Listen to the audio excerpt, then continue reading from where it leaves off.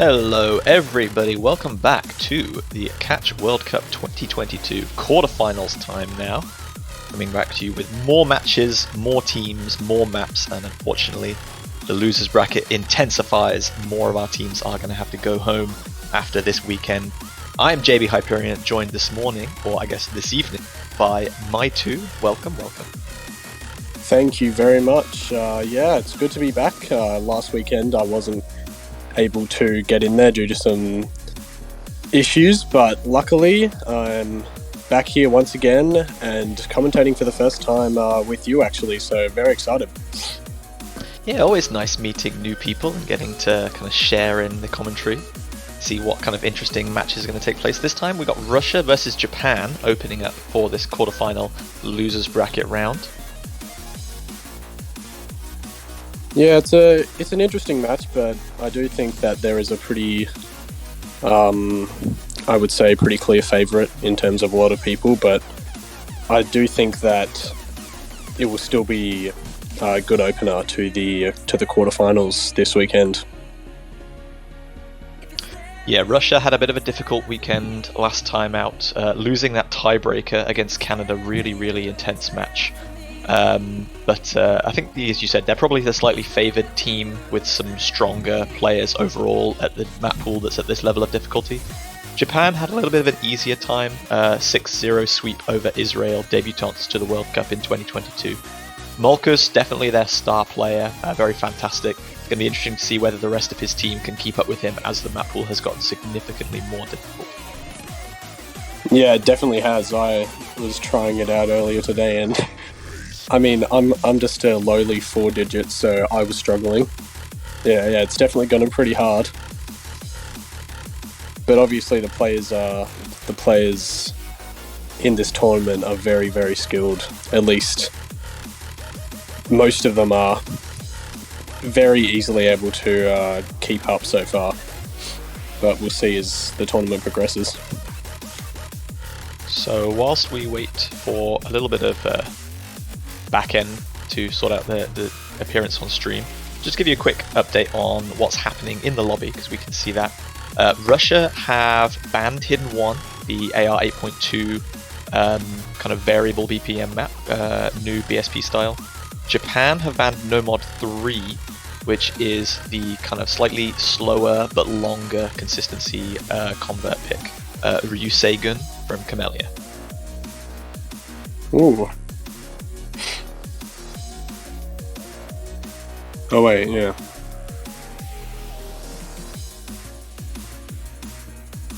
I see. I was just looking at the chat with the casters, but I think it's updated now.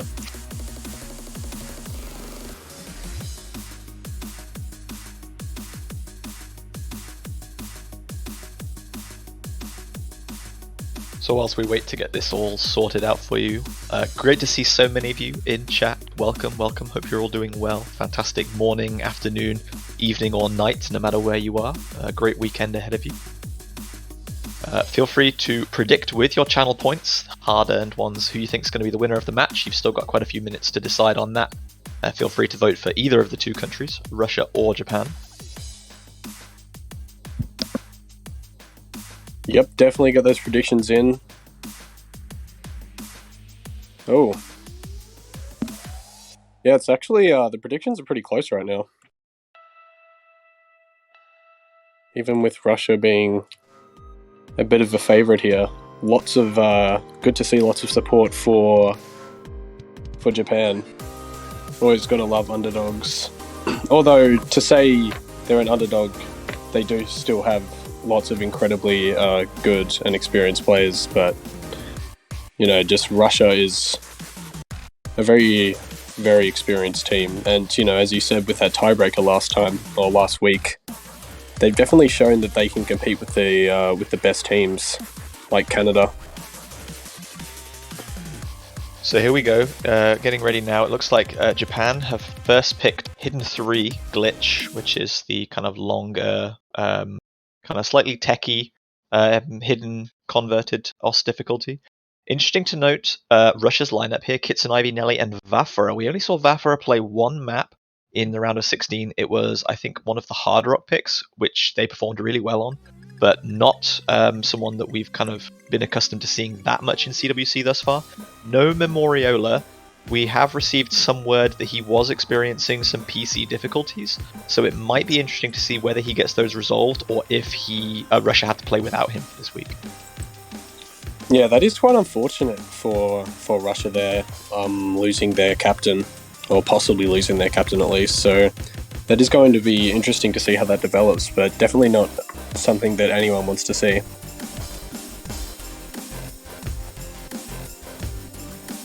Japan for their efforts taking Molkus, Hiroshiki, and Giru, as we see Vafra with the first drop right as we hit that 200 combo mark. Very unfortunate, which gives Japan the early advantage. Oh, Vafara though does trade it back there, so... oh no, actually, that's another miss. Oh, double miss from Japan though, and now Nelly and Molkus, the only two FCs left for Japan, then Russia. Double miss there again from Hiroshiki, and Giru is going to bring this very close once again. As Kitsunaivi is building that combo back up, that lead is going to become very small indeed. Only about 10,000 points right now and shrinking. Yeah, this is a really close pick so far. Nelly and Molkus currently still carrying, both still with double S's. Japan just very slightly in the lead, but oh, there's another miss from Vafara there, but double miss. Molkus goes down though, but so does Nelly. Everyone goes down except Kitsunaivi there. Everyone's gone, yeah, except Kitsunaivi, holding that 400 combo now. Russia is really struggling on the PI time. Yeah, Russia just about managed to take the advantage there, but we see more misses from Giru and Hiroshiki. Vafra going down once again. Japan take the lead just back. Yeah, it's flickering right now. It is super close. Well, Hiroshiki finding another miss there, so that is going to flip it over to Russia's side. Still a little over the third of the map to go. Nelly dropping now is going to give the advantage back, but Giru trades. Again, only about 10,000 points. Super close as we come into this lower section here. Going to be building a lot of nerves. Oh, another miss from Hiroshiki there does get traded by Vafara, but Kitsunaivi still with that monstrous combo of 800 now, carrying Russia. And actually Molkus also building up a very nice combo, but now there's a double miss from Japan, and that is going to not be helpful whatsoever. Russia's score is going to... Oh, but now there's a double miss from Russia. Nelly does go down, but Kitsunaivi's combo is past 1,000, and there's a miss from Molkus too. And this looks like it might be going to Russia in the very last bits of this map, of this point. Yeah, really not much of the map left to play now. Vafara and Nelly almost back up at 200 combo. Giru a little bit further behind, but is going to drop again. That's going to give Russia a little bit more of a secure advantage. Yeah, Kitsunaivi, despite that early miss, has just brought it back. Oh, as I say that, commentator cursing that miss there, but still super nice combo from them, and I think Russia is going to take it. There it is. Yeah, about 37,000 points the advantage in the end. Little misses at the end, not too much of a problem for Russia. They'd already built up enough of the lead. Really, really solid play from Kitsunaivi there with the 3 miss, and unfortunately, that is a break point on the side of Russia. They take a 1-0 lead and they get to pick next. Yeah, so first break point already. Not the start that Japan wanted. Yeah, especially not with Memoriola potentially being unavailable, that Russia are still able to secure a hidden point against Japan.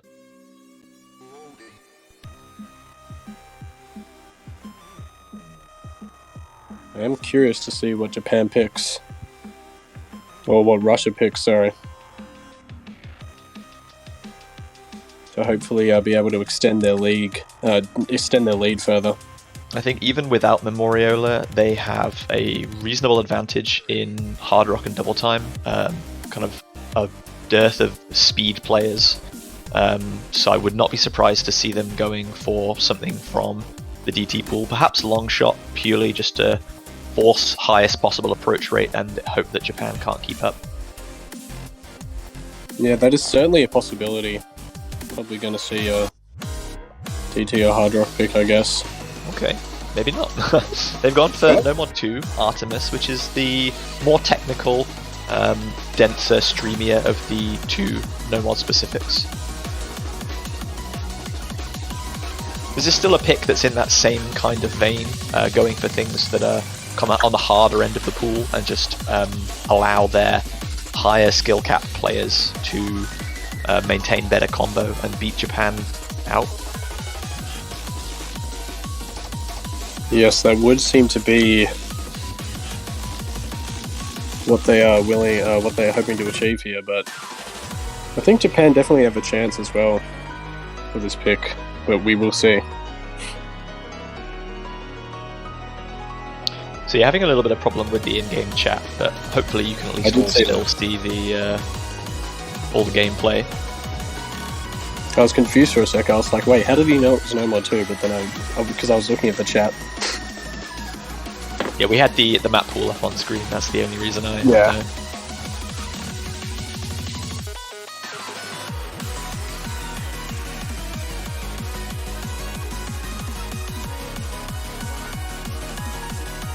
So Rindo and Snowwind coming in for Japan. Certainly a team that is able to contest some of these no mod picks. Russia fielding an unchanged team.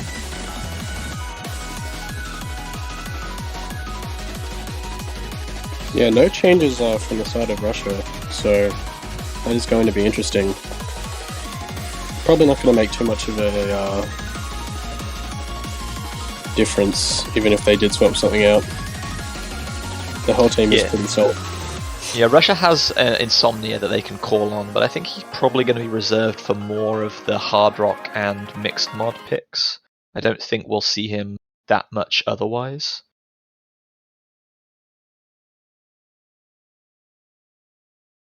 Yeah, it does seem that case, and maybe could possibly jump in for some DT as well, I'm not sure. But anyway, we are going to be kicking this second No Mod 2 pick off.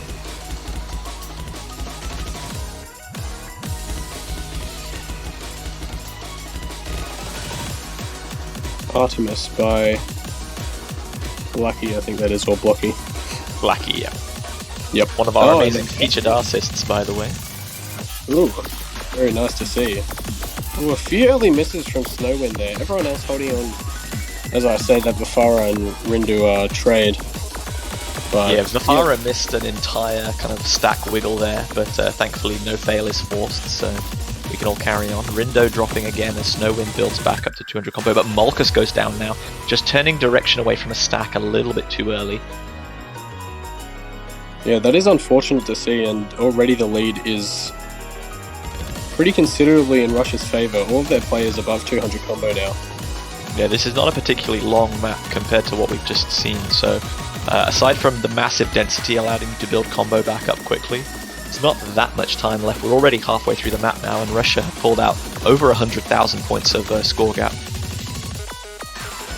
Yeah, both Kids and Ivy and Nelly looking really comfortable on this pick, as well as Vafara, even despite that miss a bit earlier on, building a super nice combo back up.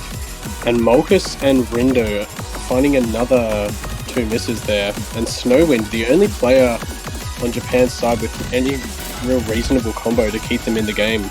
But already the lead is just so far ahead for Russia. It's not looking amazing for Japan. Yeah, we see Rindo and Vafara trading a miss there, but the score difference is still over 200,000 now. Russia really pulling away from this one. Looks like it was a very well, nicely considered pick on their behalf, as Snowwind does break that really nice combo they were building up a couple of times.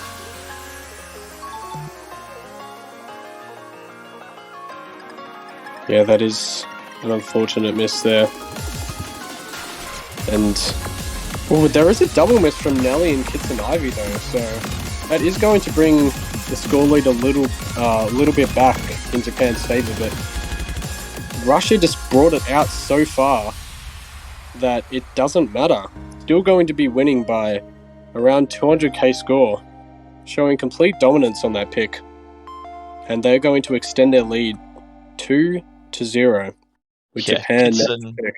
Kitson, Ivy, and Nelly, both one missing at pretty much the exact same spot. This really goes to show what a strong team they can be fielding those two players. Even without Memoriole, their captain right now, looking really, really solid. Vafra not performing badly at all. Japan have to reconsider their strategy now because Hidden didn't really seem to work that well for them. Even though Russia banned Hidden, there is still a Hidden pick available, but it was a breakpoint first up.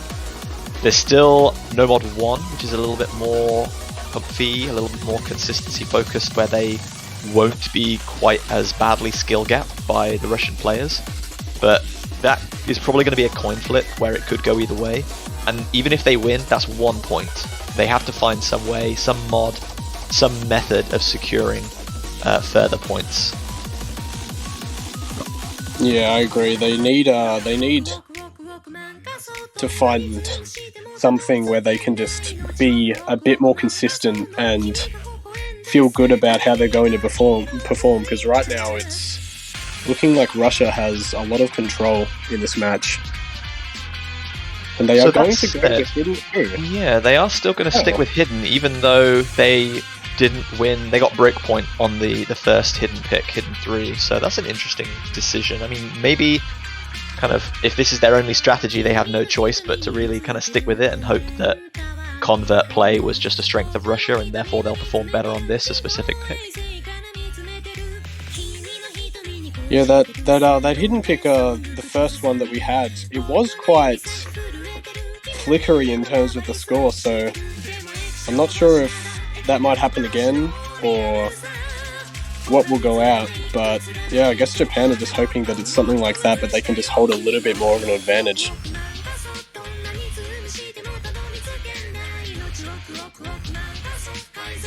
And this is your map. Nice.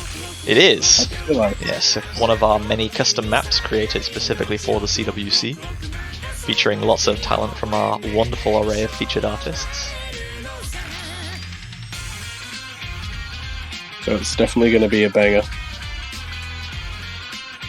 There aren't too many featured artists that I consider a miss. I'm very happy with the selection that we have on offer. I think there really is something for everyone to enjoy. Oh, absolutely, yeah. There's featured artists getting introduced into OSU like every day now.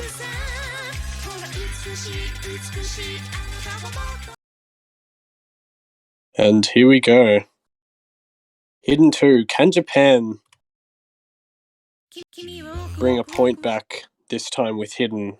Or will Russia be able to take another one for their side and push their lead even further to 3? We will see. Yeah. Another breakpoint here is really bad for Japan because it means that kind of their whole strategy has kind of fallen apart before they've even really gotten going. A loss here doesn't necessarily ruin everything for Russia because they still have a few mod pools where they can feel fairly comfortable in. The pressure is definitely on Japan of the two teams here. Yeah, and already there was a miss early from Giru, but Vafara has now traded it, so the lead is still very close. The score is still very close, and it's actually in Japan's favour currently just because of that combo advantage. Yeah, Giru back up at 200 combo now, so Vafra has a little bit of catching up to do. But this is also similar to what we saw before, a bit of a longer map, bit of a consistency test. Molka's going to go down though, which is going to give the advantage back to Russia right about now. Yep, there you go, flickered over to Russia's side, and Vafara now hitting 200, so Russia is going to be extending that lead. But Vafara misses, so it's going to flick back to Japan's side. Quite a lot of gore flips right now happening, and another miss from Nelly, so as Molkus gets to 200 combo, Japan are looking pretty nice, but no, there's a miss from Giru. As it stands, I think Japan are still going to hold a very slender advantage, but there's several misses there from Giru, which is probably going to negate that. Actually, a lot of misses all in a row. Giru's accuracy down below 97% now. Really not what they need. And Russia are just about going to be sneaking the lead back now, but Vafra goes down just before they can. Yeah, they were about to take that back, but now Hiroshiki and Giru both missing again, and the Russian lead is going to be there. with Vafra building up some combo, and Giru just really struggling quite a bit on this pick. Definitely not what Japan wanted. Molkus, the only one with a sizable combo right now, and Hiroshiki and Giru both struggling. Although, to be fair, so are Nelly and Vafra, but Kitsunivi's combo is looking super nice along with their lead right now. Still with a double S from Kitsunivi, actually. I didn't notice that, but... And now there's a miss from Molkus, so entire team miss from Japan, and Russia's lead is going to be running away. Yeah, once again, Kitsunivi carrying Russia to a really healthy score advantage now. The only player able to hold combo through that anti-flowing triple section right at the end of the Ki there. Really, really nicely from there. Everyone else going down at least once. Kitsunivi does finally drop, but once again, he's managed to build over 100,000 points of difference. It's going to be really hard for Japan to come back into this one now. Yeah, only a little bit of score, a little bit of time left, and they are not going to be able to build back that score. And Japan is going to lose another point here. So now Russia's lead is going to be 3-0. They've taken 2 break points from Japan and are sitting in an incredibly strong position with the mod pool at their fingertips. Yeah, 2 breakpoints in Hidden, which is arguably their weakest mod and one of Japan's strongest. Hidden 1 was banned by Russia, so there is no more Hidden left in the pool. Even if Japan still wanted to stick with that strategy, they'd have to go to Mixed mod if they want to force some more Hidden onto the pool. And yeah, once again, another breakpoint, Russia at 3-0, and they have the chance to pick next. Best of 11, so again, first to 6 points to secure victory. And again, this is a loser's bracket match, so the loser here will be eliminated from CWC. That'll be the end of their run for this year. Yeah, it is sad to see that happen. You know, you want to keep seeing teams competing.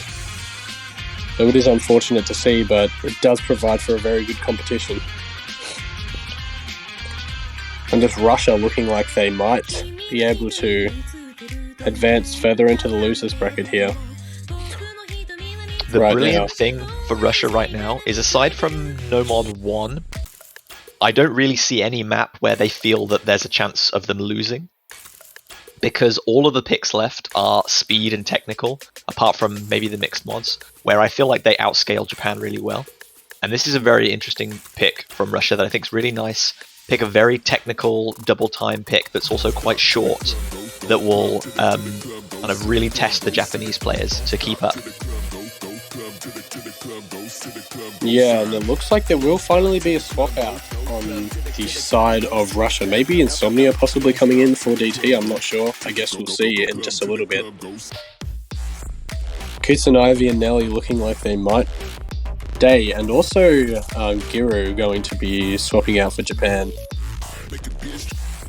So a little bit of a new roster for both sides here on this new mod that hasn't happened in this yeah, we might see Hiroshiki returning here. I'm not sure whether Japan are likely to field Mohart. No, Snowwind going back in. Okay, that's interesting. Yeah, and Vafra also coming in there. They're all just baiting us a little bit. Yep, leaving and then coming back. So Snowwind going to be replacing Giru, but yeah, Vafra still staying in. So the entire roster of Russia has stayed the same this whole match. Yeah, as we said, Memoriola having some PC issues, so we don't expect him to be playing, at least for this weekend's matches. Insomnia is a available option, but obviously Vafra feeling pretty confident, wanting to stay in. Does seem that way. And let's see if Russia can capitalize on their already pretty big lead here. Already an early miss. 2 misses actually from Snowwind and Rindo. Already struggling. Just a little bit in this opening section. Maybe some nerves. Not too sure. There's going to be a miss from Vafra there, but Nelly and Kitsunabe both still holding onto those double S's, getting into the 200 combo range. Although Snowwind has built up some nice combos, so the lead is not going to be too far in Russia's favour, but yeah, and there's actually a miss there from Kitsunabe that I didn't pick up on, although it is traded by Rindo, who just seems to be having a little bit more trouble than the rest of the field here on this DT2 pick. Yeah, we did see another couple of misses from Kitsunabe there right at the end of that kind of dense section. Building back up into a more intense section now. Everyone's still holding through this spinner with a third of the map still to go. Get some really long extended sliders with hyper dashes now. Yeah, those sliders look really tough to hit. Man, that caught me off guard. That looks really difficult.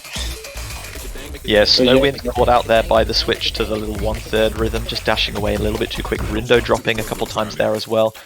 Russia haven't had a perfect run by any means, but otherwise, aside from a few slip-ups at the beginning and Kitsunabe about halfway through, they've done really, really well there, winning that one by another 200,000 point margin. Nelly with the FC, Malkus matching it, but Vafra's one miss is doing a lot better than Rindo on the side of Japan, so they will take a 4th point.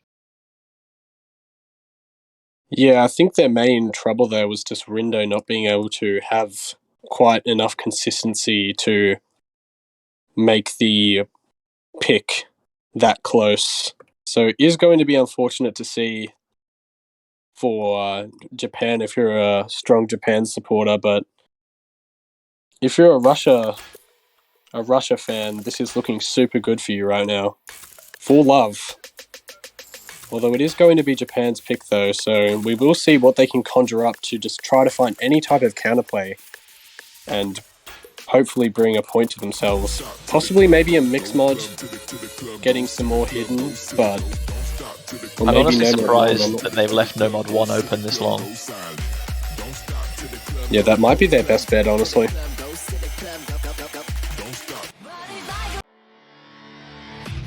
Nope. Wow, okay. This is the exact opposite of what I expected them to pick. Yeah, that is definitely surprising, but it is... I mean, it's certainly interesting. I mean, we saw Rindo just now struggling a little bit with AR 8.3 double time, and now they're going to pick AR 9 double time. And this is like Rindo... 2.5 minutes of AR 9 double time as well. This is not like something that's going to be over within a minute. Just the entire Russian team leaving there. Malkus in the lobby all by himself. Poor Malkus, so lonely. So I guess we'll... Unless Rush is just trolling again, which is a possibility, and they're all just going to join back. I do predict that we will see Rindo swapping out, most likely. Struggling a little bit more on that. The thing is, I don't know who they replace Rindo with. Like, Giru is not a speed player necessarily.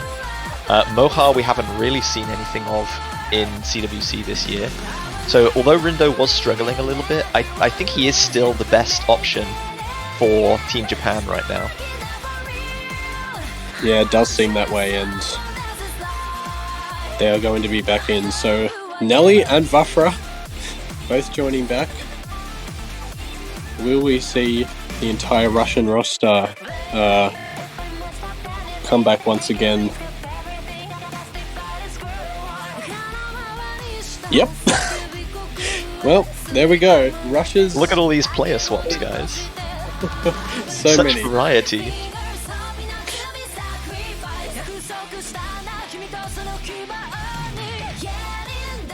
So the only thing in Japan's favour, at least for picking high AR double time into Russia, is unlike the last map where they struggled a little bit with, this one is really quite a lot simpler in terms of its flow and its density and patterning. The only real challenge is the fact that it's so high approach rate and that it's quite a long consistency test, being about 2.5 minutes once double time is applied. Based on what we've seen so far, I don't think Russia's consistency has been bad. So I think it is optimistic that Japan can kind of snipe a point here, but maybe they feel like this is their last pick, so it's just kind of, let's just troll a little bit, have some fun, show what our players are capable of even if we don't win. Yeah, it does seem that way. That might be what they're doing. But everyone's starting out pretty well. No misses in the early stage. Actually, the first miss coming from Russia's side, from Kids and Ivy. So Japan is going to take a very early lead. All of their players still holding on pretty well. Past 200 combo, though the lead is still very, very slim. And now a miss from Snowwind, so that is going to bring back the advantage to Russia's favour. Oh, but no, there's a double miss from Russia's side, although there's a miss from Molkus as well, so the score is going to stay very, very close. Rindo and Nelly, the only two FCs left. Whoever breaks first... Who were we saying wasn't kind of struggling a bit on double time? Rindo. Who's FCing and keeping Japan in the match? Rindo. Yeah, just... I don't know what happened, but I guess 8.3 was just too slow for Rindo. They needed some higher AR for DT, maybe. Who knows? Molkus now trading a miss with Kitsune Ivy, keeping the score difference pretty much stable at about 30,000. Snowwind going down, but there's a double miss from Russia. Buffer and Kitsune Ivy both down. And now the lead for Russia, or the lead for Japan, sorry, is looking pretty nice. Still is lots of time for Russia to come back, obviously. Oh, now there's a miss from Rindo, though, losing the FC. And that is not what Japan wants at all.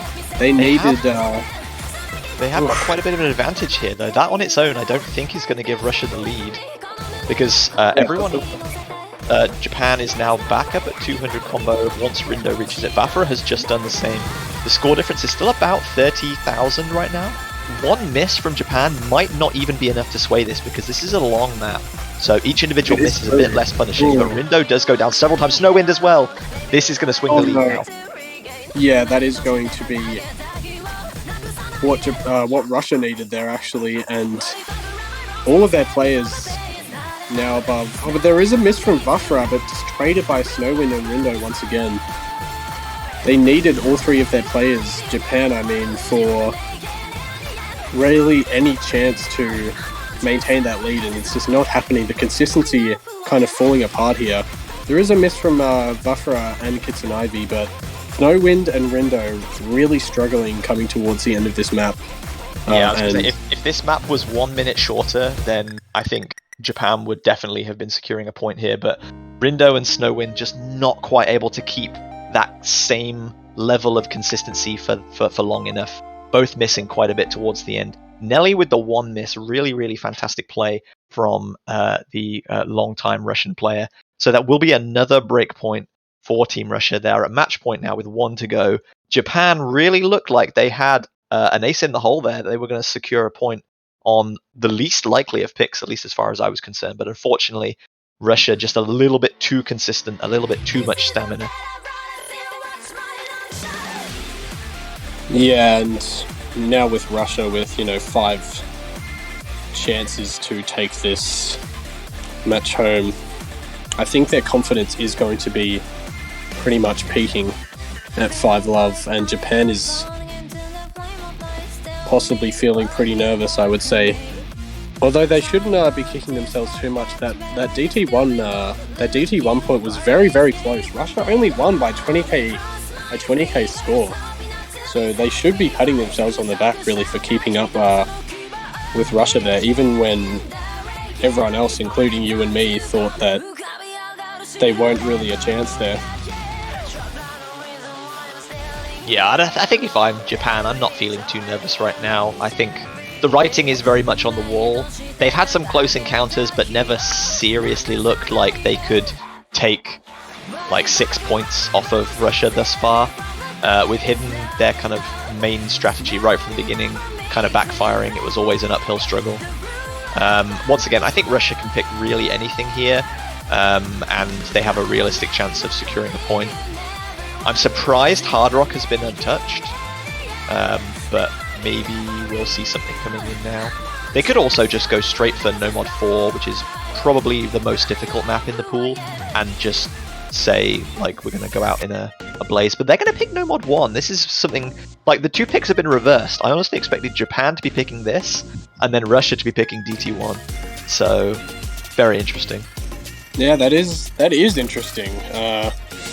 Maybe they had some discussion where they were like, let's just pick each other's strong points or each other's most likely points to win, and let's see how this plays out. Maybe it'll be a close one, I hope. I mean, Russia are not a bad no-mod team, and they have excellent spinning ability in Nelly.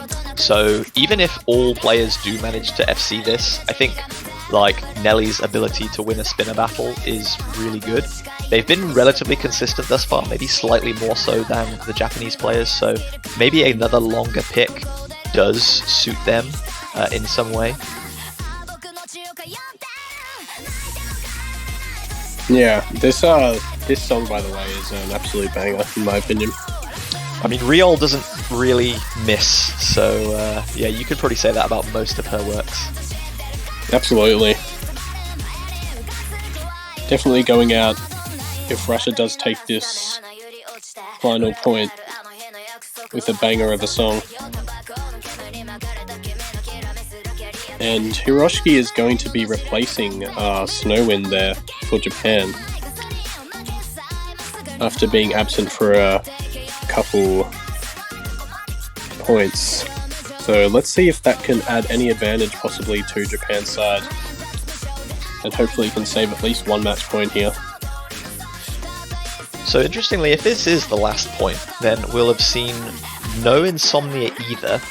I wonder if Insomnia was also unavailable for kind of any of the picks this round, or whether the picks that have come out have just not required him to play. Because we haven't seen like almost anything of Vafra up until now. We saw him play one game in the previous round of 16 week, and now he's gone to playing 6 maps in a row and has mostly acquitted himself pretty well, I'd say. Definitely helpful for Russia going forward to know that he's able to compete at this level relatively well. Yeah, that is some good insight there, looking back on the previous couple weekends to see that Vafra has not been that present for Russia, and now suddenly being in for heaps. So yeah, possibly something going on there with Insomnia, I'm not sure. Maybe just trying to give their players some more playing time going into the later stages of the tournament, I'm not sure. We saw a couple of really early misses from Vafra and Hiroshiki within like the first 10 combo almost, and then another miss from Hiroshiki 100 combo ago. So Russia taking an early advantage here by about 20,000 points so far. Yeah, it was an early miss there from Vafra, but completely recovered, so not going to really matter in the case of Russia. The score lead is still pretty slim in Russia's favour, though, to be fair. But now there's a miss from Hiroshiki, so that is going to extend that, as well as Rindo. And now Malkus is just going to be the only person left, really, carrying Hiroshiki Japan. had a huge number of drops there in that little 1/4 kick slider section. Down below 96% accuracy for a short while there, though. And you can see just the difference in score that, like, 70,000 points has been chunked out of his score alone, but Nelly's going to find a miss in one of the Karma sections. Not a huge problem on its own, but in a long map, not ideal to kind of make you feel like you're not able to play that well consistently. Limits the damage a little bit for Japan, but they still have a huge mountain to climb. And if Vafra and Kitsunavi don't miss any further, there's really not looking like much way back in for Japan here. Yeah, it does seem that way, although Vafra struggling a little bit on those tough long stacks there. The other side, in terms of Hiroshiki, is also struggling as well. Rindo are also dropping now, and Malkus and Kitsunavi both still holding those FCs, which is very impressive, but Russia is just being much, much more consistent on this No Mod 1 pick, and already have that lead to about 90,000 score. And on a long map like this, that is a very significant lead. Yeah, another drop there from Hiroshiki is going to extend that into 100,000 plus points.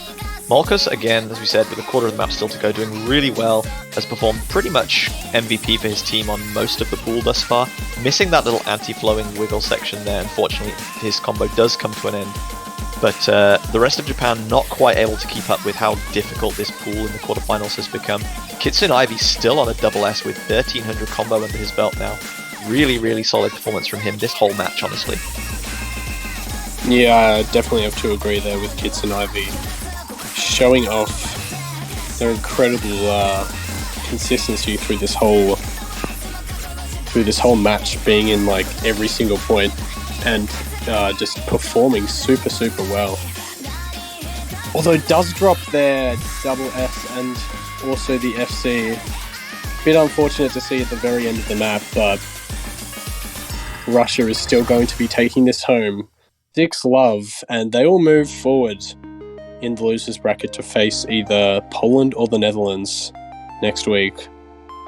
Yeah, really well played by Russia there. Not the most consistent of performances, I think they would say, but certainly enough to dispatch of Japan.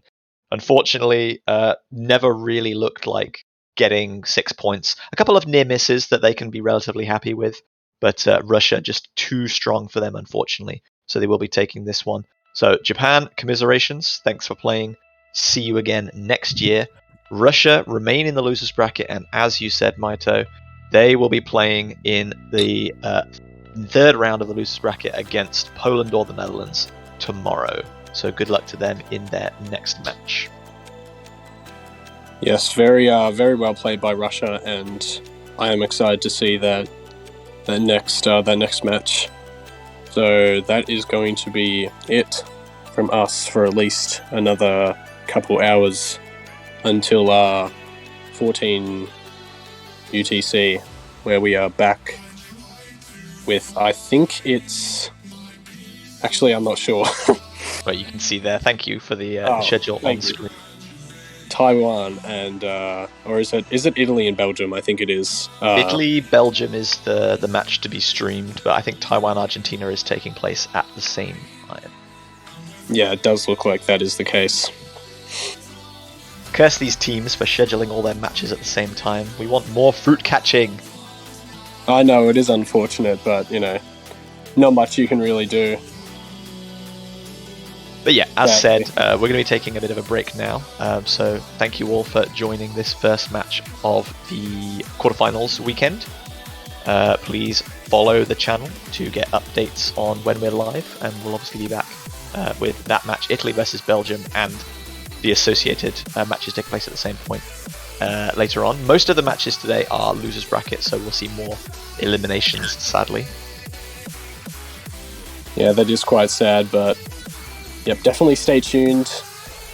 If your country's time is still not, like 3 a.m. at that point, you will hopefully be able to tune in for that Italy-Belgium match, which I think is going to be a bit of a closer one. At least I hope. I think Quinton, our fellow commentator, would like it to be close. Italy got dumped into the losers bracket following a tiebreaker with France in last week's round of 16. A very, very exciting match. If you haven't gone and seen that, please do check it out as preparation for that upcoming match against Belgium. One of the best matches of the weekend, from my opinion. Yeah, definitely. Probably one of the best matches in the tournament, could be, really. Absolutely. Really excited to watch that one. So yes, definitely stay tuned. If you want to support your favourite team, go and get a banner. And, if they win, then it will stay on your profile much longer. So if you have, I think it's like only $2 around, you have that sort of money, go support your favourite team in the Osu shop. And I guess we will be seeing you in a couple of hours for Italy versus Belgium. Yep, that's all from myself, JB Hyperion, and Maito. Thank you very much for commentating. It was a pleasure. Thank you for having me. It was very nice to be back. And as said, follow the channel, See you back in 3 hours for more fruit catching action in the quarterfinals of the Oscatch 2022 World Cup. Enjoy the rest of your day, and we'll see you all very, very soon.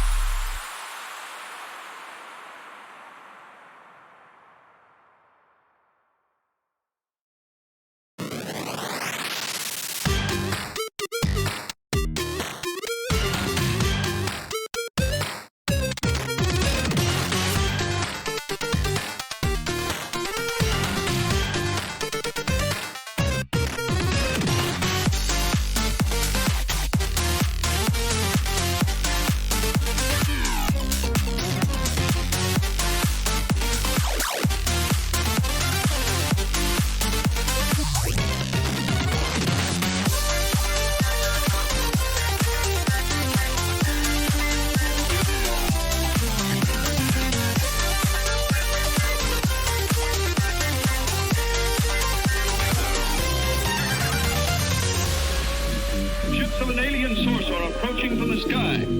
Radio contact has been attempted but cannot be established. Instructions are to prepare for an attack by an unknown enemy.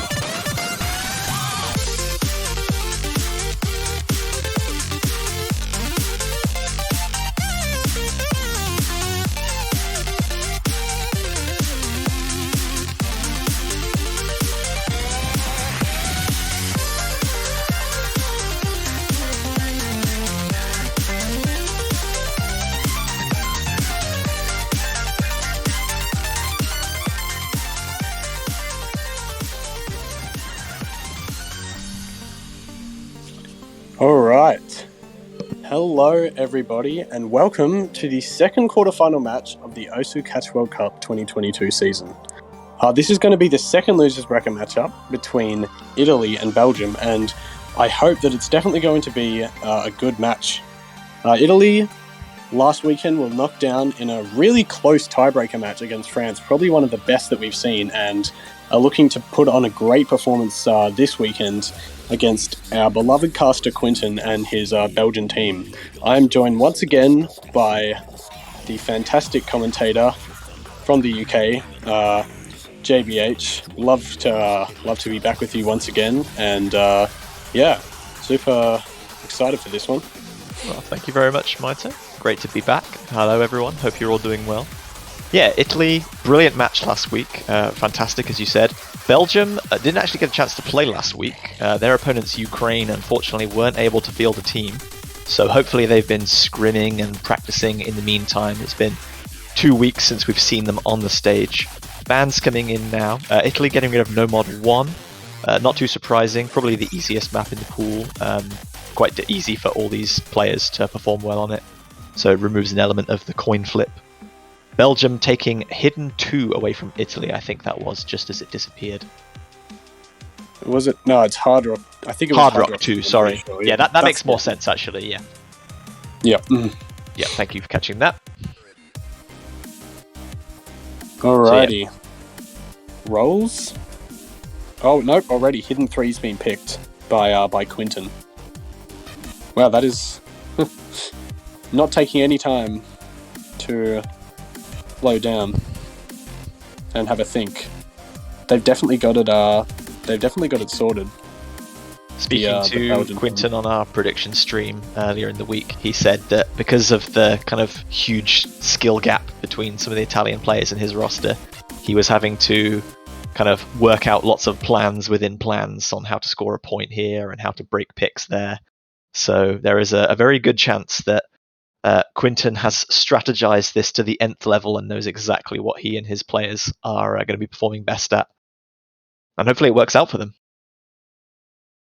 Yeah, definitely. It would be very nice to see this match be closer than a lot of people might think, considering Italy's performance so far in this tournament has been very good. Against teams like France who are super solid.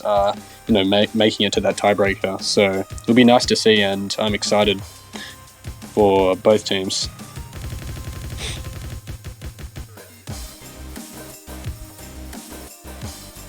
So whilst we're away in this game one, welcome everyone. Please do vote on who you think is going to win with your channel points. There's a chance to win.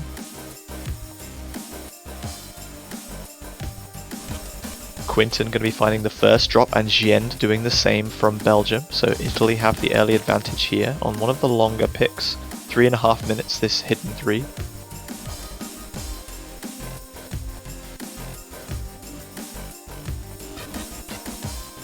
Quinten and Jess are going down again. Giend missing as well. So no real significant combos on the side of Belgium now. Italy have a huge advantage early on right now, with about 2/3 of the map still to play. Giend really struggling to hold a combo of any kind here. Yeah, Kama is going to find a miss there, but Italy having a huge advantage right now compared to Belgium. Although Jez and Quinten have stabilized a little bit, Giend is maybe struggling a little bit more. But everyone's kind of building. Oh, as I say that, I was about to say building up that combo, but Quinten now finding another miss. No, Waffle though does trade that. The lead is, however, very much in Italy's favour so far, with about half of the map already gone. Arma still holding that double S actually, which is very nice to see. Quinten and Jess going to drop again. Belgium really can't do with traded misses here. They need some breaks on the side of Italy.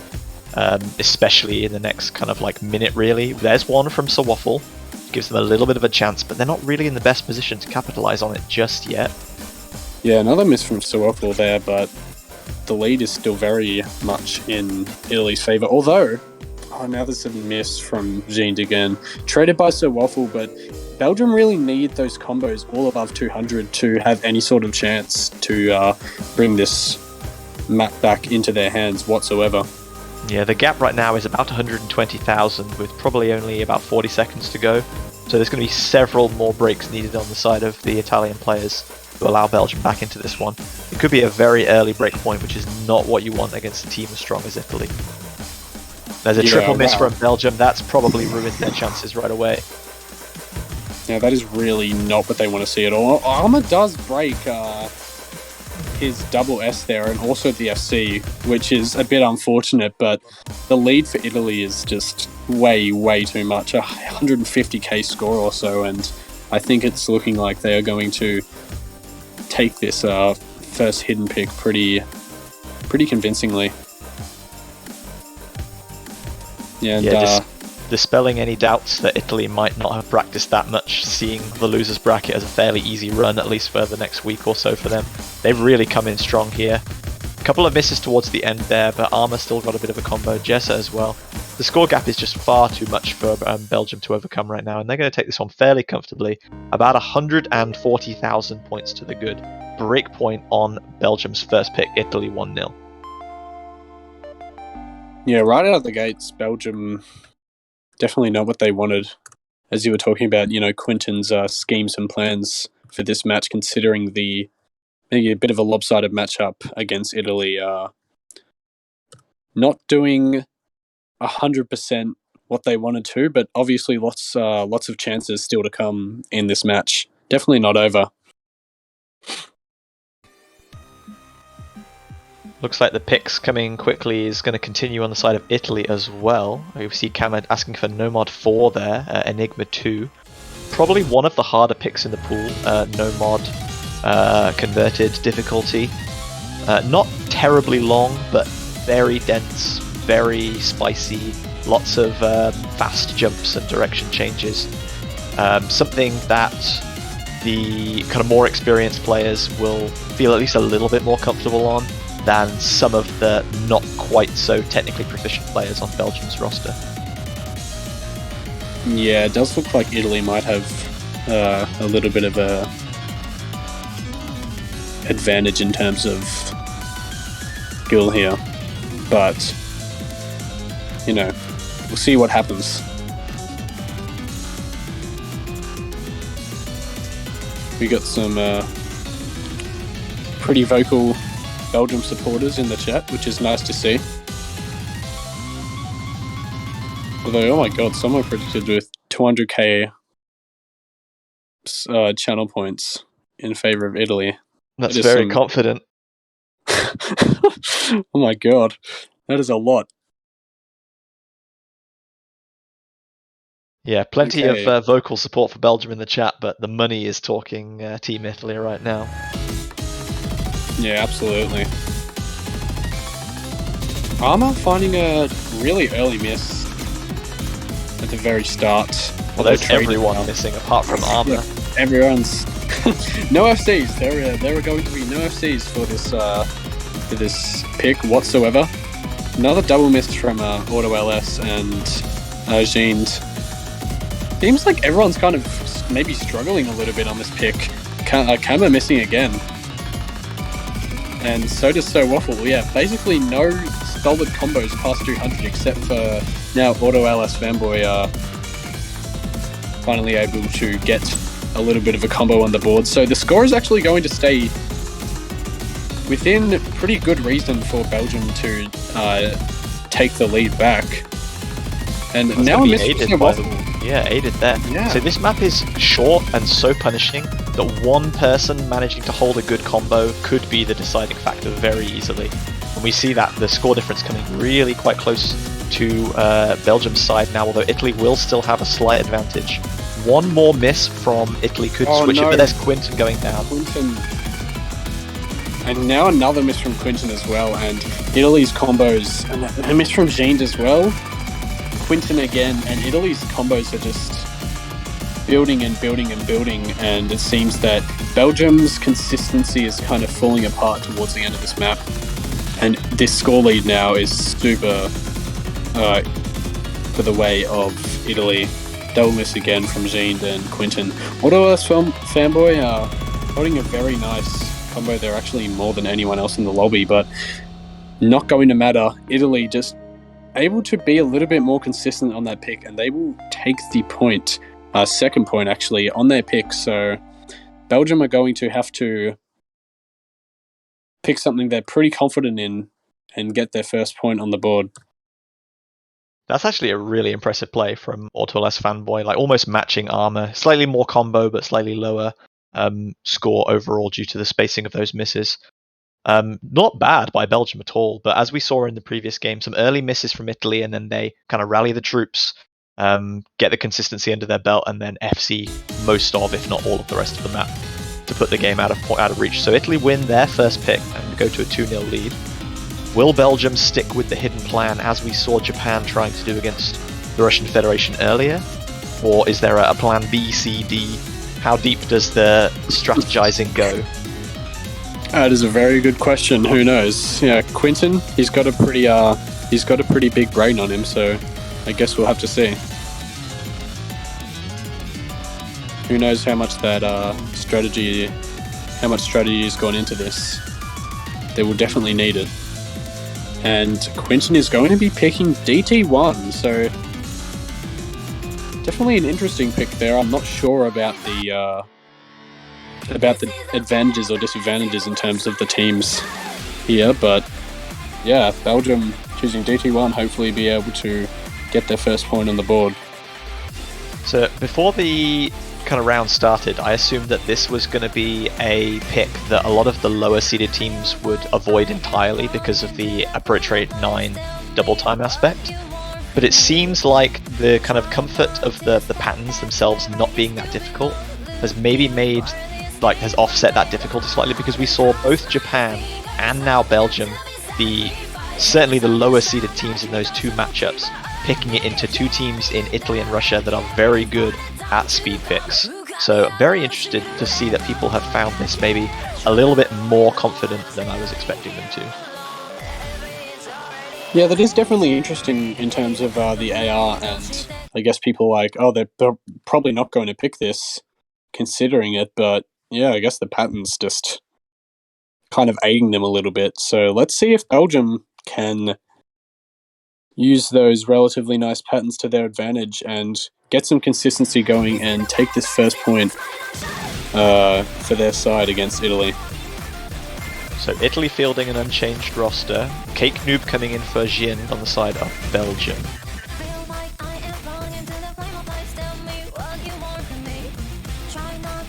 And so far, everyone holding pretty nice. No misses in the early stages. The map is pretty long though, to be fair. Nearly 3 minutes in length, so yeah, out of the gates, everyone holding that double S except Cake Noob, who maybe had a couple droplets, but Gore still very, very close. Yeah, we saw another drop there, the droplets just before this intense section, and one right at the beginning. Quinton's going to be the first to drop though. Italy had a really, really slender advantage with those droplet misses, but it's going to be extended into a more sizable advantage now with the miss from Quinton during this chorus section. But Kame drops there as well.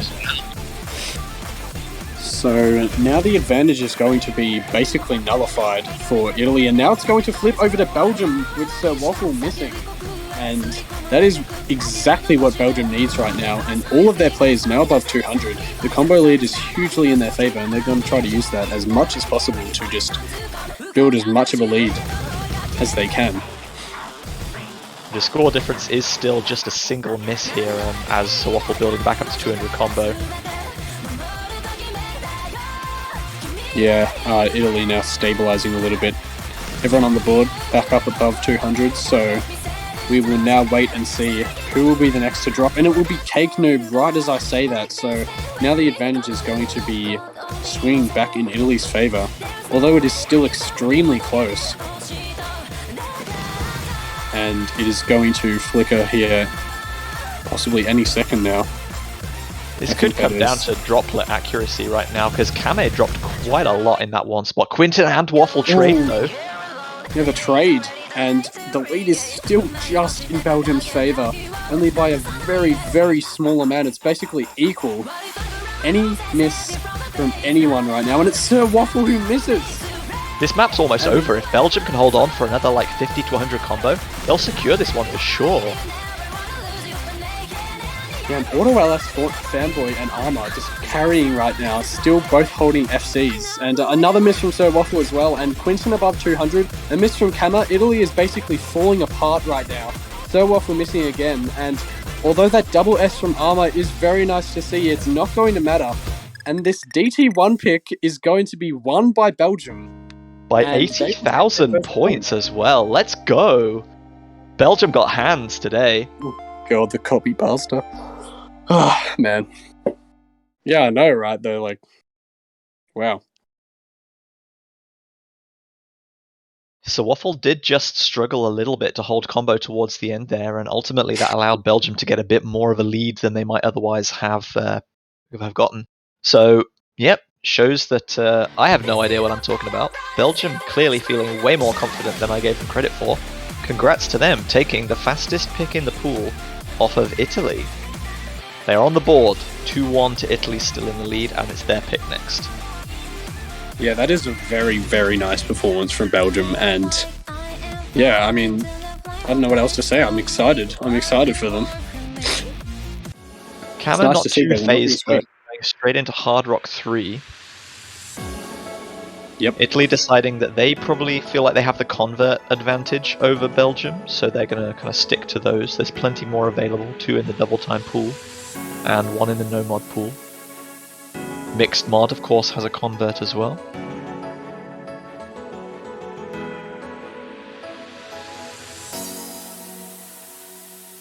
Oh, man. Oh, okay, so, yeah. Hard Rock 3.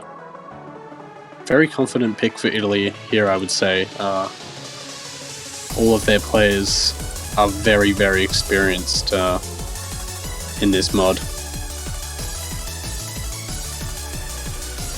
And I think that... Oh, actually, someone's swapping out here for Cake Noob on Belgium's side.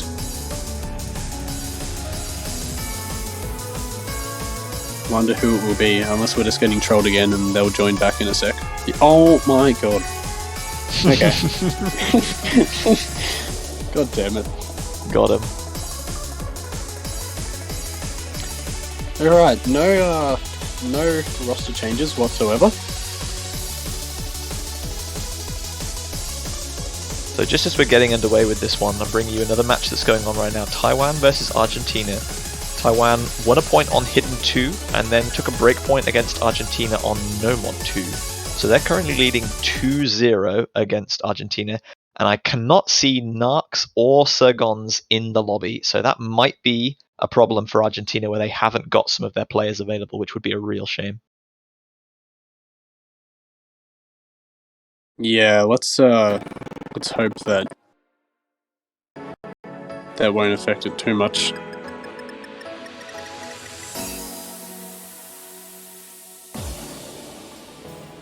Who won the spinner there? I think it was Italy just. Yeah, no droplet misses on either side, so Italy coming out with at least 1 or 2 more spins than Belgium there.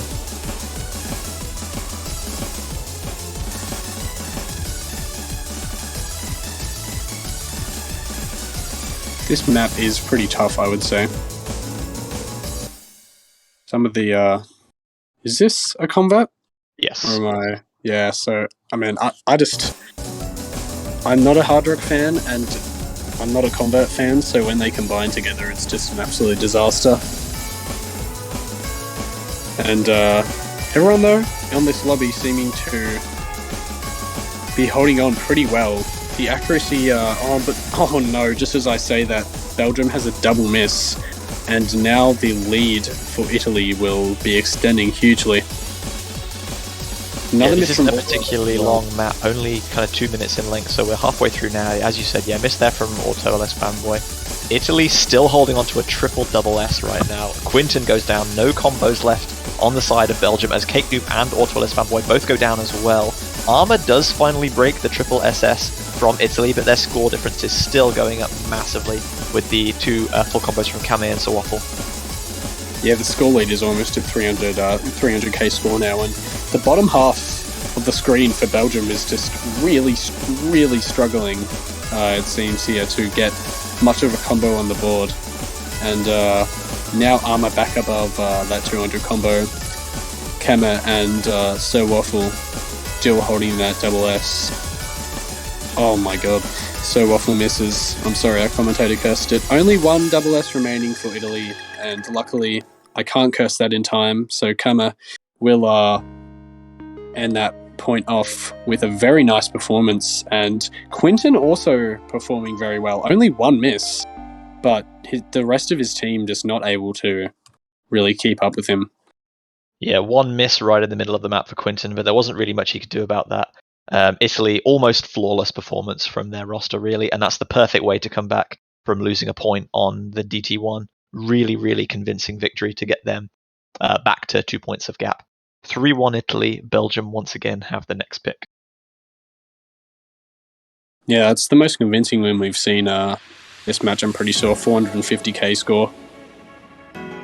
Very nice performance from Italy there. The 79 squad.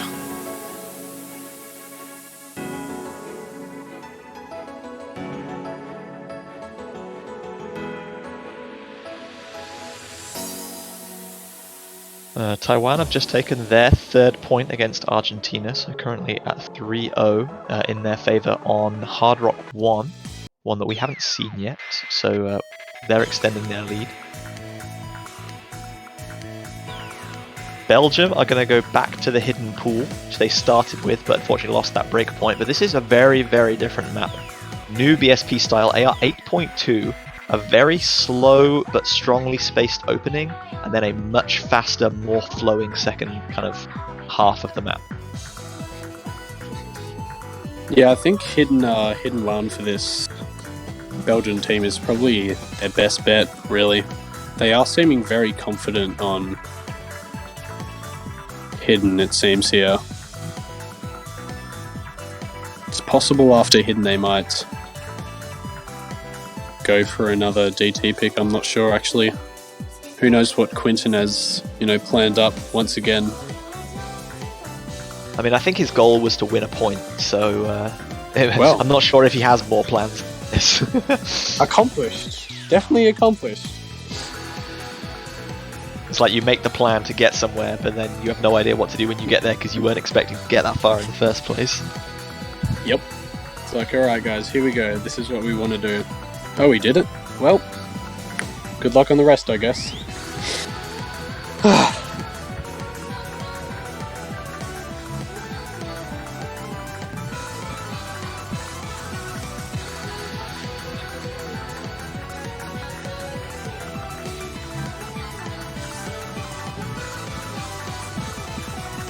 Okay, going to be getting underway very shortly. Yeah, moving into I game number assume. 5 now. Italy still haven't rotated any players, just Kame, Arma, and Sawafel. Yeah, just like Russia, showing their team consistency. Just able to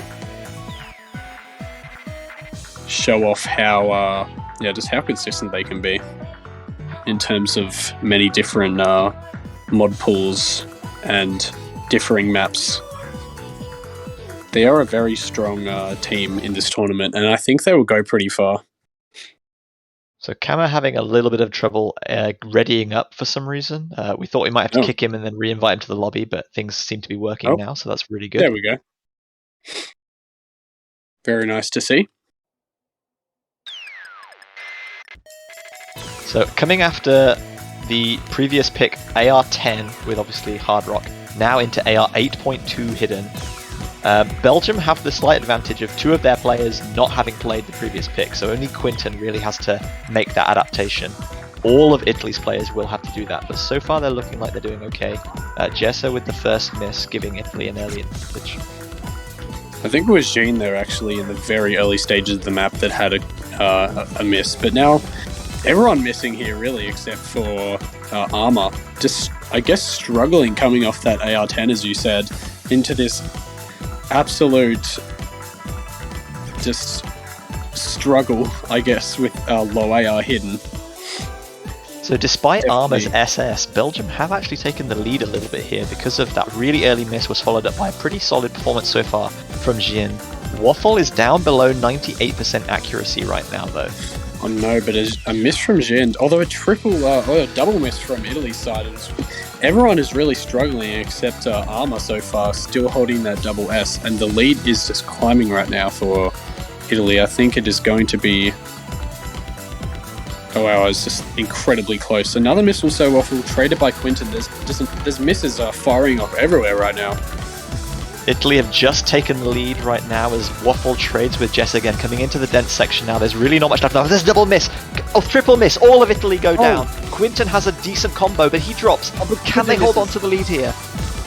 So Waffle finds another miss, and Jess also misses, but I think with the final spinner, they are going to hang on for their second point, and picking Hidden 1 turned out in their favor. Now 3-2. That was a little bit of a bloodbath on all sides, but Waffle really did not have a good time with that pick at all, and Belgium overall were just slightly more consistent and able to build combos than Italy, despite that really, really solid combo from Arma. Maybe Belgium might not win this, but they are exposing maybe a little bit of a low AR hidden weakness for Italy that future teams might be able to exploit. This is really interesting now. Belgium do take a second point, bring the deficit back to 1 game.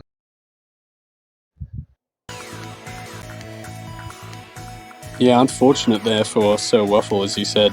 Just struggling quite a bit more than the rest of the field. And, good performance obviously from Arma and Jean, both only with 4 misses. But, yeah, love to see Belgium getting that second point in the match. Being much closer than a lot of people would have originally thought. As soon as that point ended, we see Quinton saying, and no hiddens left, right? And someone says hidden 2, and he's like, oh, excellent. So I guess they're going to pick that next. But Italy have the pick now, and they're going to stick with Hard Rock. Hard Rock won this time, something that we haven't seen on stream yet. Fake, very quick to feat Aitsuki Nakuru. One of the longer picks in the pool, but also, relatively speaking, in terms of Hard Rock patterning, quite comfortable. Not too many kind of oddly spaced edge dashes that can catch you out. Not too many deformed streams as Hard Rock starts to displace these notes a little bit. So this will feel much more like a no mod pick, just at AR10, and obviously with smaller circles.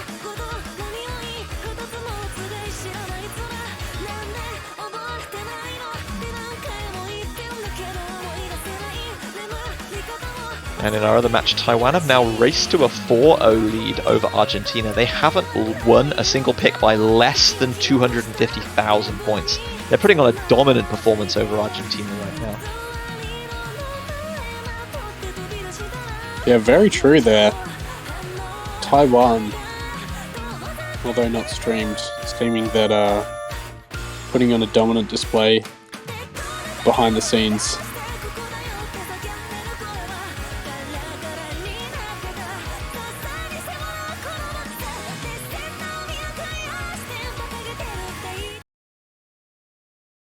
So we're going to be getting underway with game number 6 now. Italy had that early break point. They want to try and keep Belgium at a comfortable arm's length, stop them from overtaking them. But another break point from Belgium at any point does level the scores, makes this match exceptionally interesting.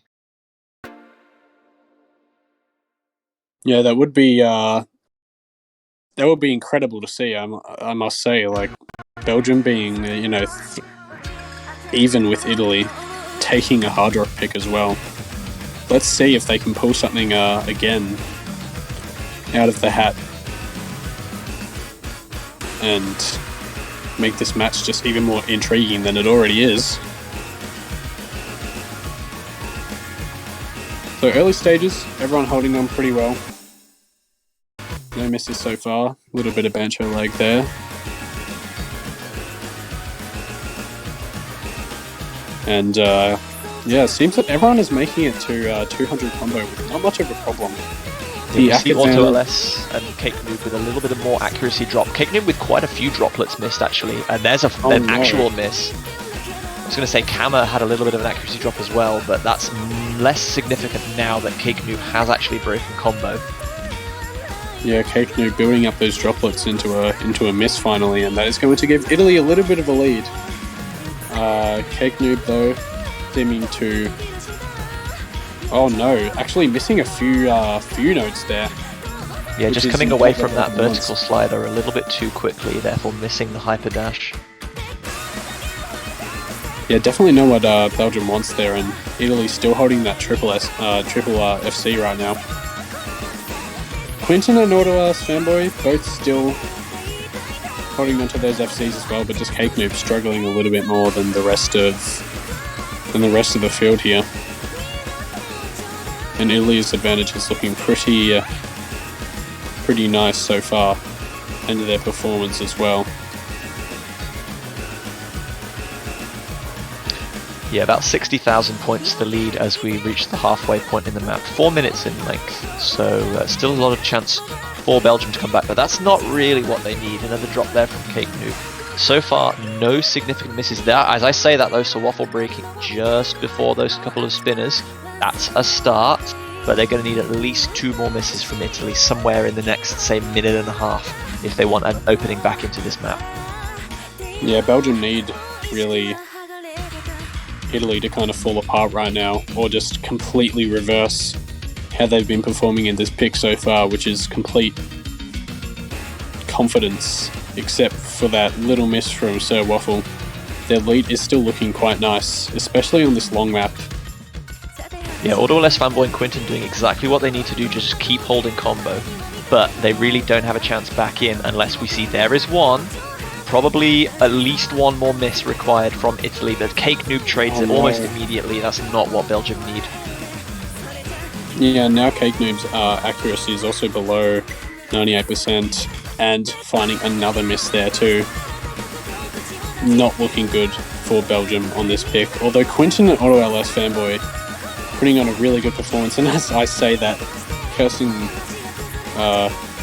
AutoLS kind of to miss there, which is unfortunate, but Quinton still holding that FC for Belgium, and Armour and Kama also holding on very nicely.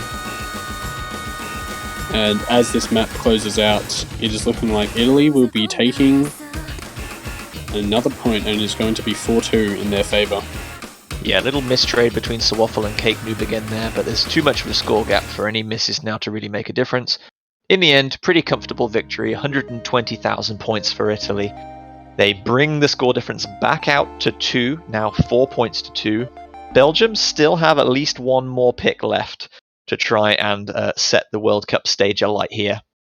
They have one hidden pick left. We think Quinton already kind of mentioned it at the end of the previous game, so hidden 2 is probably the most likely avenue that they go down here. But I don't know, maybe there's another plan, as you said. Double time 1 seemed to work out pretty well for them, so maybe they maybe they go back to double time. Yeah, it does look like that will be the case here. Hidden 2 looking like the absolute preferred option for Belgium right now.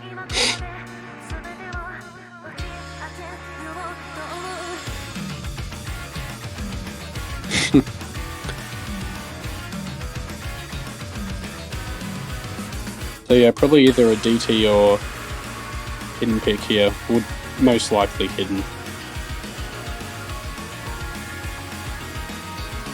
It is kind of interesting that they're taking so long to decide. Maybe discussing the roster possibly before picking the map. See, this is actually what I was going to say. Maybe they're considering something in mixed mod, because Belgium haven't had a trouble with like any of their players being able to play hidden or hard rock. It's really just been kind of whoever their third player is has struggled a little bit. So, oh hang on. Yeah, they put down no mod 2, but I think mixed mod 2 was actually the selection. So I think that was the decision that was being made that was taking time, is do they give mixed mod a try so that their kind of 2 strongest players, who I think are Quinton and AutoLS Fanboy right now, can lock down the hard rock and the hidden spots, and then they can have someone playing that third player slot very comfortable at no mod, not being forced outside their comfort zone. Oh wow, it actually looks like... Oh, no? Okay. Jean's coming back in here, I think. Yep, that is going to be the case, and now AutoLS Fanboy is going to be on the top of the screen here.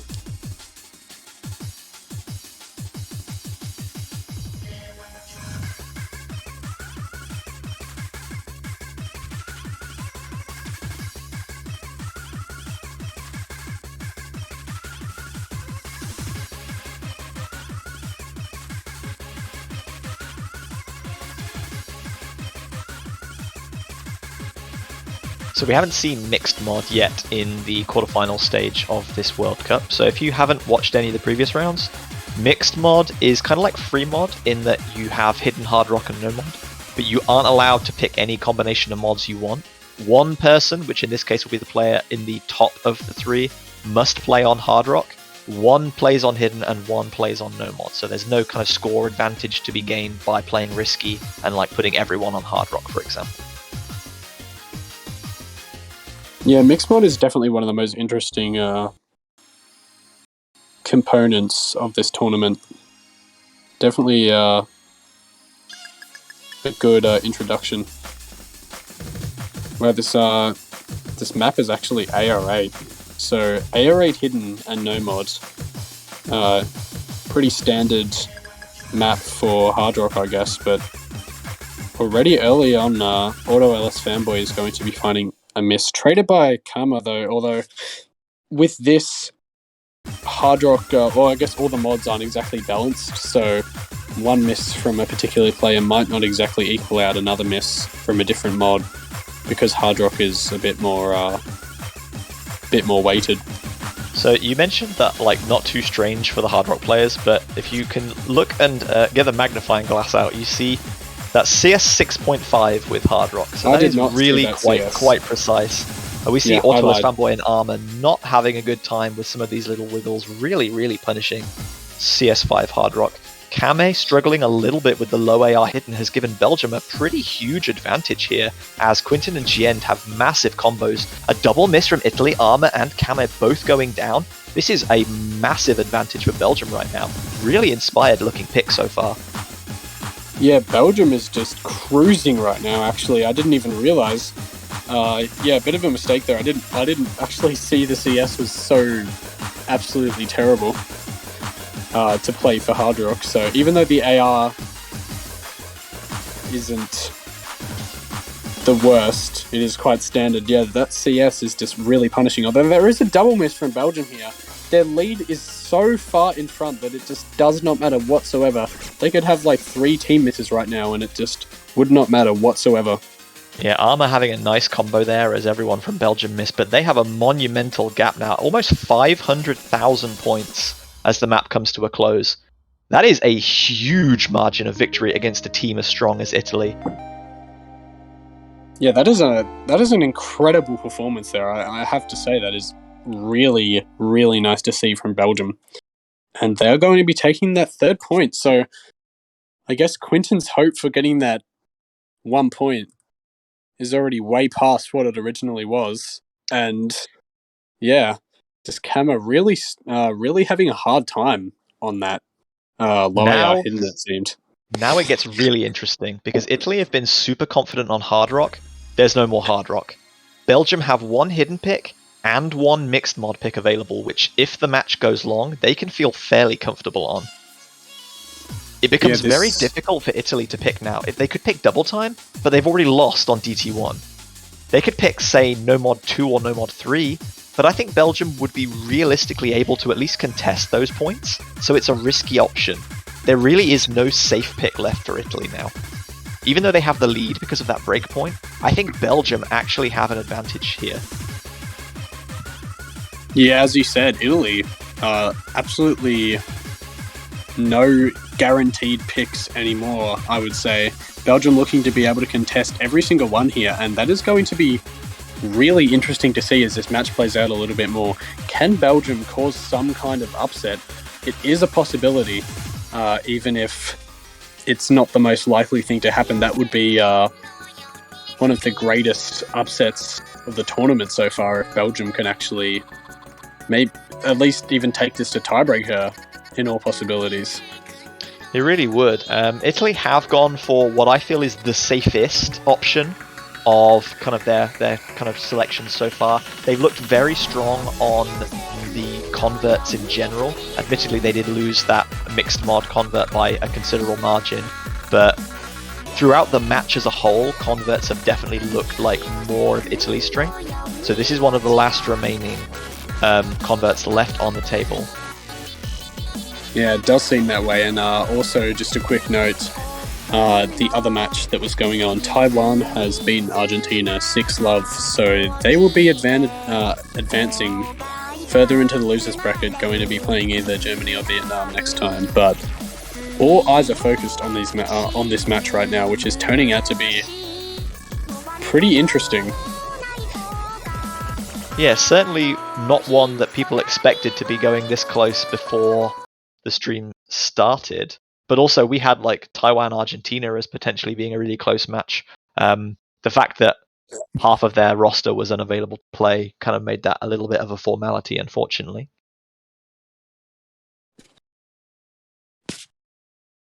Okay, here we go. No mod 3.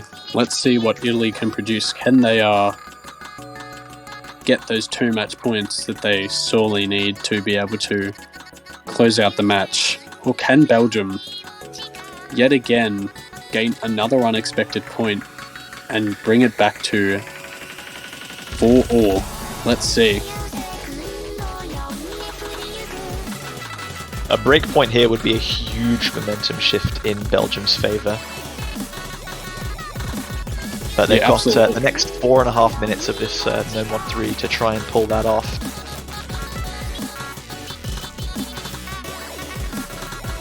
Quinton going to be finding the early miss at about 260 combo. Going to give Italy a little bit of an early advantage, but as this is quite a long map, a single miss is not going to be punished quite as much as on some of the smaller picks. Quinton does drop again though, and Jessa goes down now too. Italy with quite a big advantage now. Yeah, those 2 misses from Jessa and Quinton. Definitely not what Belgium wants to see. Italy looking super confident, as you said. There are possible key strength being converts here, all still holding very nice FCs. Kama dropping a bit of ACK, but not going to matter whatsoever. Yeah, combo-wise, looking really strong from Italy right now. 3 600 combos as we get 1/3 of the way through the map, and a double miss to equate that from Belgium. Jesse and Quinton going down. The score difference now approaching 100,000. Yeah, and on a long map like this, that is very... that is a pretty significant lead, I would say. Yeah, Quinton finding a miss there. So Waffle does find a miss, however, but so does AutoLS Fanboy, who was holding that nice FC that was keeping Belgium in the game. And now it seems that, although there's a double miss from Armour and Kama. Yeah, and AutoLS Fanboy has just about got to 200 combos, so they're in a reasonably good position to bring some of this score difference back. It's still going to be kind of on the order of like 60,000, but it is proving that Italy are not infallible here. No, no FCs left on the board, and there's going to be a trade from Kama and Jessa there, and it seems that Quinton and also AutoLS have been able to bring back those combos and give Belgium a really big fighting chance here, actually, to possibly even win this pick. I mean, I know that the score is still very much in Italy's favour, but if they find a few more misses and collapse, kind of like what happened in Mixed Mod, it is very possible that Belgium could take this if they're able to maintain those combos, but they need to do that to have any chance here. Yeah, still about 80,000. That's going to be reduced a little bit with Sir Waffle missing there. They still probably need like 3 or 4 more misses to be able to swing the score difference back in their favour. But there's a triple miss from Belgium. That's disaster for them right now. And they can see Italy have the chance to see Belgium score in the break. Belgium know that there's a huge advantage now for Italy coming into the last minute of the song.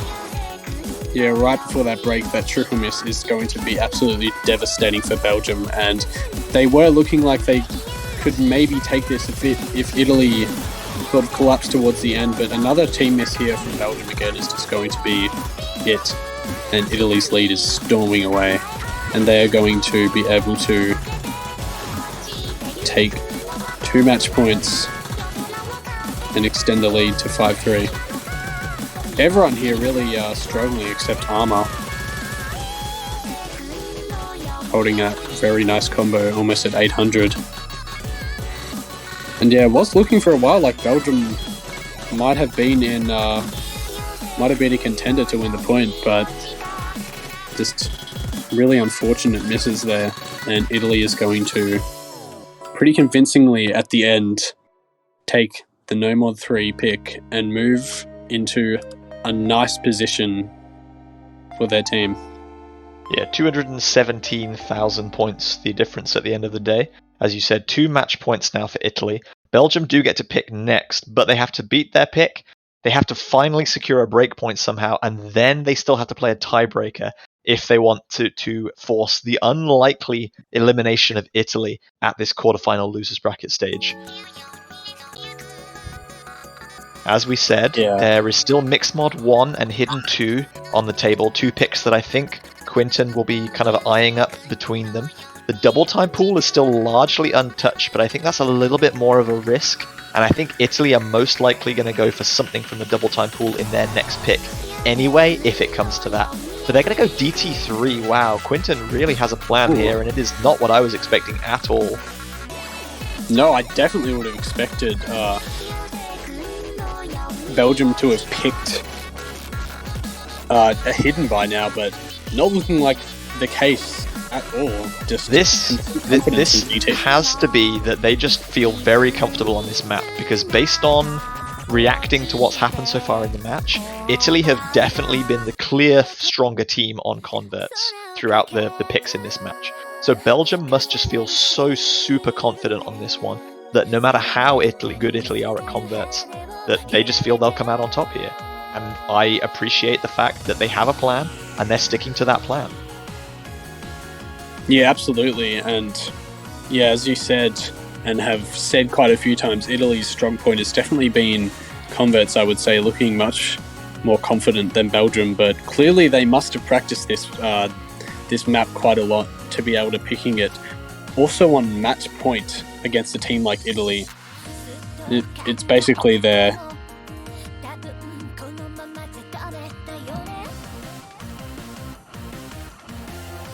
one point that they need to win.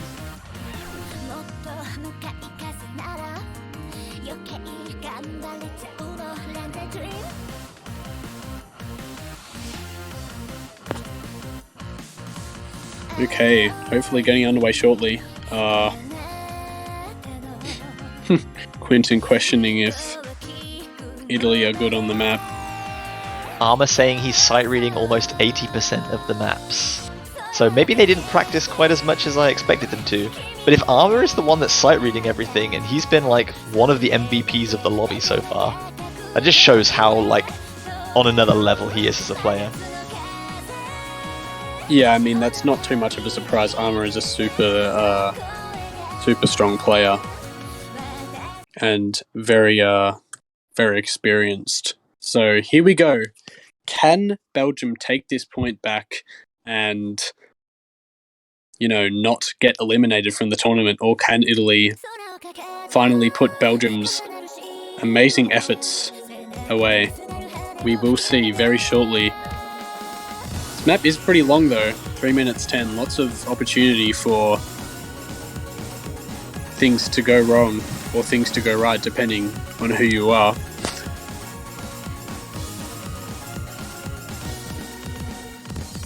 Out of the gate, everyone looking pretty nice. Extremely early stages though, so let's see. Everyone making it to 200 combo with no problems. Oh no, there's a miss from Cake Noob actually. So early on, definitely not what Belgium wants here.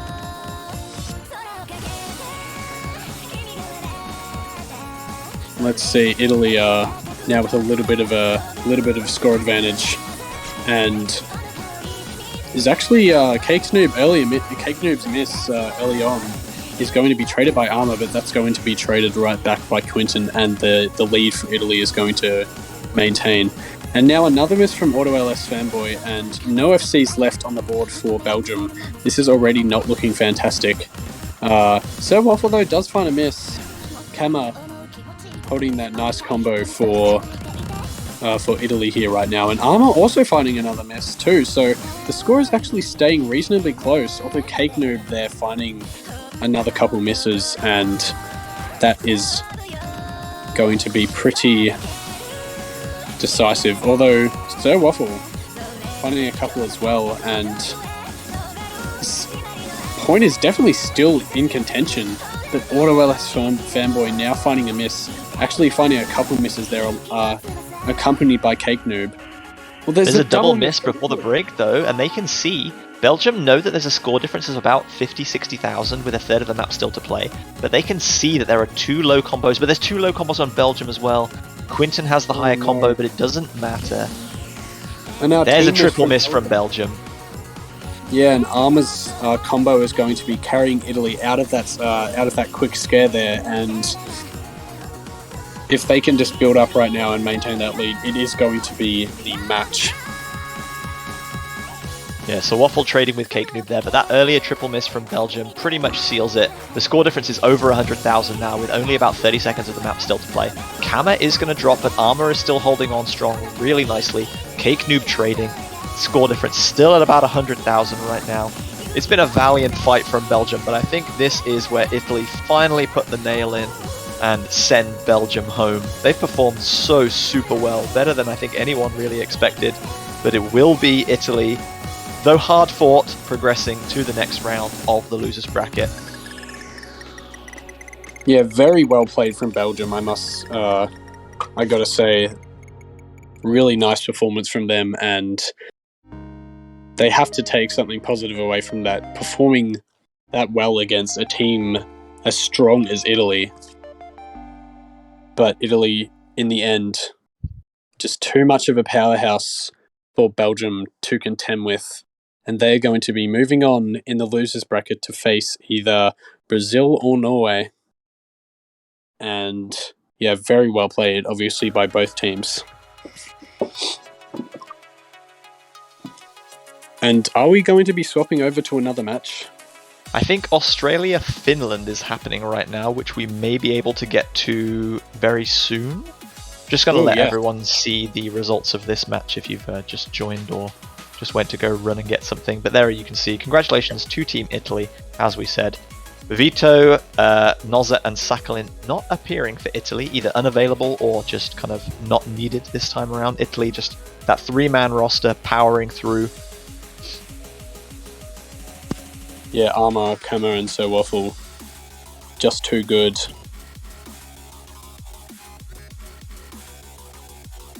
I hope that we are moving to that Australia-Finland match. Get to see my boys performing. Would be nice to see. So while we get that set up for you, Finland banned Thirst and removed DT1. Australia banned Nomod 1, and the scoreline is currently 3-1 in favour of Australia. Very close previous point, winning on Hard Rock 1 by just 27,000 points, which is about 1 miss. Yeah, now they're on a glitch defect.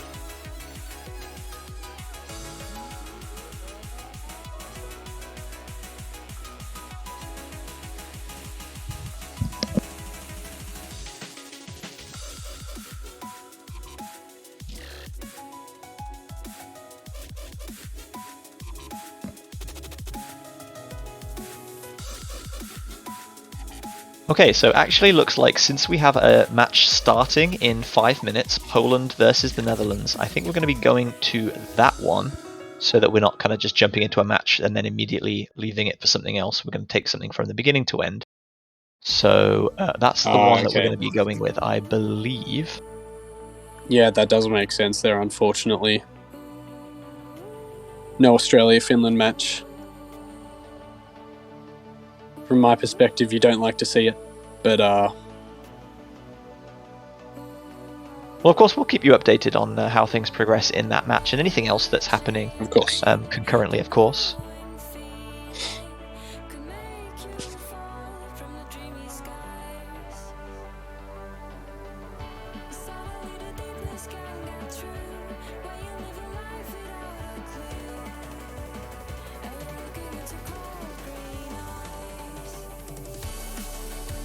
Ooh, now the scoreline is 3-2 for that Finland-Australia match. Yeah, as you said, Finland taking that point on Hidden 3.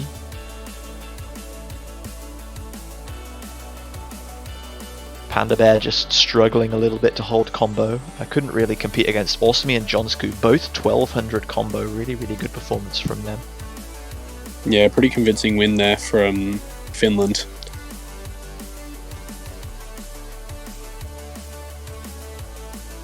So we're hearing that Netherlands want to wait until the hour to start the match, so we'll just be kind of vibing here for the next 4 minutes, bringing you, I guess, radio coverage of the Australia-Finland game. But while we wait, please do ask us some questions in the chat. Let us know what your favourite match of CWC has been, what you're most looking forward to in the rest of the quarterfinals, who you think's going to win the whole tournament. Please do talk to us. Let us know how we're doing and how you're doing, of course, as well. Yeah, definitely. Keep us entertained. Ask us questions for our amusement. Yes. No copy pastors though, please.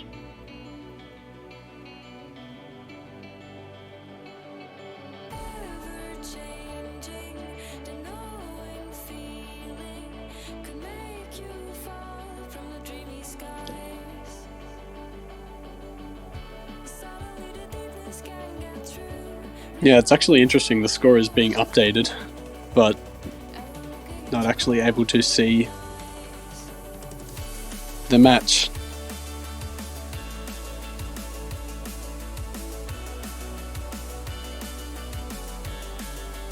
Turkey Sweden match, yeah, that was a fantastic match in the end of the round of 16. I thought that was very surprising to go to tiebreak, but I was kind of really surprised and really happy that it did. Turkey in their first ever CWC did really, really well. unfortunately couldn't quite win that knockout match against the veteran Sweden. Yeah. Oh, actually, good point. Some people from the chat. If you want to support your favorite team, you can go and buy a banner. I think I said it last match as well. Go and buy a banner to support your favorite team. It's only a little bit of money and it shows up very nicely on your profile. So it is very clear who you are supporting, and if they do end up winning, your support will stay on there for quite a while. So yeah, if you have a little bit of money to spare to support your favorite team in this tournament, definitely go do that.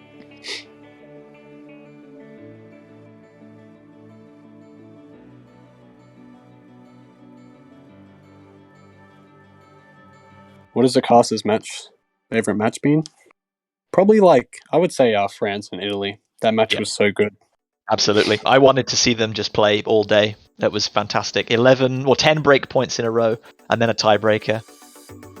So good. I thought Turkey-Sweden was really, really good because it was a kind of surprise package. I wasn't expecting it to be as close as it was. So in a way, that was also one of my favorites. But yeah, France-Italy, just for kind of the sheer skill on display and the consistency game after game after game was the best for me.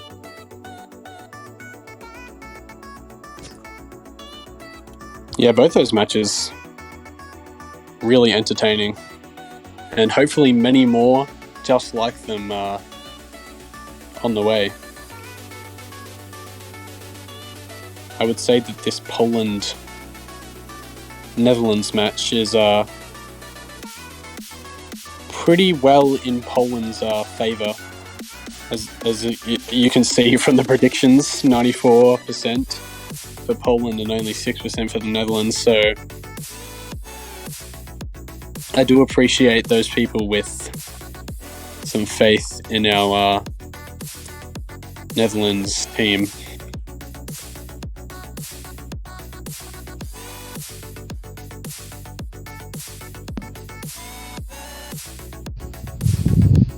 And here we go, Chatty getting a really unfortunate roll of 3 for the Netherlands, Bobber handily beating that with 76, so it looks like Poland have won the roll. Oh, that is very unfortunate. Chatty can't believe that they've rolled so low.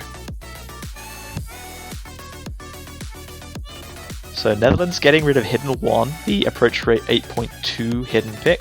Pretty unsurprising. Poland a pretty solid hidden team, even without players like Fob in the roster this year.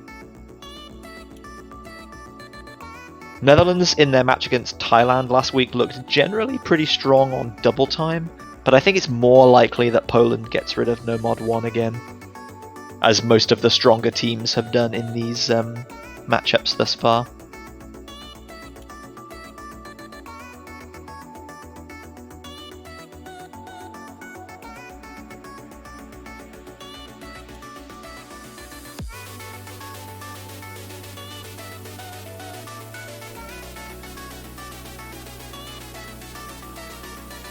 So it will be Poland's pick here. Let's see what they can conjure up for the first point. Yeah, Bobber saying that they weren't expecting the Hidden 1 ban. Maybe Bobber was going to ban that themselves, so they've got to decide what else they want to do. They're going to get rid of Hard Rock 2, which I think is really interesting, because Poland are a pretty solid Hard Rock team.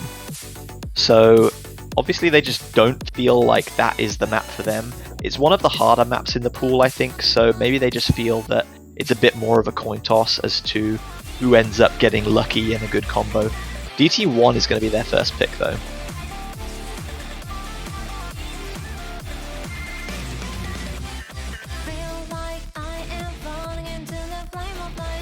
DT1 seeming like a pretty popular point for a lot of teams in this quarterfinals map pool.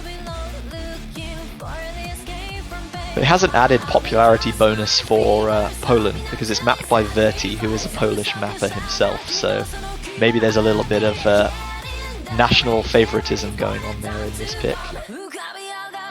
Oh, of course. Yeah, you gotta pick the map with someone from your country mapped. That's just the rules. I wish it was the rules, because last round UK ignored DT2 as much as possible and like to pretend it didn't exist. Oh, I'm still sad with them. that's sad. It's okay, they got next year to not let you down.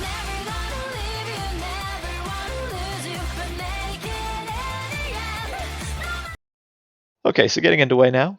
Poland versus Netherlands once again, best of 11, so first to 6 points, another losers bracket quarterfinal match in this 2022 edition of the Oscatch World Cup.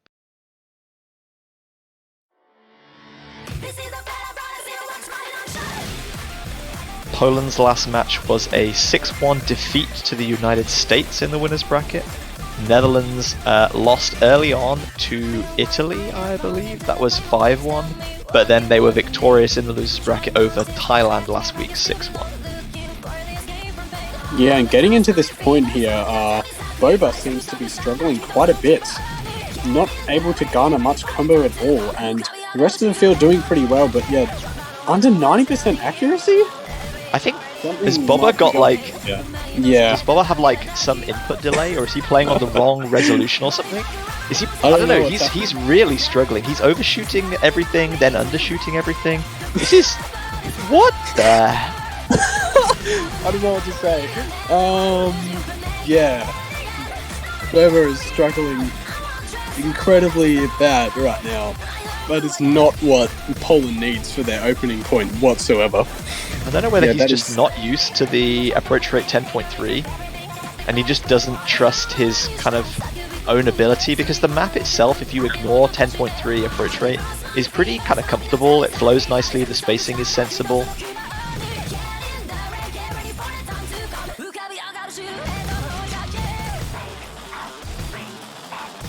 Skyle are doing pretty solid with that 600 combo, Kiev matching it as well. But Netherlands have such a massive advantage here because Boba can't get more than a 20 combo right now. Yeah, Boba is just falling apart. Half the map is done and already... yeah, Netherlands' lead is so far ahead that one of them could start acting like Boba and it wouldn't even matter that much, because their lead is just so huge that... And also, Kiev has a very nice combo going for them as well. I think you see a triple miss there from Netherlands though. Skyle are the only person still holding, but Poland have such a huge score deficit to overcome that it doesn't matter. Netherlands could miss, like, they could stop playing for the next 10 seconds and they would still be in the lead right now. I don't know what's happening. Like, it's so surprising. I don't know what to say. I have no idea what is happening right now, I have to say. I've been commentating for, 5 years now. This is my 6th year commentating CWC, and it is very rarely that I see a performance like that from a player like Boba. Especially from, like, you know, their team captain, if I'm not... Is Boba the captain? Yes. Yeah, and just falling apart there. I have no idea what happened. That is incredibly unfortunate, like... We get told by Hekatia in chat that he was playing with a bad screen resolution, apparently. I mean, maybe that explains why he couldn't see anything, but that is very surprising.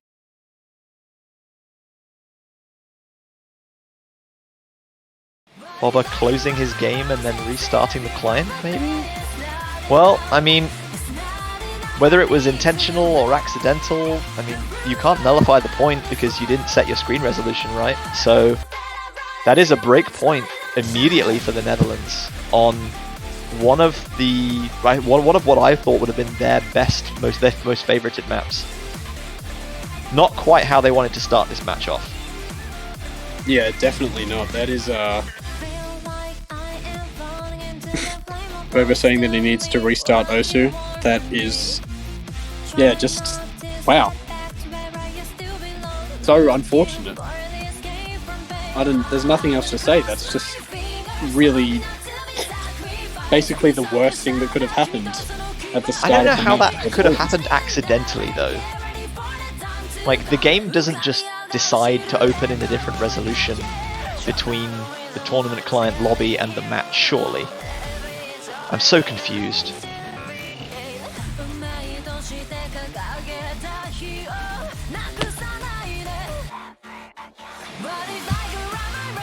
Oh well, as you said, better hope it doesn't happen again then. Otherwise, Bobber might have to remove himself from the matchup entirely.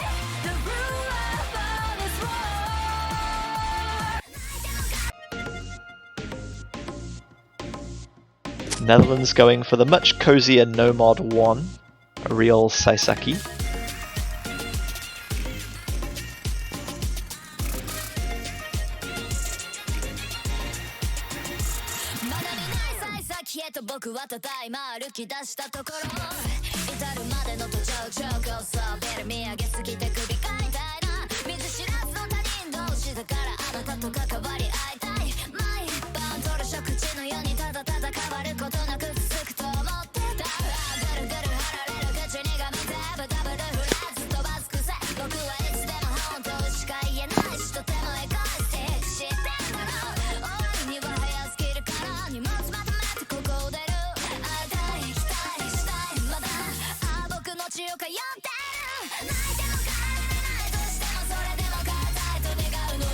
So Bobber's left the lobby and has said wait for Trigon, so I'm not sure whether he was ever intending to play this, but maybe if he feels he still has an issue, he's just removing himself entirely after all. Yeah, and that is definitely not what Poland wants at all. They're probably their strongest player, maybe for Nomad here, not being able to compete.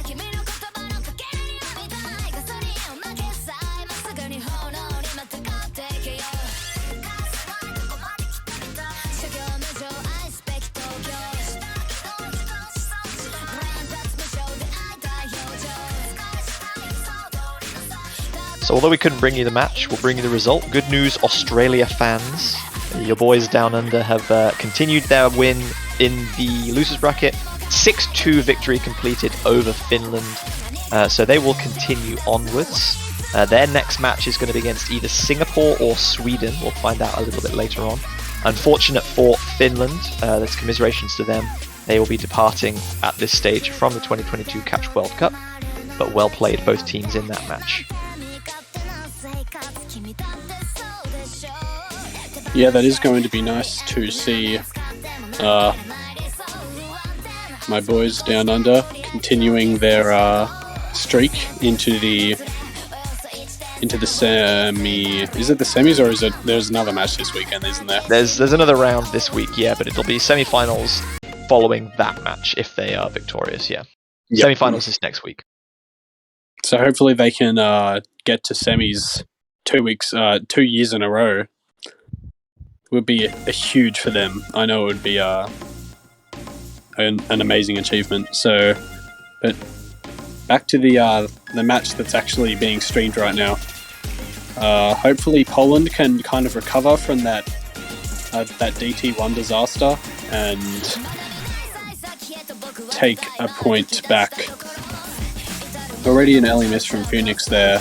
So the lead in Poland's favor already.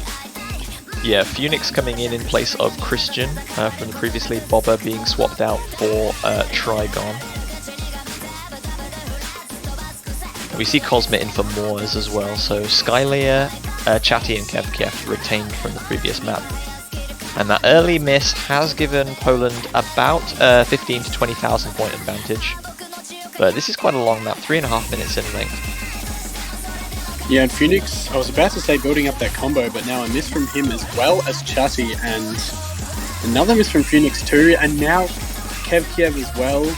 Netherlands, complete team miss, and that is not looking good for them whatsoever. Still 2 FCs on the side of Poland. Trigon is going to go down, but Cosmit and Skyly are still looking very confident at this stage in the map. Yeah, Phoenix starting to struggle a little bit with some of these wide, strong slider velocity spacings. Kevkiev going down, Phoenix missing again.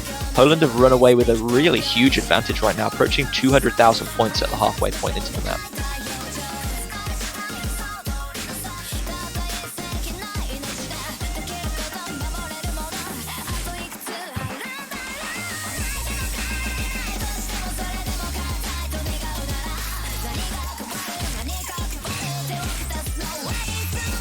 Once again, a pair of misses on the Netherlands side from Phoenix and Kevkiev. Chatty holding nicely after that early drop, but Skylier and Cosmit not looking like anything is going to be slipping off the side of their plate thus far. Approaching 1,000 combo now, and the score difference is 250k. Yeah, Poland is looking really dominant in this. Still those two FCs from Cosmid and Skylia. Another miss from Phoenix there as well. Although Kevkiev and Chatty are both above 200, Poland is just putting on a very dominant display, and still a quarter of the map left, but this lead is so huge that Netherlands basically have no way of really catching up. Trigon is going to find a miss there, as well as Skylia actually, but even despite that, their lead is so huge that it's really not going to affect their chances of winning that much at all. Traded by Phoenix once again, and it looks like,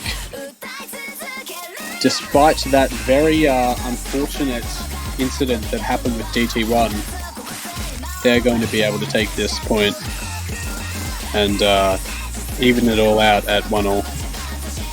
Chatty does finally go down for the Netherlands. Missing a couple of stacks there is going to hurt that accuracy. Kevkiev has a nice combo, and Phoenix is going to drop again though. Skylia in particular has performed really nicely, but it's Cosmit that definitely has the rung on this one. 1600 combo coming up now. Is that an FC from the Polish veteran? It certainly is.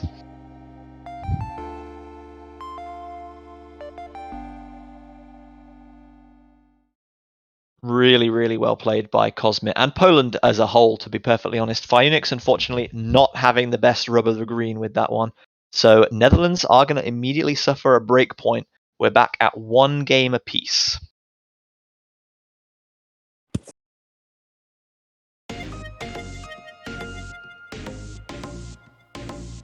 Yeah, so 2 break points starting off this match here. But I'm predicting that Poland will continue this confident streak, most likely. And I guess we'll see what the Netherlands can kind of pull out of the bag here. Yeah, we're going to be looking at Poland to pick next. I'm not sure if they'll go for double time again, and if they do, they maybe won't put Boba in. I don't think there's anything that they really want to avoid entirely. They are going to stick with double time. Double time 2, null control. So deciding that obviously whatever went wrong with their first double time pick, it's resolved. It's not going to rear its ugly head again. Yeah, it does seem that... Like at the start of the match, I felt like Poland was certainly the stronger team on double time, and even if they weren't like super confident on the mod at this stage of difficulty, they would just be better than the Netherlands. But Netherlands performed pretty admirably on DT1, despite the fact that they never really had to compete against Boba's technical difficulties. So this is maybe a little bit of a risk. It is far more technical than the DT1, despite having a lower approach rate though, which might make things a little bit more readable for everyone involved. Yeah, that lower armor might help a little bit, but we will see very shortly if the Netherlands can, I guess, continue their DT1, their DT, winning streak for this matchup against Poland. And Boba still not in, which is interesting. Yeah, Moore's back in, playing double time once again, but Cosmit retaining his spot. Boba not coming back in for double time, so either Cosmit's performance in the last map giving some confidence that he's definitely the man for the job right now, although we do see a very early miss from Cosmit there, I think.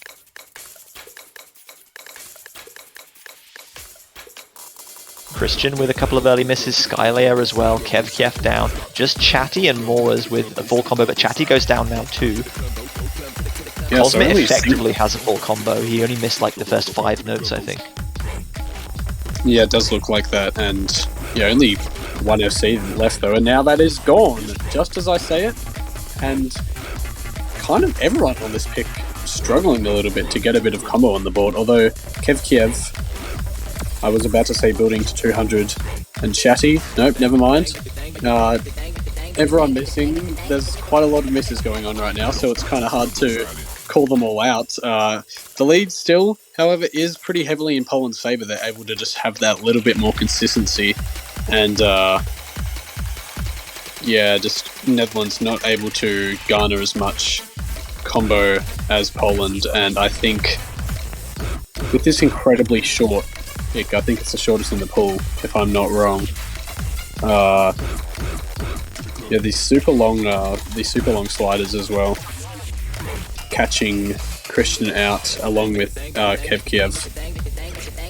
So that is going to be the point, basically. Poland, very, very convincingly in the end, taking that with about 300k lead or so. And that is going to be their second point, continuing their winning streak. And no more break points for them so far. Yeah, so that came out kind of as I expected. Poland not essentially performing the best of any team I suspect we'll see on that map this week, but certainly feeling more confident with double time as a whole at this level of difficulty than the Netherlands did. Christian, unfortunately, not having a good time, struggling to get towards that 100 combo mark, which was a large factor of the difference between the two team scores there. So Netherlands have already picked the easiest map in the pool, No Mod 1. I think they're probably not going to stick with hidden. They're not going to go for hidden because Poland are a strong hidden team. Even though Poland banned Hard Rock 2, I don't necessarily think Hard Rock is that good of an idea either. I think maybe Mixed Mod is kind of the play for them here. Yeah, I was also going to say that probably Mixed Mod is maybe their best bet. Not looking too that confident really on to be able to give themselves a fighting chance in this match against Poland. So But obviously we're seeing Poland saying that Trigon and Cosmic are both going to restart their client as Chatty does go for Mixed Mod. So we made a solid prediction right there. And then Chatty saying bye everyone, so is he not playing this one? Is he picking and then abandoning his team to their fate? Well, that is quite oh no, he's saying bye to all the Polish players who are leaving, I think. Oh, okay, fair enough. That would be quite bad. So I highly imagine Skylayer is going to be playing the hard rock role here. Chatty probably doing the same for Netherlands. Wesley likely going to be the hidden player for Netherlands. Trigon obviously a very good low approach rate hidden player, so he's going to be slotting into that. And then Boba and Kiev, both the no mod players, would be my assessment of how they're lining up in the lobby right now. Does seem like that is the case, unless some swap arounds occur.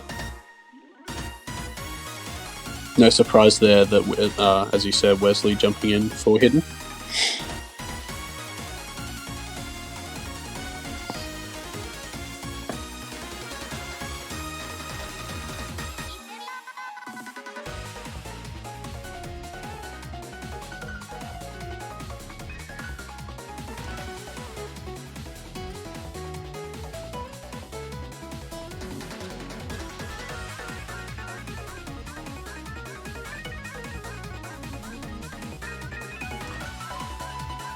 So Netherlands putting Kiev to slot 4, which is that top there, so maybe Kiev going to be taking the hard rock role instead of Chatty here.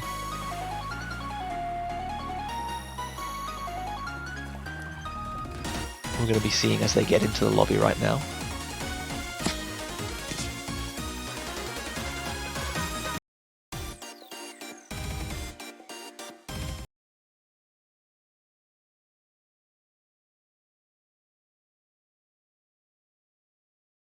Yeah, let's see if Netherlands can bring a bit more heat to Poland here. Not too much of a difficult pick in terms of any specific mod. I guess maybe struggling a little bit. I guess the Boba and Chatty finding some early misses. Chatty actually finding quite a lot there. Yeah, Chatty really struggled in the first kind of 200 combo of this pick. Wesley's lost a little bit on hidden as well. Kevkiev still holding on to that double S. Skylia has lost a few droplets, but nothing too major. It's not a particularly long one, only 2.25 minutes in length, so we're already a third of the way through the map, and Poland have about a 40,000 point advantage, which is just over one miss. Wesley's going to be the next to go down though, so Poland's lead is going to be extended, but Skylia drops the Hard Rock player from Team Poland. Ooh, that is not what Poland wants at all, and Kevkiev's combo for Hard Rock is super solid right now, actually still holding that double S. The only FC along with Trigon, but now Trigon misses as well along with Skylia, and the lead for Netherlands would it hasn't really gone anywhere because Wesley and Chatty have both had a couple of recent misses as well, and that bottom of the Netherlands roster there. Yeah, the lead for Poland is still pretty significant, like around 100k score or so, and yeah, certainly not what the Netherlands needs at all right now. They need their Kevkiev needs the rest of his team to hold on, and Wesley is just not able to produce that right now. Chatty is getting some nice combo here, but Skylia and Trigon are both stabilized a little bit, and the score lead for Poland is not going to go down much longer. Yeah, we see a miss from Boba there, but it's going to be a couple more misses at least required. Kevkiev absolutely destroying this map right now, by the way, but Wesley and Chatty just struggling a little bit too much with some of these wide-spaced quarter dashes. Trigon's going to go down, Boba's gone down as well, but there's way too much built up in the score difference tank. Poland taking another break point, 3-1 the advantage now.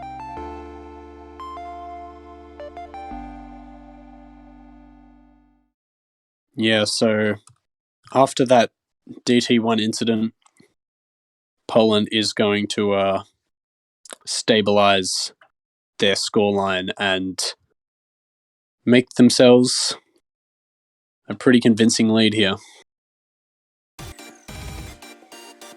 Yeah, a bit of a gamble from Netherlands that didn't quite pay off. Obviously, Kevkiev's really stellar performance there on Hard Rock. Wesley maybe not having quite warmed up enough, being brought in immediately for that hidden mixed mod pick, did struggle quite a bit.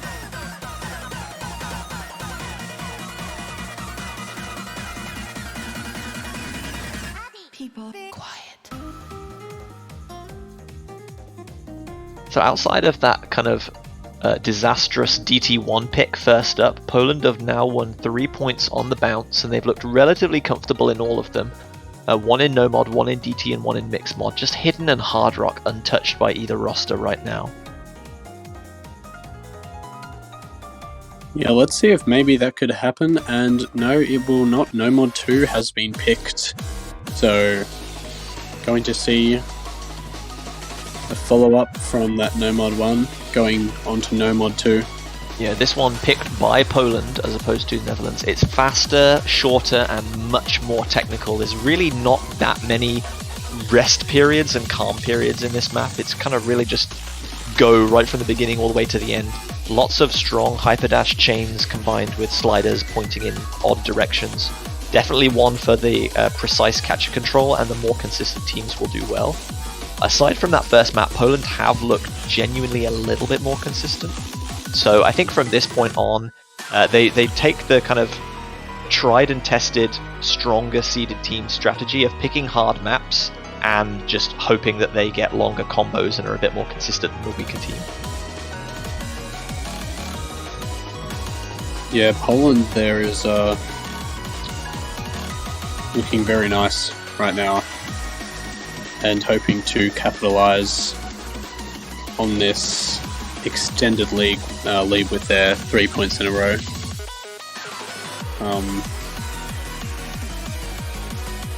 Yes, Cosmit there coming in for Skylia, I think, and seems to Seems that a lot of the Polish players here are restarting, though who knows? Maybe there's just like a Polish issue. I don't know. Yeah, it doesn't look like Skyly is going to be playing this one anyway, so that's just in preparation for the next match, probably. So it is going to be Cosmic coming back in. Boba is actually making a reappearance now for Poland. Hopefully his resolution issue is resolved. We don't want to see another D rank from the Polish captain now.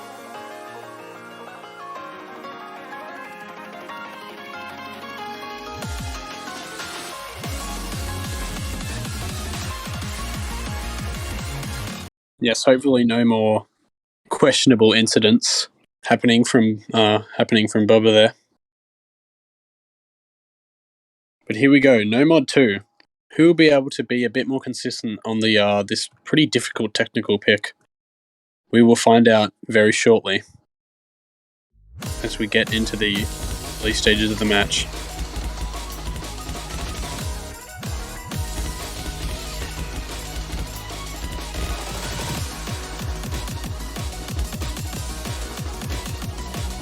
Everyone holding pretty convincingly. I'll know as I say that the Christian does find a miss pretty early on.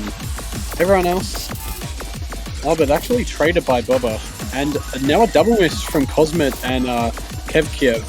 And Cosmit finding another miss there as well. Chatty and Trigon now the only two FCs for either team in the score lead is going to be a little bit in Poland's favour, but now Trigon misses.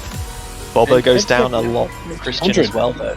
Kevkiev is well positioned here with that 200 combo. Cosmit just a little bit behind. About 10,000 points the difference. We are going to come very, very, very close here. Yes, Lots of players being caught out by the little anti-flow wiggles. It's flickering right now. Oh no, but Christian does go down, traded by Boba, and that does mean that Netherlands is going to take the lead here. So Gatty's very nice combo, still holding that double S. Although Christian finding a miss, and now the score lead is back in Poland's favour. Christian actually finding a lot of misses here. Kevkiev trading with Cosmit on that top slot there, yeah. The miss from Christian earlier has given Poland a little bit more of an advantage that they're eking out now. About 50,000 points as we come into the final third of the map. Kevkiev goes down once again, but it's traded by Cosmit. Yeah, now onto this long, streamy type section here, and Kevkiev is going to find another miss, and the miss from Christian as well. Chatty still holding on with the double S.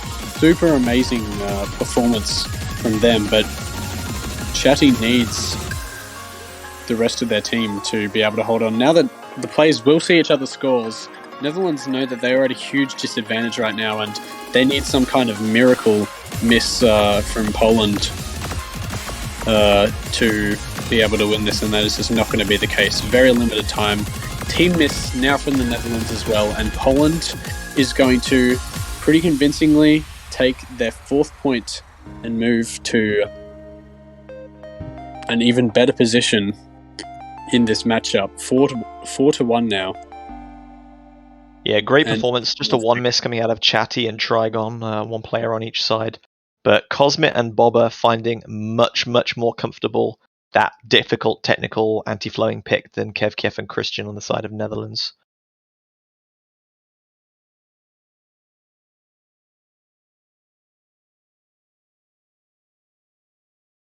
Yeah, so now it is Netherlands' pick.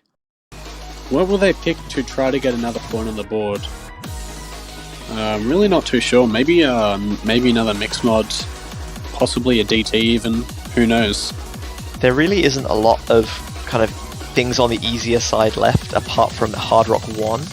But Poland are such a strong Hard Rock team. So I think that on its own is still a risk that they're not willing to take.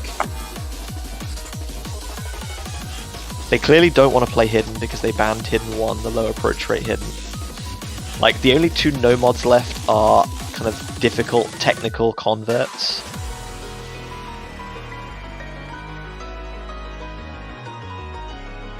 There's a mixed mod 2, but that requires someone to play AR8 Hidden and someone to play CS5 Hard Rock. There's 2 DT converts left as well.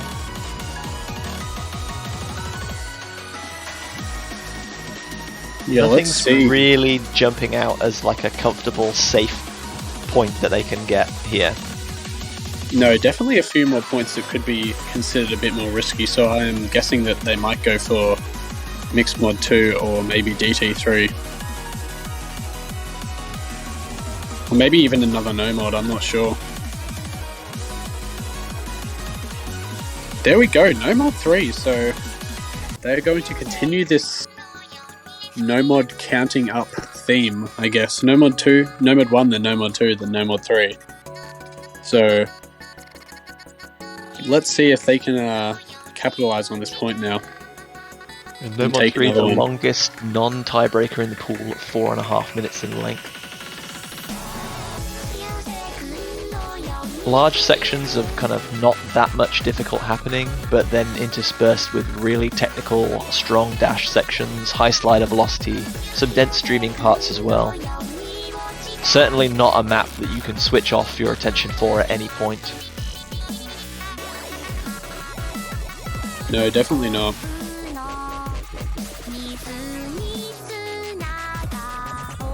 Yeah, complete consistency game on this point. And I think possibly Poland might have the advantage again, but obviously this is Netherlands' pick, so let's see if they can pull something out of the bag here and get another point against Poland, following on from that first DT1 disaster.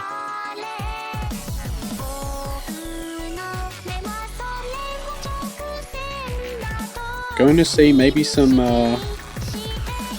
whoops, yep, Moors is going to come in place of Trigon here, and also Unix is going to be replacing, I think that is Christian that's just dropped out. Yep. Pretty sure, yeah. Phoenix not having a good first pick earlier on, and he was clearly not that happy with his performance, so here's to hoping he's kind of played a little bit during the break, got a bit more confident, and is feeling ready for this one.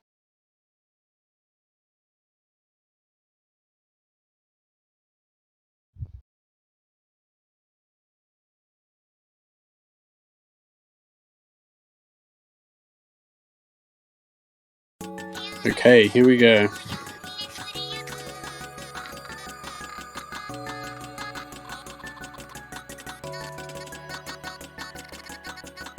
Again, no real surprises in the early stages of this No Mod 3 pick.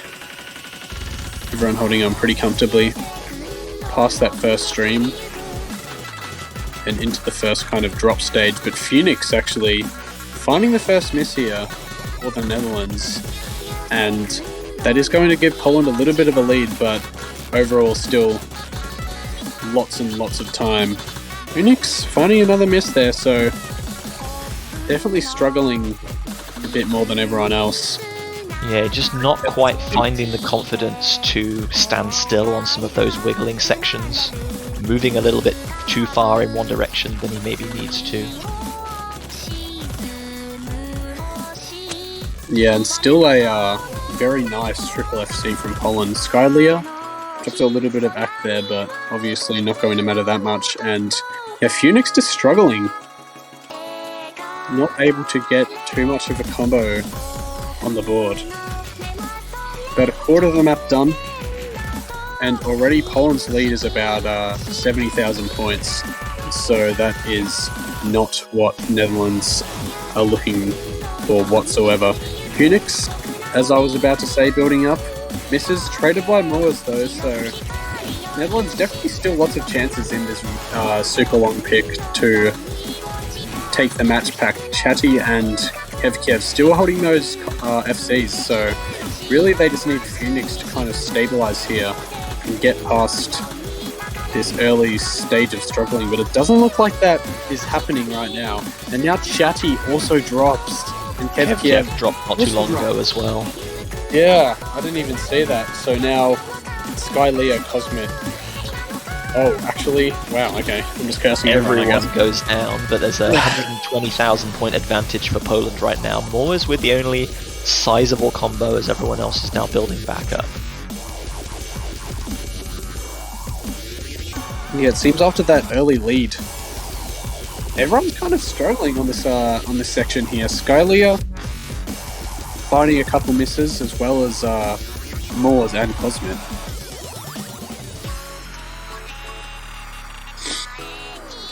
You're coming into a calmer section now, but still neither team can see what the other team is doing. Netherlands are bringing the lead back a little bit as Skylia and Moors kind of build back up to 200 combo. About 100,000 points the difference, although Kevkiev's miss there is going to give Poland a little bit more of a safety net with 1/3 of the map still to play for. There's a double miss. Chatty and Phoenix both go down as well, so no significant combos left for Netherlands now. Poland are really going to crank the wheel and get that lead even further and put this one out of reach. Probably taking themselves to match point here if they can hold this together. Yeah, and I think they definitely will. Already their lead is about 40k points or so, and now finally the players will be able to see each other's scores, and Netherlands are going to know that they need to do a lot of work, and Poland needs to do something terrible in order for them to have any chance, but it just doesn't look like that's going to be the case. Moors and Skylia, after that kind of difficult middle section, have built really nice combos back up. Skylia is going to miss there, but traded by Chatty, Phoenix, and Kevkiev all missing on the Netherlands side, and kind of past that halfway point of this map. Yeah, multiple triple misses for Netherlands now. We're really struggling to get anything kind of upwards of 200 combo. Moors and Cosmit both with 600 combo. Skyly is back above 200 now as well. Coming into the closing stages of the match, we're at nearly a 300,000 point advantage here. This has swung wildly in Poland's favour. Just the stamina and consistency advantage that their players have over Netherlands has been really exposed. And it really begs the question why Netherlands would choose to pick such a long selection like this.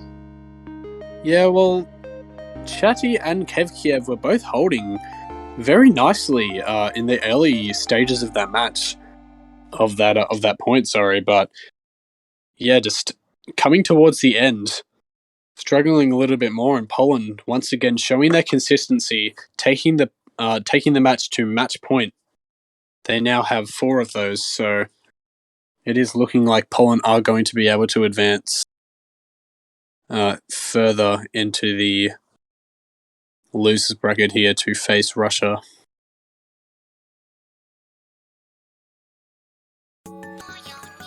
So Poland have the last pick, probably the last pick. As we said, Hidden and Hard Rock untouched, still 4 converts left. 1 in the no mod pool, 2 in the double time pool, and then mixed mod if we're ignoring Hard Rock and Hidden. Only 2 specifics left, Hidden 2 and Hard Rock 1. It's going to be DT4 that they end up going for, so this will be Poland's 3rd double time pick.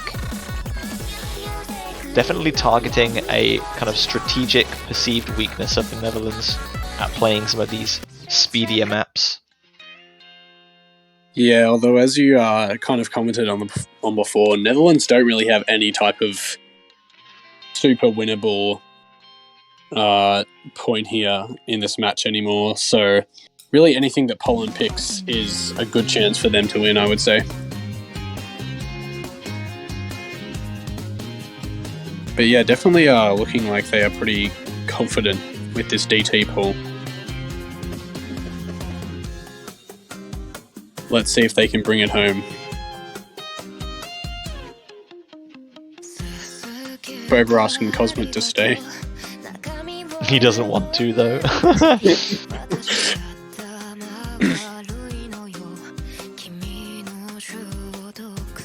Cosmid, I think, joining there, then realizing that they didn't want to play.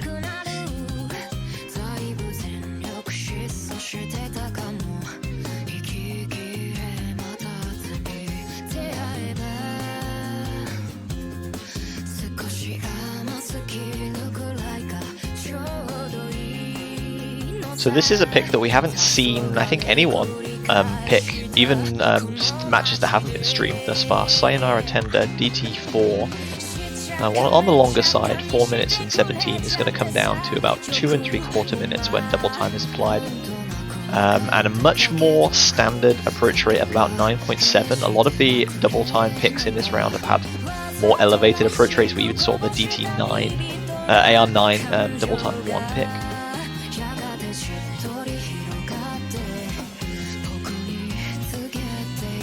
Yeah, so this will be another pretty low AR DT pick. Well, in terms of, I guess, the other ones, DT1 obviously bringing it up there with AR9. But we are going to be jumping into possibly the final point here. It is Poland's pick, so they are looking to close this one out with a 6-1 win. Yeah, the sweep was certainly on the cards. They've looked pretty strong outside of that unfortunate first map shenanigans. Netherlands just haven't really been able to seriously contest many of these points. Poland have just looked generally more consistent and a little bit more technically proficient throughout. We'll see if they can extend that to double time converts as well.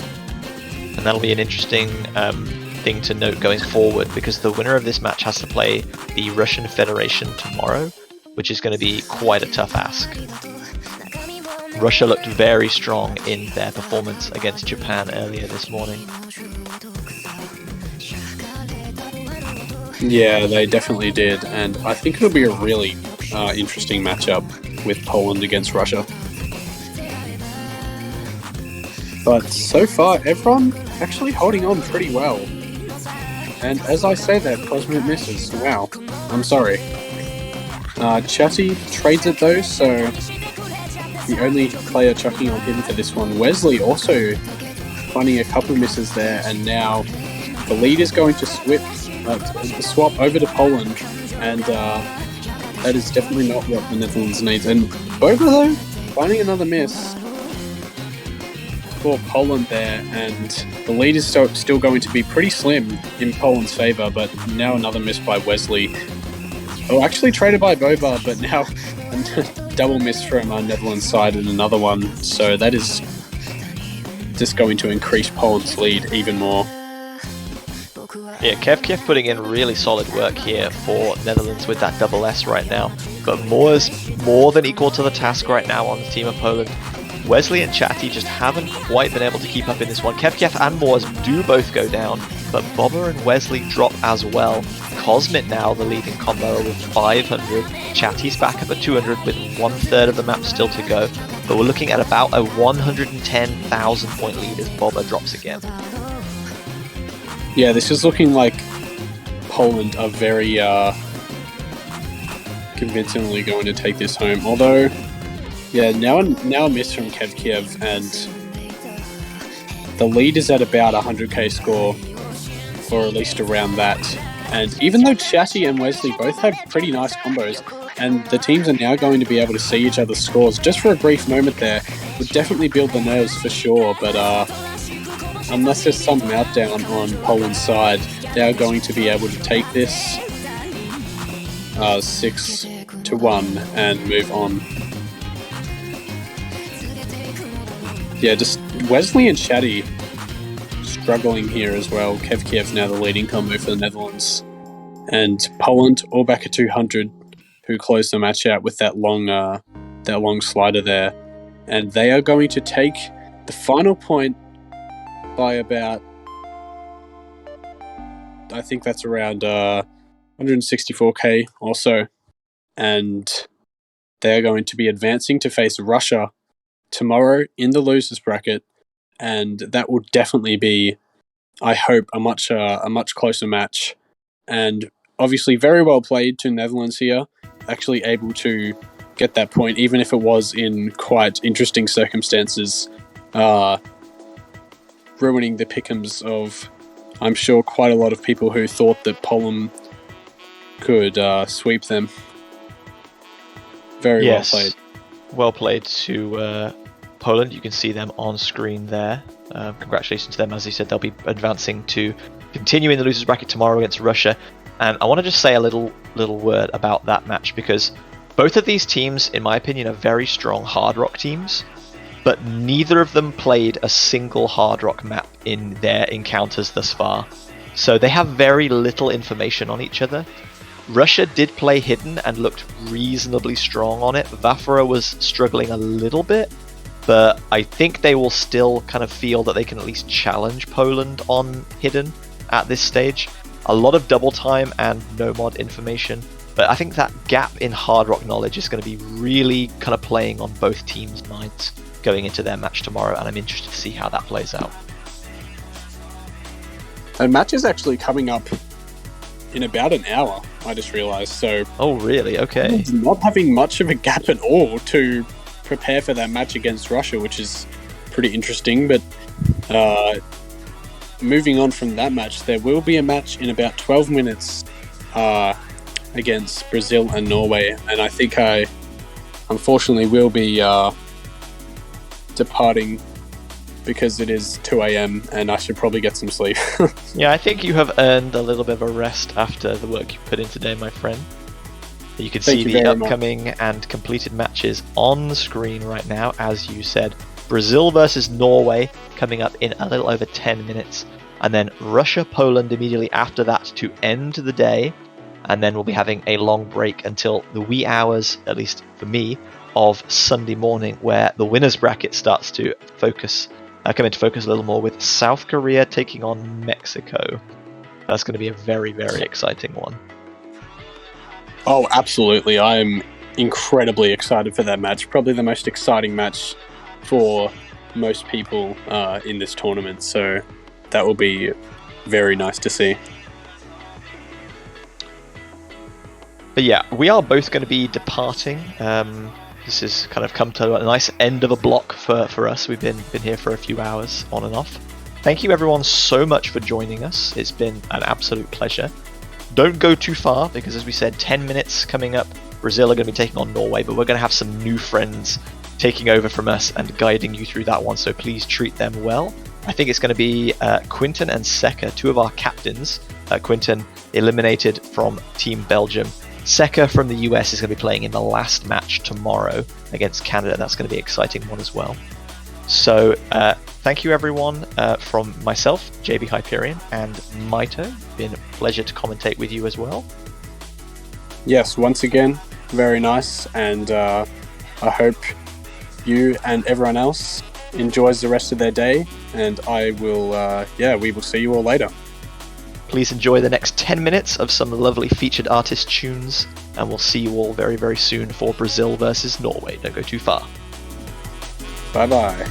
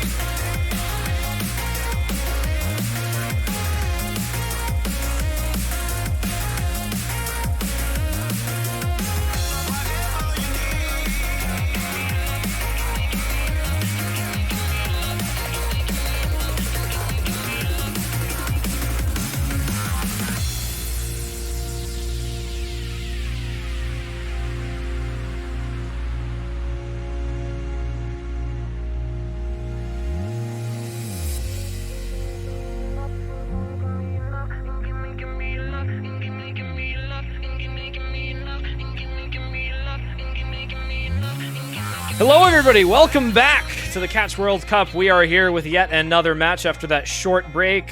Back with Brazil versus Norway right now. This is another losers bracket match we've got today. Brazil falling down to the losers bracket after last week taking a 6-0 loss against China. Norway advancing from the losers bracket last week, beating the United Kingdom out 6-0 as well. Two powerful teams going to be facing off today. I'm one of your commentators, Chili Repair. I will be joined by Quinton today, who is fresh off of a match prior to this. How are we doing this afternoon? Thank you for such a great introduction there. I'm doing all right. I'm really happy after my match, to be honest, and I'm also really excited for this one. It's always a blast to cast in the weekend, so I'm always looking forward to it in the weekend, and the week rather. We have two loser bracket teams facing off in this quarterfinal, so one of these two teams will be leaving the tournament off this match. We have Brazil on Team Red, Norway on Team Blue. Brazil, kind of hard matchup last weekend against the number one seed China. Probably the biggest favorite to win it all, one of the biggest favorites to win it all. It was a relatively close match, but China kind of outscaled Brazil in that pool, so now they're here, but I think they won more than just top 24. I think they can get more as well. Brazil being the 16th seed, I believe, so I think they at least won top 16, so this is the first step towards that. Yeah, good matchup here again. You got that 16th seed versus the 22nd seed. Overall, if we're looking just statistically speaking from last week, Brazil slightly higher scoring than Norway across the board. Really only differences coming out in that double time pool. I think, we saw the most variation, the most similar picks coming out from both of the teams here. So maybe some contention in that area today, but again, a different pool, a different week, completely different set of maps to test through here. So we're really looking for some variation from the last week's matches, of course. And I think, we don't talk about it a lot, but I think the opponent that you're playing against is kind of a big component of how you perform in a match. Some weeks, I think your mental status and your team's morale going into some of these matches will affect your scores, slightly. Not the biggest margins, but maybe a bit of an effect there. Yeah, definitely. When you're the better team, most of the time I believe you're more noticing the better team because you have something to lose, right? I think Norway can go into this match being the underdog, and I personally enjoy being the underdog. Some teams don't, some teams do. I think Norway does enjoy being the underdog because they have been so for quite a few years by now. We see Hidden Tree being picked, actually. Not sure what was banned. We should be able to get the ban Yeah. up in just a second here, and then we'll kind of get everything. Oh, I think they they banned pick Hidden Tree, HP3 actually. for a ban. Oh, I see. Oh, That was a little confusing. all Right. right. I think the big part about this pool is that it is way more difficult than last week, so the better scaling team should be able to win this on this one. I believe that's going to be Brazil, given their performance on the qualifiers, but we'll see. I think Nomad Bracket and Hidden as well. I think Norway is kind of favored on Hidden, but interesting to see they ban Hidden 3 a bit. And we see Hidden 1 getting banned as well, so only one Hidden map left. Oh, wait, okay. They banned Hard Rock 2 and they picked Hidden 3. Okay, I think they got the order of picking and banning reversed, but that means that Hard Rock 2 is going to be banned and Hidden 3 getting picked. So actually, that is the exact same as Belgium vs Italy, where Hard Rock 2 gets banned and Hidden 3 gets picked. I think Hard Rock 2 is a really rough map for people that do not often play Hard Rock, so that's a reasonable ban. And then Hidden 1, I mean, though we are Hidden, it always gets banned. Obviously, the most niche skill set out of all of them, so that was not too unexpected.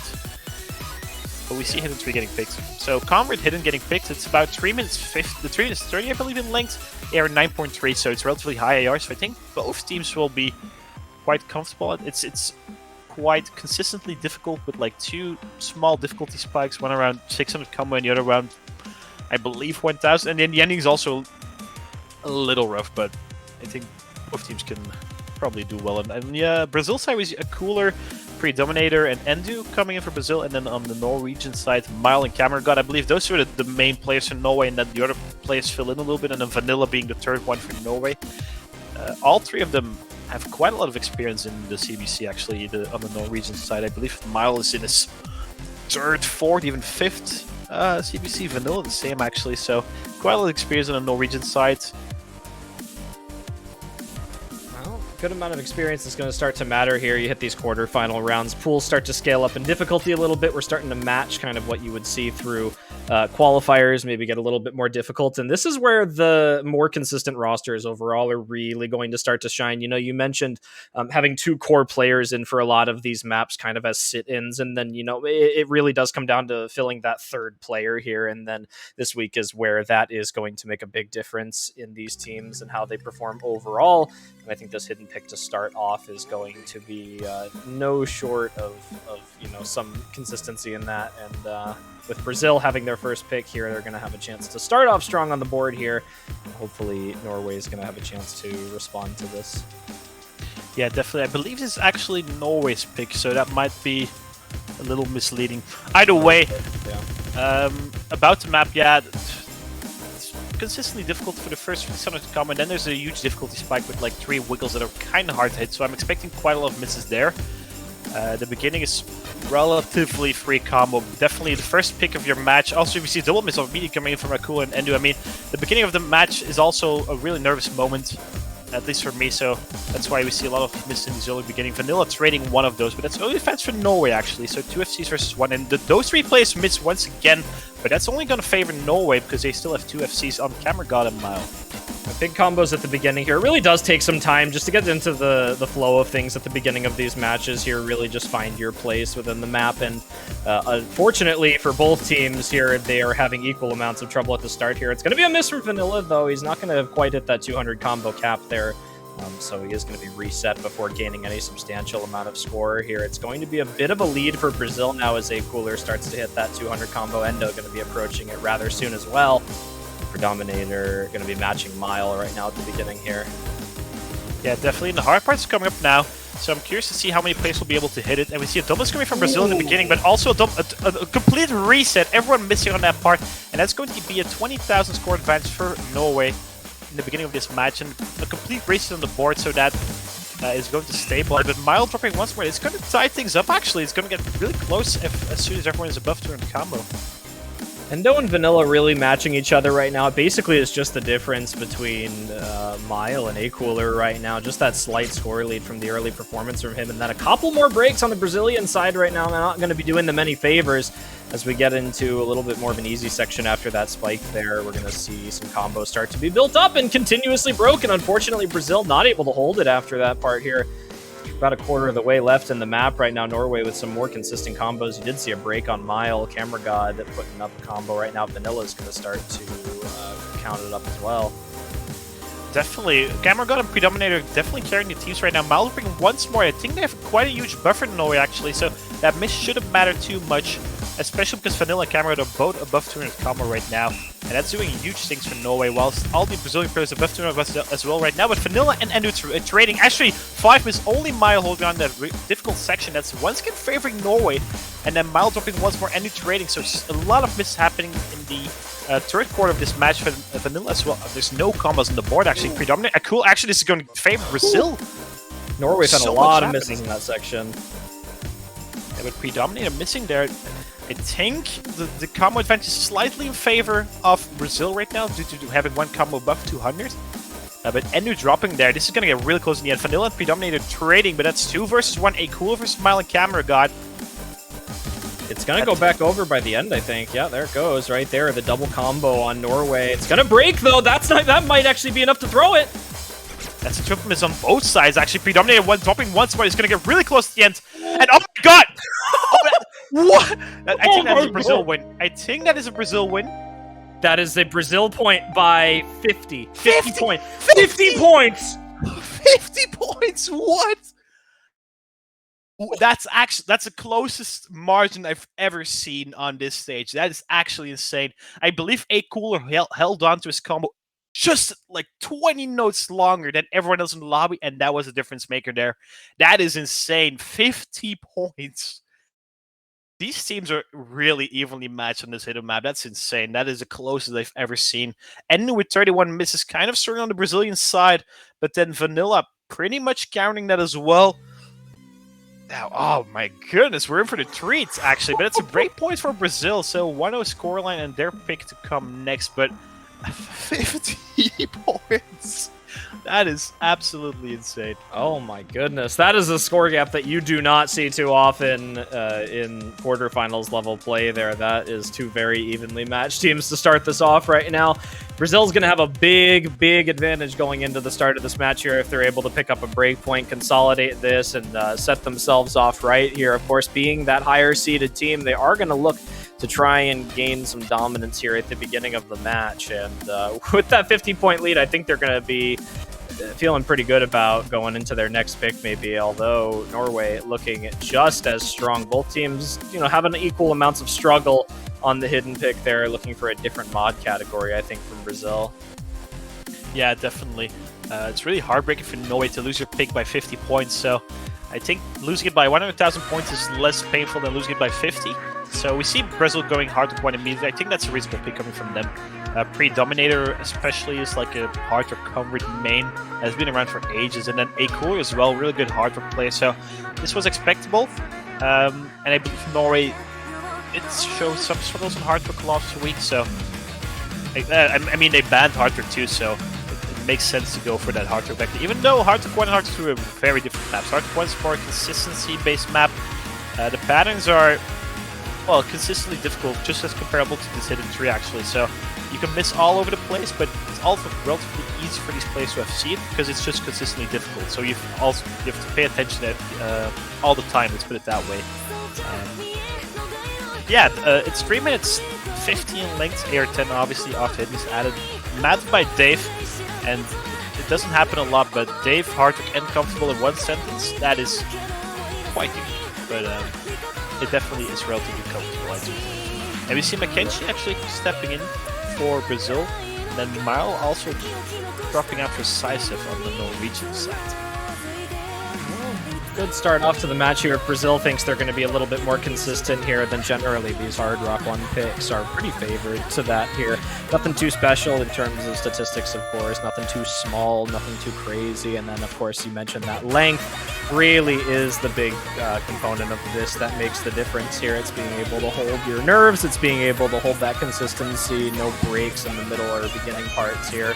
really going to make a difference. Although, again, given that earlier pick, we did see a lot of similar breaks from both of the two teams here. So it does worry me for both sides here. It is going to come down to who's just feeling a little bit more comfortable at the beginning of this match here. You mentioned it takes some time to get into it. So hopefully that buffer time is kind of up for a lot of these players here. Yeah, definitely. That's a valid point to make there. We saw a lot of actually like combo resets on that hidden tree, so that was interesting to see. Also, a lot of like double misses coming from both teams at the same time. They were, I mean, very evenly matched actually. So that was something to look out for. Actually, Brazil wants to put in Tanner. I think that Tanner, I believe, is top 200 in the world, so that makes some sense on a typical consistency-based map like this one. Well, see if we can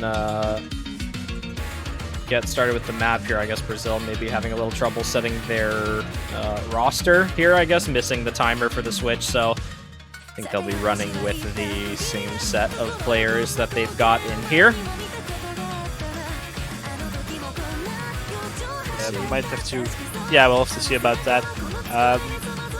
Mile not being here for Norway is kind of huge, I do believe. I think Mile, yeah, as I said already, is their most experienced player, their captain as well.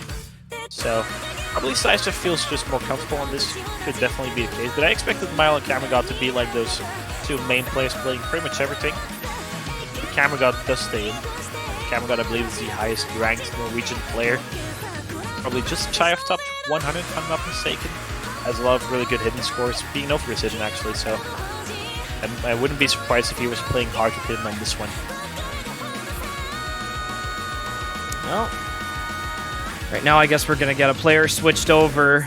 Brazil going to make their last-minute roster switch here, and then finally get started with this Hard Rock one. This player is getting a little bit of a rest here in between the two picks. Everyone's going to get a chance to become very familiar with this song right now.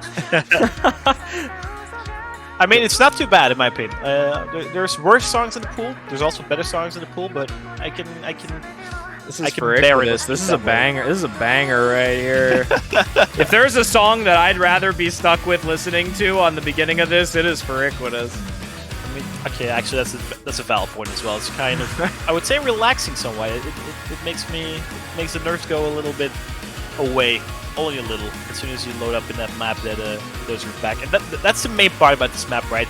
It's about 1,400 combo. As soon as you have that 4-digit combo, you tend to get really nervous, in my opinion. And they're not edge jumps and they're not memory jumps, but there are some wide jumps around, I believe, 1,100 combo, and that part, in my opinion, is the hardest part of the map. And then I mean, it's so weird, just because there's 4 numbers above your catch instead of like 3 or 2, it makes such a difference when playing a tournament. It's such a weird dynamic.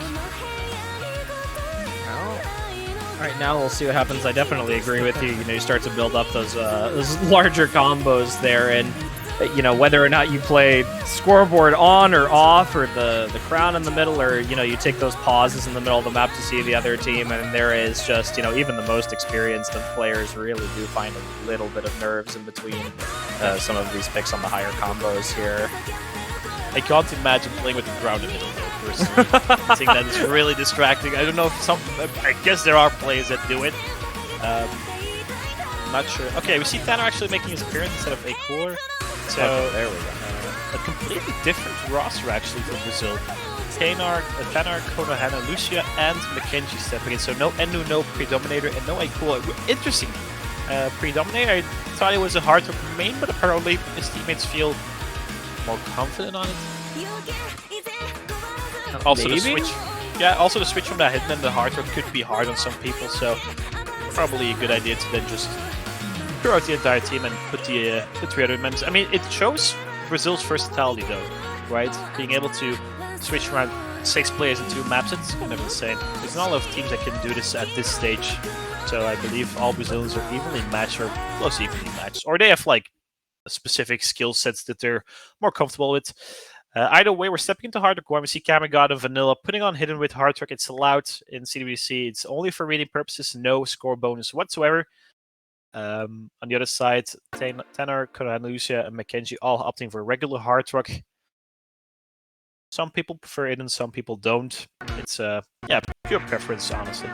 Yeah, it's a good, I think, reading reset. Sometimes you practice some of these maps a little bit for these later stage matches here, and especially with, how fast things are coming at you, it really does help some players just keep better track of it, just to not have to think about it constantly. You're visualizing all of this, and you play it so many times, it kind of, certain patterns get stuck in your head, and if you, catch it wrong a couple of times, then, might throw you off a bit here. Norway's going to have a little bit of a stronger start here, actually, but Vanilla's actually going to trade out that early miss from Lucia, so we'll have a slight score lead for Norway at the beginning, with plenty of time left to go at the beginning of this pick here. The Hidden's not paying off as much for Norway here. It doesn't seem to be making too much of a difference, but Brazil definitely having a worse time at the start of this map here. And complete reset, except for Camera God, actually, so that's favors Norway once again, comparable to that last map where Cameron got that Mileway 2 wants to hold on to combos, so that's about already 80,000 or 90,000 score difference. And Konohan and Lucia on the bottom left side is really struggling, actually, only at 95 accuracy, and that is kind of bottlenecking Brazil at this moment. Tanner and Mackenzie currently at the 1 miss, so that is good for them. Science is hoping once more that's going to favor Brazil. But Norway has quite a huge buffer, actually, due to Cameron God's combo right now. Yeah, that big, that 1FC always makes a huge difference in these matches here. If you've got one player who's really confident on a map, it can make the difference a lot of the times as you start to approach these later stages here. Just these massive performances compared to everyone else. I mean, you see combo breaks from actually the entire Norwegian team right now. Cameron got the only combo remaining. Brazil gonna have a chance to bring this a little bit closer, but there's another miss from Lucia, so it's just Thenar coming in with the combo right now. Pretty solid on the accuracy, significantly above the rest of his teammates right now. Cameron got doing the most for his team, but it's not going to matter as they continue seeing breaks from Sysef and Vanilla. Yeah, Cameron God is putting in so much effort for Norway, right? But his teammates are not able to support him. That's going to give the advantage over to Brazil for the first time in this match, this map rather. And Tanner only had the 1 miss, Mackenzie had a 2 miss. So, and Cameron God dropping that. That is huge for Brazil. No combos on the Norwegian side. But Vanilla dropping combos. So about 2 trades coming in from Brazil. Only Mackenzie right now above 200. But that still favors Brazil. So that's the scoreboard is loading up about 50,000 point difference. But Mackenzie drops, so this is going to get a little bit close, but I do believe Norway needs one more miss, and Norway dropping once more is actually going to favor Brazil once again. There's so much happening right now. And I think that Brazil is currently in favorites with the combos, but Tanner dropping. People struggling quite a lot on this part, actually. Vanilla trading one of those, and Kano and Lucia being the one with the highest combo right now. Actually, Cameron got also above 200 combo once again, so... But that's already 80,000 score difference actually in favor of Brazil, and it's going to increase with that miss from Sysef and Vanilla. Yeah, a lot of big breaks from Norway here. 200 combos put up on the side of Brazil right now. Lucia is going to break one of them, but Thenar is going to come in with another. Again, you see a lot of those low-intensity sections really giving players a lot of trouble on this hard rock. It's just being able to maintain your precision, on that when you're dashing back and forth, and it is something that... provides more trouble than I think a lot of people expect. Cameron God's going to try and get a combo going at the ending here, but it might be far too late. Brazil had a lot of better combos towards that refrain section there, and even with these 2 big ones on Norway to the end here, density just not allowing, not enough time left. It's going to be close, though. Actually, I believe the score is going to be about 60,000 points, but honestly, Cameron God himself had a really solid performance on this map, outscoring everyone in the lobby by about 70,000 points. But sadly, his 2 teammates somewhat, actually Vanilla especially, somewhat struggling on this hard to 1 pick, not being too comfortable. Actually, we see 2 A ranks on the Brazilian side as well, which is not too promising on the hard to bracket, but they do beat out Norway in the end. But this was really close, actually, especially in the middle section. A lot of misses on those slower parts, which is definitely one of the hardest things about hard, or being the AR being so high, and then a lot of misses in those slower sections. But Brazil only barely taking it, so they aren't feeling that safe on the hard to bracket right now, I imagine. But Cameron got especially 1.07 million is a really good score coming in from him. So 2-0 scoreline Brazil, but this could have been a 1-1 or even a 0-2 in front of Norway, so really close match currently. But they do confirm that breakpoint, which is huge for Brazil. They have that 1 breakpoint buffer for now, and that is crucial. If they just keep on winning their own picks from now on, they win the match. So that's the advantage of having that 1 breakpoint buffer. Yeah, definitely big, important breakpoints at the beginning of these, up to quarterfinals now. So we've moved from best of 9 to best of 11, and with more points on the board in order to win the match, it really does become increasingly important that you are able to consistently grab your own picks here. And unfortunately for Norway, they almost had their own pick at the beginning, that 50-score margin there. Brazil just barely pulling up some better combos. They definitely looked a lot better on their own Hard Rock pick here. Norway's going to go straight in for a Nomad 2 pick right now.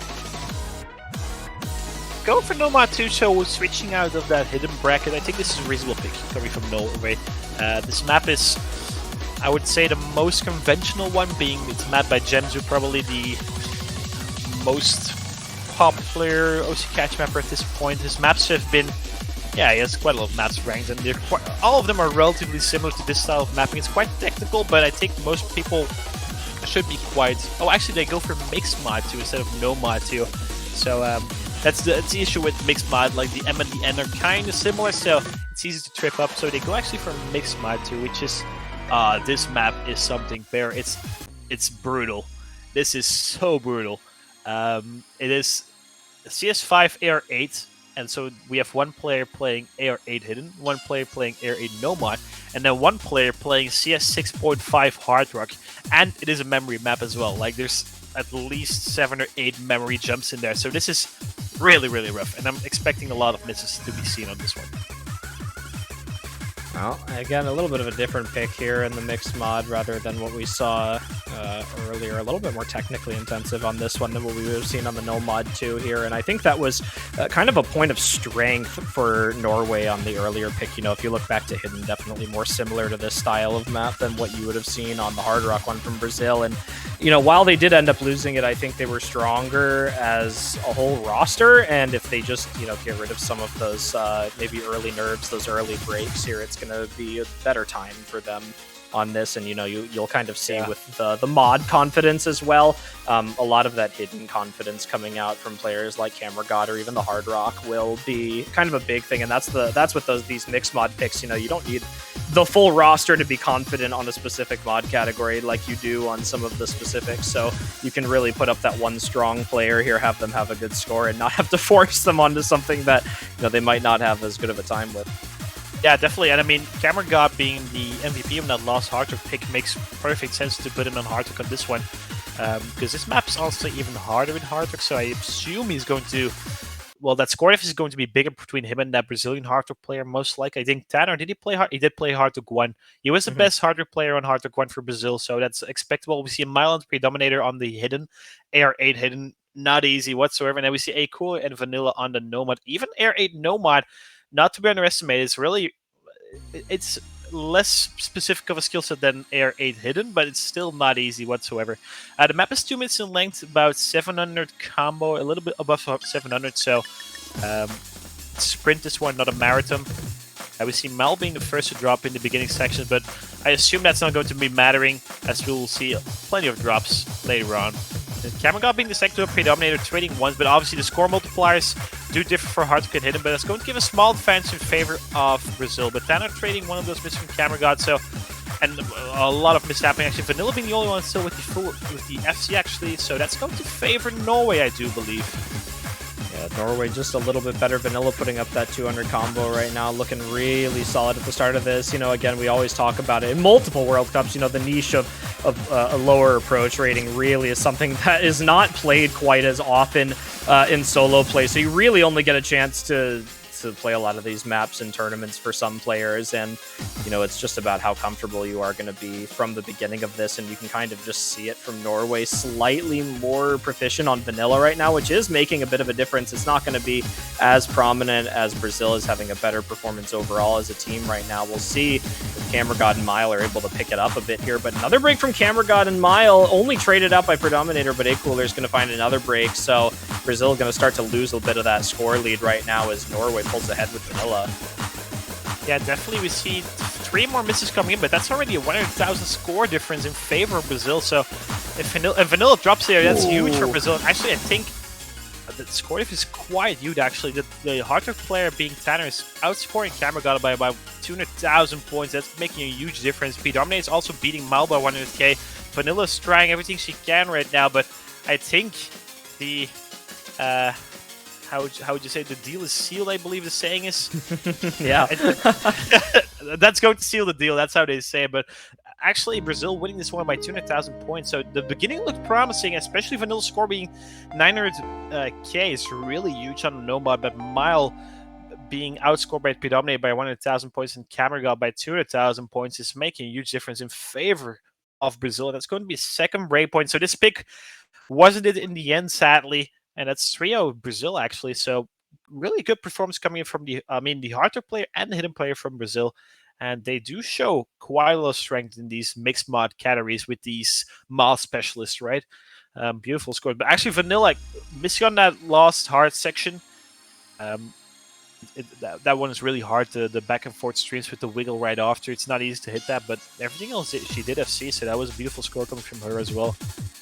Well, good start, but unfortunately not quite enough. You get into these later stages here, and I think the quarterfinals is an interesting stage because it most closely reflects what we've seen through qualifiers performance. And given Brazil just overall a little bit more consistent, they have a little bit more versatility within their roster thus far in the match, and I think being able to switch out more of these players shows that they have a more consistent roster for a lot of these picks. And right now, that's really showing through. Norway maybe one or two consistent players, really high scoring on some of these picks, but the difference is really, really made by versatility of the roster in these later stages. And right now, Brazil is definitely the champion of that category, and they're going to try and keep that up. Yeah, if they can confirm this breakpoint again, so looking at a 4 scoreline, then that is a huge buffer. And I'm not sure if Norway can come back from that, but obviously they first have to pick, and we'll see after that. Double time is still open. So Air 9 double time, Air 8.8 double time still open. Nomad also still open. So, and we see Nomad 1 getting picked. I find this a really interesting pick. I think this could be a mistake on the Brazilian side, underestimating Norway's Nomad performance, because Vanilla, she outscores a cooler by about 130,000 points. That's a lot. Although this map is quite different. This is a 3 minutes 30 in length, Air 9.3. Consistency-based map, but it's kind of rough on the spacing in my opinion, so easy to trip up on it.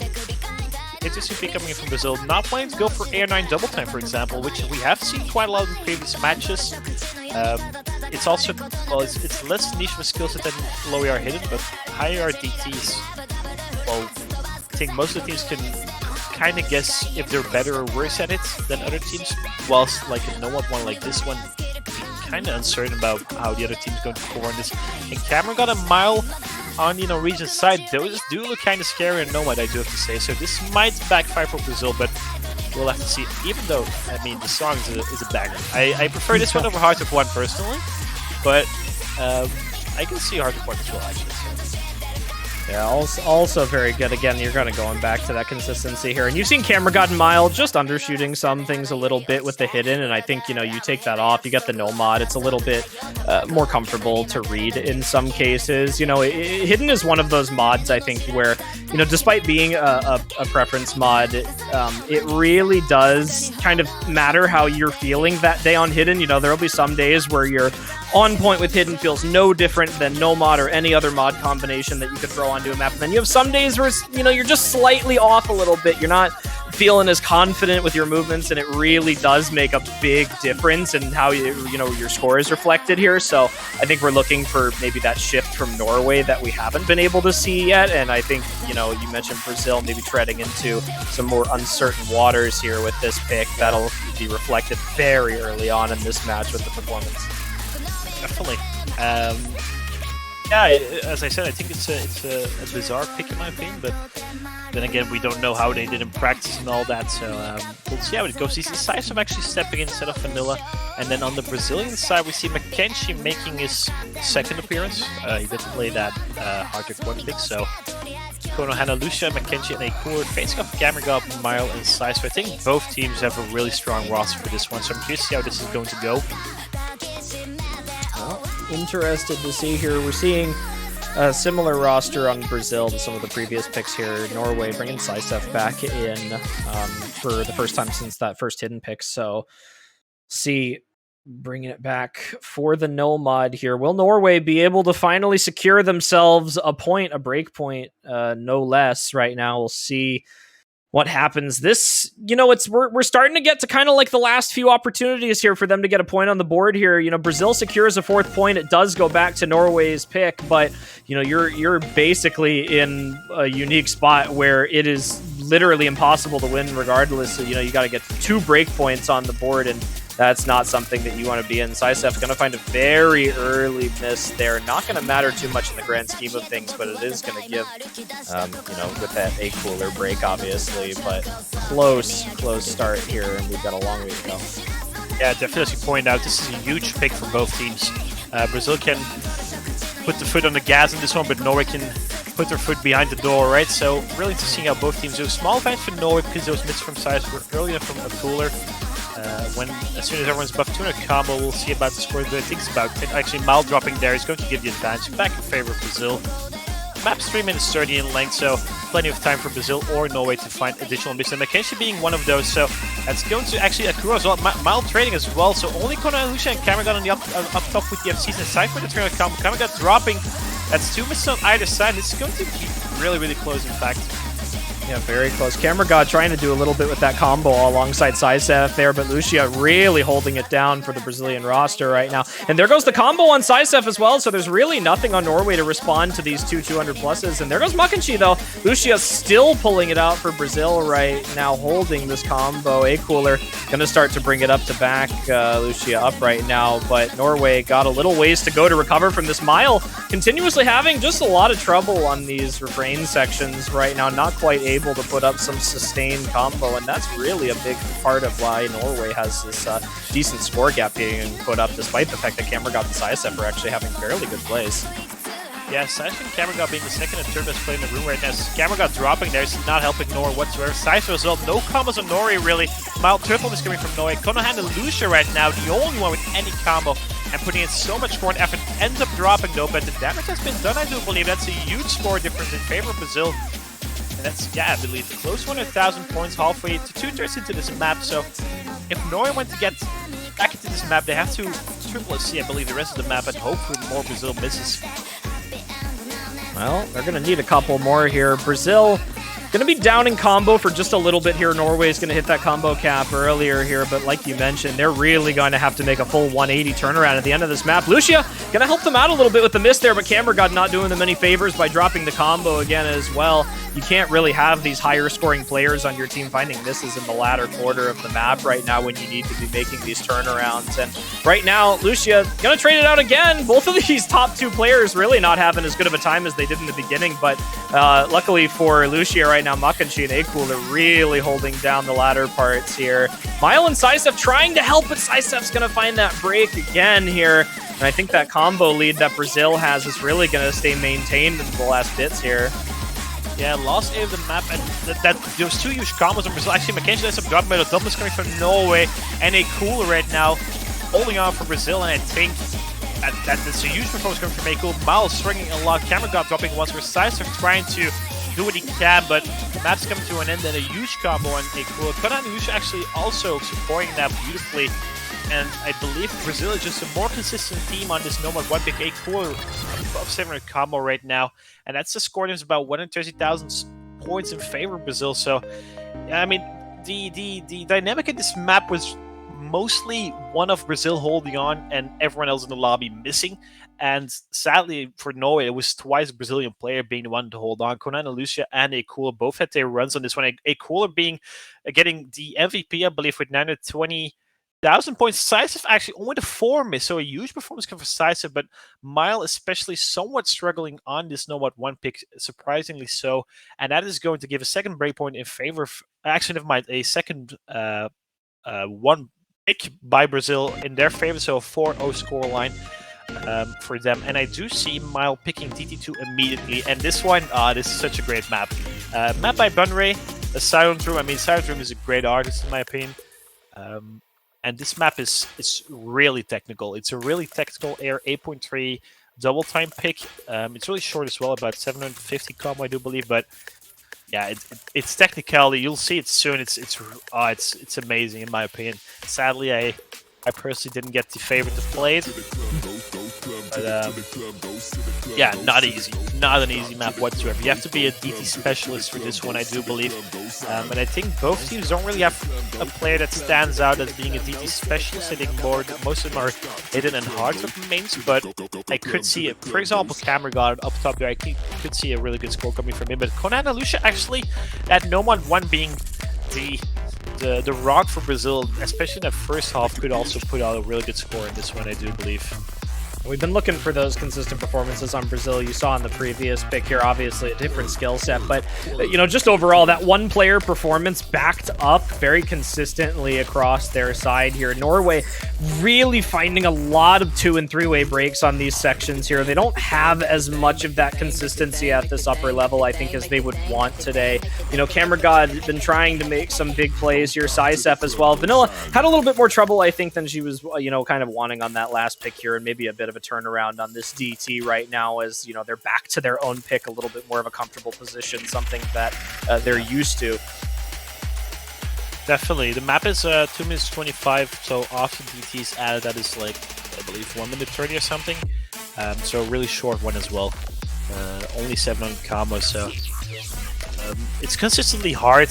There's like this middle section where there's low density but quite spaced out, and that's personally my biggest weakness, I would say. Like it's the hardest parts in my opinion, but I can see people miss pretty much everywhere on this one as well. We see McKinsey coming back in, Tanar and Conan and Lucia, so I believe that is only a cooler stepping out for this double time. On the other side, we see Vanilla coming in from Mile. Sisef, after this really good Nomad 1 performance, coming back in for DT2, and then Cameragod being the god for Norway, the highest ranked player, so he's going to stay in for, I believe, every single map. Oh, 600k incoming, or is that 800k? That is not looking good for the Brazilian. I'm curious to see how these teams are going to perform on this. Well, based on Lucia's previous performance, the 800k might be a bit of an undershot, just doubting themselves on the ability to play this map, which I guess if you've got a technically intensive pick like this, especially on DT, it really does cause some uncertainties here, but maybe, if you expect failure and you do better, it feels a hell of a lot better than all right, I couldn't tell if that was Bancho not connecting at their beginning or if everybody on Brazil was not ready for the start of this map. Oh, I think they just weren't ready. We see a bunch of miss coming. Actually, Sice being the only one to full combo. Actually, McKinsey as well. So 2 full combos on the board, but small advantage in favor of Norway. Hey, yeah, look at this map. It's so really technical. And, it's a beautiful map, actually. Vanilla dropping, McKinsey trading immediately. Triple miss coming from Brazil. And actually, Cameragod and Sisef right now. This pick is really good for Norway in the beginning stages of this map. Vanilla dropping once more, but Brazil's not able to hold on to any combo, actually. So early advantage in Norway. Sisef is dropping, but Cameragod the only one above 200 combo, and Brazil especially struggling. This is already a 200,000 score difference in favor of Norway. Ooh, Cameragod is bringing it home right now. Cameragod, this man is in the league of his own right now. Beautiful performance. So precise, so prepared for these patterns here. Really, nothing off guard here. That hidden as well, just exceptional reading ability on these as well. He's absolutely unwavering. Finally finds a break in the latter half of the map here, but not before a significant amount of damage done against the Brazilian team. They're going to find another double break. Thanar putting up some combo right now. Absolutely means nothing, though. That massive score gap created by Norway at the beginning of this pick. Yeah, this is actually kind of a massacre in my opinion. Norway completely outperformed Brazil in double time, and I do believe these first 2 picks from Norway should have just come from the double time pool. They found Brazil's weakness, I do believe, and that's a close to over 250,000 score difference. So beautiful performance, especially Cameragod. 2 misses, 5 misses on Tanner, not too bad, but Sisef even outscoring Tanner. Vanilla somewhat struggling, but then McKenzie struggling even harder, and that's Norway on the board finally. But I hope it is not too late.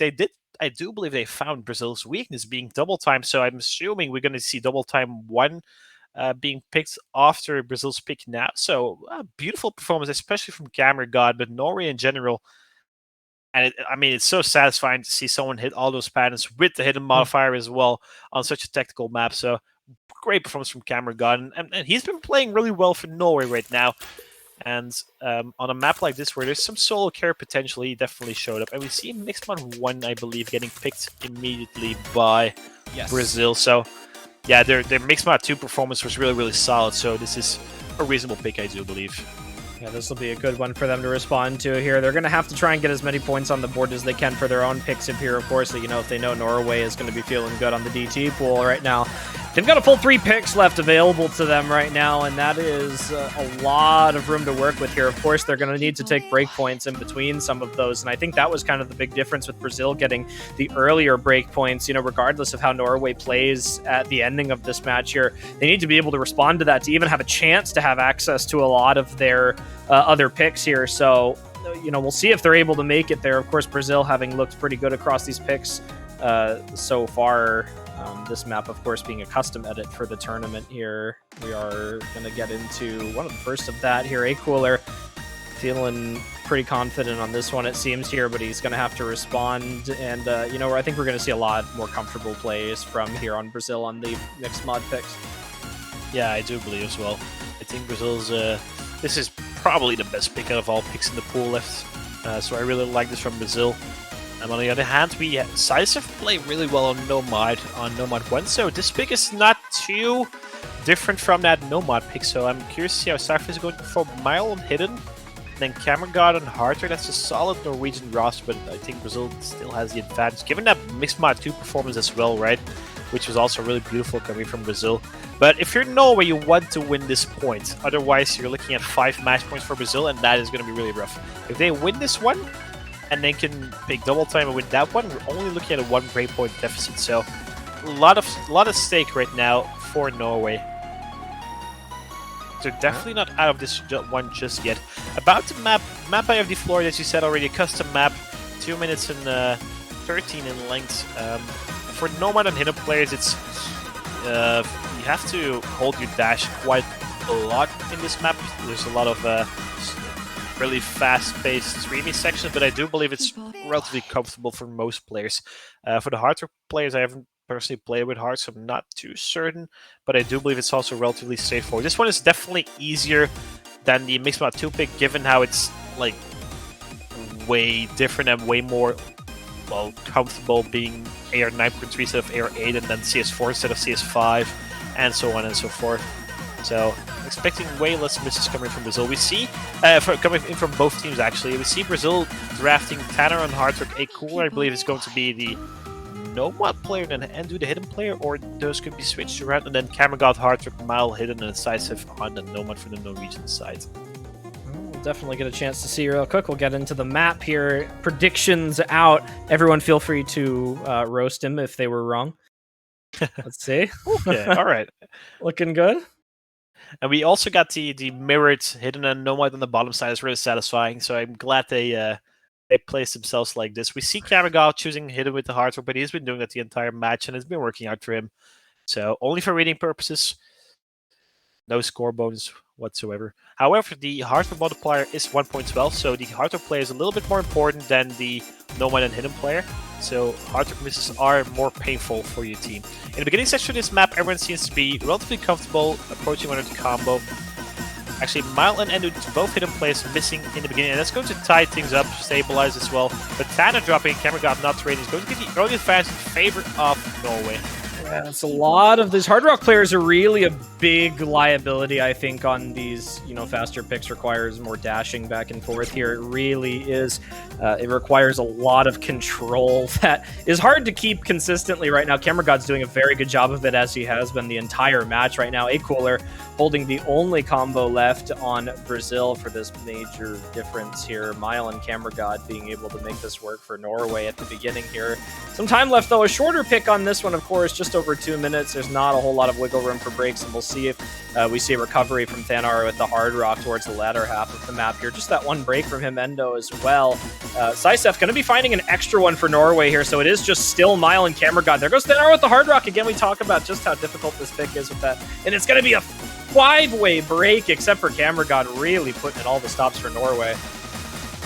Yeah, once again, this is Camera God show right now. Camera God has put his foot on the gas, and that's going to give a really good buffer for Norway, actually. But we see a double miss coming from them, and only one trade coming from Endu. So I think they're still in favor right now, but Brazil's coming closer and closer. But we see a double miss coming from both hard to play, so that's going to stabilize. Actually, Gamma God dropping once more is going to give you advantage for Brazil, but Endo dropping as well. But Mile only a slice for Tana right now, but Tana being the hard to play. There's so many misses happening in this ending section. Brazil still in front. Gamma God, size of Mile, triple miss coming from Norway, and Tana being 200 combo in this ending section is giving Brazil a slight buffer, but they're definitely not over the line just yet. Gamma God dropping once more is just favoring Brazil right now. Thanar does find a break. It's going to be close into the ending here. This would be a big break point for Norway as Thanar continues to find breaks, but I don't know if there's going to be enough time. Norway with A-Cooler holding that combo into the ending and all the breaks. That's going to be it into the end. Brazil just barely grabbing that one. Okay. I think Endo might have failed. Did he fail the ending? Given he had no fail on, actually. So we might have to look into this. I believe they did win the pick. I believe based on scores towards the ending, Brazil had the lead before he failed at the ending. Yes, Brazil won that pick by a little over 100,000, 120-ish thousand almost. Yeah. Yeah, I think Brazil did win this one, but that is interesting. I was not expecting a fail there, but either way, we see the Nomad and Hidden player on the Norwegian side struggling a little bit more than I anticipated. That's going to give the advantage to Brazil on that pick, and that's going to be 5-1 scoreline. That's not pretty for Norway. Huge task ahead of them. It's not impossible. It has happened before, but it's not the route you want to take when you want to win a match, being 5-1 down in the best of 11. People quiet. Well, curious to see if they do end up going for that double time, right? I think both of us can agree that double time seems their best bet by far. Definitely. It's their, technically they're one of their last possible chances to get a point up on the board here before Brazil goes back to their next pick. Obviously, being on match point gives them a very advantageous position going into these last couple of maps potentially here. They've been doing a really, really solid job of taking their own picks. And just like you said, Norway going to go right back in for DT1 right here, looking much better on the speed. And I think that, they're going to have a chance to at least grab this map based on what we've seen thus far. Brazil going to be looking to maybe make a recovery from that earlier DT pick, although they were certainly outclassed by Norway from what it seemed. Definitely. This map is a lot different from DT2, being the fact that this one is not technical. The patterns are really straightforward, but the big factor is Air 9, right? That famous Air 9, how would you say it, skill, Air 9 being like a really different skill set, being because of the AR being so high. In comparison to, like, I believe last week was Air 8.5, the highest AR in the DT pool, so definitely a step upwards in this pool. And this is the first Air 9 DT we'll be seeing in the tournament, being in the quarterfinals, which is also something new for CWC. Last year's those were most of the time the semifinals or finals even so. But the map itself is relatively easy, being the fact that the patterns are straightforward, there's no memory in them. But the huge factor, as I said already, Air 9 DT, and if you play this with nerves, it's really difficult in my opinion, because it's so fast, and if you're nervous, you tend to overdash or underdash just a little bit, and that can ruin your entire experience in this one. So I'm really curious to see how both teams are going to perform on this. But Brazil's not out of this one just yet, given how this is completely different to DT2, but I think Norway does feel relatively confident on double time. Well, we'll see if they're able to maintain that, especially with that higher approach rating on the DT1 pick right here. Again, just overall more comfortable as a team on Norway. It wasn't even just the difference of one player necessarily, just the entire performance making the difference. We're going to have to see a big switch. Again, one of the longer maps in the pool with the DT1 here. It stays, a little bit less given the DT added on, but we are looking just for a little bit of more consistency. And when you throw in the approach rating there for a lot of players, that does become a big ask. Norway once again opting in for more of the hiddens here. You see a lot of players actually opting for that on the higher approach rating picks. It really does help a lot with reading for most. Definitely. You see Cameron and Vanilla being choosing hidden with the double. Vanilla being the first to drop, so early fans from Brazil, and they do seem way more confident on this one than the previous DT pick, given how all of them are approaching 200 common, I believe. Like, two of them didn't even get to the common last pick. But Mackenzie trades up this for Vanilla, and that's going to give an early defensive favor for Norway as soon as everyone's above 200, because Vanilla's missed a little bit early, but a triple miss, actually. 2 on the Norwegian side, 1 on the Brazilian side. Cornel, Lucia, and Tanner versus Cameron right now. That's Brazil. Well, Then are looking pretty good on this, actually. The best in the lobby right now by just a little bit. Moving more confidently through this here. Cameragod doing what he's been doing the entire match here, trying to put the Norwegian team on his back for just a little bit longer during this match right now. As long as Lucia and Thanar hold, though, he's going to have a difficult time making that work. We'll see what happens as we start to approach the halfway point of the map right now. But overall, Brazil, they're making that shift that we said they needed to have from that earlier DT pick right now. Just a lot more comfortable on this style. You're less technically intensive and more on that consistency there. It's going to be another 2 breaks from the Norwegian team here, and now we're going to start to get into a bad spot. Brazil does trade a breakout with Makanchi and Saisef, but right now, Thanar and Lucia are going to make all the difference in the world for the Brazilian team. And definitely 2 FCs versus 1. And let's keep in mind, this is Norwegian tournament live on the line, right? This is Brazil's match point and lose break. That ends up dropping, though. That's huge for Norway, but Vanilla trades Cameragod versus Conan and Lucia right now. But that score is already 150,000 points. A huge buffer in favor of Brazil. And I think they need an absolute meltdown if they want to give this away. Quarter left. Conan and Lucia still with the FC. Cameragod as well. Both in on 99.74 accuracy. Conan and Lucia dropping, though. That's going to give you some leeway for Norway. They have 2 couples above 200, but they need Vanilla to get above 200 as well. But they need more misses coming from Brazil. But that's a double miss coming from Brazil, only 1 by Norway, so that's advantage Norway. Cameragod still with the FC, actually. Huge performance coming from Cameragod. 100,000 score difference, they need more. But there is a chance for Norway. 1 quarter left, actually. Got it. Saisef needs to hold this combo as well as Cameragod right here. They need both to stick into this. Vanilla putting up a big combo here right now would actually help them even more. Saisef does break the combo, though. That's going to make it so much more difficult for Norway right now. There's a double break on the side. Oh, it's a 3-way break, actually, on the side of Brazil. Cameragod is just barely going to try and get this into the ending. There might be enough. There might be some time. The match come to an end, actually. That's 20,000 points. They need 1 more miss, I do believe. And there's a spinner at the end, but I don't think this is actually... This got really cool. Beautiful FC coming from Cameragod, though. Beautiful FC, but sadly, that's only 23,000 score difference, so not a huge score difference whatsoever. But Brazil ends up taking that 6 point. Yeah, I mean, Cameragod, huge performance coming from him in this map, but also in this match. So definitely, like, the rock for Norway right now. But sadly, I do believe that this is going to be GG, right? Yeah. Unless I'm mistaken. I think it's going to be 6-1 in favor of Brazil. That is it. Yeah, I think description might be... Yeah. Yeah, that is going to be GG indeed, yeah. But either way, I mean, there were... I mean, that first pick being 50 points difference, that last pick being 23,000 points difference, there was possibilities for Norway, but sadly, just not consistent enough, I do believe.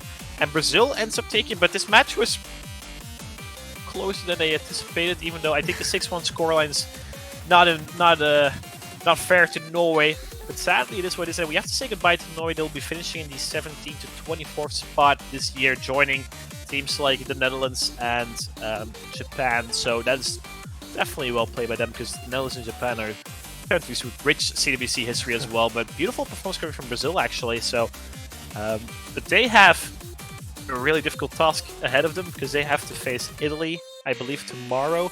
And Italy being a top 3 favorite candidate for a lot of people, that is not the matchup you'd like, being Brazil. But they did show some strength on the mixed mod bracket. I think they did beat Italy's score on mixed mod 2, for example. So there are possibilities for Brazil, but they're looking at a complete juggernaut as their opponent tomorrow.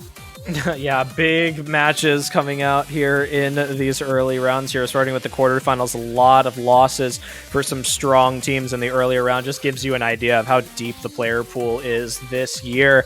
Of course, that is going to be continuing, actually. We're going to have our first secondary match of the losers bracket coming up right after this. Of course, Russia versus Poland, the 11th seed versus the 19th seeded. Both of these teams advancing from their first matches. We were just mentioning Poland advancing, defeating the Netherlands 6-1, and Russia defeating Japan 6-0 just earlier today. Both of them looking very, very strong through those first matches. I think we're going to hope to see some close matchups between these two very strong teams in the losers bracket already. Yeah, definitely. And this is a match for finishing the top 12, I do believe. The loser of this match finishes between 12 and 16. So, I mean, both of these teams are really, really strong. Poland they kind of played bad on the qualifiers, they did some set, but they're a really, really strong team. Being 96, seed 19 is definitely not what they actually are. Russia being seed 11, but the issue with Russia right now is they're lacking their captain. Their captain has PC issues and all that kind of stuff. So I'm not sure which team is favored in that match, but I do believe that's going to be a really, really close matchup. And, well, yeah, that's already 2 minutes, so that's perfect timing for Brazil and Norway to end, in fact. Yeah, good timing on that one here. You know, you got, hopefully for Russia's sake, even with some technical issues here, that doesn't make a massive difference in their performance in this match here. Of course, we mentioned they looked really, really solid against Japan, unwavering in their performance here. Being the higher seeded team going into this matchup against Poland as well, definitely looking, pretty good for them here, although I think Poland is going to maybe give them a little bit more trouble than they're looking for here. We are going to, let's see what happens. Yeah, both teams only playing 6 and 7 maps in their previous matches, so not a lot of information, not a lot of intel for both teams, so I do believe this one's going to be really close. Looking back on Brazil-Norway, once again, I want to congratulate Brazil on making it in the top 16. I think that's definitely their goal for this year, but as we can see on the bottom right there, Brazil-Italy tomorrow at 17 UTC, that is a huge loss for Brazil. Norway finishing in the top 24, I think that's also something they anticipate. I think they qualified 22nd, you said earlier on the stream, so that is, well, about where they belong. But we already said goodbye to 6 teams, and this match is going to be the 7th, and then some winner bracket matches are coming up as well tomorrow, which are also going to be straight up fire. Yeah, that is going to be some absolutely ridiculous matchups tomorrow. A lot of our, of course, our winners bracket matchups all happening tomorrow. So that's really a big day for matches here. This one, obviously, the last of the day, unfortunately, will be sad to say goodbye after this, but some very early stuff coming at you. Of course, starting off with that match between South Korea and Mexico, an absolutely huge matchup to start off the day here But before that, of course, we've got our matchup here between Russia and Poland, the potential. The anticipated second round matchup here, finally sending another team home. Going to be one of the teams on your screen right now, of course, between these two. Russia down a player right now. Not looking super good for them, but still a strong team regardless. Yeah, definitely. As I said before, Russia missing Memoriola, probably one of their strongest players, but the captain as well. I'm not sure if he's here. I believe he's not going to be here. On the other side, Poland missing Lekuzeku as well. I believe ranked like top 30 in the world. So both teams missing one of their stars. So this could get really close. But the thing is with Russia's problem, they only have 5 players, missing 1. Only having 4 players for this match. There's not a lot of switching around you can do, right? So that's going to be somewhat rough for Russia, but I'm curious to see how it goes. We see Poland actually banning Hardcore 2. Gonna give you a small recap about that. And Russia banning Hidden Ones, so the same bans as the last match. I think both maps have been banned quite a lot, and we see Russia picking Double Time 2. So you see once again that map that Cameron God went completely ham on being picked, and I'm so happy to see it.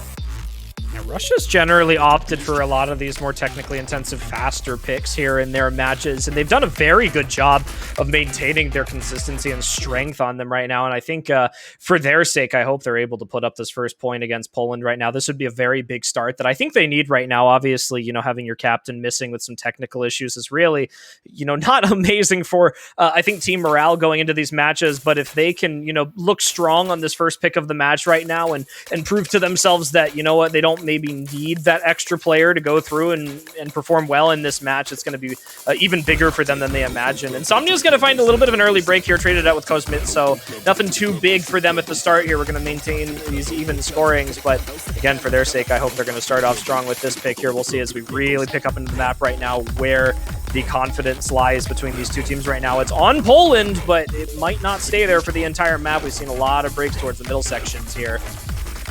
Yeah, Maus and Skyly both being known for their double time, definitely showing up for Poland right now. So early fans for Poland, but the slower section is coming up soon, whereas at this pace of this Cosmic and Nelly trading miss, but that's going to stabilize the score to around 30,000 points. But Insomnia dropping once more. Advantage Poland for this one, still 2 FCs for them. Vafar, all loss FC for Russia dropping as well. And that score is huge already. They need at least 2 or 3 misses coming from.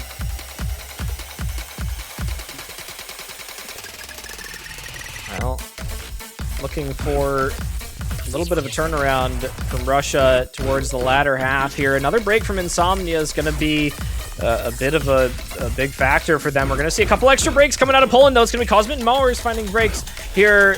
There goes Skalea also with another break. A lot of misses from Poland towards the latter sections of this map right here. Really going to give a heck of a lot of score back to Russia. They're going to have the chance to bring this back with these combos on Nelly and Vafara into the ending, but might not be enough here. They barely held it. That later break on the side of Russia might have actually let that one slip up there, and it is going to end up being the win for Poland there. Just above 70,000 score in the lead for them, and that's going to be a break point to start the match off. Yeah, huge performances coming in from Maus and Skyly. Actually, Cosmic's somewhat struggling, but Insomnia as well.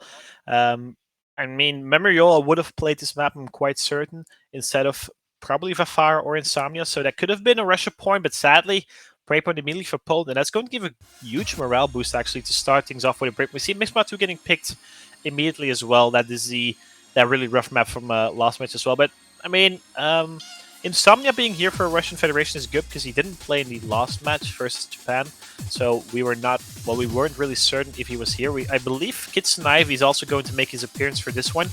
Kitsunavi being the hidden main for Russia, by far the best hidden player in the entire country of Russia. On the other side for Siksik, Mixma2, I'm not sure who's going to be playing hidden for Poland, actually.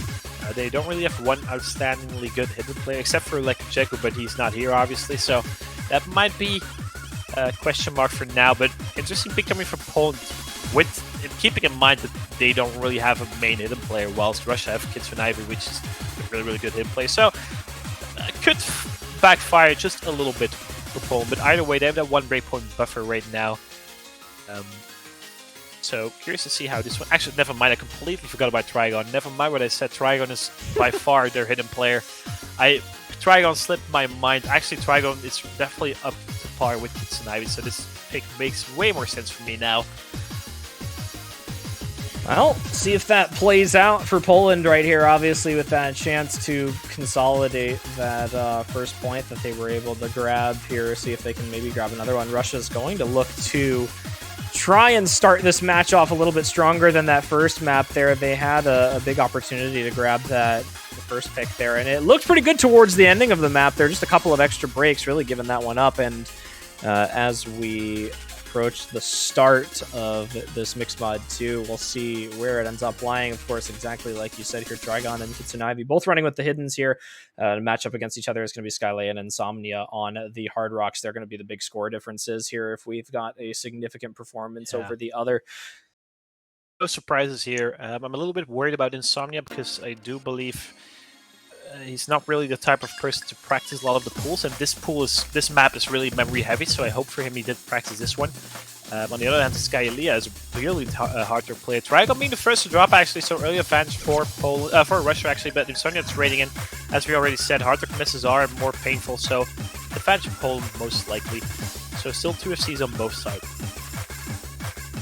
Well, at the start here, nothing too massive for either team. It is just a slight lead for Russia, all things considered, just on those 2 players, the full combos right now. But as Insomnia continues to find a couple breaks, and there's another trade from actually Trigon and Kitsunavi, both at the hidden, going to be finding some breaks right there. So it's Nelly and Skalea right now for the 2 combos. Insomnia, again, just going to be over-dashing on some of these. Really, a couple extra combo breaks that you don't want to be seeing from them. It's going to give Poland a bit of an advantage if Skylea is able to put up a better combo right now. Nelly's the only thing that's holding off imminent doom for Russia right now.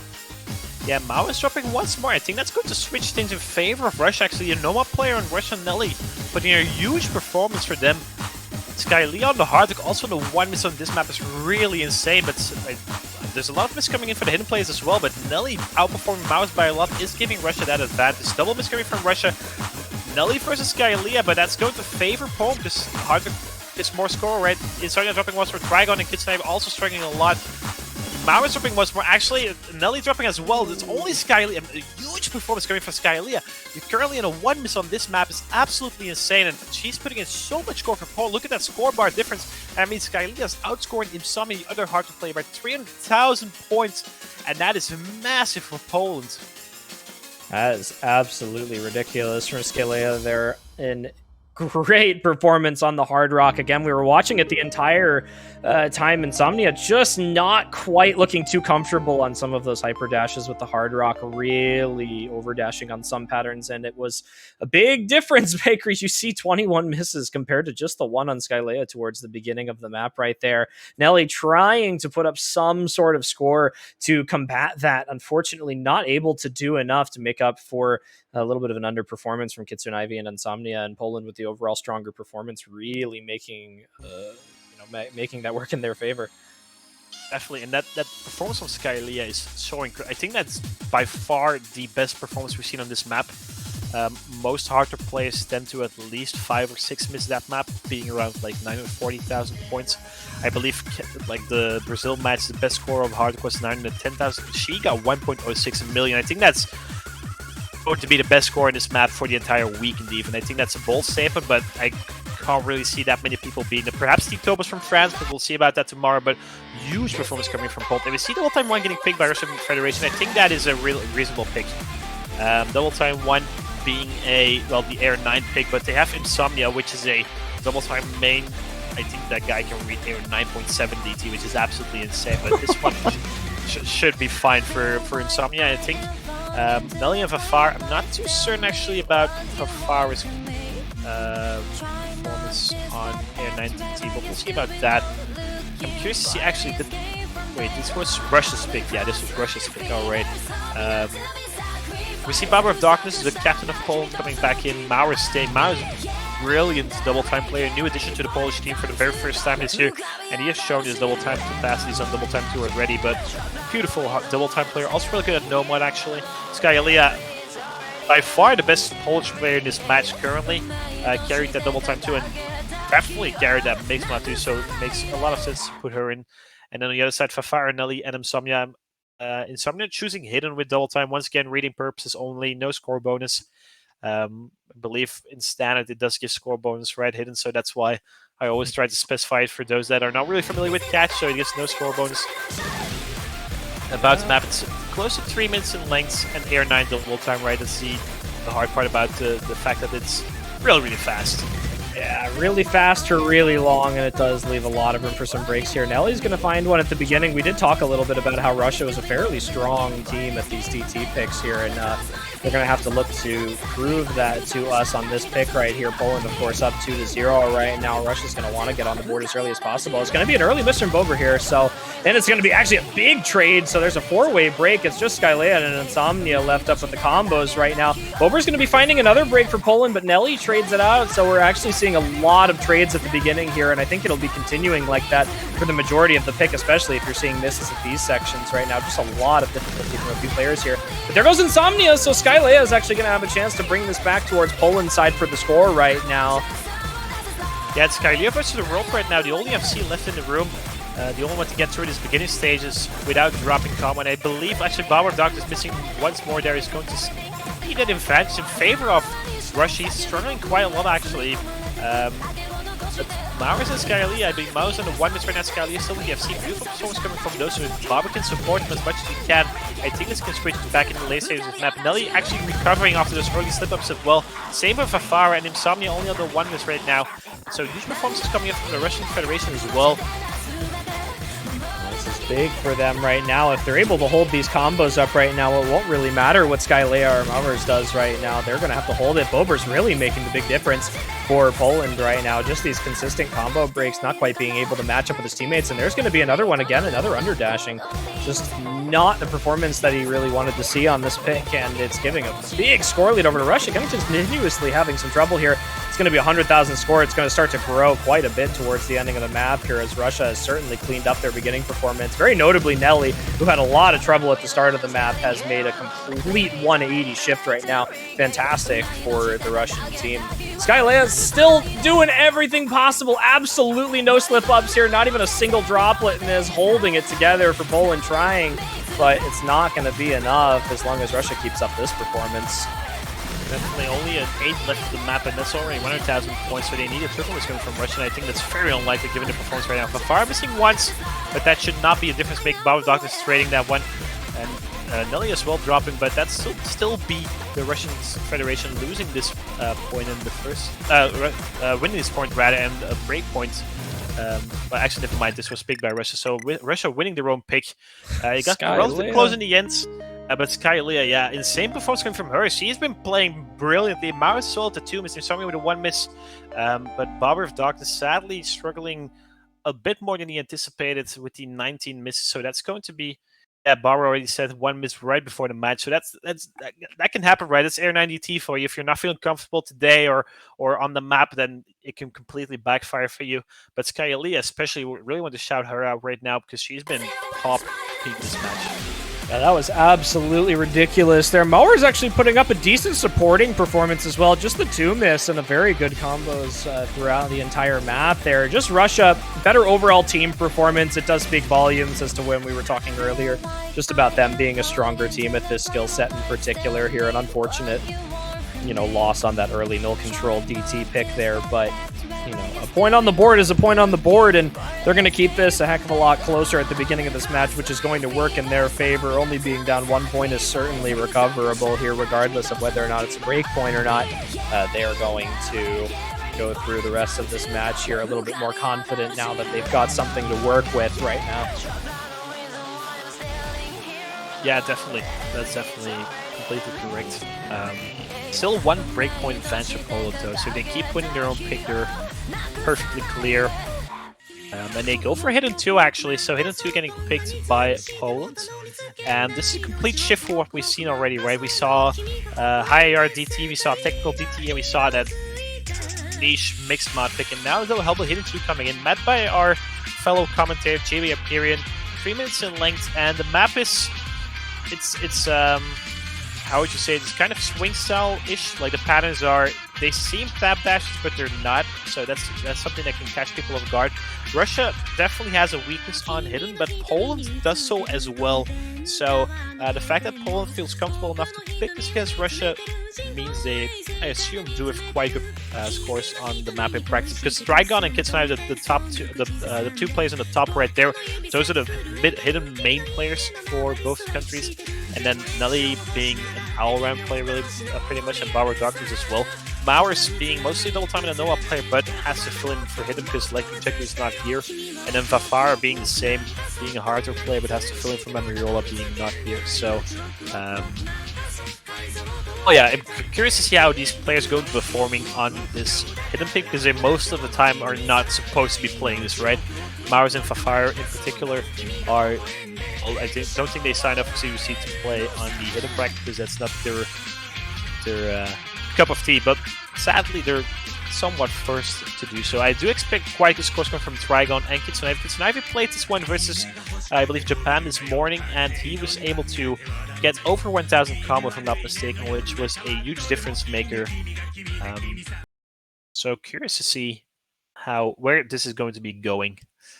Well, Poland being down one of their stronger hidden players, and Russia, of course, being down a player overall, really going to maybe keep this somewhat in the middle for both teams here. Of course, Poland looked a little bit more consistent overall on the hidden earlier on in the match when we saw some of the players, opting in for it. So if they're able to continue that, then this hidden pick will work in their favor the way they want it to right now. But we'll see if they're able to maintain that. Of course, we've seen a lot of back and forth between these two teams early on, and Mauers is going to find that early pick along with Jafara here, and it's going to be, again, just, I mentioned it just before, back and forth towards here. Bober's going to find an early break as well, and Trigon, actually, so that's a full reset for Poland before they even hit that combo cap at the beginning here. Yeah, let's keep in mind this is Poland's pick, so not to start day with 1. Kitsune and Nelly hitting 200 combo, so giving max score for Russia right now, and that's already a 1 miss advantage, I believe, in total, as soon as everyone is bumped back to a combo rate, and that's 40 to 50,000 points in difference, so at least 1 miss in favor of Russia right now. Poland's going to make a bit of a recovery here. They're going to start to put up those combos. Now going to be all three over that cap. They're going to have that shift that they needed to make. There goes Nelly and Vafara as well right there. So double break from Russia is going to be able to give this score back over to Poland now as they have cleaned up from the beginning of the map. All three players looking a lot more confident in their movements right now. Kitsune Ivy trying to do whatever they can for Russia right now. Still holding it down. It's going to be a break from Mars. Yeah, Kitsune Ivy in particular was the MVP for Russia versus Japan, and is showing up right now as well. This is his forte, right? This is his playground. Hidden is definitely what he prefers to play. Nelly dropping once more. That's going to increase the advantage for Poland, being about 30,000 points in difference. So a 1 minute advantage for Poland is really, really close, actually. Trigon and Bubble of Darkness recovering quite nicely after those early slips. So Nelly missing once more is not helping Russia right now. And there's no... Actually, Bubble of Darkness end up trading, though, so that's going to stabilize the score difference at around 50,000, as it was as soon as everyone's buffed to the top. But Nelly drops one more, so both captains actually somewhat struggling on the bottom side. Mowers as well. Vafara not trading, Kitsune not trading. That's going to give an advantage to Russia, and I think they will get in front, and they definitely do as soon as everybody above 200, and they're already in front right now. Vafara Nelly does end up dropping a Trigon as well. Actually, Kitsune, this is once again the Kitsune Ivy show, right? The only one above 900 combo right now, and he's approaching that 4-digit combo just as he was versus Japan, but he ends up dropping there. Complete reset on the board, actually. All 6 players end up dropping. It's really, really close, actually. It's 5,000 points in difference. This is going to be right into the ending here. Vafara is going to find another break, throwing it over towards the Polish side in terms of the scoring. That's going to be pretty big if they're able to hold into the ending here. Poland has looked just a little bit more consistent on this map overall. Vafara continuing to find breaks at the ending here. If we see nothing from Poland, they're going to be able to cinch this one out. There's a miss from Trigon, though. It's going to be so close into the ending. Vafara continues to trade these breaks out, and it's a double break from Poland. That's going to throw it over Russia, but it's another double break from Russia. It's just Nelly to hold it down right now. That's all she's going to be able to do, holding the combo right into the ending. Bober's going to find another miss too. This is going to go over to Russia right at the ending on the back of Nelly's combo. Oh my goodness. 4,000 points in difference. That is beautiful. And that's a break point. That's a break. 2-2 scoreline. This is huge for Russia. This is a completely different dynamic for this match. And beautiful performance coming from Nelly on that last part, and Kitsune Ivy in the beginning as well. And this big kind of backfired for Poland. This is not what they wanted. They wanted to confirm that wanted to confirm that lead with that 3-1, but it's now looking at a 2-2 scoreline. Beautiful performance coming from Russia. And I mean, they're not known for hidden, right? Russia has always been the team that is, well, we pick hidden against them because they kind of are not that good at it, right? So let's pick hidden against Russia. And this is backfire for Poland. And I mean, all 3 of their players above 830,000, but Kitsune Ivy being the huge difference maker with a 900k plus score and 2-2 scoreline. We have a match in our hands, pair. This is a beautiful performance from Kitsune Ivy, and I'm curious to see where Russia wants to take this. 2 double times already been picked, 1 mixed mob, 1 hidden. Hardrock is still left open, and Vafara is a Hardrock main, right? So I think like Nelly and then Insomnia and Vafara, like something like Hardrock 3, that sounds really, really good. No one is also completely untouched right now. So really, this is an interesting point in the match just to see where is Russia going to be taking this. Are they going to stay in that double time or go somewhere else? Really curious to see. Yeah, they actually call a timeout. Ooh, so immediate timeout. Okay, you know what? I can respect it. You're Russia. You know, you just picked up a very unexpected point from Poland on a break point. You really want to figure out where you're going to take the rest of this match. Now, I think this is going to be, you know, kind of like the turning point in the match right now. If you're able to consolidate a break point that, you know, you were not really thinking was going to be a contested pick, this is an opportunity for Russia to get a big handle on this match right now. So I am very much looking forward to seeing what Russia is going to be able to pull out for the rest of the match here. Of course, you know, we talk a lot about them being down a player, especially being down their captain right now. That's a big figurehead for the team that you're missing. And, you know, confidence off of that is something that not a lot of teams are able to maintain in a lot of cases. So the fact that Russia right now, they're coming into this match, they know exactly what they have to do. They've planned it out. They know what their players are confident in right now. And Poland really, you know, they're not going to have much of a chance to respond to this if Russia's able to lock in where, you know, the direction they want to head is right now. So I'm very excited to see Russia maybe try and take a leading position in this match when it really looks to me like Poland was going to be having a really good day right now. You know, you saw on that previous pick with the hidden map, just the strong solo performance on Kitsune Ivy for Russia really making the difference. Every single player on Poland within a similar margin from each other, as well as Russia. It's really just that star performance. So, we talk about in previous matches, you've got a lot of these teams, a lot of well-matched players. The 3 versus 3 keeps going on, and it's the team performance overall. But when you have both teams coming in on that overall performance there, that star really does start to shine, and there's very few teams that have a star that shines like that consistently. Russia right now, if they're going to be able to keep that up, will be big for them. Poland, though, got a couple players that we're expecting some big performances out of with plenty of maps left. Yeah, definitely. And I believe when Skylia makes her return, right, that's going to be huge for Poland. But she only plays hardcore double time. That's the only limitation, sadly, for Poland, because, well, I mean, she has seed double time 1. I believe she carried double time 2. She played brilliant on that hard rock, so she's definitely been a star for Poland. So if I were the Polish captain, I would definitely go for hardcore double time. Obviously, it's now Russia's pick for after this one, right? Russia, I have no clue where they should go, and they actually go for mixed mod 1. So that is interesting, given the fact that Poland kind of destroyed them on mixed mod 2, but definitely mixed mod 1 makes them do different maps. We already saw it in the last match, so could be a decent pick. Kitsune Ivy, I mean, on the hidden, kind of outperformed the Polish team of hidden players, so they perhaps expect Kitsune Ivy to outperform the Polish hidden player, and then Nelly to somewhat match the Polish Nomad player, and then Insomnia to not lose against Skylia as badly as they did on mixed mod 2. So they did take their time for this pick, so this is well thought of, and this could definitely be the biggest brain thing we have seen all day, or it could backfire. We'll have to see. Let's keep in mind as well, this is a loser bracket match, right? Tournament Live is for both teams on the line right now. We're looking at a best of 7 right now, given how 4 maps have been played, 2 scoreline, best 11, right? So potentially 7 more maps, and it's already quite, well, I believe, it's already, I think, 8:30 or 9:30 in Russia, so and they started playing early on this morning, I believe, at 10 UTC, so that's something to keep in mind as well. They might be a little fatigued or something. Whilst Poland, they played Netherlands at around, I believe, 15 UTC or something, so that's a way more reasonable time, right? That wasn't too long ago. So, do lose that focus a little bit as the day continues on sometimes, and hopefully for Russia's sake they're able to maintain that, especially for that hard rock player on this mixed mod 1 pick here. It's been proven to us time and time again in this match that Kitsune Ivy is just absolutely ready for anything that Hidden has to throw out, but and has been outperforming the equivalent Trigon on Poland right now for the skill set, so that's a big part of Russia's success right now. Nelly has actually been a big performer, as well as Insomnia. You've got these 3 massive faces for the Russian team right now, continuously putting up performances that they need to.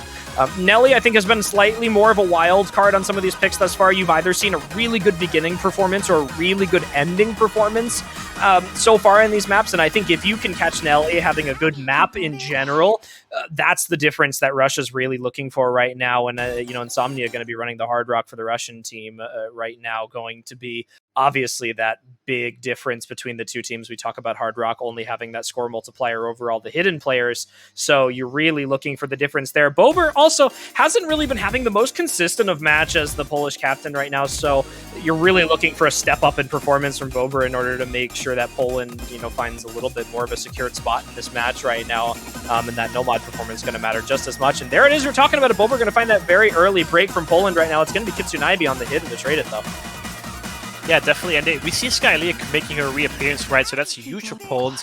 Early advance for them, given how Kitsune Ivy was a little bit later than Bobbers. But this map's about 1,000 combo, if I'm not mistaken, so plenty of room to potentially miss on. But Insomnia feeling a little more comfortable on this one in comparison to the Mixed Mod 2, right? So that's good to see for the Russian Federation. Skylia actually being the first to drop out of the 2 hardcore players, so early advance is going to switch over in favor of Russia, and Skylia dropping is something we haven't seen many times, so this might be a brilliant pick coming in from Russia. We'll have to see how this one evolves. A little harder section coming up with some streams and some back and forth wheels. And Skylia dropping once more, and Insomnia is not trading those misses, so he's putting in so much score for his team. Everyone above 200 come for the Russian side, so they're capitalizing on those misses. Baba dropping, Skylia dropping, doubles coming from Poland actually. Nelly trading ones, but Kitsune Ivy and Insomnia still holding on to combo. And that's already 80,000 score in difference, and it's going to be increasing given how two players are still not above 200 combo for the Polish side. So a huge performance coming in from Insomnia and Kitsunaive for Russia right now. Past halfway point in the map right now. Insomnia looking so confident on this hard rock. This is really a good move from Insomnia from that earlier performance on that mixed mod 2 right now. Kitsunaive looking really good after that initial break right now. Trigon's looking good too on the hidden right now. There's a break from Insomnia, but it's traded out by Bober right now. And it's going to be another break from Bober as well. So Skylea is going to try and put it up. There goes a miss from Trigon as well. And that's just going to increase the score lead that Russia already put up through the beginning of this match right now. Nelly, just with that one miss, going to be recovering from that. And of course, Kitsunaive very early on in the map has been absolutely unwavering since really sticking to that hidden performance. You know, it didn't look quite as confident at the beginning of the map, but definitely secured into the finish here. And Insomnia, you know, just that one miss and a couple droplets for them on the hard rock right now. And that is the shift they need to see. Bober and Trigon finding misses at the ending. Skylea trying to pull it with the hard rock, but that is the performance that Russia wanted. And that is going to be the 1 point lead for them now. They have been able to consolidate that break point that they got prior to this, and this is going to be the position that they really, really want to be able to secure in this match right now. Poland is going to have to respond early. Yeah, definitely. And this is the first time in this match as Russia's leading, actually. So they were looking at a 2-0 deficit, and they won 3 maps on the spin, and that's a 3-2 scoring for Russia. All players outscoring their counterparts, right? Insomnia outscoring Skylea, Kitsunaive outscoring Trigon. Actually, never mind. That's a 1,000 score difference in favor of Trigon. My apologies. But then again, matching Trigon and then Nelly definitely outscoring Barbara Dogs by quite a lot. So great pick coming from Russia, and they... Well, the timeout was definitely in place because they thought about it, they big brained it, and they picked it, and it was a great pick. And we see Nomad 3 getting picked immediately by Poland. First Nomad pick to be seen, and this one is, it's 4 minutes and 20 length to convert. The map is, I would say, it's a consistency tester on the convert bracket, right? But first Nomad getting picked by Poland. And curious to see how both teams are going to be falling on Nomad. I believe Kitsunaive and Nelly are going to be staying in, but I'm not sure if Insomnia is actually going to be staying in, given how Insomnia is mostly a speed player, right? I already told you earlier on that he's able, I believe, to reach air 9.7 DT or something. So most of those players are not really comfortable on air 9.3 or 9.5 Nomads. But it does seem that he is going to be staying in, so I might be completely wrong on that. On the other side, Skylea as well, staying in for Nomad, so both speed players actually staying in, which is interesting. Cosmic making his reappearance, I believe. I think he played the very first map, the double time 2, and then Mauers as well coming back in. So Bobber sitting on the bench together with Trigon right now. Well, maybe a good switch for Poland right here. You know, Bobber hasn't been having the worst match possible, but definitely hasn't been putting up the massive plays I think that Poland has been needing to see out of that third player for the maps thus far. So, you know, if they're able to make that switch on Cosmic right now, then that's definitely the direction that they're going to want to take, especially, of course, with that consolidated breakpoint we mentioned. You know, they're really going to want to be able to respond with their own pick right now.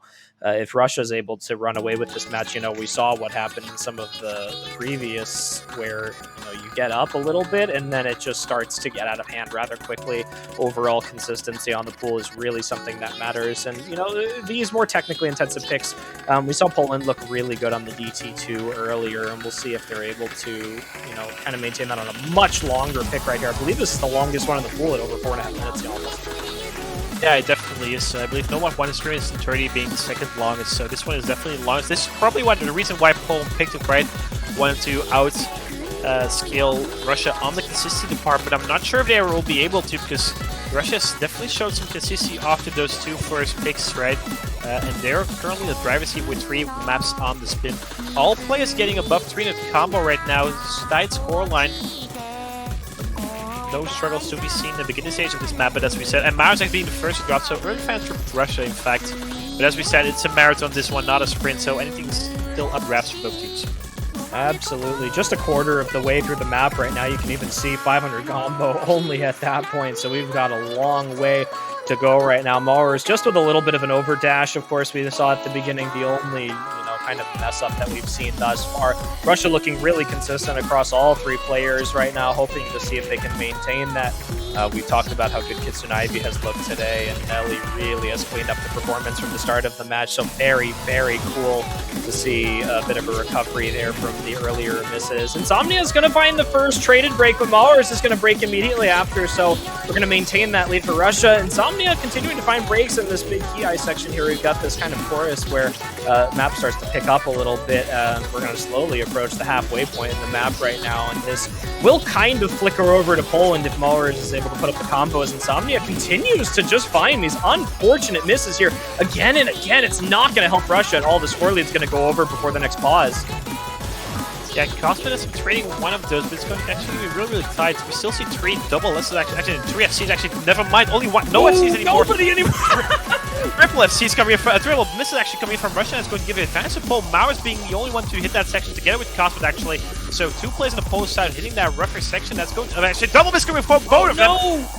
That is going to switch right back in favor of Russia. So really unfortunate misses coming from Mowers and Cosmin. But for me, actually, Kitsune Ivy versus Mowers, Kitsune Ivy's combo is a little bit higher, so that's a slight score advantage in favor of Russia, at least combo advantage. Now the score, it's really, really tight, actually, going into the last turn of this map. And those were really exciting misses to be seen on both sides. Kitsune Ivy once again stepping up for Russia, being that really consistent nomad and hidden player, right? And Mowers missing in the slow section is not helping Poland right now, so once again, tiny advantage for Russia, but it's only 1 miss separating these 2 teams on a 4-minute 30th map, so that's insane right now. This is going to be a big one for Russia here again. Another breakpoint would be significant for the, I think, morale and overall momentum of Poland right now. Cosmit's going to find another break into the ending. They really cannot be having those. Mowers did a good job of recovering from that earlier break. He's going to see if he can recover from this one right now. Skylea going to try and make something work for Poland as we go into the last pause of this map before the ending section. We're at a quarter way left in the map here. It is just barely 40,000 score in the lead for Russia right now, which is not enough to secure them in their position right now. But Kitsune Ivy is going to try and do everything they can alongside Nelly and Insomnia, 3-way holding these 200 plus combos right now. That break from Cosmit's going to make a big difference if it's not traded. And there goes Nelly towards the ending. It's going to be close, but Skylea is going to trade off that break as well. So it's Kitsune Ivy and Insomnia to really continue and maintain the control over this pick into the finish here. Skylea is going to find another break. Kitsune Ivy will trade it, but as long as Insomnia holds this together right now, it's not going to go back fast enough. Mauer is going to break at the ending as well. It's just Cosmic Nelly's going to put up that 200 combo here towards the ending, and I think that's going to be all she wrote for this pick right here. Last couple ending sections, really not too much to slip up on as we come into the close here, unless there's some massive nerves right now as we get into these last couple of sliders, and that, I think, is going to be it. Russia just barely going to take it, but they are going to grab the break point against Poland, and that's a big, big one for Russia there. Yeah, definitely. Russian team actually consistently stepping up. All 3 of their players had their time to shine on this pick, right?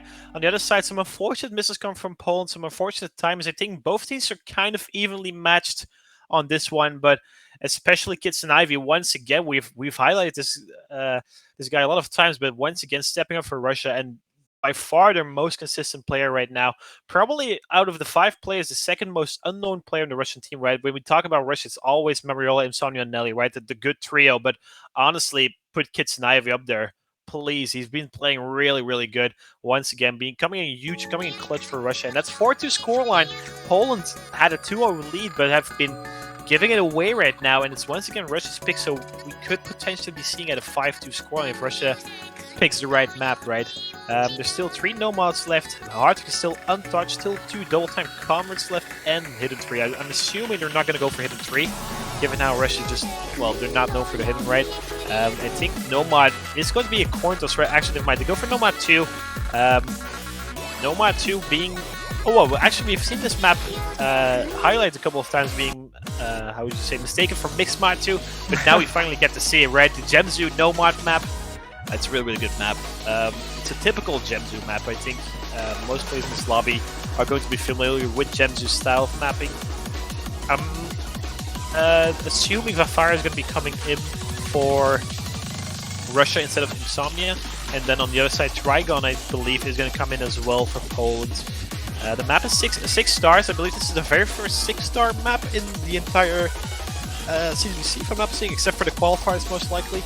And well, yeah, it's just a technical no mod. But the thing is with the current catch mapping meta is that most of the newly ranked 6-7 stars are these types of maps. So all these players that are on the higher end of the rankings, right? I believe all players in this lobby are at least top 300, top 200. They're really familiar with these maps. They play them on a daily or weekly basis. So I'm assuming, I'm assuming not a lot of misses to be seen on either side. Insomnia actually staying in rather than Fafara coming in, but on the other side, I do believe Trigon is going to, waiting for Trigon as the captain of Poland already said in the chat. So Skylea staying once again in for Nomad, not known for their Nomad skill, but definitely on that Nomad 3 that's consisting basically. They only got 4 misses, so makes perfect sense to keep them in for this one as well. But let's keep in mind, this is a crucial point for Poland. Losing this one and you have 4 match points for Russia. Winning this one and you make sure Russia is not able to confirm their breakpoint. So a lot at stake for Poland for this one, and this can completely change the dynamic of this match depending on the way it goes. Well, we'll see how this one goes. Trigon's finally going to be making the appearance in the lobby here for Poland. We'll see if they're able to turn this one around. Right now, of course, you know, having that break point down right now, they're really, really not going to be looking too good if they let another one slip up. Obviously, the big difference in these matches, you know, best of 11, you've got slightly more wiggle room than you do in the best of 9s, and then not quite as much as you get in the finals and grand finals weekends when you ramp it up to best of 13. But you still don't want to run down, especially at match point. You know, it matters a little bit less when it's, you know, in the earlier half of the match. But once you start to get to these later picks here, and, you know, when you take into account the switch that Russia has made from their performance early on in the match till now, really is frightening if you're the Polish team to see how they've made this big recovery. And, you know, Russia, with an equal performance in their match before this to what Poland put up against their first opponent, really was scary, especially even missing the player. Bober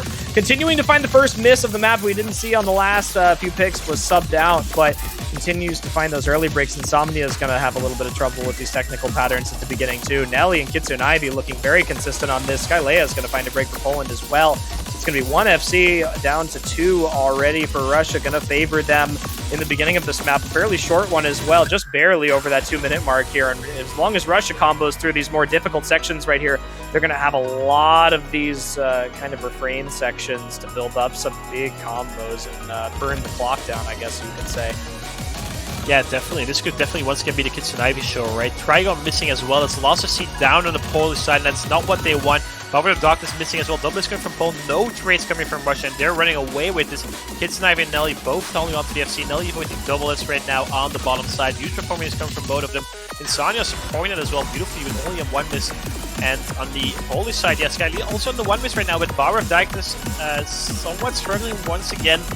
And that's going to be a huge difference maker for Russia. But 2 FCs versus none is doing so much for them, and that score is already 100,000 points. And only a turret left in this map, so not a lot of time left for Poland. They need Kitsune Ivy or Nelly to drop it. Skyly being the one to drop is not going to help them. And I mean, Kitsune Ivy and Nelly are so consistent, right? That's absolutely insane. Approaching the 4-digit combo mark. Map's about 1,300 combo. Insomnia dropping, though. That's the start for Poland, but they need more. And Insomnia, Bora dropping, trading that one. And Kitsune Ivy and Nelly, you guys are being hard. It's absolutely insane right now. Nelly is toasting this map. Oh my goodness. Kitsune Ivy just with that one droplet miss right there. We're going to go into a spinner before the last section right now. There's really not much that Poland is ever going to be able to do about this. It's far too late now. This pick is already secured in Russia's favor. It's really just a matter of how Nelly and Kitsune Ivy finish this map out. Insomnia is going to find a couple more breaks towards the ending. Still a very respectable score into the ending here, but oh my goodness, Nelly and Kitsune Ivy.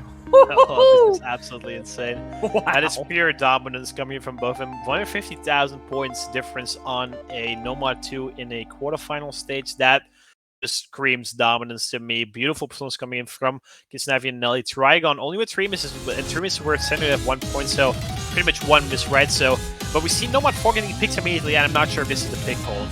I'm not sure this is the pick. You guys lost on Nomad 3, you guys lost on Nomad 2. It's Nomad 4. It is a more difficult map. Nomad 4 is more technical combat, right? Most of the times the one combat is quite long and a little easier, and the other one is a little more technical, a little harder. Well, this is the case with this one as well. Only 1 minute 50 in length, but we gotta keep in mind, right? That's 4 match points for Russia, and you're gonna pick the hardest Nomad map. I'm not too certain, Poland, but obviously you do you. This might be the biggest big brain once again we've seen. But I'm a little scared for Poland right now. This is a tournament live on the line as well. I keep forgetting that as well. It's a loser bracket match. The loser of this match finishes between 12th and 16th, actually 13th and 16th this year's CWC. And all players staying in actually, so immediately getting started. Insonic is Knife and Nully, and then versus Barber of Darkness, Dragon, and Skylia. If one individual is able to see this map, which I don't think we've seen this weekend just yet, and I don't think it's quite possible either because of the difficulty of this map, that would be huge for either team.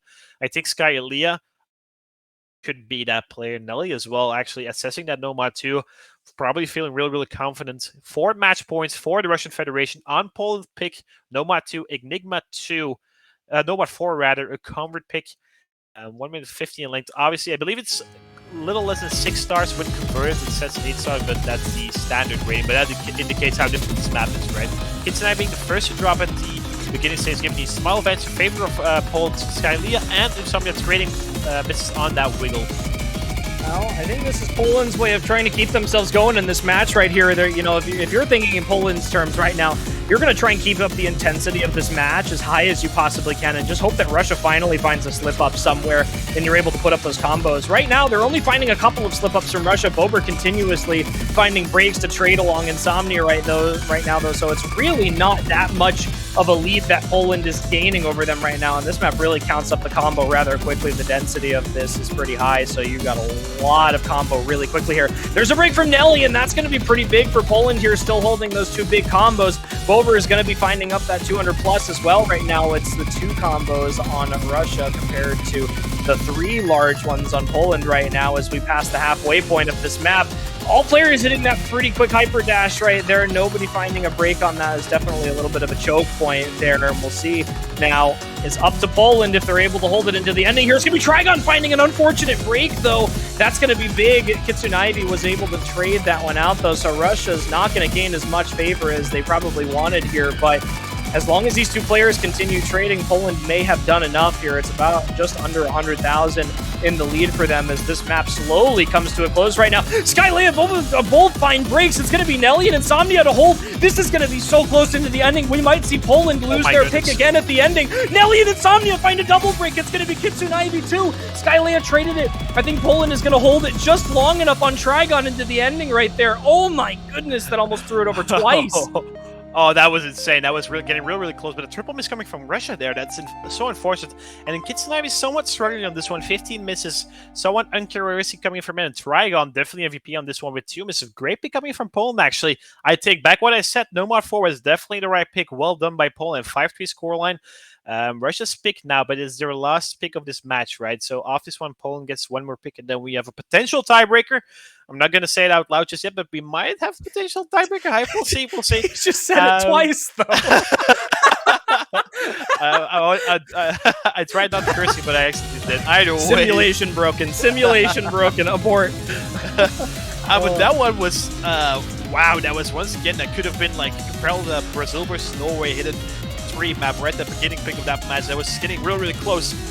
But then, again, the triple miss from Russia, unfortunate, but nothing lost just yet. They still have 2 more maps to close this one out. Nice to see where actually Russia wants to take this one. There's no map 1 still left open. Consistency no map, which is also hard rock 1. Consistency hard rock. There's convert hard rock. There's convert double time, completely untouched. And there's convert hidden. So a lot of convert and then consistency. It's either convert or consistency. Curious to see where they want to take this. I think double time 4 might be their best bet, given they won. Actually, they won a double time 1, which is the higher double time. They might go for double time 3, actually, which is also higher convert double time. But we'll have to see. Not an easy pick for Russia, right? It's their very last pick, so they have to keep that in mind.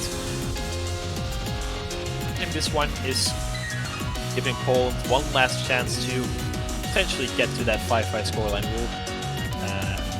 We'll see how it ends up going, but this one is really close, actually. Nomad 4, Trigon especially actually on the bottom right with the Doom is only really huge performance coming in from Trigon. Russia going for a DT4 in the end, so they are going for that Air 8.1 double time convert. And, well, yeah, I believe nerves are going to be quite high on either side, right? Russia knows if they lose this one, it's going to get really tricky. Poland knows if they lose this one, they're out of the tournament. So both teams. But picking double time against Maurus and Skylia is always risky. On the other hand, you have Kitsun Ivy and Nelly and Insomnia. All three of them have been performing really, really well on most of these maps. So, yeah, this one is going to go and get really, really close once again in the end. I believe Fafara might actually step in favor of Kitsun Ivy. Given Alpha Fire is more of a speed player for Russia, we'll have to see. Potentially. I think you're looking for the most consistent players on these picks right now. You know, you've seen a lot of these longer picks come out right now, and it really has been Russia favored on some of these. But Poland trying to make a turnaround on some of the higher intensity maps right here. Unfortunately for them, this map doesn't really kind of fit that description, so they're going to have to make, you know, kind of an overall team shift right here. It looks like they're going to opt for not having Bober in for this pick. Of course, Cosmit's going to be coming back in for the speed map here. Definitely something we've seen as a trend in this match thus far. Just Nelly has kind of the sit-in for this match for the Russian Federation, you know, really been consistent across most maps today. You know, maybe some rough starts to certain ones, but overall has maintained very well. There's Fafara, like you mentioned earlier. It's going to be Kitsun Ivy to come back in for Russia, though, so despite maybe not being their top speed player on the team, has definitely, you know, kept up the consistency and the performance through the entire match, and you know, that might just be what they're looking for here to close this out.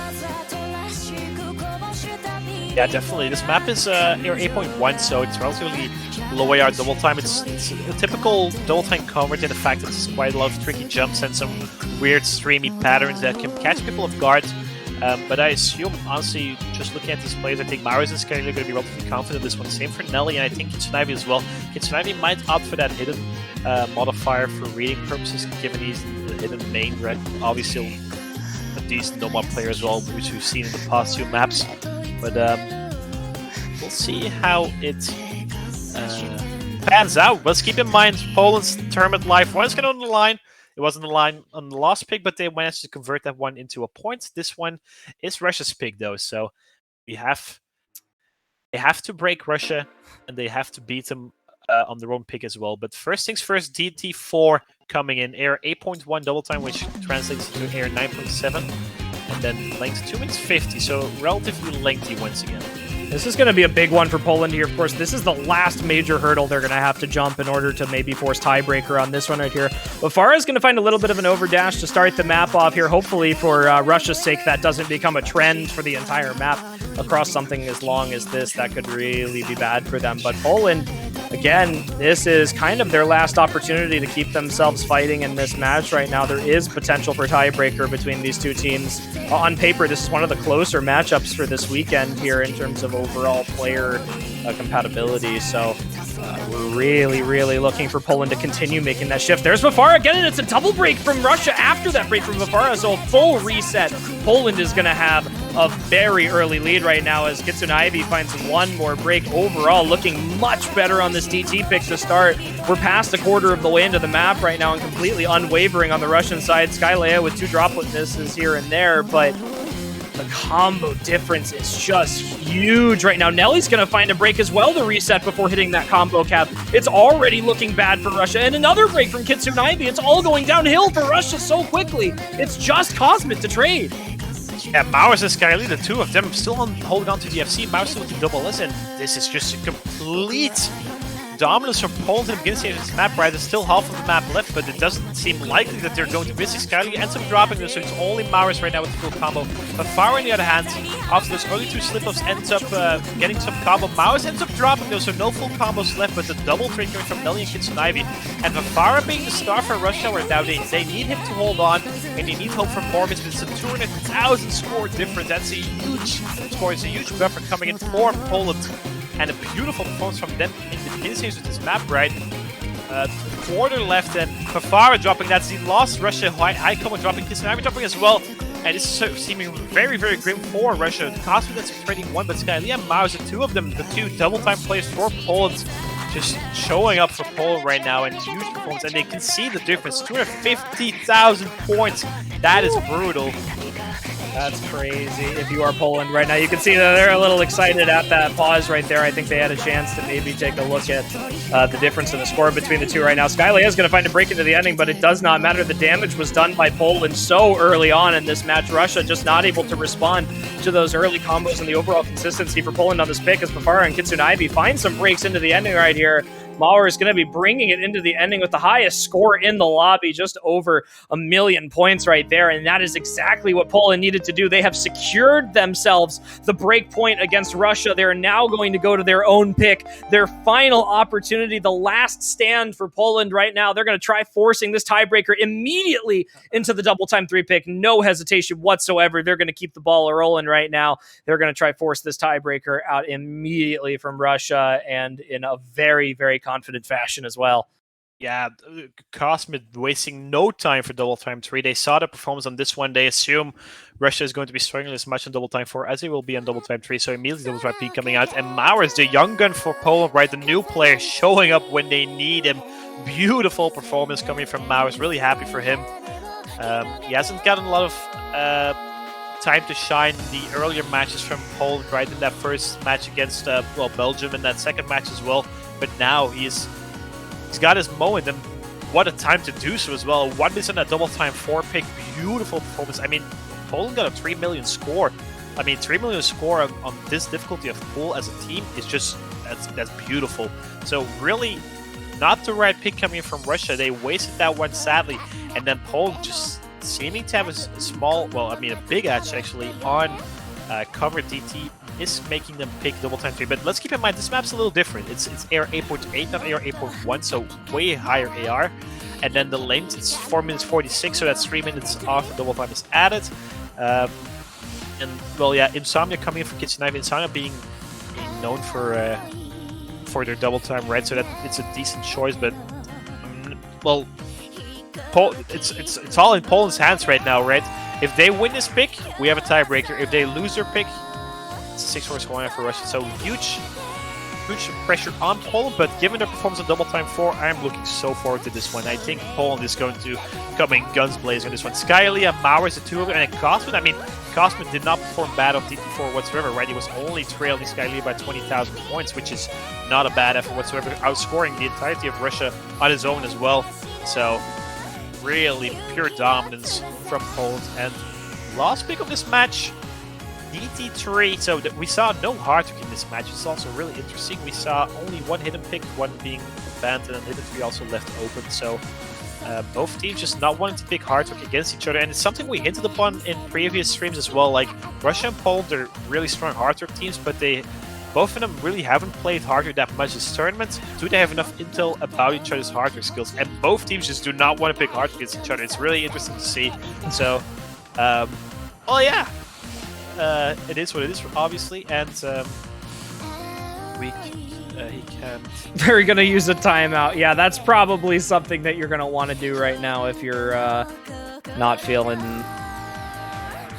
pretty good on this pick, right? All right. So it looks like they might give it a timeout really quick here. If you're Poland right now, this is a very, we always talk a lot about, yeah, Poland is down a point right now, and if they don't get this, they don't win the match, which does create some nerves in here. And I think if you talk to a lot of teams, there is a little bit of nerves here, but Poland also has full control of this match right now. They know exactly what they're doing for their pick right now. They're going to use their timeout to see if they can get Mauer's keyboard back in line. I guess the key's not quite working for that, so they're going to try and fix things up here. But if you talk to a lot of teams that have been in this scenario before, I think Russia might honestly be more nervous than Poland. You talk to these teams, Russia had a big 2-point lead earlier in this match. They were up to 5 points. They had that match point so early. And Poland has been making this sweeping comeback in the later half of this match right now. Your nerves cannot be kept in control if you're Russia right now, because Poland is just on such a roll right now that where's the confidence gone, basically? You could be as confident as you want across all these maps, and Poland has just been absolutely stomping through this. So, regardless of how nervous Poland might be, Russia is certainly in a similar scenario right now, despite having an advantageous position in terms of scoring. So I'm excited to see if that does make a bit of a difference between it. Again, one of the longer DT picks right here. We're going to see if that makes a big difference. We talked about Russia's consistency earlier, but when you look over at Poland and what they've been pulling out on some of these later picks right now, they've definitely been able to maintain their nerve and consistency across a wide variety of maps in this match here, and that has definitely contributed to their success in the latter half here, despite some roadblocks they ran into in the middle right now. So I guess Mower's going to be out, unfortunately, for Poland. It's going to be Bober back in for them. Technical difficulties withstanding for Poland. Hopefully it doesn't make that much of a difference for them. We'll see if they're able to maintain it with the 3 roster that they have right now. Mowers was a big player on that previous DT pick right now, so we'll see if Bober is able to make that switch for them. Yeah, definitely. Some valid points coming out of you. And the thing is as well, if Poland were to win this pick, they have the momentum on their side. And do you want to play a tiebreak against a team that has all the momentum on their side? I'm not too sure you want that. So this is, well, I mean, it's vital for both teams, but especially Russia. I think there's more pressure on the Russian shoulders right now. We see Insomnia and Cosmic. Cosmic picking Hidden with his double time is interesting. I've not seen him play DT Hidden that much. But Insomnia, on the other hand, always picking Hidden for reading purposes as well. But Mowers not being in for this one is scaring me just a little bit, given how we performed so well on DT4. But it seems like Barber is not struggling on this one, or at least not in the beginning of this one, so that is good to see. Oh, actually, double miss coming in. Yeah. Not too early, not too, bad for them at the beginning of the map here, well before anyone hits that combo cap here, so a slight advantage for Russia just basically on the score lost from those 2 misses there. They're going to be able to recover from that later on here. We'll see. And there's a trade from Fafara. We saw something similar on the previous DT pick here where Fafara was having a lot of trouble at the beginning of the map, was able to put up a combo towards the ending here. But I think it really is going to lie on Nelly and Insomnia right now. They've been 2 very big players for Russia today. And if they're able to have a good performance on this map right now, then that's kind of the difference that Russia was missing on that previous DT pick that Poland was able to pick up on here. Bober not quite able to put up the performance I think that Poland is going to be looking for right here. Hopefully there's going to be recovery from these misses early on here towards the latter half of this map. It's going to go by rather quickly despite being a 3-minute plus long pick right now. Skylea and Cosmic going to try and do whatever they can with these combos right now. Bober finally going to hit that combo cap again and drops it immediately, unfortunately. Oh, yeah, goodness. His movement is a little shaky. He doesn't seem really too comfortable. And on the other hand, Nelly and Nusam is still not to the FC, so that's a huge difference to make for Russia. That's already 100,000 points in difference right now, and Poland needs Barber to step up and hold this combo, and they need to hope for multiple misses coming from Russia. But a 5 dripping ones, that's a start, but Skylea trading immediately, and that is not helping Poland whatsoever. Nelly and Cosmic as well, no combos on the Polish side, and Nelly and Insomnia, 2 of them on the bottom side, still not to a full combo right now. And Fafara trading one of those misses, but they need more. That's 140,000 score in difference. And Barber missing once more. And they can see it right now that there's still 2 full combos on the Russian side. That's going to give Russia such a huge morale boost, right? It's there to lose right now. 140,000 points in difference. The hardest section is coming up, and Cosmic is the one to drop instead. Oh, that might just be it.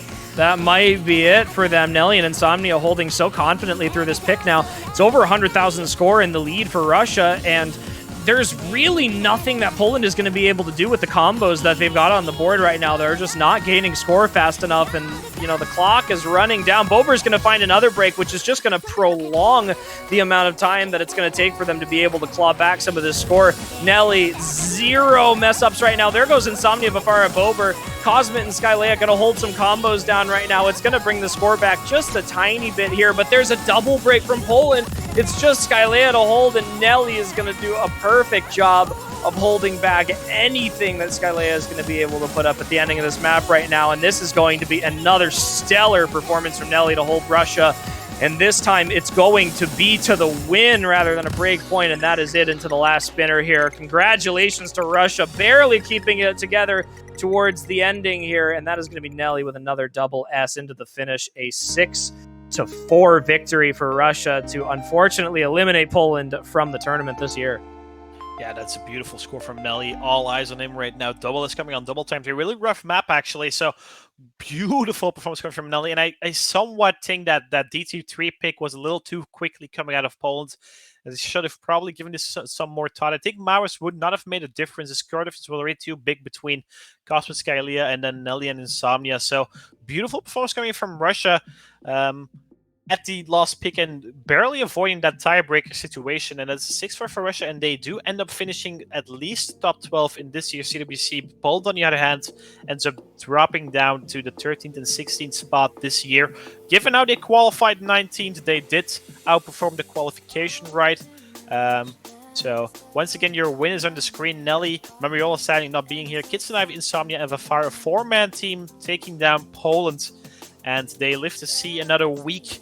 And, well, I mean, this match is so close, and Poland could have won it in the end. But Russia seemed really, really comfortable, except for that DT4 pick. I think that DT4 pick was a huge mistake coming from them, and they made it a little closer than it should have been.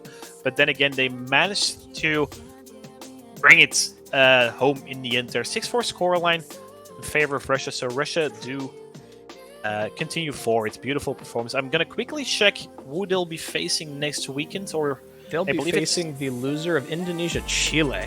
Ooh, Very tough okay. opponent. That is a very tough opponent, definitely. Indonesia-Chile will be playing tomorrow in about 21 hours from now, so well, yeah, I think that's going to be it from us for now, for today, right? Saturday matches have been finished. We have one tonight at 3 UTC. I believe that counts as Sunday, right? There's going to be Saturday for some people, but we'll have the upcoming match being South Korea and Mexico. South Korea being 6th-time or 7th-time, I believe, world champion. And then Mexico, highest finish ever was 4th, but they have brought a new squad together with 2 new players, and they seem really, really good this year. So that match is definitely going to be a banger. And so make sure to be here in about 8 hours from now. Keep in mind, well, at least for us Europeans, it's going to be a little rough, given how that's in the middle of the night, but the Americans and the Asians can enjoy it. I believe it's going to be a really, really tight match, just like this one. Oh, very exciting. No shortage of excitement left. Of course, you mentioned all of our winners bracket matches going to be taking place spread across the day tomorrow, as well as the remainder of our losers bracket matches. So plenty left to come around for. We hope you enjoyed the matches that have been shown on stream today. Some very close performances from some teams and some absolutely dominant finishes from others on these later stage pools right here. But we hope you've enjoyed thus far. We'll be taking a break, of course, until that Mexico-South Korea match in about 8 hours at 3 UTC. Until then, do whatever you got to do. Maybe stop by the store, buy some banners while you still can to support your favorite team. Pear had some difficulties there, so to support the favorite team is what he was going to say. Oh, there he is once again. And well, yeah, as we said, we'll see you guys in about 8 hours. Pear, it was an absolute blast to cast these 2 matches with you. Well, that's going to be it from us for now today. I was Quinton. I was here with Chili or Pear, and be sure to come back in about 8 hours from now. Take care, everyone. Have a good night for those that live around Europe, and we'll catch you guys tomorrow. 3 to see Sunday. Keep that in mind. Bye-bye.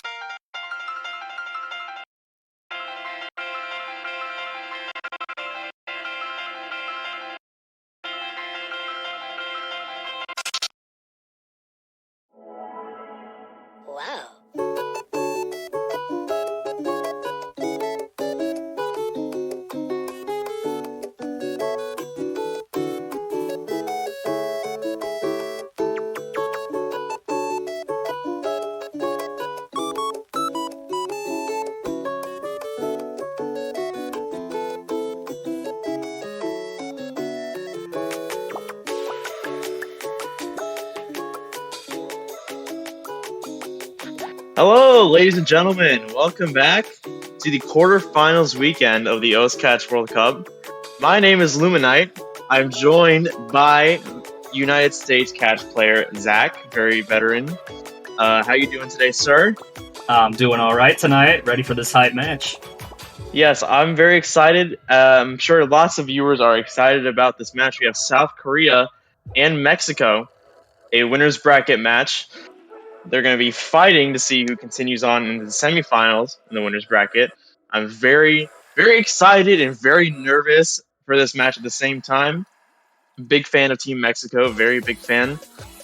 So I'm really hoping that they pull out a W here. But I think all of us can agree that it's gonna be quite a fight for them either way. Oh yeah, this is definitely going to be quite the match. Here. I think this might actually be the most anticipated match of this round. So for those of you who do not watch our weekly fancy prediction streams, out of the 5 people that were there, Hyperion, Spartan, Quentin, and we also had Sekra there, and I'm missing one person in my head. I'll think of it in a second, but out of those 5 people, 4 people predicted Mexico would win. Spartan, the only person predicting South Korea would take this 6-5 in a tiebreaker. I'm sure you guys can all put your predictions down in the Twitch chat right now. We got some rolls coming out already. Mexico winning the roll, it looks like 90-49. And So they're gonna be the first to predict with your channel points.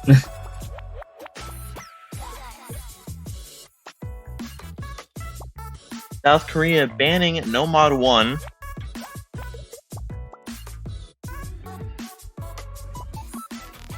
I think it's ideal for Mexico to be picking first. Although I've recently learned in the past 2 years that a lot of people like to pick second, which I've never understood. If I play in tournaments, I always want to pick first. I always want to have that first point to have some leverage. But I understand using that first point to warm up.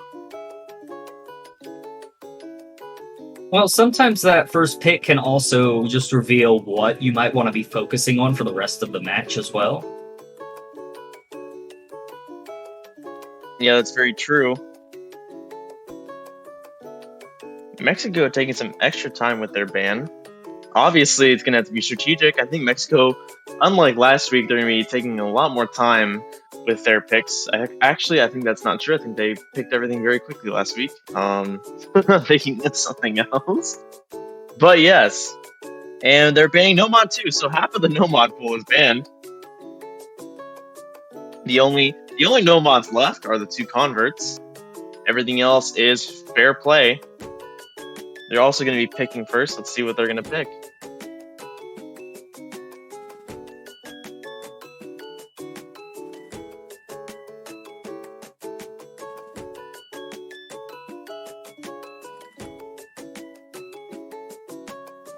Double time 1.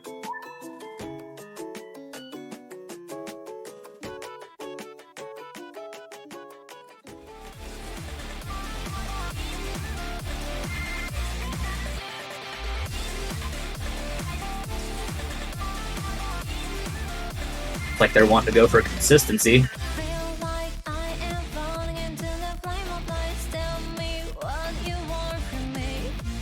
Yeah, that could definitely be their play. Is there anything about this map that sticks out to you, Zach? Not a lot in particular, since I kinda only play one mod.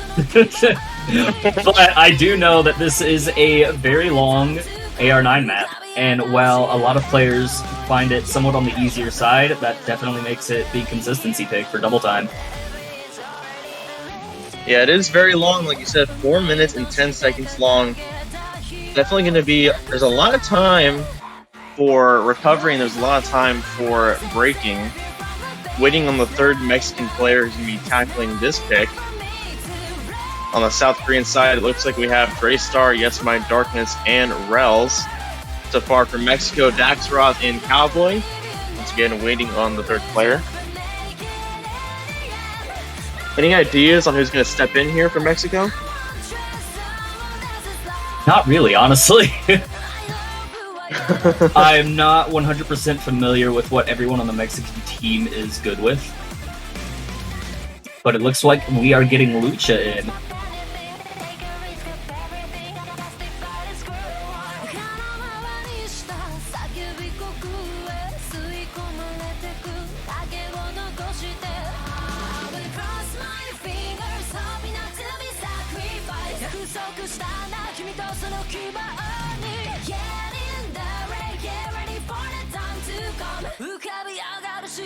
A very good song. Wow. Definitely don't mind the downtime in between starting and actually getting to the pick. Very good song to listen to in the meantime. I mean, well, we're gonna be listening to it regardless. Just sped up. True. Well, yeah, it's gonna be sped up. 135 BPM, so it's gonna be Yeah. about 100. No, 200, low 200, I think. Because it's gonna be 67 and a half. Yeah, math. All right, here we go. First pick. 2 minutes 46 with double time. Still a good amount of time. Draystar opting for the hidden, Daxrise opting for hidden, and so is CX Lucha. Cowboy, Rails, and yes, my darkness opting to stay no mod. It's be interesting to see how that plays into the reading factor for these three players. Well, knowing all three of those players, they will be probably pretty comfortable with it.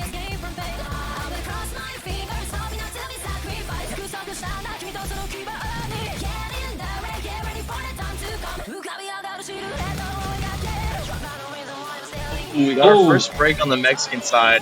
CX Lucha breaking there as everyone gets above that 200 combo cap. It's going to be pretty...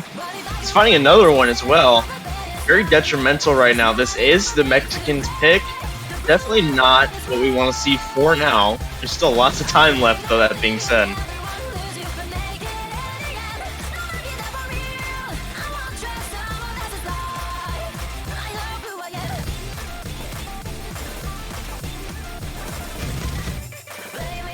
Oh, we got another miss from Cowboy.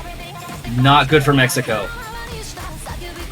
Daxtra is the only person holding on now on the Mexican side. South Korea all still standing strong. Cowboy finding another miss. As we're halfway through the map, that score lead is going into 100,000 and over.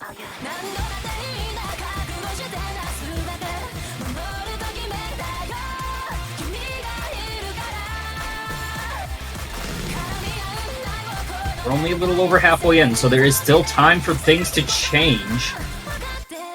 Yeah, the Mexicans are definitely going to want to see some Korean misses getting picked up in this last 1/3 of the map. But they are holding really strong. Daxarov's holding on for Mexico, but it might not be enough if the Koreans keep up this level of consistency. We're going to see a break from Yes My Darkness.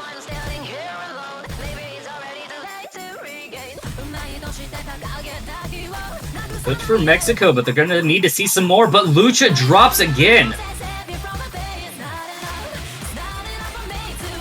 Yeah, they're right back where they started with that miss. We're coming up to the end of the map. Definitely not where Mexico wants to be. Draystar finding a miss, though. I don't think that... Yeah, that's not going to make a difference. Low, Lucha missed again. Yeah.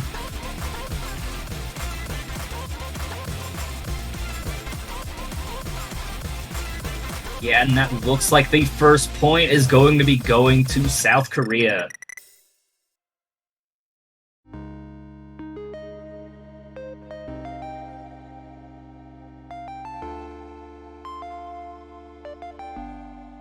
Definitely painful for me to say this.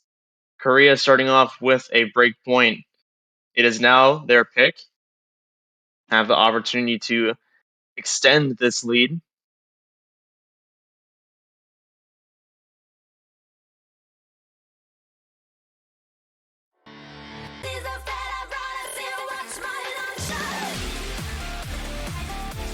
Where does Korea go from here? That's the question, right?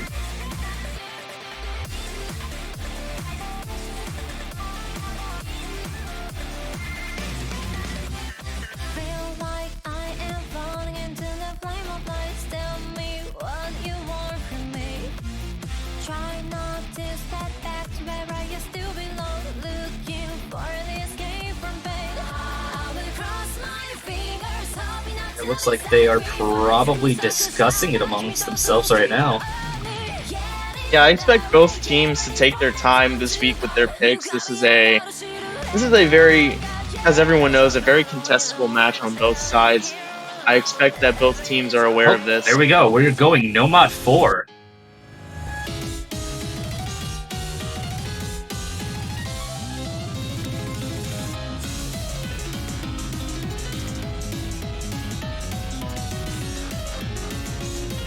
Got a nice piano sounding track here, but it is one of our convert picks.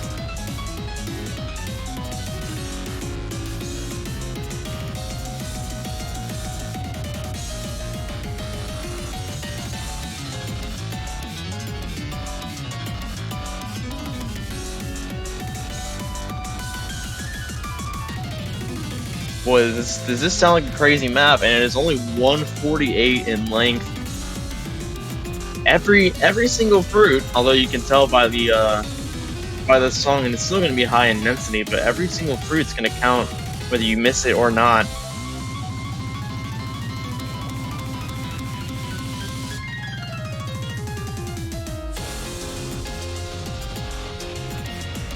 Looks like the Mexican team is going to be staying the same. I'm aware that the client shows standard star rating for these converts. Starting of 8.36. Am I reading that correctly in standard? Jesus. Looks like it. Woo, man.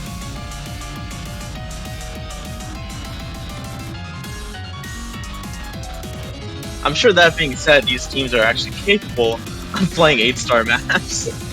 So, well, that's not the catch difficulty, but if it were, I would expect to see some pretty good playing. I just pulled it up, and it on catch it is 5.66 stars. Big difference there. 2.7 stars of a difference. Yeah, welcome to catch star rating. Alright, we got the start command. We're going to be starting here. This is going to be crazy from start to finish. I'm expecting it. That being said, 5.6 is pretty high star rating for a convert, though.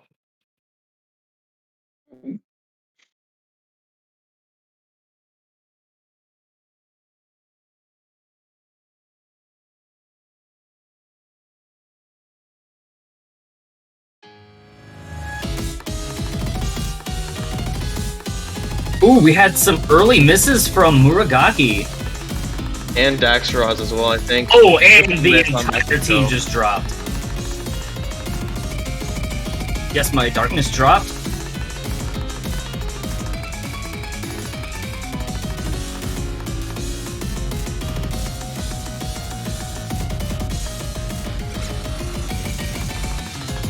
Muragaki finding a miss.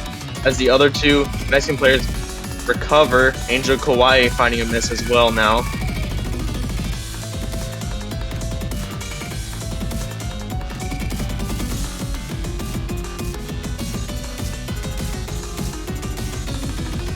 Pretty crazy hyper dashes there. We're gonna need a couple. Oh, Lucha dropped again. No, I was just going to say they need a couple more misses to recover that score gap.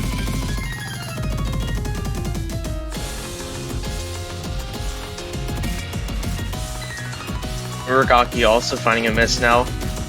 Very short map, like I said earlier, we're already 2/3 of the way through. Angel Kawaii finding a miss now too. We're gonna want to see some drops from Yes My Darkness or Rels now too. But Muragaki is going to be the one to find a miss. Daxaraz once again holding strong from Mexico.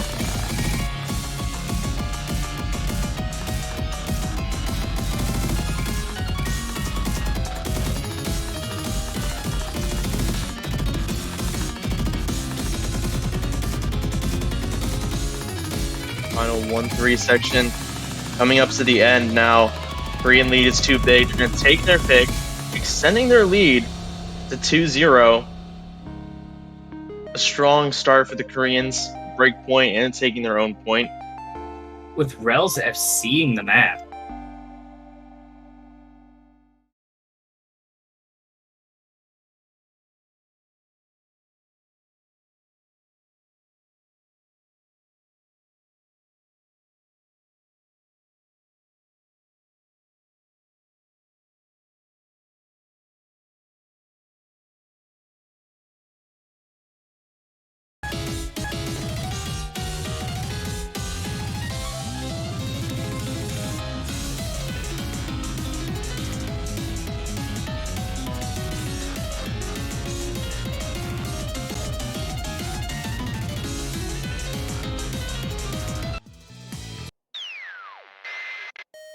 Mexico immediately picking their next pick. Looks like this was a planned pick. Hidden 1. So we're going from high AR Nomad to low AR Hidden.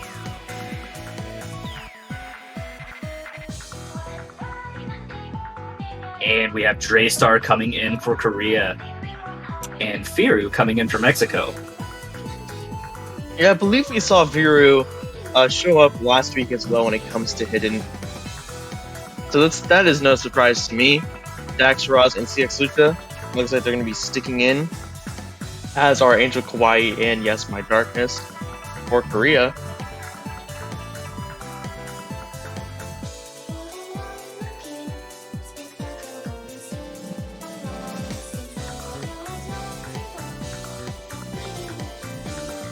Another very short map to play on. Only 1 minute 40 seconds.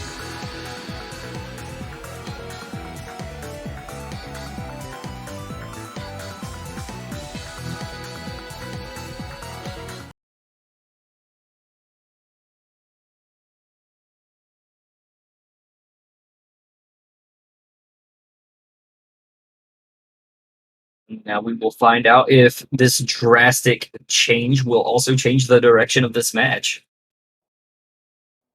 I would really, really like to see Mexico pick up their point. They really don't want to be down too far if they really want to take Korea out. Viru, however, finding a miss right out the gate. If you're gonna find a miss, you might as well do it early. That being said, but once again, the map is very short. Oh no, another drop. That's not good.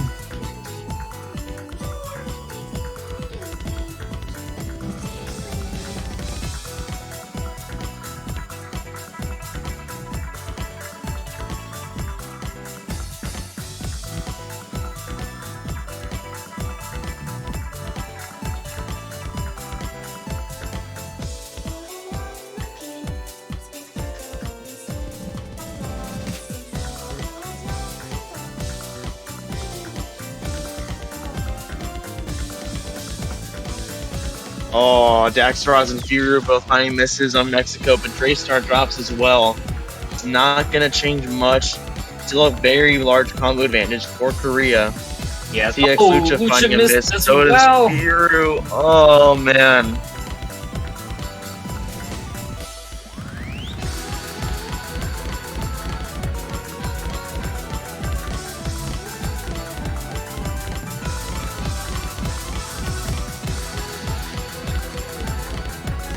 Yeah, this speed change is tripping up everyone on Mexico as well as Draystar.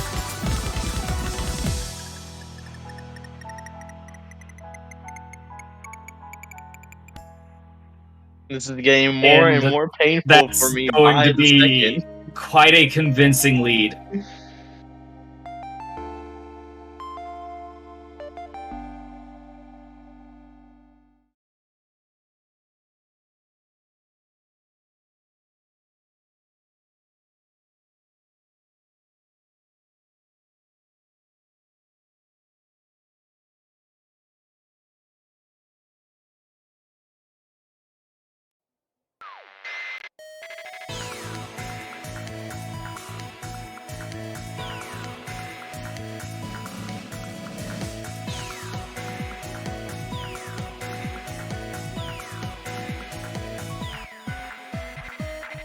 for a pick that Mexico did very quickly that really did not go their way. So I'm very nervous to see how the rest of this match goes. This has become more and more painful for me by the minute. South Korea going to be responding, however, with hidden 3.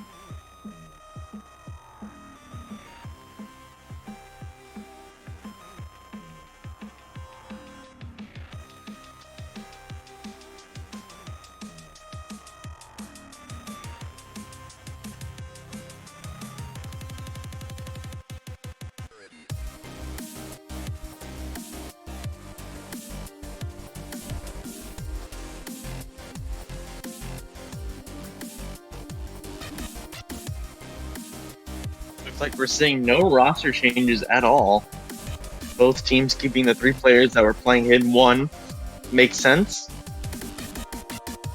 But it is a different map. It is a convert, I believe. So a very different thing. Oh, nope, we are seeing a sub, it looks like. Oh, yep. See Cowboy coming in.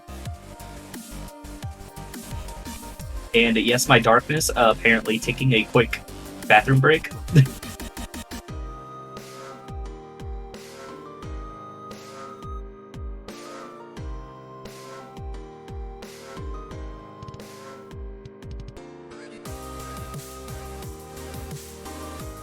Angel Kawaii is saying he ate rotten food. Okay, it's unfortunate, that's true.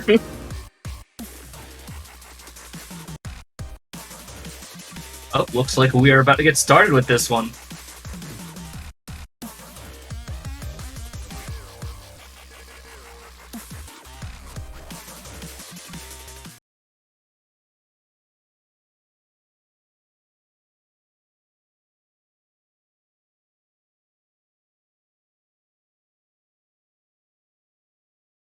Going to be interesting to see who is probably going to be dropping a little after 500 combo on this.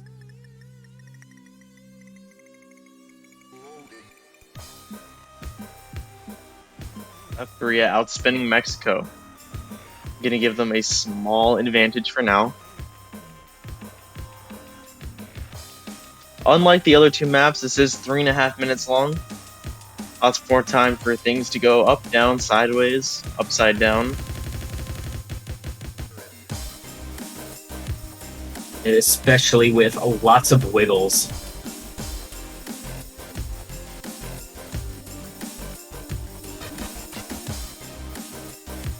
Ooh, Cowboy found the first miss!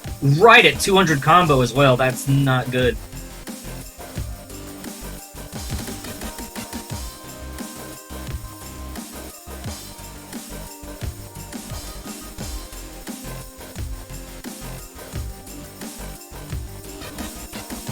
Oh god, Lucha found a miss as well. This is not looking good for Mexico.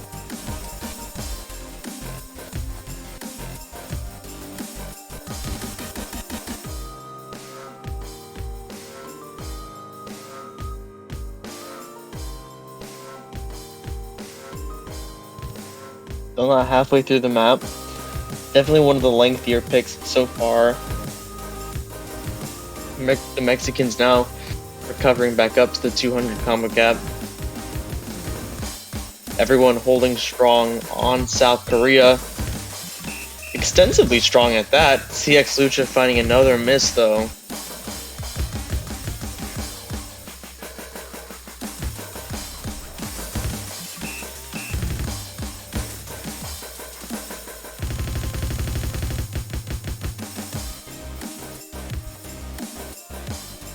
Oh, and another miss from Lucha, right as his combo was getting up there.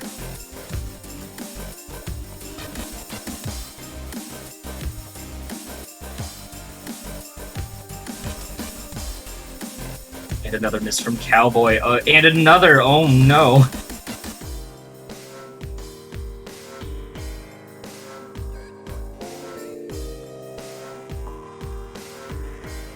And everyone on Korea is still holding strong.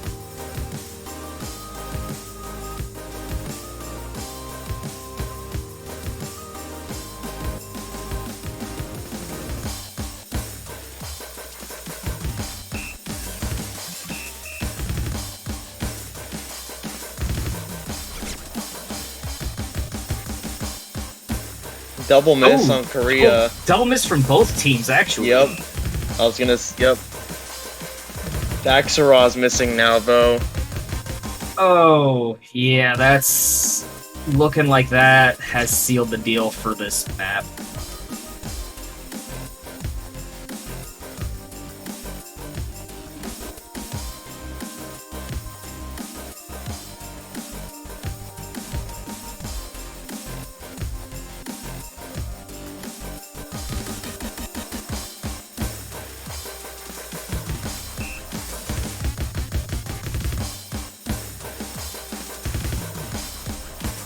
Yeah, with another miss from the entire Mexican team, this is going to be another point for Korea.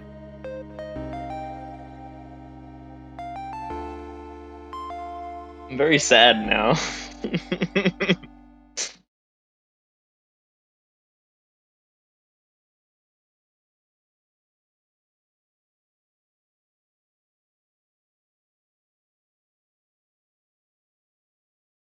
Yeah, I know you were really rooting for the Mexican team, but Korea is here to remind everybody why they have won first place in so many World Cups.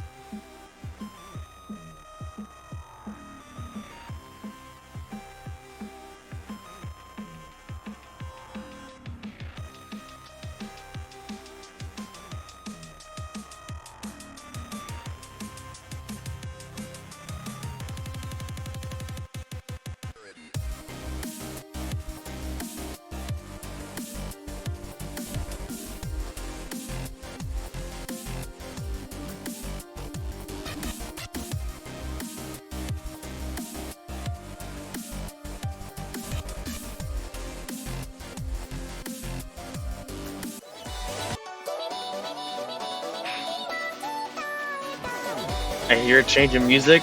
They're picking Hard Rock too. It's actually our first hard rock pick of the match as well. All three Mexican picks have been all over the board. One hidden, one double time, one Hard Rock now.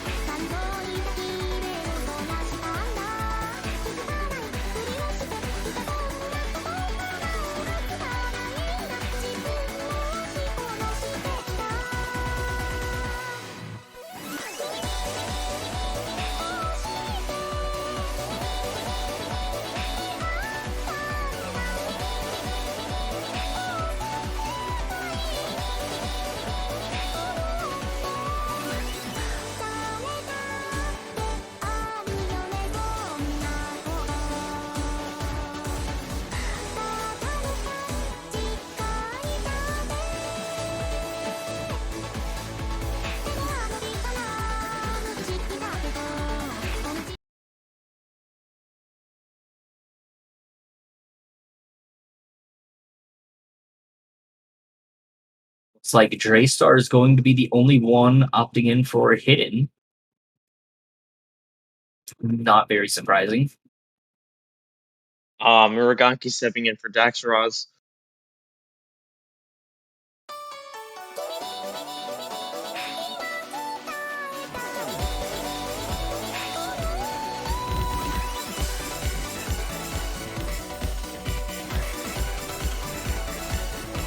Oh, Draystar actually finding the first miss.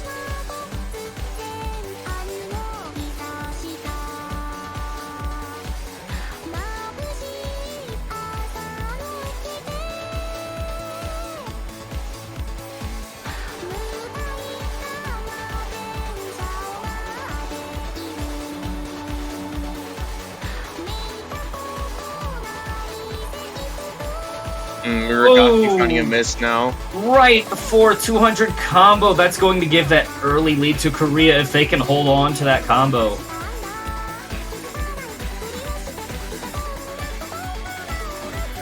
But it will only be a slight lead.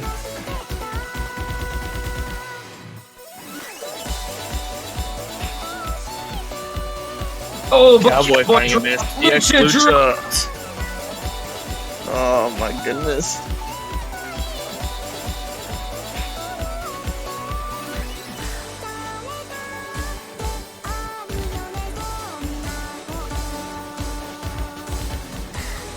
Oh, another drop from Lucha.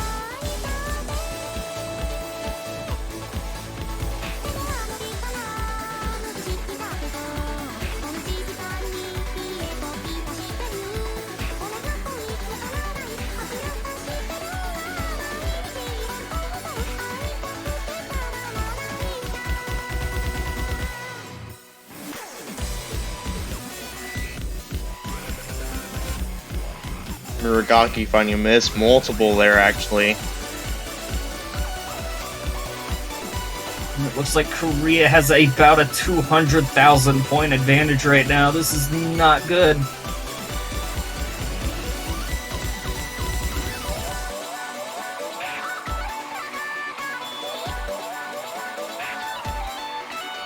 Another miss from Lucha and Muragaki as well.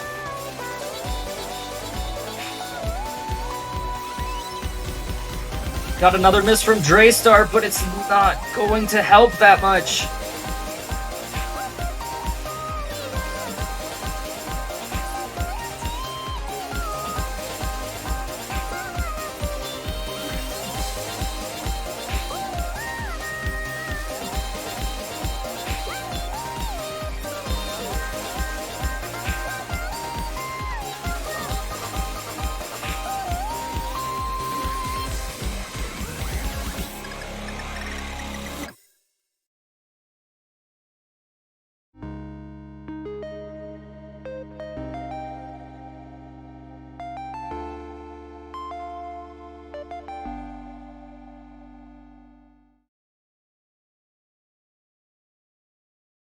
And that is South Korea's 5th point with Yes My Darkness FCing the map.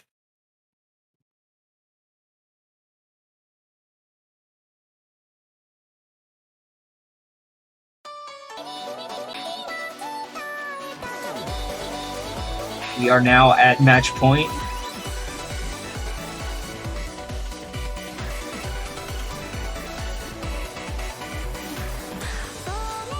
Oh, and looks like they are going straight into Mix Mod 2.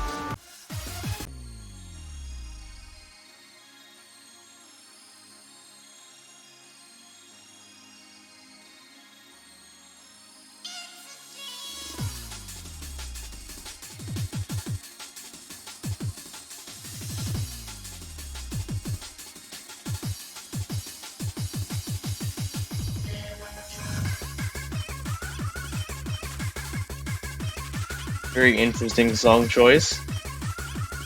Looks like Angel Kawhi is very excited to play this.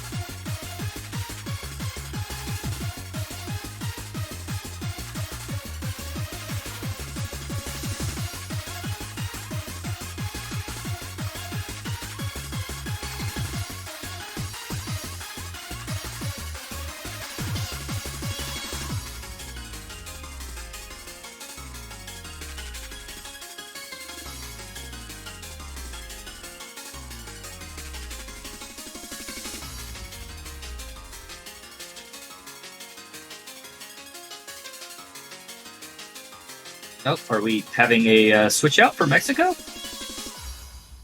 Yes, we They are. have Firu coming in.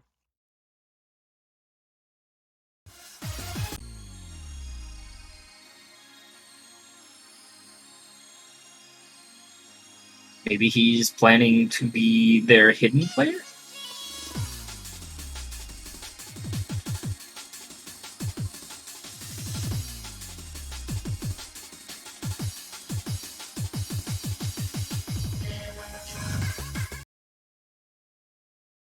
No, Lucha will be the hidden player for this map.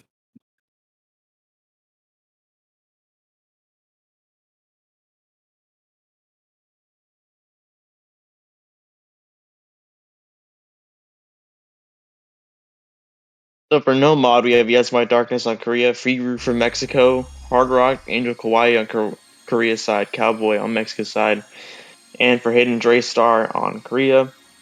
And as you said earlier, CX Lucha for Mexico. Very short song, 2 minutes and 1 second. Honestly surprised that Yes My Darkness is not going to be the Hard Rock player for this, for Korea.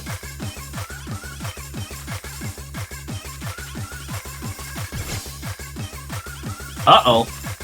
And we have a miss from Korea. Oh, but Mexico as well!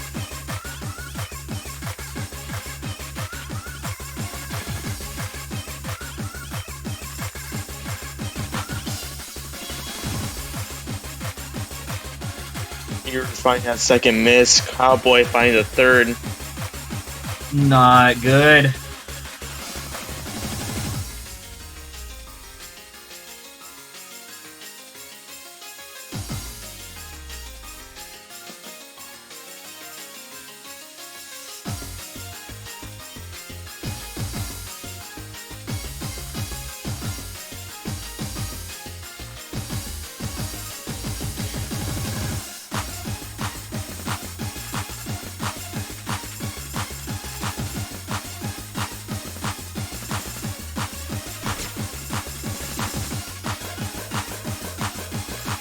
Got a miss from both Angel Kawaii and Cowboy.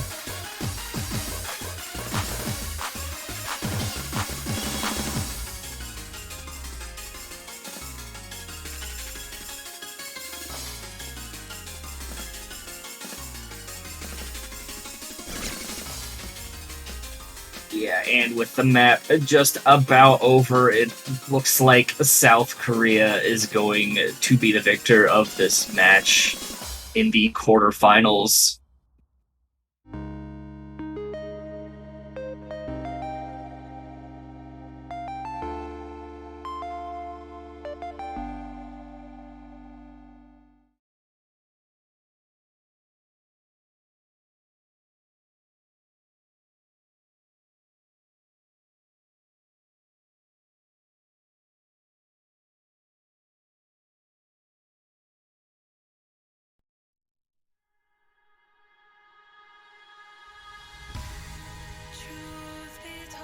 So with that victory, that is going to be Mexico going down to the losers bracket.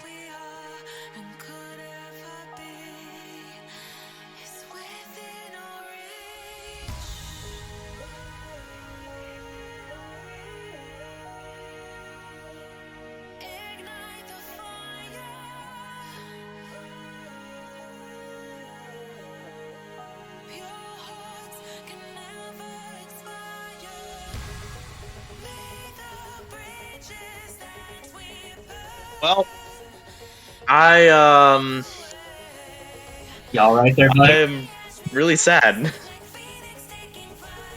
I'm extremely sad right now.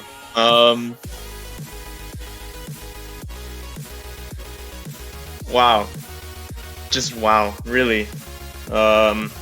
Congratulations to Korea, though, securing that they move on to the semifinals in the winners bracket. Yeah, the next match we will be having is going to be Germany versus Vietnam, which will be in about 5 hours.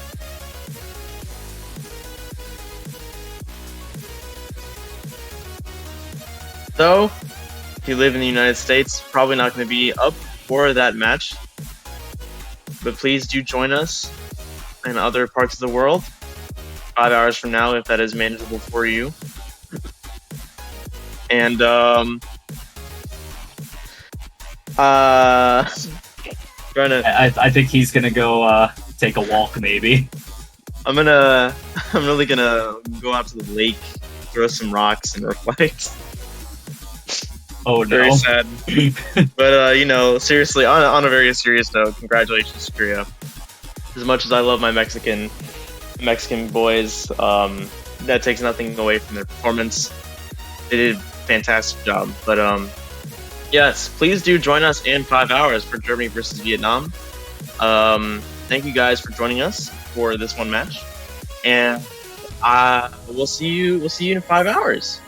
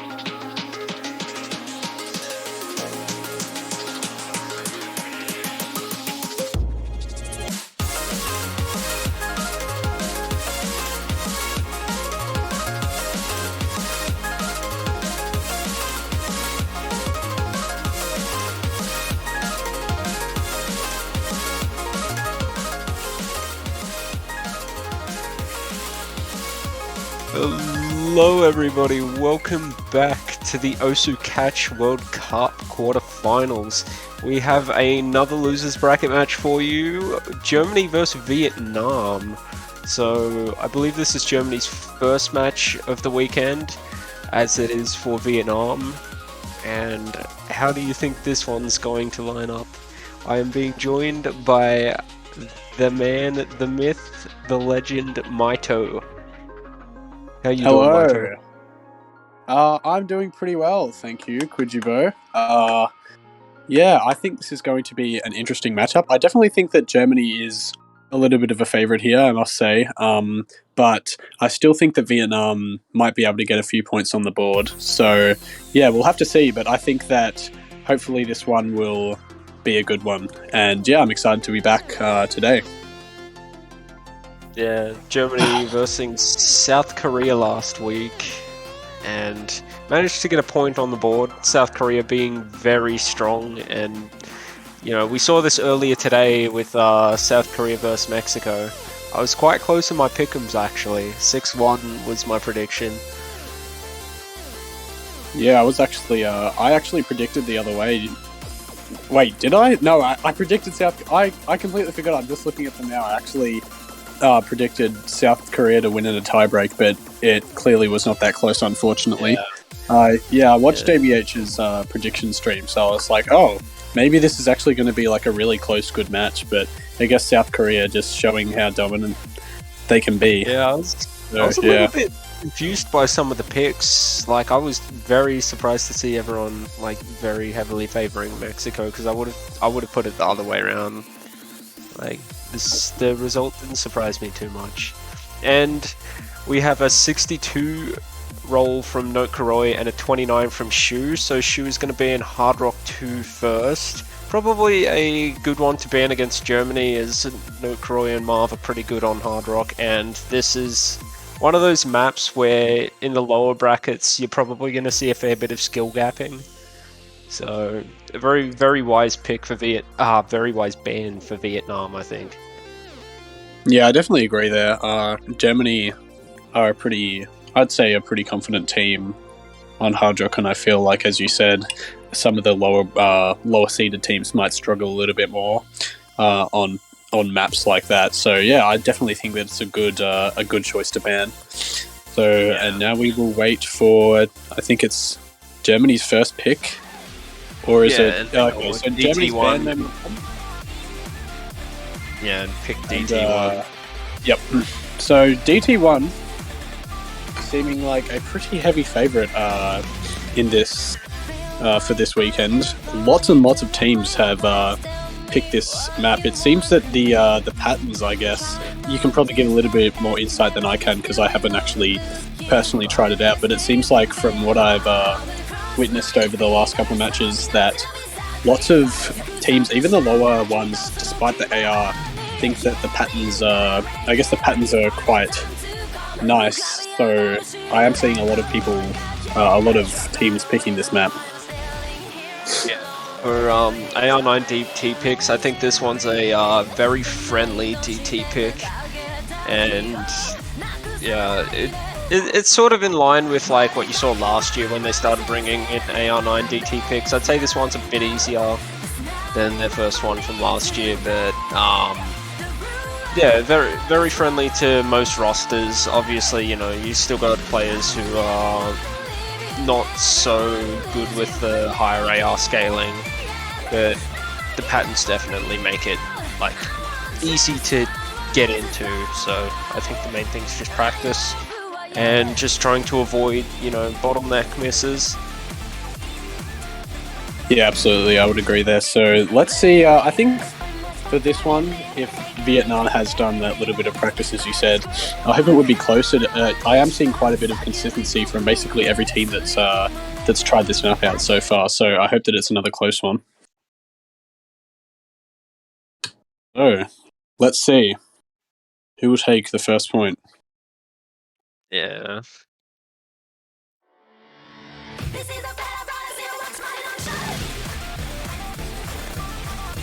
Ooh, early miss there from Stardust Prism. A few early misses, and that could just be the hidden double time, as he's the only one electing to go with hidden double time.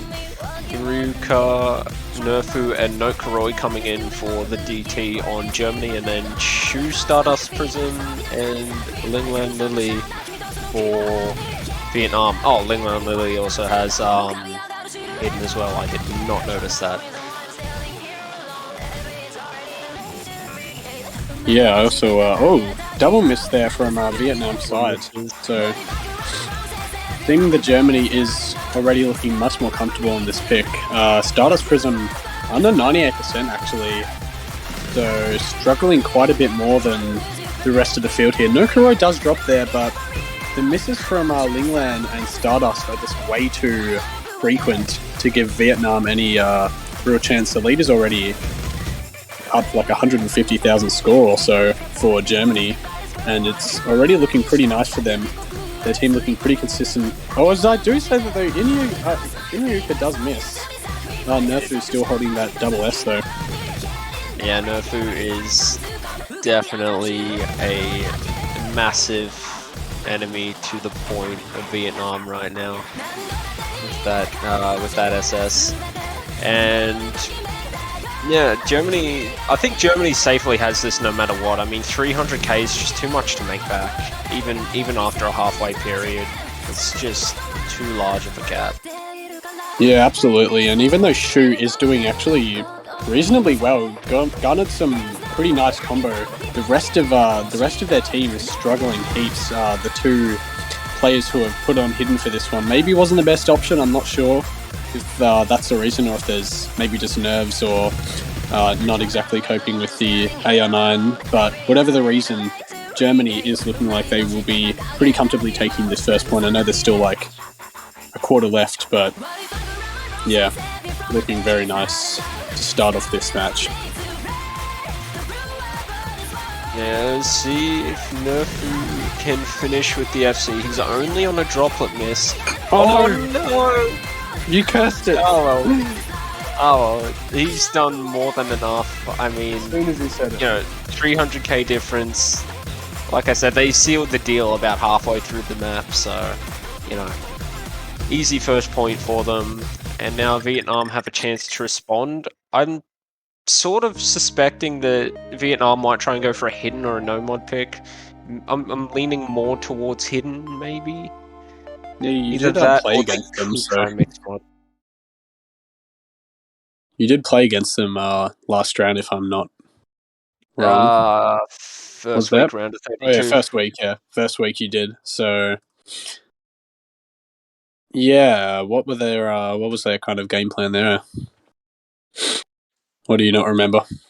I don't remember that well. I just remember we played a lot of mixed mod, hard rock, and I think we played a bit of double time, a little bit of hidden too. I don't think we played a single no mod. I think we stayed in all the mod brackets. Oh, okay.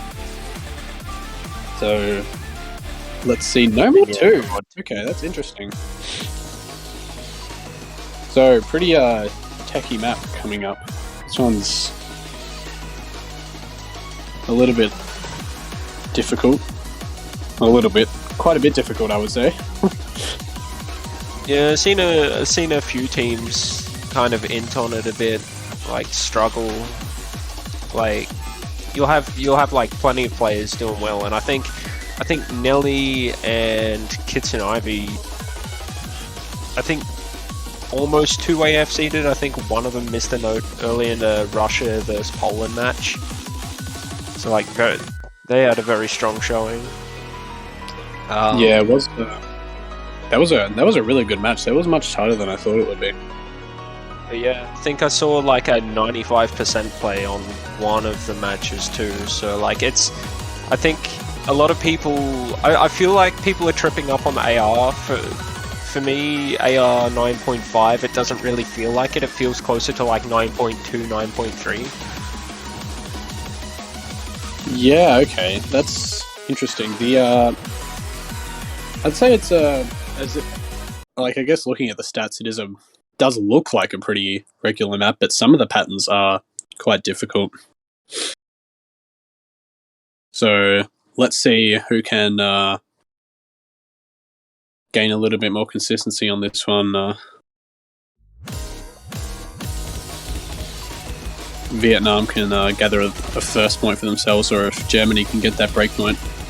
Yeah, we will see. I do know Note Karoy and Marv are pretty good on these picks.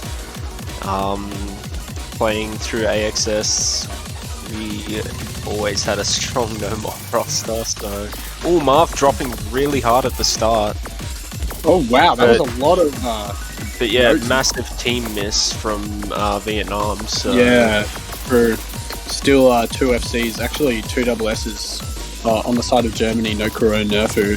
So even though Marv did like drop an entire stack there, Vietnam already seeming to be struggling much more with this kind of stack-heavy map. And Germany just runs along much better.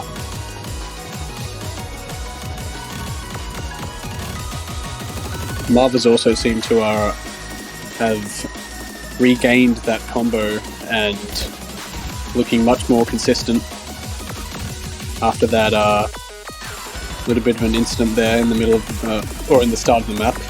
And here's the middle. There are some pretty tough stuff here. There's a few wiggles and some pretty tough patterns, but looks like everyone's doing pretty well except Shu, who has dropped quite a few actually. Everyone else actually holding on pretty well. Stardust Prism and Marota. But already the lead for Germany is around 200k score, and that is just a monumental lead. And now Marota has dropped as well, and Stardust Prism really the only one who is kind of carrying for Vietnam. Although Shu does have a nice combo now, Germany's consistency is just proving way too much so far. But Marv did not miss after that sort of stack drop. He's dodging the spinner. Oh, Nerfu! He is Does that confident. on Yeah, he's gonna take it home pretty easy though. Yeah, just Vietnam not being able to find really too much consistency on that one. A lot of their players struggling on those tough patterns, and no Kuroi actually with an FC, and Nerfu only 2 misses, so very nice performance there from the German team. Marv struggling a little bit more, but still, pretty dominant display of the difference in skill here, I guess, in terms of this map. Yeah, just a single droplet miss from Nurkaroi there. Quite a strong play.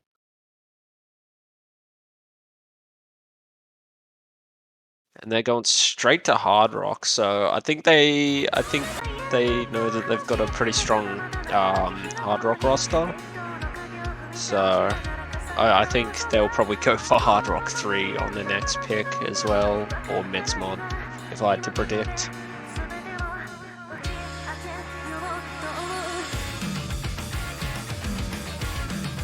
Yeah, Mixmod, maybe their best bet, possibly.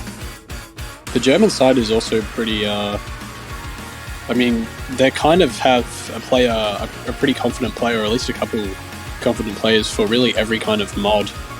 So I do see kind of a lot more cracks in Vietnam's side already than Germany's. They're just looking like they have a much more balanced and overall more adapted roster for this map pool.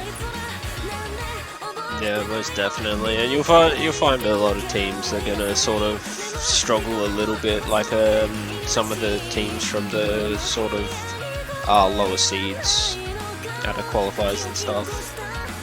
As I'd say this is fairly close in difficulty to qualifiers, more or less.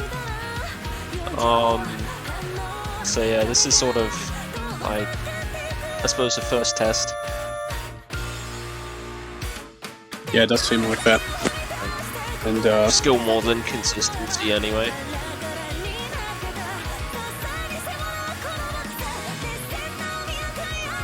And yeah, one thing I thought was interesting in one of the earlier matches too was Skylia did a 1 miss on Mixmod 2 with Hard Rock, and I thought that was pretty solid. Like, I don't know if anyone will beat that.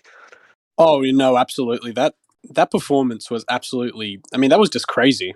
I don't know how they did that, but yeah, that was an incredibly impressive play. So, I mean, it would certainly be amazing to see if someone can pull off a similar feat. But yeah, moving away from that and onto this Hard Rock pick here. Can Vietnam finally get a point on the board, or will Germany continue their streak? Yeah. This one is not overly difficult, but it's just easy to mess up the jumps here and there, you know. Like it's just 3 minutes of jump, or sorry, 4 minutes of jump, and then yeah, I feel like I've played another version of this map, and in my head, in the mid part, I was like, okay, here comes the stream section, and then it was just jumping, and I was like, oh man, that's unfortunate. Already we've seen 2 early misses from Stardust and Lingland. So Germany off to an early lead. Marv has dropped. Actually, both Marv Mallow and Nerfu have dropped some pretty considerable ack. Shu and Nokuroi both still holding those double S's, but another miss from Lingland there, and although the lead isn't too far, this map is very long, and that lead is actually already starting to pile up pretty nicely in Germany's favour. Did Nerfu have a really early miss there? I think the combo was a little bit behind the rest of the team. I think he double missed one of the, he sort of missed the edges of one of the jumps. So, yeah, a little bit under, but I mean, it doesn't really matter when you're 10 combo off the start. So, it's basically just like having a 3-way FC anyway. And Shu did his combo with a Vietnam team miss there, so... Yeah, that is really unfortunate to see.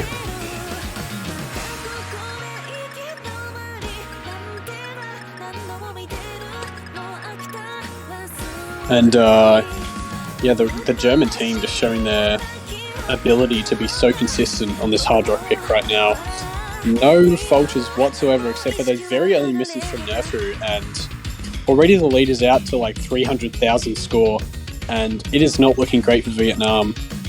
And yeah, just all of their players really struggling except Shu. Stardust and England not able to garner enough combo to really give their team any sort of a chance to make this a close one. Germany just much too consistent, although there is a miss there from Nerfu. The lead is so far ahead for Germany, now almost at 400k. It's basically not going to make any difference to their winning chances whatsoever. It is a case of Kuroi supremacy right now. Kuroi playing out of his mind. Marv Mello also playing out of his mind. The 2-way FC. Oh no! Oh no, as you were praising the curse, Marv now the only FC left on the board, and another miss there from Kuroi as well. Actually, quite a few misses on the German side there, I think that was, along with Lingland on Vietnam, and there is Stardust Prism does go down as well, but Marv Mello still holding that FC. Will he keep it? No!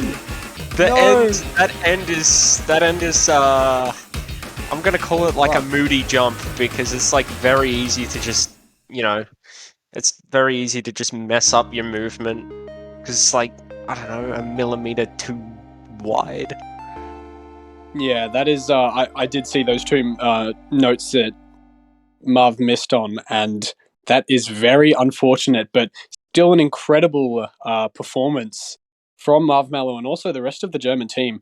Only 2 misses from Shu as well, so definitely got to give credit there, but Stardust Prism and Linglang just having way too hard of a time with that pick for Vietnam to have much of a chance at winning. Yeah. And they're going for Mixed Mod 1, so this will be interesting. I think we'll probably see Genoshi come in for Hidden, and then this will probably stay the same, the roster. We'll probably see... I want to say we'll probably see Marv stick with no mod, and then no will go Hard Rock, but both are interchangeable. I'd say Shu might stick with Hard Rock. I think he's been doing quite well for Vietnam in terms of Hard Rock. So I think Prism will probably go maybe no mod. And then we'll say Maroto with Hidden.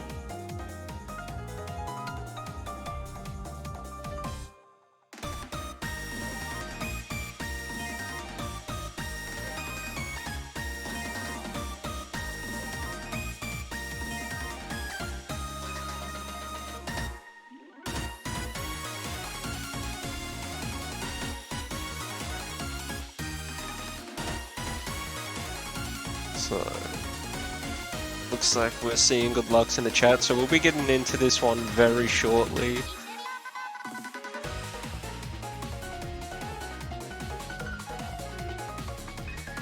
And here we go.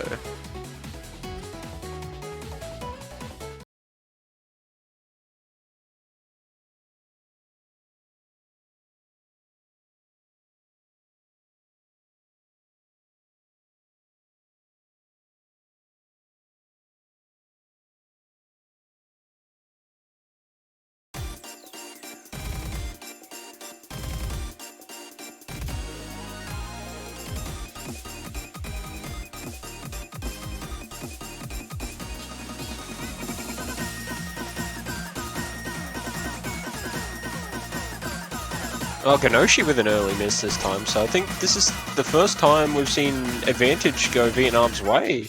And I do remember in the match against us, they did take a point on mixed mod, so it's probably one of their stronger mod setups. So we see Stardust with the Hidden, Maroto with the no mod, and Shu with the Hard Rock. And yeah, predicted lineup for Germany coming true as well.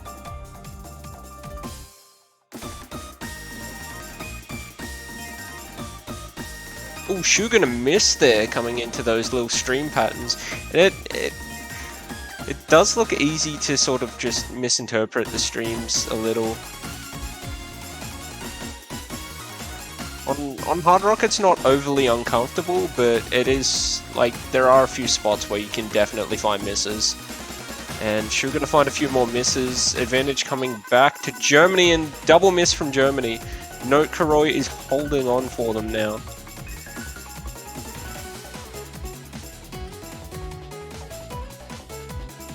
And Genoshi gonna miss again, so advantage well in the spot of Vietnam. And Stardust Prism with 800 combo. Oh no! He's gonna drop though. Marv and Note both above 200. Marotta drops. Shu is at 400. Genoshi gonna drop again as well. Stardust dropping once more, and the score is gonna catch up very quickly. There needs to be, I think, another 2 misses side by side out of Germany. You know, just to definitely confirm the point, because that scoreline is getting very close, and that's going to do it. Genoshi has a huge drop. People, quiet. And Vietnam have their first point on the board. And on mixed mod, so definitely their stronger mod set, as they can sort of,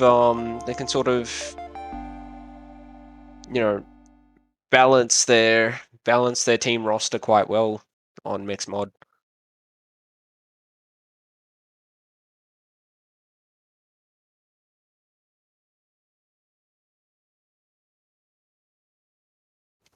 Yeah, it's always good to, you know, see a team break that clean sweep.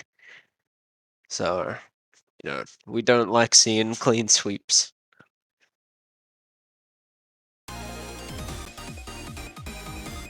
And Germany going straight for DT2, looking to pull a point here.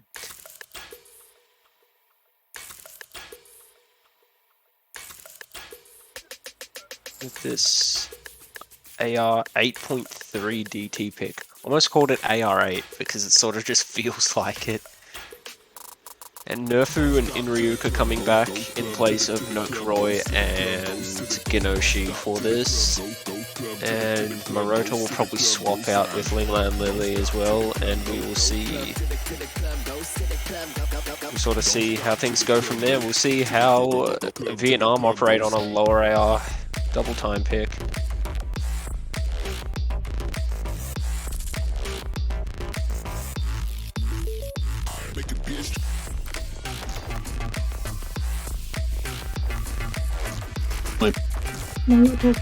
Alright, that's awkward. Don't want to talk about that. I am back after I, realizing that I somehow muted myself.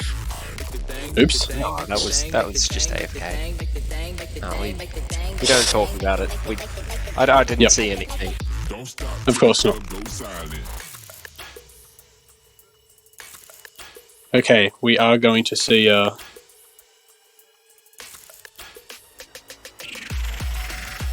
DT2 actually, yeah, so Germany hoping to get a point back on the board after losing that mix mod.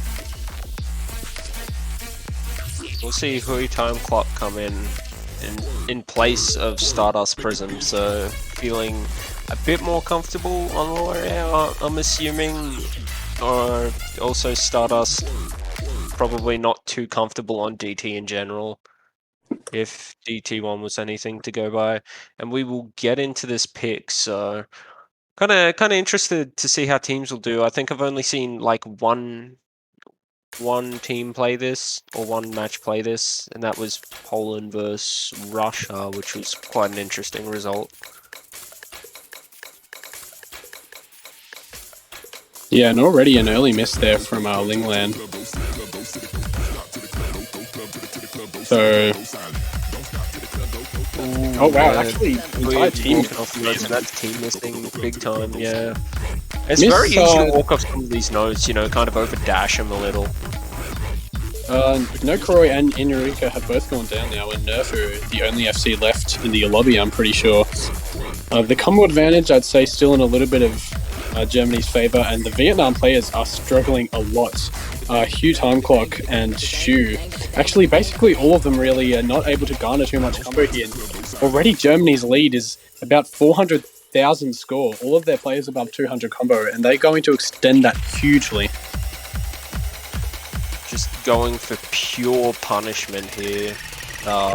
Germany are with 500k lead. I think they sort of know that DT is a little bit free for them, so they're just they can sort of be comfortable no matter how they do.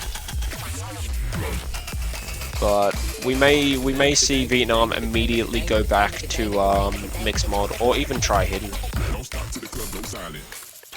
Yeah, that is probably most likely. It is very nice to see. It was very nice to see earlier Vietnam being a little bit of an underdog and taking that mixed mod pick, but Germany are going to take that point right back, and they are now up 4-1. So, still looking very confident despite that little loss. Not going to affect their confidence at all. Miss.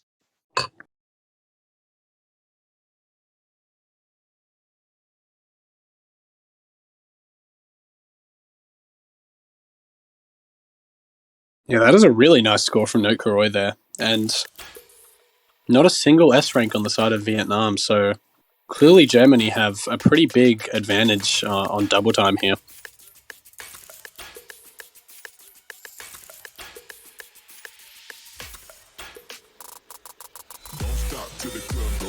Let's see what Vietnam's... Oh wait, never mind, there is a pick, and it is hidden ones, so that is certainly interesting. Yeah. I'm not exactly sure about... I sort of predicted... Yeah, sorry, you go. Predicted they go for this. My bad. I sort of predicted they go for this. Genoshi coming in for Team Vietnam. Wait, what? Wait a minute. Oh god, I was like, wait, what? Yeah, Stardust Prism. There's been a member swap. Stardust Prism and Genoshi are swapping sides here. This is team drafting, mid-season team draft.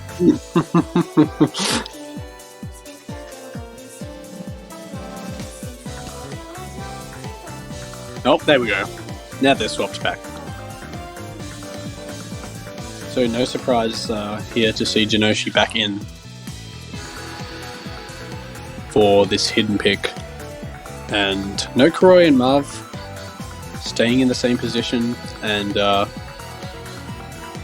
let's see if Germany can make it to match point, or if Vietnam can get another bit of an unexpected point here. I think, as you said, they are a bit... Are they confident? They must be a little bit confident on hidden, considering that they have picked this and they need to save themselves from an inevitable 4 match points. So I hope they have some pretty good confidence on this one. Being down 4-1 isn't exactly where you want to be. Yeah, it's true. I mean, regardless of confidence or not, I think it's a better pick choice for them than some of the other mods.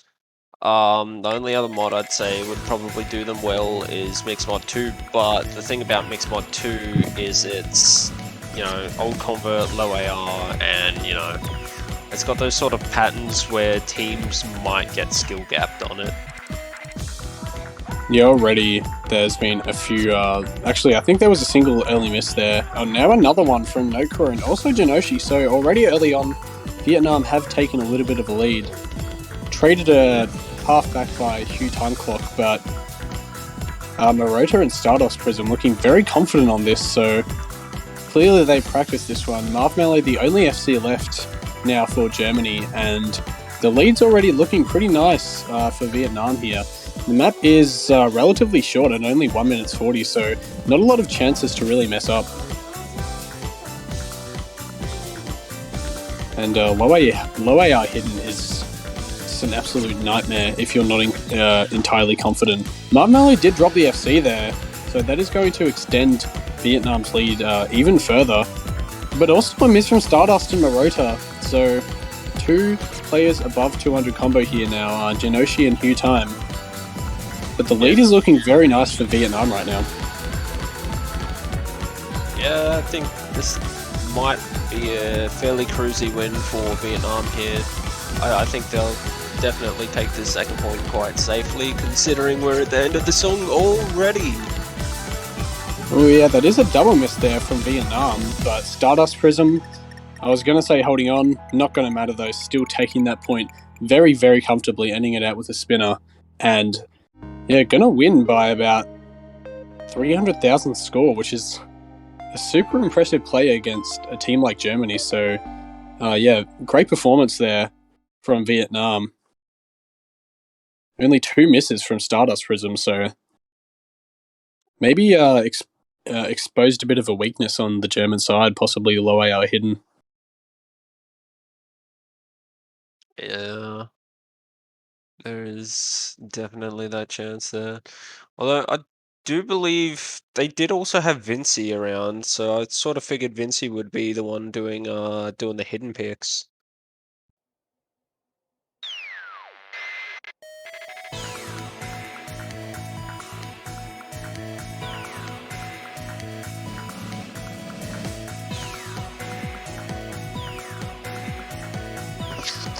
So let's see, what can Germany pick to get themselves to match point? Maybe another hard rock, possibly. They did look very comfortable on that, or possibly another no mod. I'm not entirely sure. Even a DT, really, they do have quite a lot of options here where Vietnam maybe isn't so confident. So I think Germany have a lot of chances to close out this match. Yeah, if I had to guess, I'd say they're going to go for either DT4 or Hard Rock 3. Maybe No Mod 4. One of those 3. Yeah, that does seem like the most viable option for them. Although I'm sure they're feeling very confident right now, so maybe they can just really pick anything, and confidence is just going to be too much for Vietnam to handle. Yeah, so Hard Rock 3 we're definitely seeing right now. And Hard Rock 3, I feel like this convert Hard Rock is kind of easier than last week's one. I don't know. Although, to be fair, last week's convert Hard Rock pick, I was practicing the wrong difficulty up until like the day before the match. So Oh, okay. that's probably also why I feel like this one's a bit easier, but it also doesn't really have any sort of jank notes anywhere, whereas last week's one had like that janky sort of wiggle stream at the end.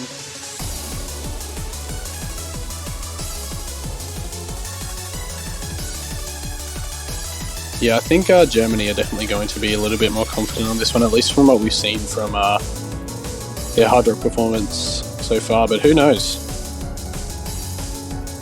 Can Vietnam pull something again out of the bag and get themselves up 3-4? It would be very interesting to see, and I think possibly ruining quite a lot of pick'ems. Maybe a lot of people expecting Germany to be much more confident on this, but Vietnam have shown that they can definitely be a strong on quite a few picks. So I'd say they've already exceeded maybe a lot of expectations from what some people might have thought. Yeah, I'd definitely say they are showing out on some of these mats and doing quite well, so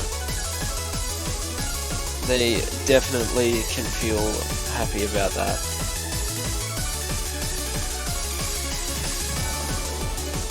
So hopefully getting started shortly.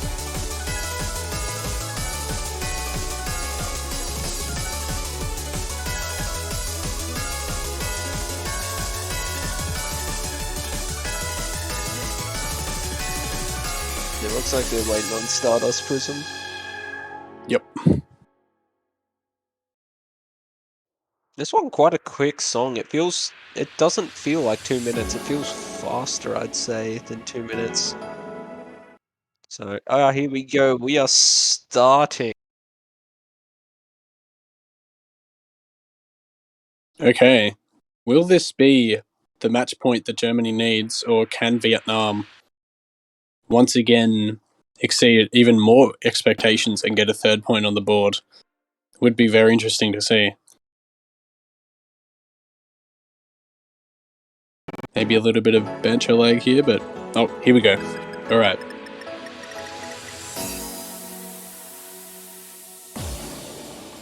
So yeah, Germany coming in off the spinner with the advantage, but we all know spinners don't mean too much right now. Not in this stage anyway. Ooh, Lingland with an early miss, but that's not going to make too much of a difference neither. It's going to be the later misses, unless we see a three-way FC out of Germany. Yeah, that miss from and now a double miss again from those two players, Lingland and Stardust, are definitely not going to help Vietnam whatsoever. He's traded half back by Nerfu, but already Vietnam showing maybe a little bit of weakness in the early stages of this map, and it's not too much of a long one either, only around 2 minutes 13. So Yeah, sort of wondering if using Hidden as the reading tool here is kind of bottlenecking those hard rock combos there. Oh, 2 misses out of 3 for... Okay, oh, no. The whole team is down for Germany. Everyone's down except for Lingland Lily right now. They're the only one with score, but there's such a massive gap. We're going to have to see more misses, and we're going to have to see Shu and Stardust Prism hold on to some combo, because Nerfu is on the 200s right now, and everyone's building back up. So they're pretty much even, and Lingland goes down. That is not what Vietnam need whatsoever, and now the combos for Germany are all up above 200, and they're going to extend their lead even. Well, now there is a double miss from Germany, though, but traded right back by Stardust Prism and Enryuka holding that 200. As I say that, does miss, so but the lead for Germany is already pretty prevalent, and they are going to close that point out and win by about 110k score to secure 3 match points. Yeah, I sort of didn't expect them to really lose that point, and every time they sort of went down or team missed, it's the Vietnam roster just didn't have enough combos there to sort of capitalize on anything. So yeah, that gap is just going to be there.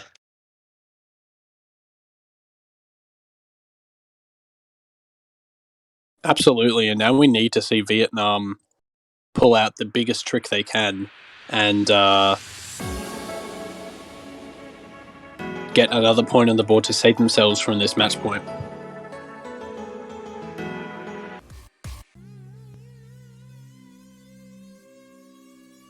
And we're seeing them go back to Hidden, so not a bad idea here. I think Hidden 3 is probably the better bet than Mix Mod 2.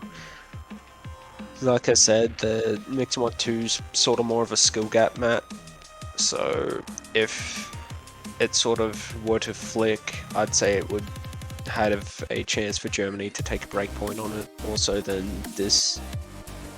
Like, I think this one Vietnam has a very good chance of taking.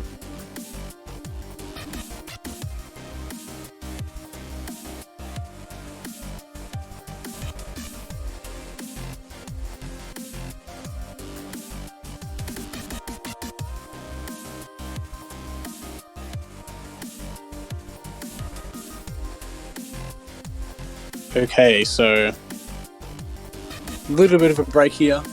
Maybe Vietnam doing some meditation or something to try and conjure all the energy they can to get another point. Oh, nope, here we go.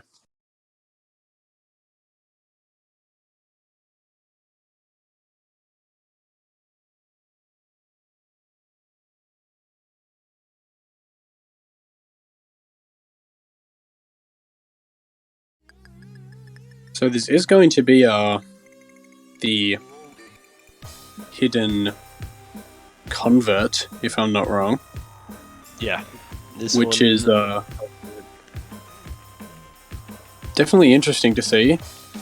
I think that Vietnam have a pretty good chance here. They looked very solid on that last hidden pick, so I definitely think that they can win this if they keep that consistency going for this hidden mod. And already we're seeing an early Vietnam lead caused by that miss from Note Karoi, although the map is quite long, 3.5 minutes, so lots of chances for the score to flip back, and there it is, Germany now kind of equalizing, and now a double miss coming from Vietnam's side as well. They've lost all of their combos. Genoshi's still holding that FC as well. Double miss again there from Hugh Time and Morota, so lead is going to flip back to Germany. This sort of map, this sort of hidden is quite good for Genoshi. I know he likes this sort of stuff, so we'll probably see him do quite well here. I mean, we're already seeing him do quite well, as he is the only combo above 200 right now, and he's still FCing.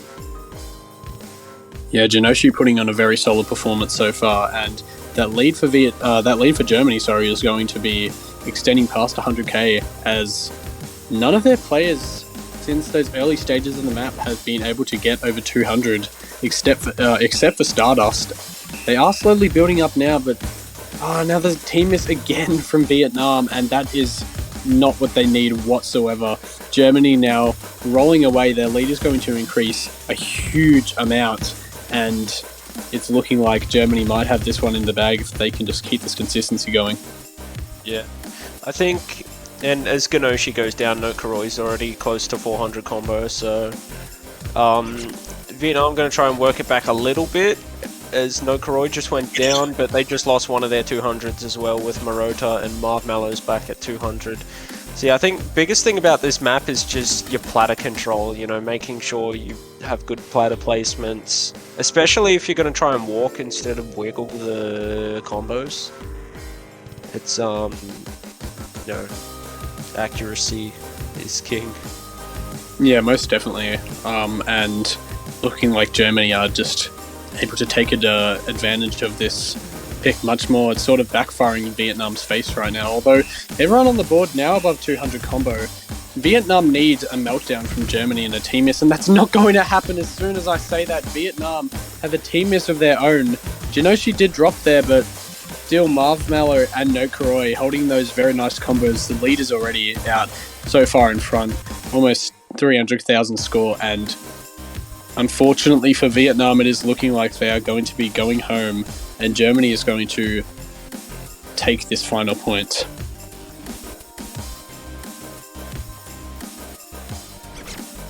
Yeah. Oh wow! Actually, everyone except Genoshi missing there.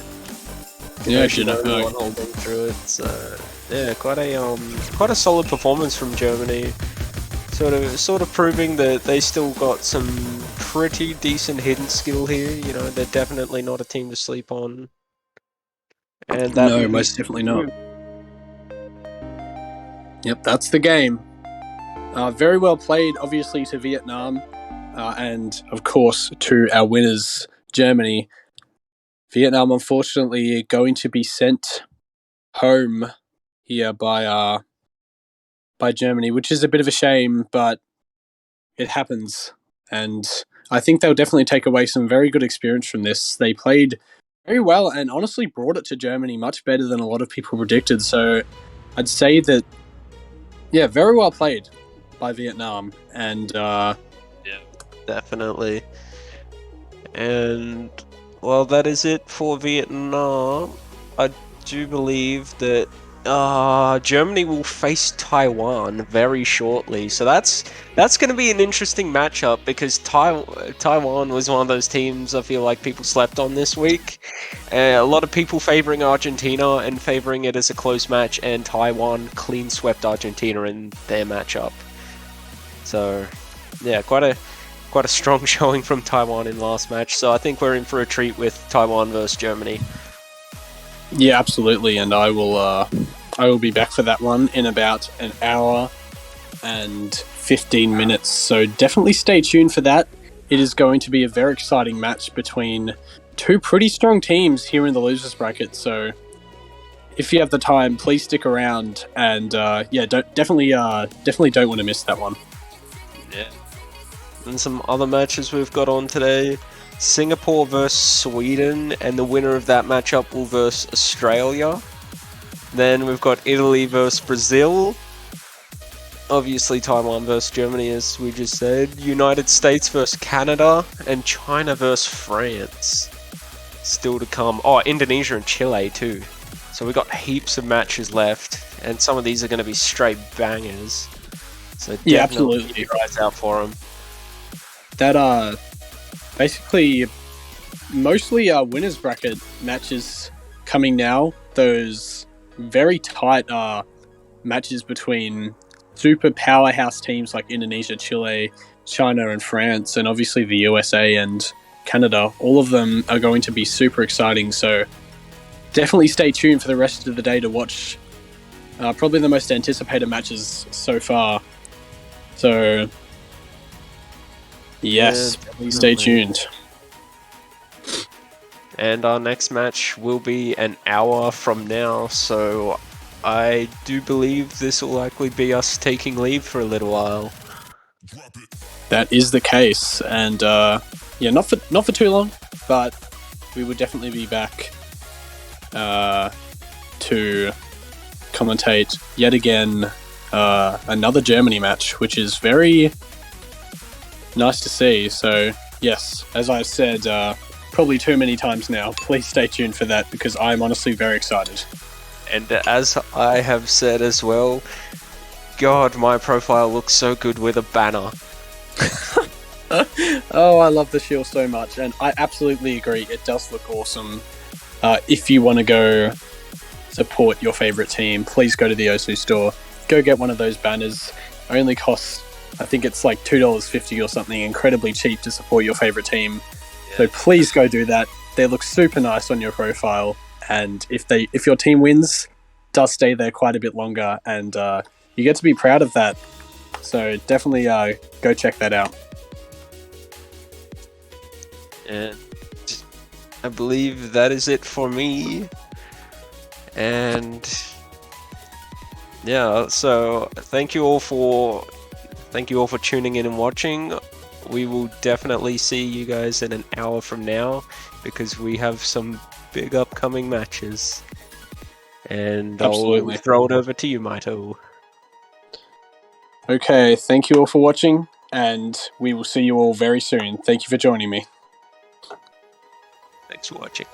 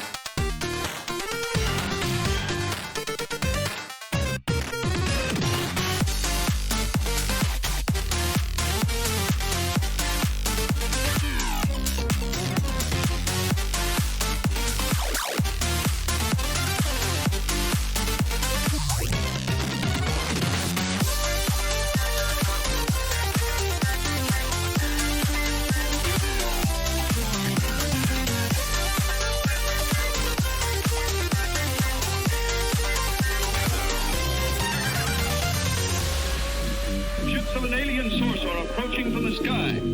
Radio contact has been attempted but cannot be established. Instructions are to prepare for an attack by an unknown enemy.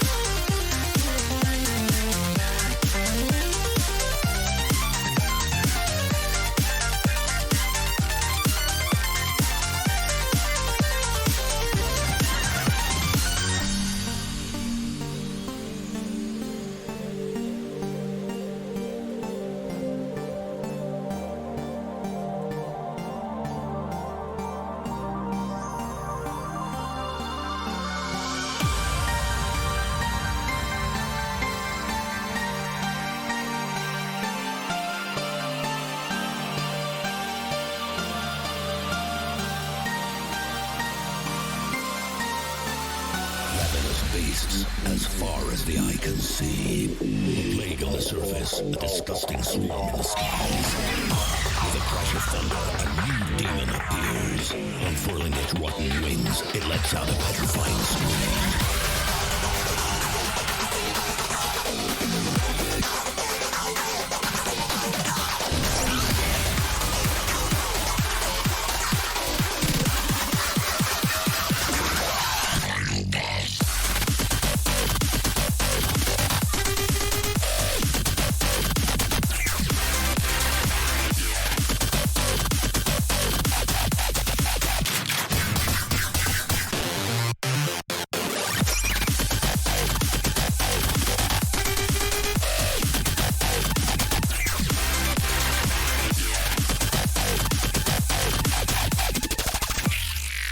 Time to fight back.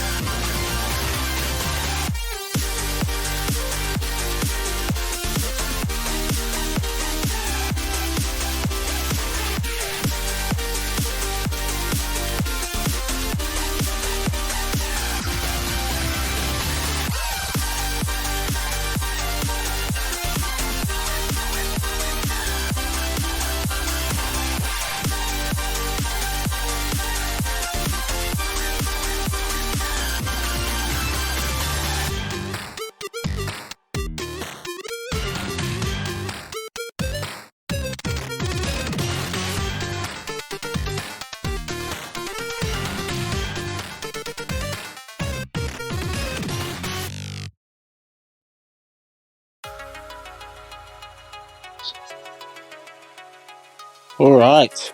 Hello, everybody, and welcome back to the next quarterfinal match of the Osu Catch World Cup 2022 season.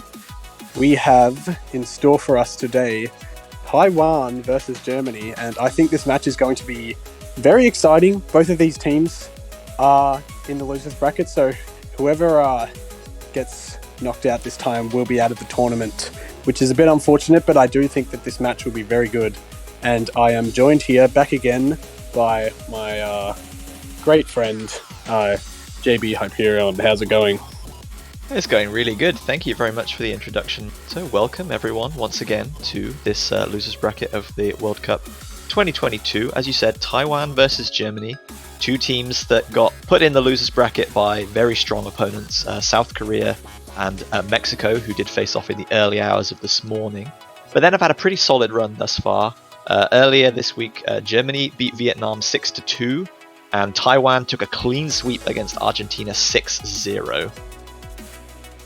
Yeah, Taiwan actually, I think, maybe improved a lot on some of the expectations of some people.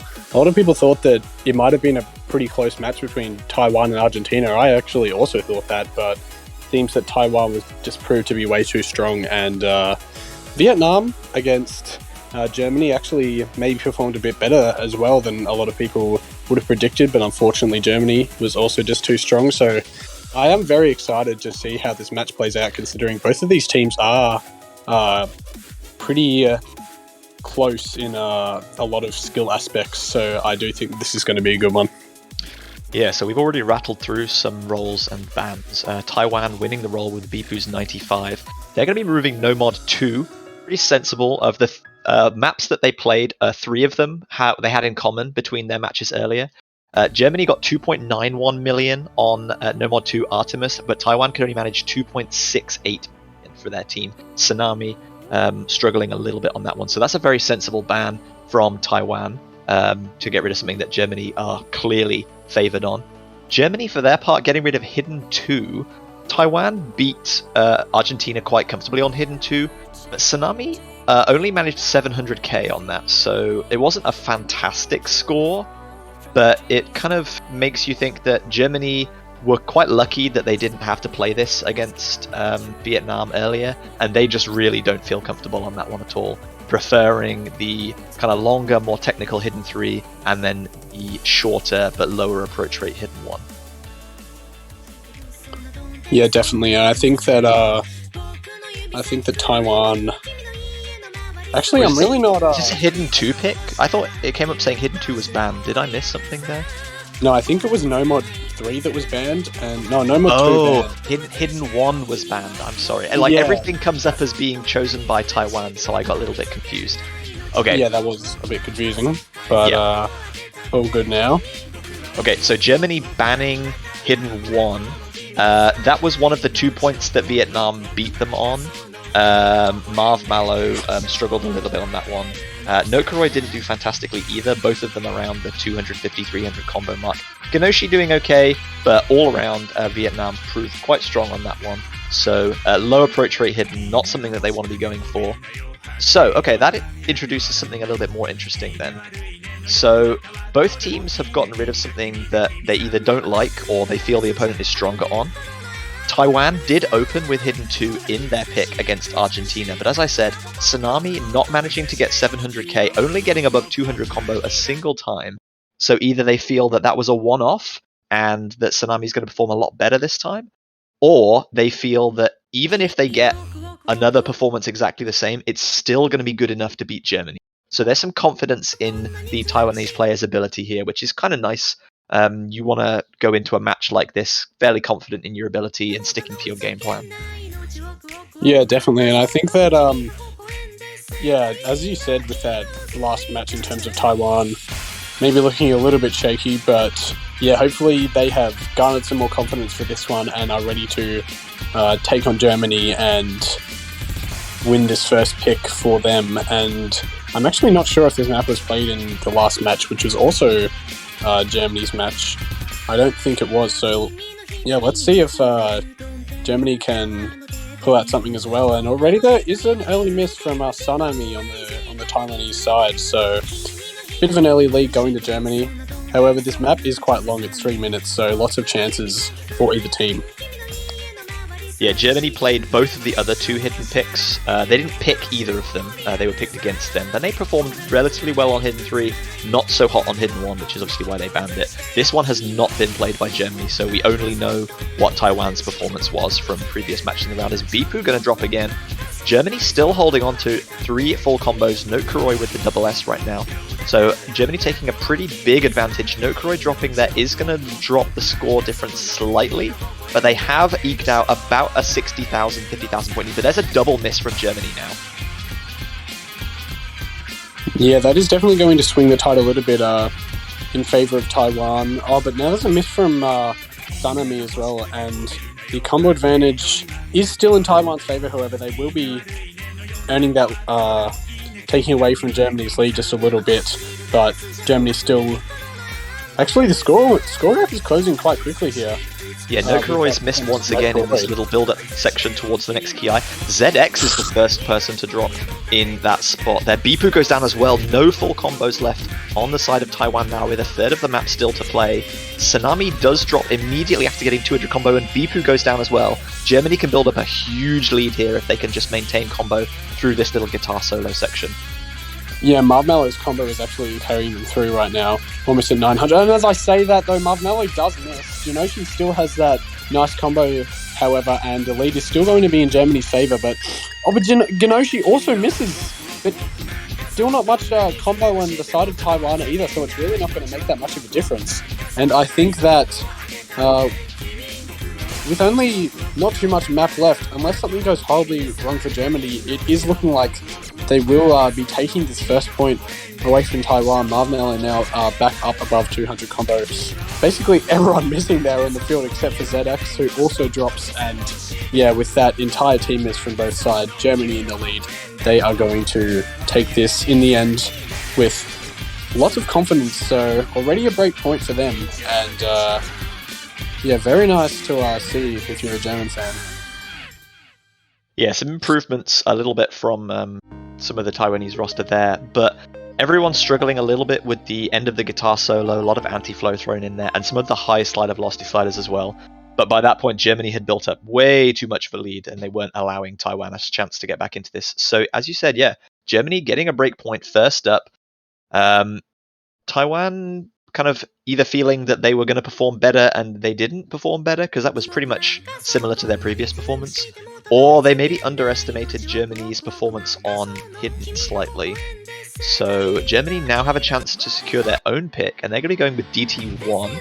This is exactly, again, the same pick that they opened up with in the previous match. Nearfu 1 missing in the last kind of 200 combo there, and no other player on Germany really struggling massively.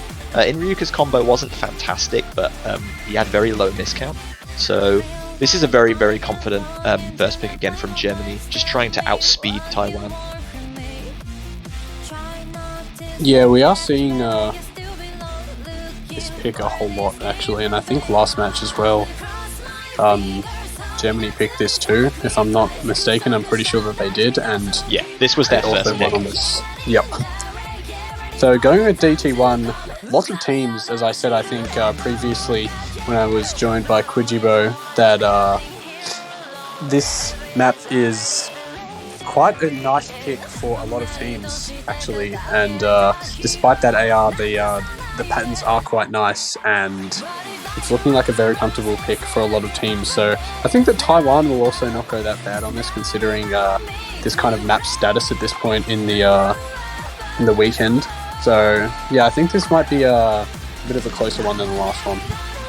Yeah, we didn't see much double time at all in the Taiwan-Argentina match. They picked DT3 and did relatively well on it, but not quite to the level of some of Germany's DT scores. They picked DT1 and DT2.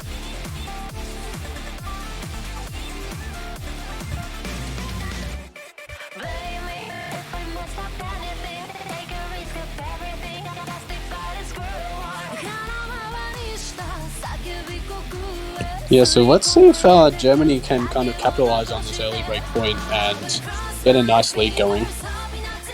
Taiwan hoping to get that break point back, obviously. And being 2 down, obviously not what you want at the start of the match, but it is looking that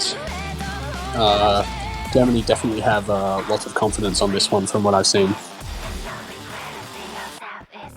So hopefully getting underway shortly. Yep, there it is from Leo, starting in about 5 seconds. And here we go. Will Germany be able to extend the lead, or can Thailand break back? Yeah, Germany using the same roster for this map as they did to open up their match against Vietnam a little bit earlier. If I look at what roster Taiwan used against Argentina when playing double time, it looks like we got Sanami playing this one instead of Extricate. Bipu and Anya both forming on that DT3. But this being a specific instead of a convert, and Extricate maybe a little bit more of a convert specialist. We see an early miss from Inryuka, giving Taiwan an early advantage. Everyone else at 200 combo. Yeah, and actually also a miss from Nerfu. So early on, Taiwan is going to have that lead. Drop there from Bipu actually is going to slow that lead down a little bit, but traded right back by Inryuka. And Anya and Sanami going very strong right now. Another miss from Inryuka there as well. Bipu kind of stabilizing that early miss, and Nokuroi the only FC left on the German side. Right now Taiwan is looking a bit strong. Obviously there is quite a bit of map left to go, but out of the early gates for this map, it is looking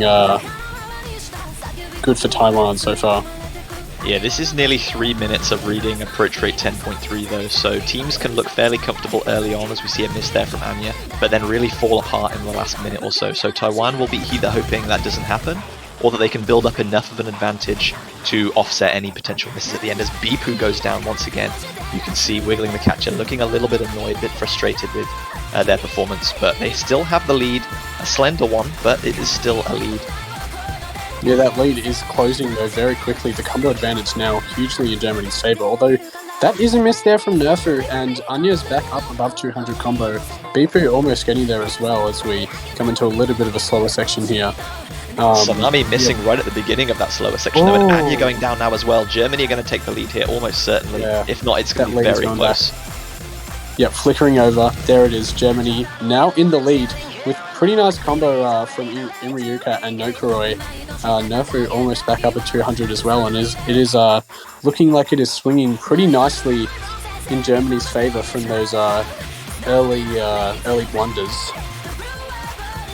Yeah, Bipu going down there. Anya not at a huge combo. Inryuka goes down, but I think they've just about built up enough. Nokuroi finally drops combo in the last 20 seconds there, but I don't think that's going to be a problem because it's traded by Bipu and Anya multiple times. Nerfu versus Sanami holding on to 300 combo each. Germany have about a 50,000 point lead, and I don't think Taiwan have a way back into this one.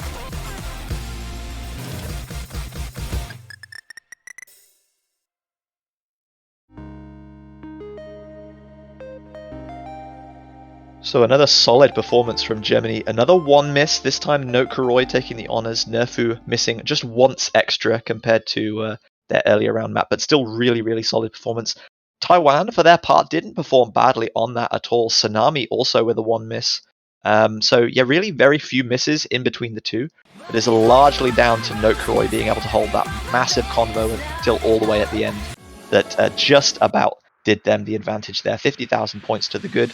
They secure a point on their pick, so it's 2-0 to Germany now. Taiwan have another chance. What are they going to go for this time? Their second pick in the previous match against Argentina was Hard Rock 1. Germany's second pick was also Hard Rock 1, and there was only 3,000 points of difference in their score, I think. So Hard Rock 1 might be a little bit of a risky choice. It looks like they've gone Hard Rock 3. Interesting.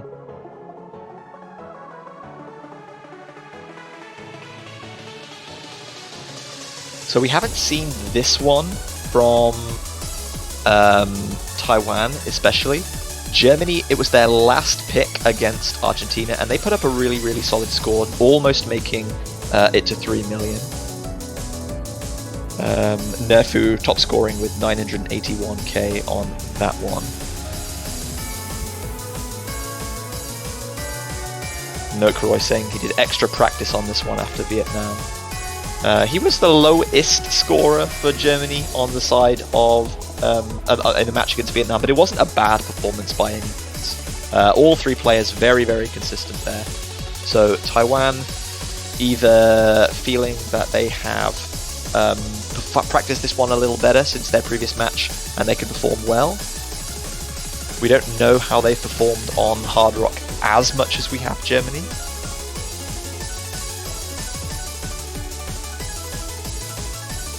We are going to be seeing otherwise an unchanged Hard Rock team from them though. Anya, Sanami and Bipu Kami. All of them putting up really, really solid scores on Hard Rock 1.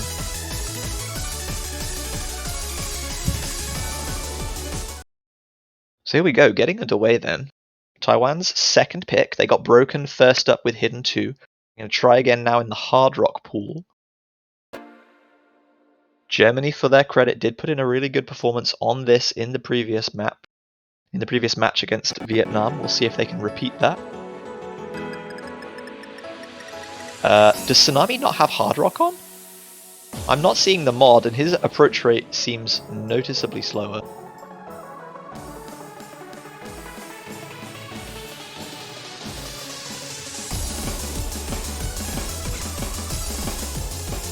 Early misses from Anya and Tsunami. He does have it apparently, it's just not showing on the client. That's very interesting. This is interesting then, because we might not know whether Tsunami's misses are actually misses, or whether they're just kind of indicated as such because the change in approach rate. So hopefully that's not too much of a problem. I'll continue commentating as if they are. We see Nokeroy with the first drop on the side of Germany. Nerfu and Inryuka both holding combat. As I say that, Inryuka is going to go down though, which is going to reduce the score gap quite a bit. Traded miss here between Sanami and Inryuka as Nerfu, Bipu and Anya all holding on really nicely. Nokeroy building back up nicely to 200 combo, but Taiwan currently have the advantage. There's a triple miss from Taiwan though. Anya and Bipu both going down. Inryuka and Nerfu trading for Germany. Sometimes Sanami's combo will jump back up because the stream thinks he's missed but he hasn't actually, and sometimes it will be an actual miss, so I'm going to struggle and to try my best to report on that. You can see Sanami wiggling there because Hard Rock is displacing those notes requiring him to wiggle, but the stream was unfortunately not showing us that. Taiwan still with the advantages. Anya and Inryuka are trading. Bipu and Nerfu both back up at nice combos. Nokeroy again really, really well. Inryuka's going to go down though, but... Ooh, okay, interesting. Coming into a spinner here with the map coming to an end. Looks like Taiwan are going to take this one by about 50,000 points. We'll see the end score screen here. Tsunami only one missed that. A lot of those misses were just the client unable to kind of keep up with the fact he did actually have Hard Rock on. So I'm sorry to everyone, that was a little bit confusing to see. But yep, trust this end result screen. Tsunami, Bipu, both one missing. Nokeroy, pretty good performance as well. But otherwise, yeah, really, really solid performance from Taiwan. Germany not quite able to match up to their previous performance on this map, but still really, really well performed from them. Actually, no, I think they did better than their previous performance. Taiwan just did really, really well themselves.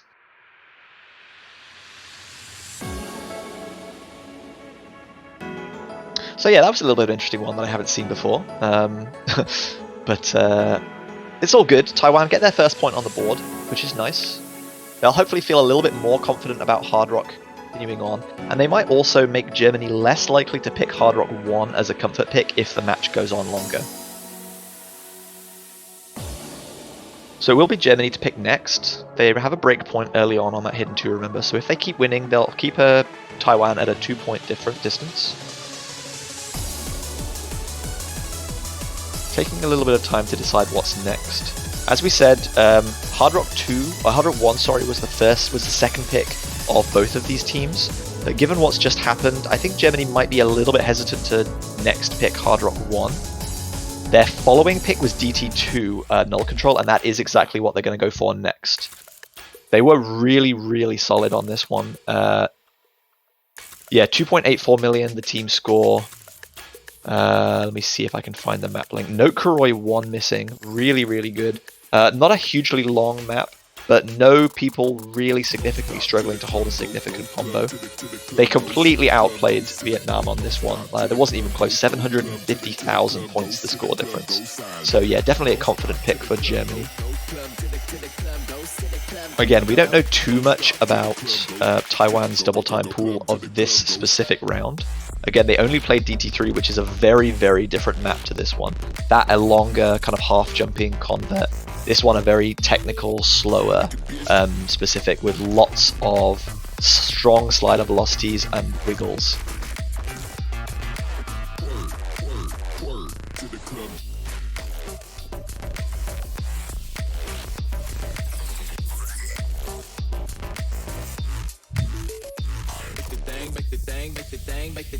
So Germany going to be settled with the exact same roster that they performed this map on in the previous match against Vietnam. No Kuroi, Nerfu, and Inryuka.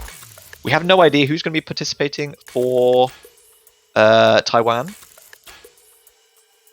I imagine Anya, Bipu, and Sanami are probably going to be playing most picks that we've seen thus far.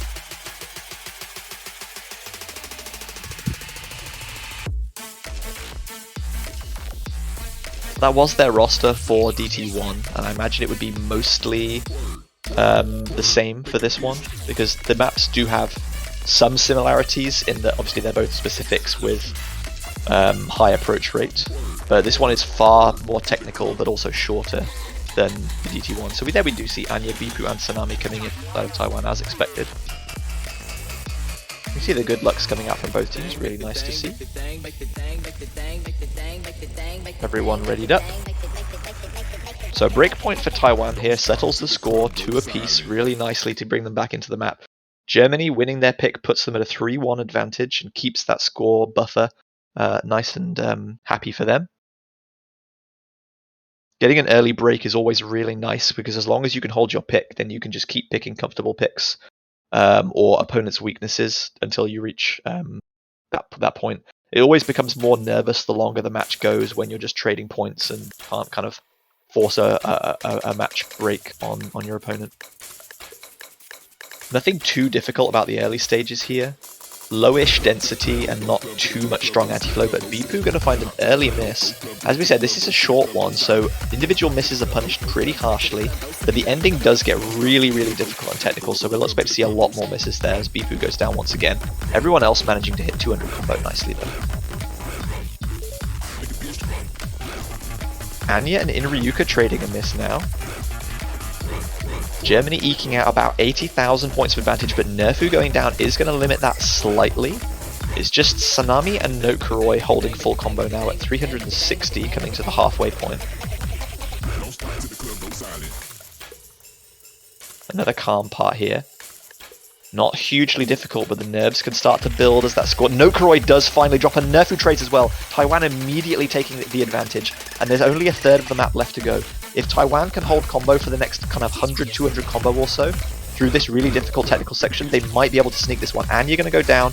It's going to lower the score difference slightly, but Inryuka goes down too. Nerfu hasn't built back up to full combo. Sanami is destroying this pick right now. Really, really helping build a huge buffer for Taiwan. This might be a bit of a blunder from Germany.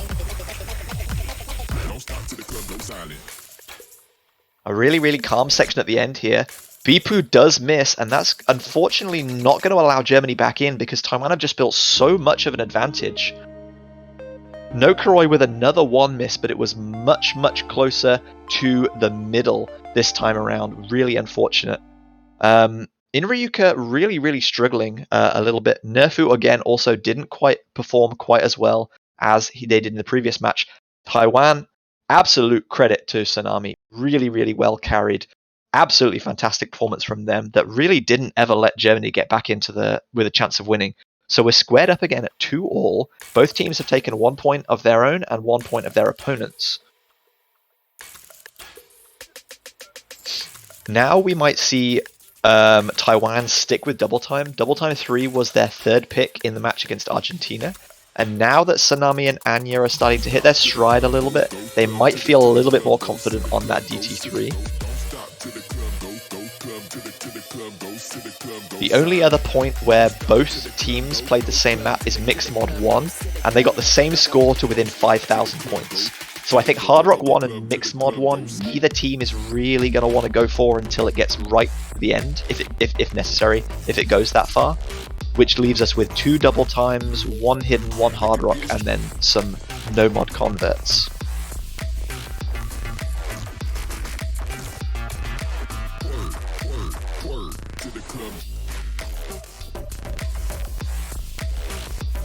Taiwan taking a little bit more time to decide what their next pick's going to be, and I think that's wise. They have 2 minutes to decide. They are going to go with Mixed Mod 1 though, wow! This is brave from Bipu and Taiwan. As I said, the two teams both played this against their respective opponents earlier in the round, and got the exact same score to within like 5,000 points, 2.76 million. So either they're feeling very confident that they can perform better, or they're riding that crest of consistency from the previous pick a little bit, and they think that they can just hold a combo slightly longer than Germany.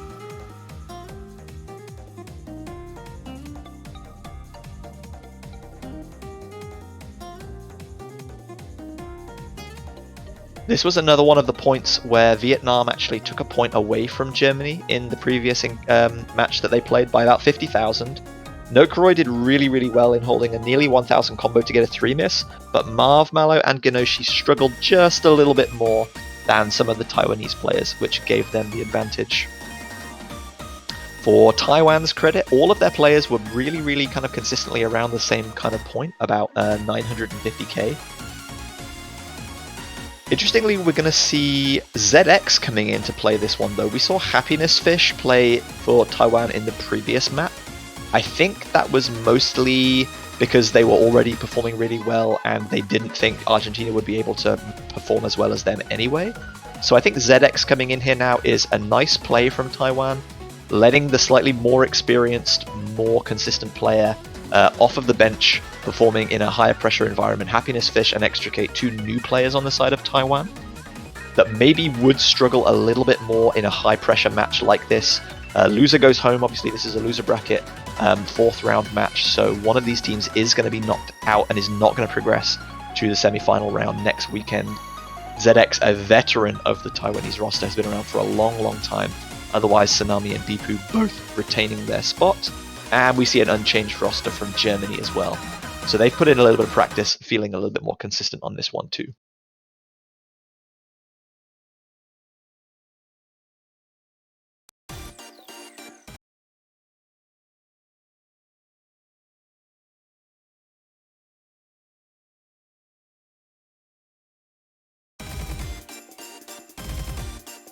So synced everyone up nicely there. Looks like everyone is still holding on to that full combo. No really early misses that we sometimes see. So you can see Tsunami and Nokoroi at the top, the 2 Hard Rock players, with that increased approach rate of 10. Noshi, the hidden player on Germany, is going to drop early relative to Bipu. Several times dropped from Kenoshi during these wiggles now. Bipu is going to go down slightly afterwards, as is ZX, but that miss from Nokoroi versus Tsunami, the Hard Rock mod, giving that 1.12 times multiplier. So Hard Rock misses being punished slightly more severely. Tsunami holding onto that combo is what's giving Taiwan the advantage here right now, of about 20 to 30,000 points. Marvmallow holding on to the Nomod FC for Germany as ZX goes down again. That's going to bring the score difference right close together, and I think Germany are actually going to take the lead here with 2/3 of the map still to play.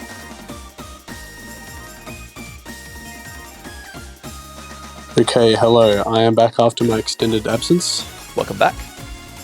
Thank you very much. So it seems that this is Mixed Mod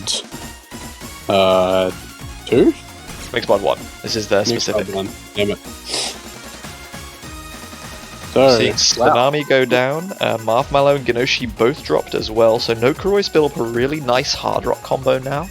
But thanks to the combo that Tsunami had earlier, Taiwan did take the advantage, but there's a double miss from Taiwan. ZX and Bipu both going down as Marvmallow is positioned at the 200 combo mark. So Germany taking a lead once again with about 1/4 of the map still to play, but it's very close, and it's going to become even closer with that Genoshi miss, but it's traded by Bipu now.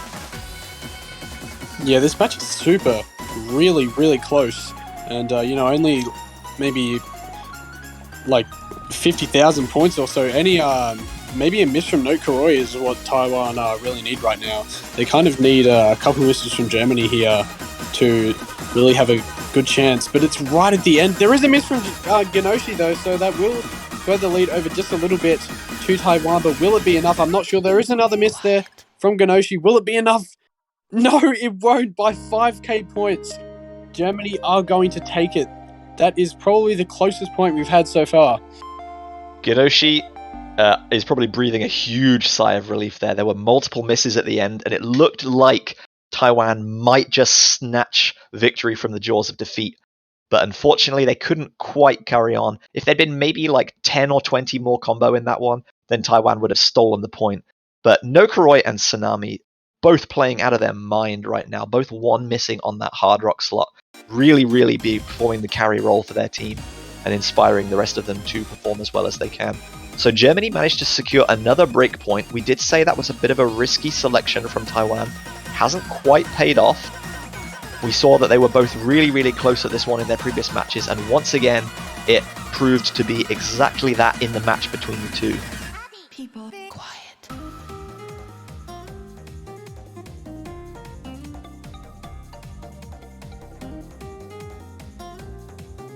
So Hard Rock 1 is now the only map remaining that both teams played in their previous match. And Germany going to be going for Hidden 3. So they performed reasonably solidly on Hidden 3 Glitch in their previous map. It was the last map that they played, and it was a Vietnam pick. 6, 5, and 5 misses throughout the team. Genoshi top scoring for Germany in that one. So really consistent selection for Germany here that I think that they'll perform quite well on. Yeah, it does seem that way, and I think that Germany are probably going to have a lot of confidence going into this. They are also up a point, and they are looking to keep that streak kind of going right now. So yeah, I do think that Germany have a pretty good chance for this one, and yeah, I do think that hopefully this will be another one just like the one before. I mean, that was certainly exhilarating. Yeah, absolutely. We saw Hidden 2 being first picked by Taiwan, so they're obviously pretty happy with Hidden as a team, as a mod. We saw Bipu, ZX, and Tsunami playing that one, and we can see ZX in the lobby right now. We'll wait to see if Bipu and Tsunami are also going to be retaining their spots alongside them. Germany once again fielding an unchanged roster from the match against Vietnam, where they played this pick last, as I said. It wasn't their pick, but they did perform really solidly on that one to take the match.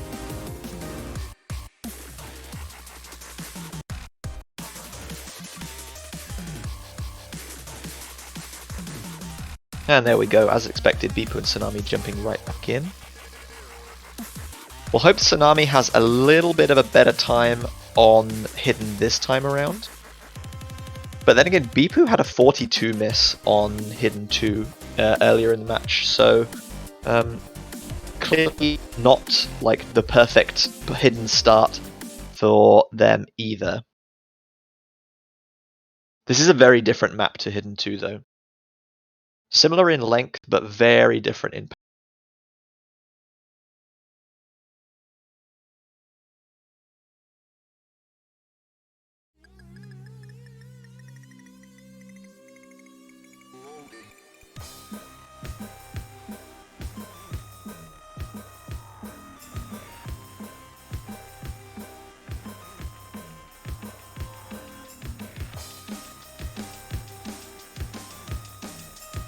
Okay, getting into the early stages of this map, not a lot of disaster so far for any team. Obviously, this is pretty long, one of the longest maps in the pool actually, and there we go, first miss on the side of Germany with Genoshi, and Taiwan are going to take that early, but it is traded right back there by Tsunami, so scores basically staying relatively level. Might flip over to Germany. Yep, there it is, just a little bit of a combo advantage. Oh, but that second miss from Tsunami there is going to accelerate Germany's score lead even further. All of their players back over 200, and Tsunami needs to build back a combo for Taiwan to make sure that they don't lose any more. But ZX is going to go down once again, and Tsunami also finding a miss too. Yeah, despite the early miss from Ganoshi, Germany looking really, really solid. Nokuroi with the SS, Marv with I think just a single droplet miss. Bipu doing really, really well on the side of Taiwan, which is fantastic because he was the lowest scorer on Hidden 2 earlier in the map. But Tsunami and ZX just struggling a little bit to maintain combos. We see Tsunami go down again coming into this Ki section. Everybody misses. Nokuroi seemingly having dropped out of the lobby. Yeah, hopefully they're still playing and they've just disconnected from the tournament client and we'll get their score at the end. But yeah, that's really, really bad if Nokuroi's disconnected. It does seem like Nokuroi, it might just be a screen bug, hopefully, because Germany's score is still increasing as it would. Although Taiwan now has taken over that lead, so yeah, I'm not exactly sure. Oh, okay, never mind. Nokuroi has disconnected, and it is much too far into the lobby now for there to be a restart. So that is huge for Taiwan right now, and we'll try and Germany. We'll try and get a screenshot from Nokuroi if he at least still manages to finish the map. So we're not going to immediately say that Taiwan have kind of won this one by default yet. But it is a little bit difficult for us to really say how the teams are comparing now that Germany are, according to the stream, missing a player. Yeah, that is very unfortunate, and yeah, hopefully we can work something out there, but as of right now, we are seeing a team miss there from Taiwan, however, so that is certainly interesting, but it is seeming like they are still going to be in the lead here pretty considerably, although it's kind of hard to comment on that too much considering the weird circumstances that are happening right now. Yeah, Marthmallow dropping on one of those little wide wiggles. Ganoshi just having so much confidence to stand slap in the middle of them and know that you don't need to move for those. Really, really well done. Taiwan built up some nice combos towards the end. Tsunami dropping like very, very near towards the end in that little final section. Marthmallow just building back up to 200 combo in the nick of time. Ganoshi going to drop right towards the end too, but I don't think that's going to make too much of a difference. So now we wait and see who finished. Yeah, and actually it looks like there's less misses in total from the German side, so that is a really unfortunate disconnect from Nokuroi, and yeah, I'm not exactly sure what's happening, but that is very odd, yeah. So tentatively, Taiwan breakpoint, we'll wait and see if Nokuroi managed to submit a screenshot of their score to kind of prove what the result was. If they can't provide the screenshot, or Nokuroi simply didn't even get to the end of this game, the end of the map screen, then that will be a breakpoint straight back for Taiwan. So while we kind of wait for that, the timer is also running, by the way, so while Germany are trying to sort out the screenshot, Taiwan can try and focus on what their next pick is going to be. And once again, they've been given potentially an in back into this match, tying the score up at 3-all.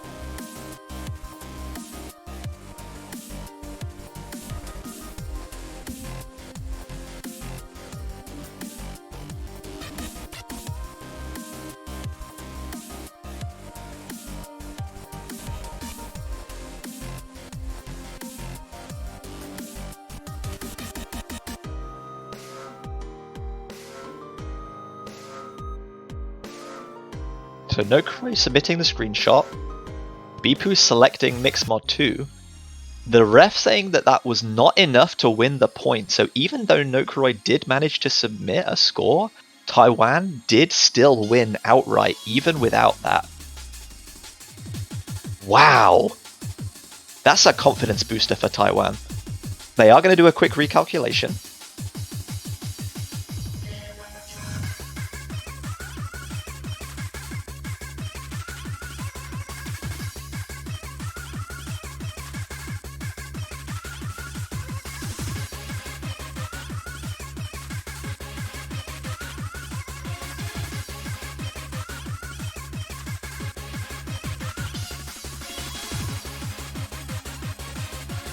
So Taiwan's pick is going to be Mixed Mod 2, which is not something that we saw from either roster in their previous matches.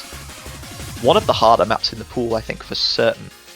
Approach rate 8 CS5 means that one player is going to be playing approach rate 8 hidden, and one person is going to be playing CS5 hard rock, which is 6.5 on a convert, and that gives you really, really small fruits. Definitely quite a technical, tricky one to do at AR10. Yeah, that hard rock on this map is extremely rough, in my opinion. I think that obviously there have been some really impressive performances, I think, from Skylia a couple of matches ago that only had like 2 misses or something, which is a ridiculous score, and it is so definitely possible to perform well, but yeah, that CS is definitely challenging, I would say.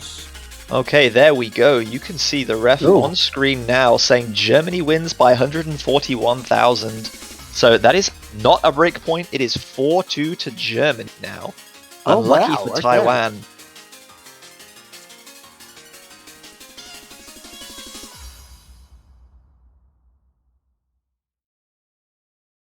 So this match full of twists and turns.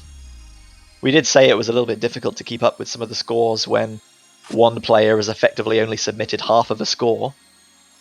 So yeah, please don't bully or blame anyone. It's not the fault of anyone in particular. The ref has done a great job by waiting and rechecking the score to make sure that we get the result right.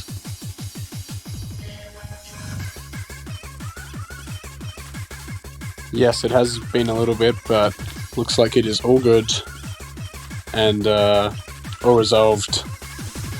So yeah, Note Crew definitely breathing a sigh of relief for that one.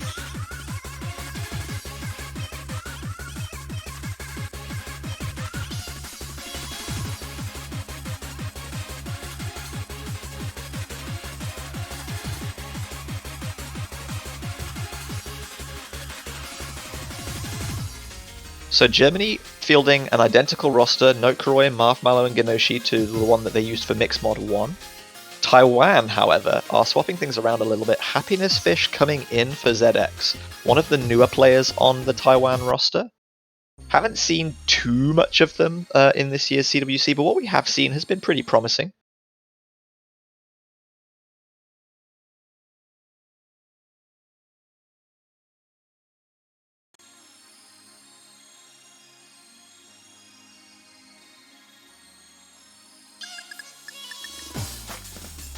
So Anya, Notekaroi going to be on the top of your screens playing in that Hard Rock mod. Notekaroi with a very early miss there, but to be expected given how punishing this Hard Rock play is with the CS 6.5. Anya trading it pretty soon afterwards though is going to give Germany the early advantage, but Notekaroi misses just before they can do that. Bipu and Genoshi on the lower left of each team's screen playing that approach rate 8 hidden, and you can see just how slow that is compared to what we've just seen and how difficult it is to read. Both Genoshi and Bipu struggling to maintain a significant combo. Happiness Fish and Marv both missing at the exact same spot, trading that miss there before the large stack.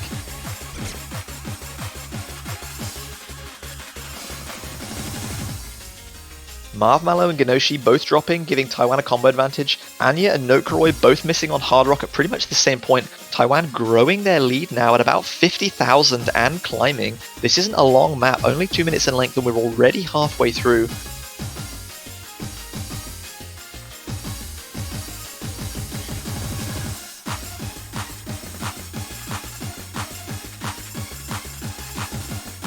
Bipu going down with the hidden on the side of Taiwan is going to drop things slightly.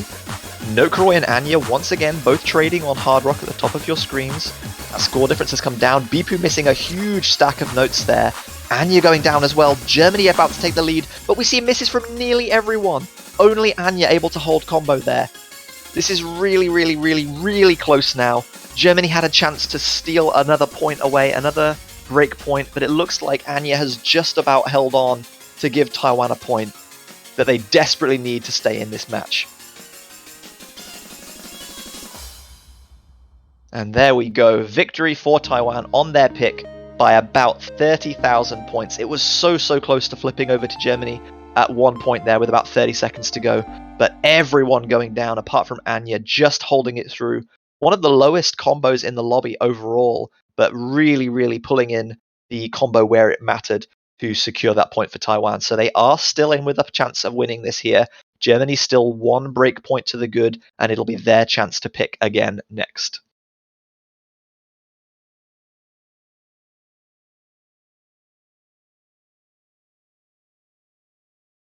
So now we get into interesting territory because both teams are going to have to start picking things that they didn't really want to pick in the previous match, and the match didn't go long enough to force them to do so.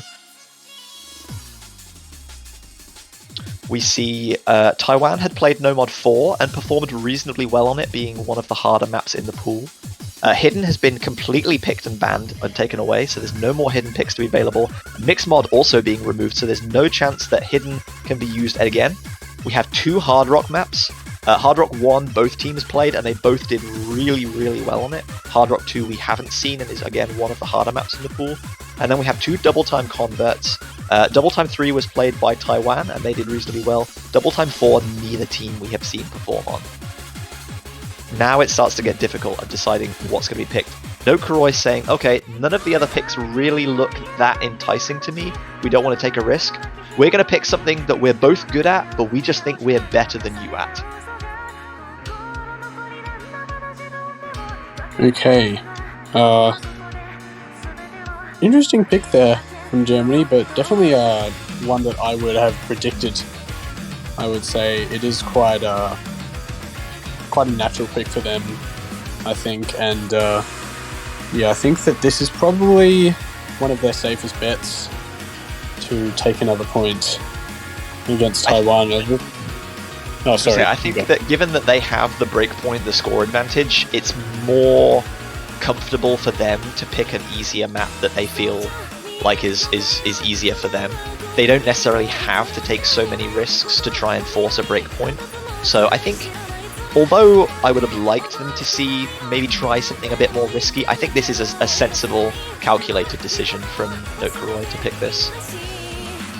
But they will have to be on the top of their game, because any miss here could open the door, and we've seen Taiwan are also a very good team on this type of pick.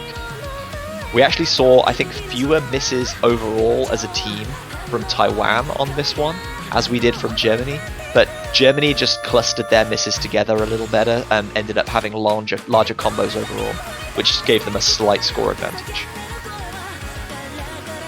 Yeah, and just getting the last person in here for Taiwan, it is looking like Bipu and Anya will remain, and instead of Happiness, we're going to have Sanami coming back in for Taiwan. So a little bit of a roster change on Taiwan's side, and also obviously Genoshi swapping out for Nerfu there.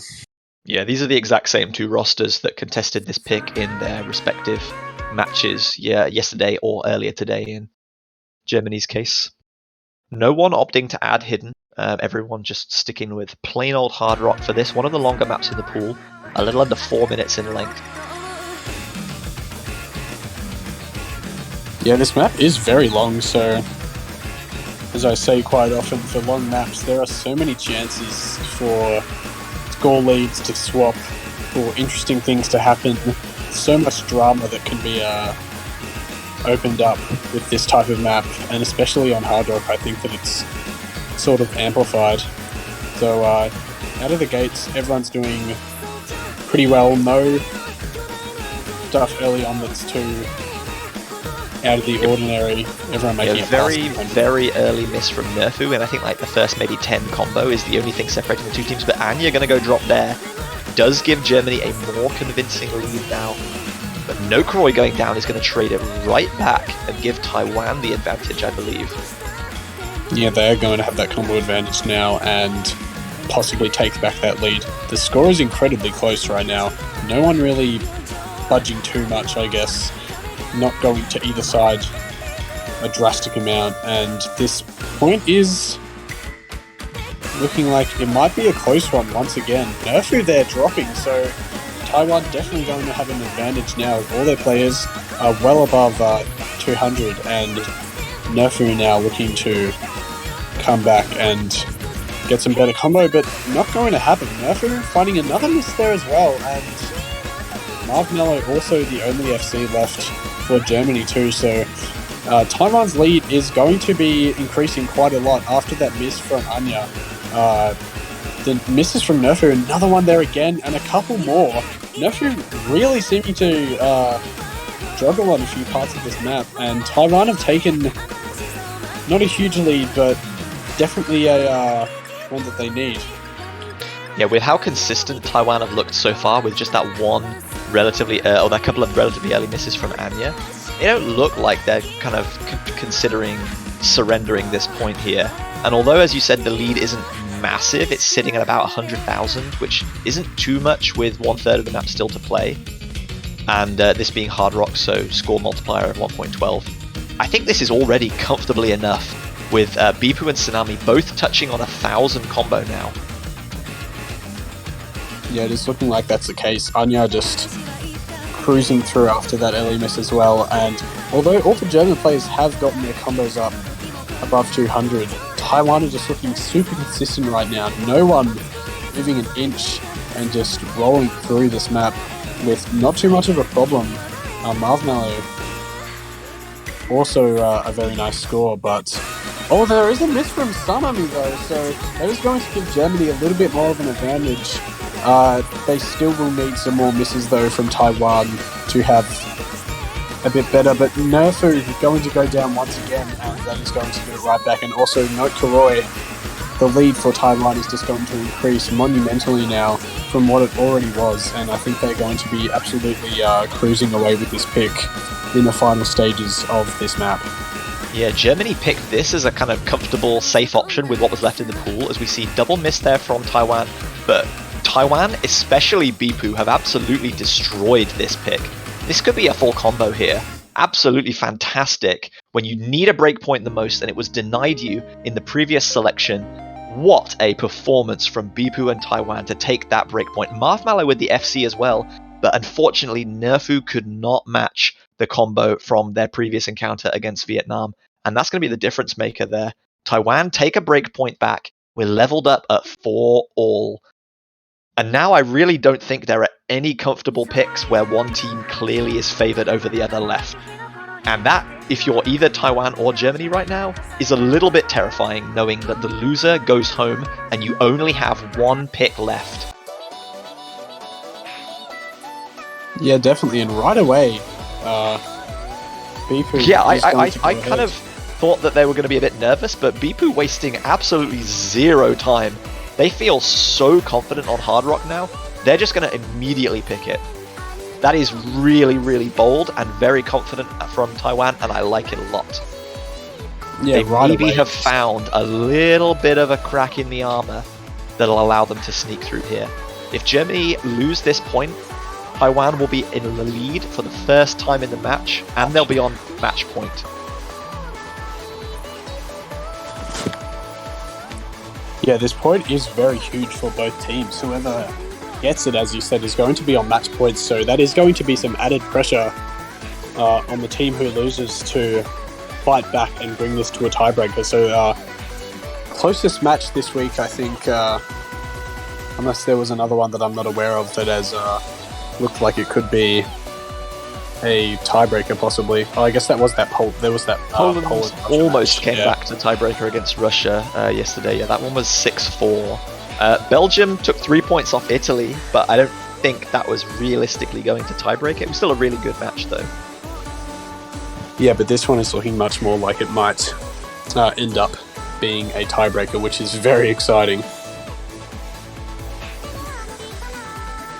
So, let's see if Taiwan can build on that Hard Rock momentum and continue that nice consistency on this mod and give themselves that match point against Germany.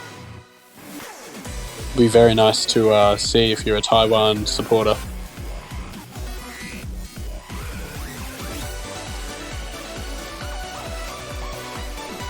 And obviously, unsurprisingly, no roster changes for either team. Yeah, with how confidently the Taiwan roster performed on Hard Rock 1, absolutely agree with keeping all of their members in. Germany did not perform badly. Nerfu probably didn't quite live up to his own expectations, but maybe that's a one-off. He did really, really well on Hard Rock in the match against Vietnam, so hopefully that is the case. A very different map to Hard Rock 1 in many, many ways, though. Quite a bit slower, lots more kind of memory required on some of these 1/2 jumps.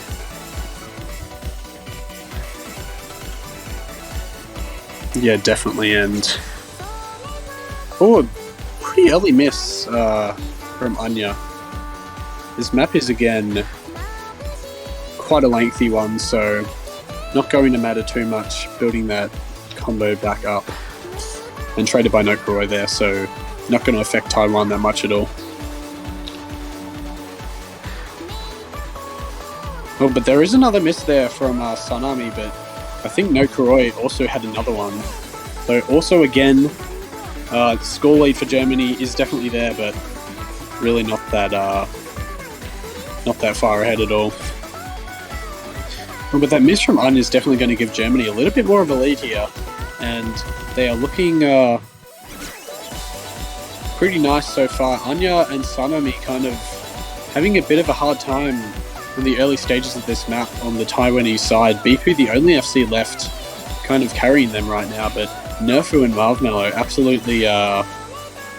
absolutely chilling, and Nokuroi also has a very nice combo too, so yeah, already up about 150k score, and Germany are looking very nice as we mark the halfway point in this map. Yeah, it could be another twist in the tail here. Taiwan feeling super confident on Hard Rock, but Germany with a little bit of a one-off issue there previously on Hard Rock 1, because they look a completely different outfit on this Hard Rock 2. So super consistent outside of that one early miss from Nokuroi. Taiwan have built combo back up nicely, but as I say, that Sanami goes down. They really, really need to see multiple Germany misses right now, because there's only 1/3 of the map still to play. And if Germany take this one, it's a break point that puts them on match point on their own pick. Yes, they're going to absolutely love that. And now Bipu's FC is gone for Taiwan, so no FCs left on the board for them. And there was traded by Nerfu there, but the lead for Germany is looking very promising right now. Sanami also goes down, and Anya the only one with a decent combo anymore. But Nokuroi and Marvmello are absolutely cruising right now, and I think that only a little bit of the map left. Germany are going to be able to take this. Marvmello does drop there, but Nokuroi are still holding that combo, and the lead is just too big for Taiwan to really catch up and have a chance at winning. Marvmello got a little bit psyched out by that space triple as we see Nerfu go down again, but they've already built up far too much of a lead for Taiwan to be able to come back into this one, as we see it. Sanami and Bipu both drop once again. Anya came back really nicely after a little bit of a shaky start, but Germany way, way, way too strong this time. So 2 Hard Rock picks that have both been breakpoints, that have both been massive momentum shifts in the favor of the other team. Just 4 team misses for Germany there. Sanami, unfortunately, the difference maker that time around. He's performed really, really well this match, but he couldn't quite carry Taiwan this time. Germany take another break point and are now 5-4 with just 1 pick left. Yeah, and obviously, as you said before, it's their pick, so they're going to pull whatever they need out of their strategizing and hopefully take this one home 6-4 for them.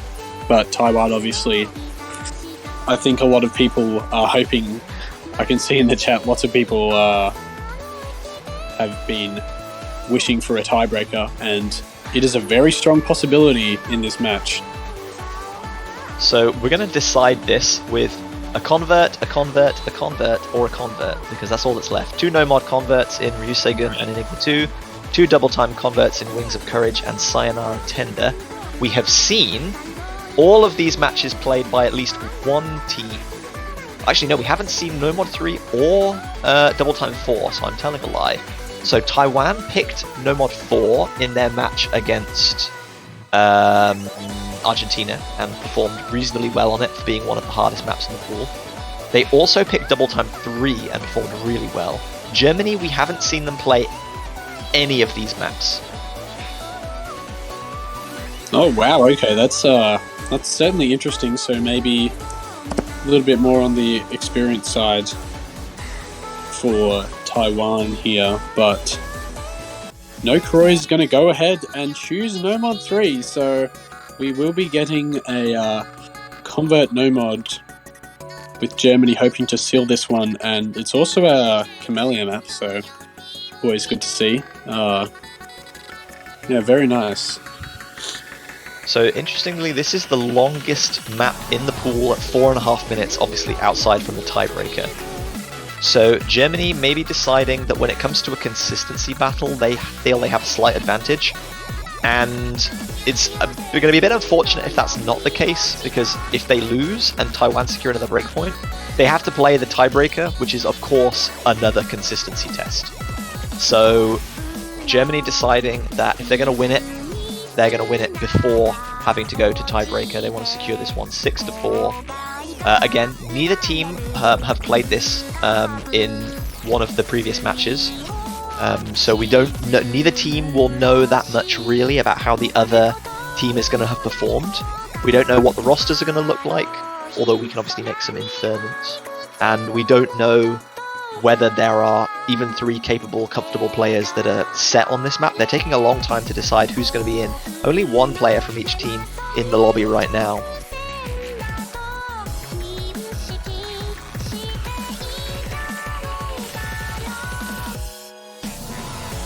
So, yeah, taking a little bit, Taiwan obviously does make sense that they would be having a little bit of a think here to try and decide what their best bet is to put their roster in for this map.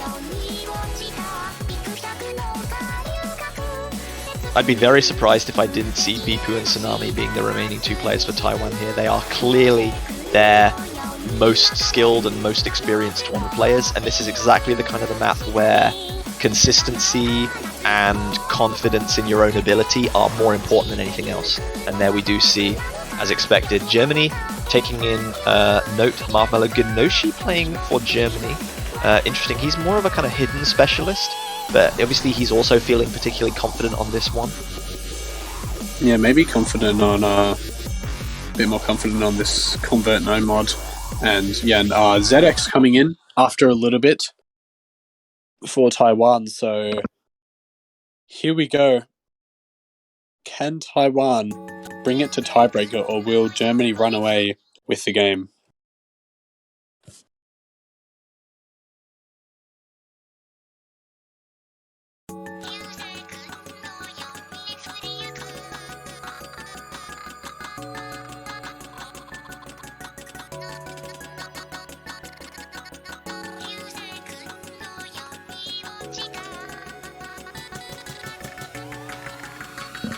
Okay, out of the gates, everyone is doing pretty well. I think we are going to see everyone getting to 200 combo with no problems. Oh, never mind. I lied. ZX is going to go down just before that 200 combo mark, which is very unfortunate for Taiwan there. So Germany going to be taking a small early lead, although with this map's length, there is so much opportunity for things to happen and for Taiwan to come back, so not going to affect them too much. But another miss from ZX there is definitely not going to help their case at all, and will extend Germany's lead just a little bit. Bipu and Tsunami, not too surprisingly, still holding on past this 400 combo mark, but everyone on the German team still holding that double S, and now Bipu also goes down. Tsunami, the only FC left for Taiwan, and the triple SS on Germany is going super strong right now. They're going to extend their lead much further, and they are looking very nice out of the first quarter of this map. Yeah, all Taiwan can do right now is take a deep breath, refocus, just focus on FCing as much of the rest of the map as possible and wait for German misses. And there is one, Genoshi going down on a little one of those anti-blowing sections. They're definitely going to need at least 1, probably 2 more misses to enable them to take the lead though, but it's a start. It opens the door just a little bit. Yeah, and they aren't too far behind. There is definitely chances, and now Marshmallow drops, but traded by ZX, so that's really not going to affect it at all. Another miss from ZX there, who is having a bit more trouble. Genoshi also goes down though, so now the lead is actually lightly in Taiwan's favor in terms of combo, and now there's oh wow, everyone missing there except Genoshi, so complete reset across the board.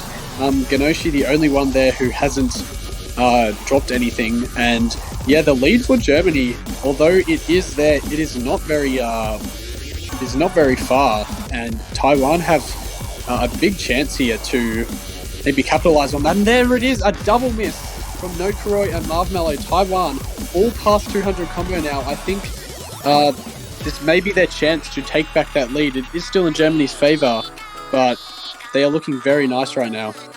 Yeah, we were just about to kind of shout about how there was the double miss from Germany and that it was an advantage for Taiwan, but then it was immediately traded by a team miss from Taiwan. This time the double miss and another miss there from Marv not traded. That score difference is getting smaller and smaller, and it is going to trickle over to Taiwan very, very soon with a third of the map still to play. Yeah, there it is. Back over to Taiwan's side. Yeah, a bit more than a quarter left. Taiwan can just hold on to these combos right now and maintain this lead, and maybe pray a bit for Germany to blunder a few more misses, and they will be able to take this to tiebreaker. But the score lead is so close, and now they'll be able to see each other's scores and know that they need to maintain that consistency right now, or Germany are going to be taking that. Each team, the nerves right now are probably building exponentially. Yeah, less than 10,000 points the difference as we come into the final kind of 30 seconds of the map. One miss will swing it over, and there is a miss from Bipu that immediately gives Germany the advantage. Yeah, that is not what Taiwan needed at all, and now Germany with that advantage are very, very slim. It can still be traded back over to Taiwan with a miss, but no! There's two misses from Tsunami and ZX. No misses from the German side at all, and now their lead is going to extend even further, and only a little bit of the map left, and even though Taiwan had that very promising lead, just an unfortunate couple misses, and Germany, I think, is going to be taking this 6-4. Their lead just too big now in the very end stages of this map, and yes, that is the match. Germany beating the higher seeded Taiwan 6-4. Very, very good match played by both teams, obviously, and just Germany that tiny bit more consistent in the end, and progressing further into the losers bracket to face, I think it would be the loser France in semi-finals, or the loser of France-China. So don't predict it too hard. I mean, I've got some notes from when we did our prediction stream earlier in the week, so I haven't kind of reset those. That match will be happening later this afternoon. Really, really hot match. Hotly anticipated as well. But yeah, so really, really well played Taiwan, but just unfortunately not quite able to overcome the consistency of Germany. Something that they've always had, but have been lacking maybe a little bit of firepower in these kind of crunch, high difficulty lobbies rounds in previous years. Looks like they've got a little bit more of their groove back, which is really, really nice to see. So congratulations to them. They will remain in the losers bracket and setting up, as we said, an encounter against either France or China, which is going to be a really, really tough matchup for them. So hopefully they get to practicing as soon as that map pool is released. Yeah, definitely, and that is going to be, well, their opponent's match, whoever it may be, is going to be in about an hour, just a little bit less, 50 minutes from now. So definitely stay tuned for that one. It is probably one of the most, if not the most, hotly anticipated matches, except maybe for South Korea, Mexico. So I am very excited to see that one, and yes, please stay tuned for that. That is going to be an absolute banger of a match.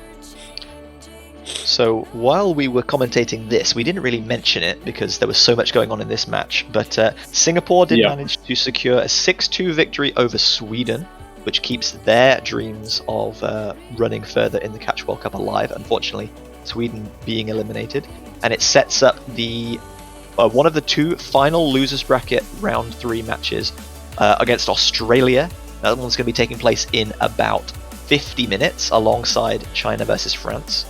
And also in that losers bracket, we're going to see Italy versus Brazil. Have we already seen Italy versus Brazil? Is that just not shown? I don't think so. No, it's happening later. It's happening at 17 UTC. So no, that is not okay. Okay. Yep. So that one's going yes. on as well. But most Yes. of the matches remaining are winners bracket matches, so neither team will be eliminated. The first of those we're going to see, as we said, is China versus France, and then we'll have Indonesia, Chile, and the US, Canada to round out the day. Yeah, and that is also a very hotly anticipated match. So throughout your day, please tune in to see these very anticipated matches in the winners bracket. They're going to be incredibly exciting. But for now, we are going to take a little bit of a break. So go get some food, go get some water, go get a banner from the Osu store, do whatever you need, and we will see you back in about 50 minutes. Thanks for watching, and thanks for joining me, JBH, once again. Yeah, no problem, Maito. Thank you again for commentating. It was a blast, and thank you everyone for watching. You're all wonderful, and as said, please don't go too far because we've got more matches in the Oscatch World Cup 2022 quarterfinals coming up very, very soon.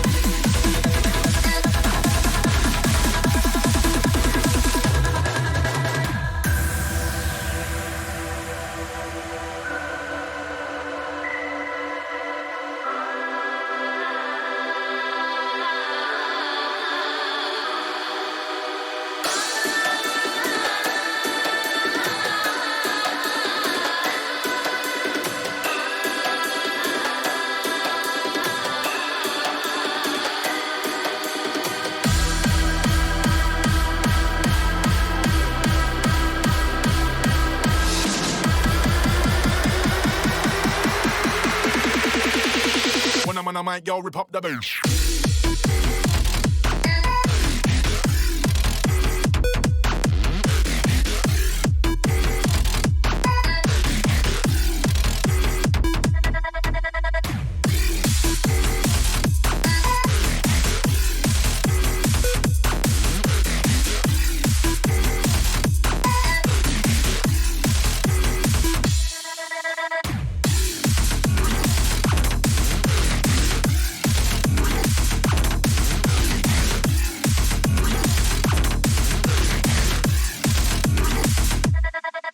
Worst.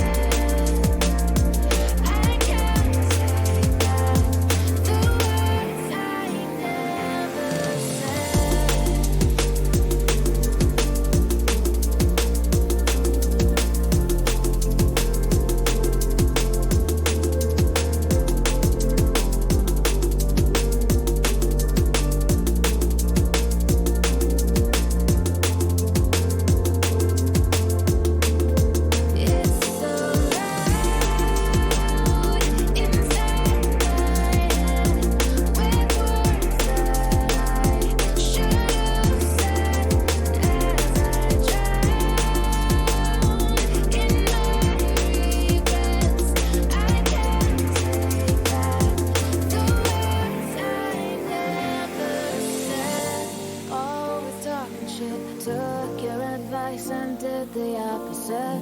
Just being young and stupid. I haven't been all that you could have hoped for, but if you'd held on a little longer, you'd have had more reasons to be proud. So many questions, but I'm talking to myself. I know that you can't hear me anymore, not anymore.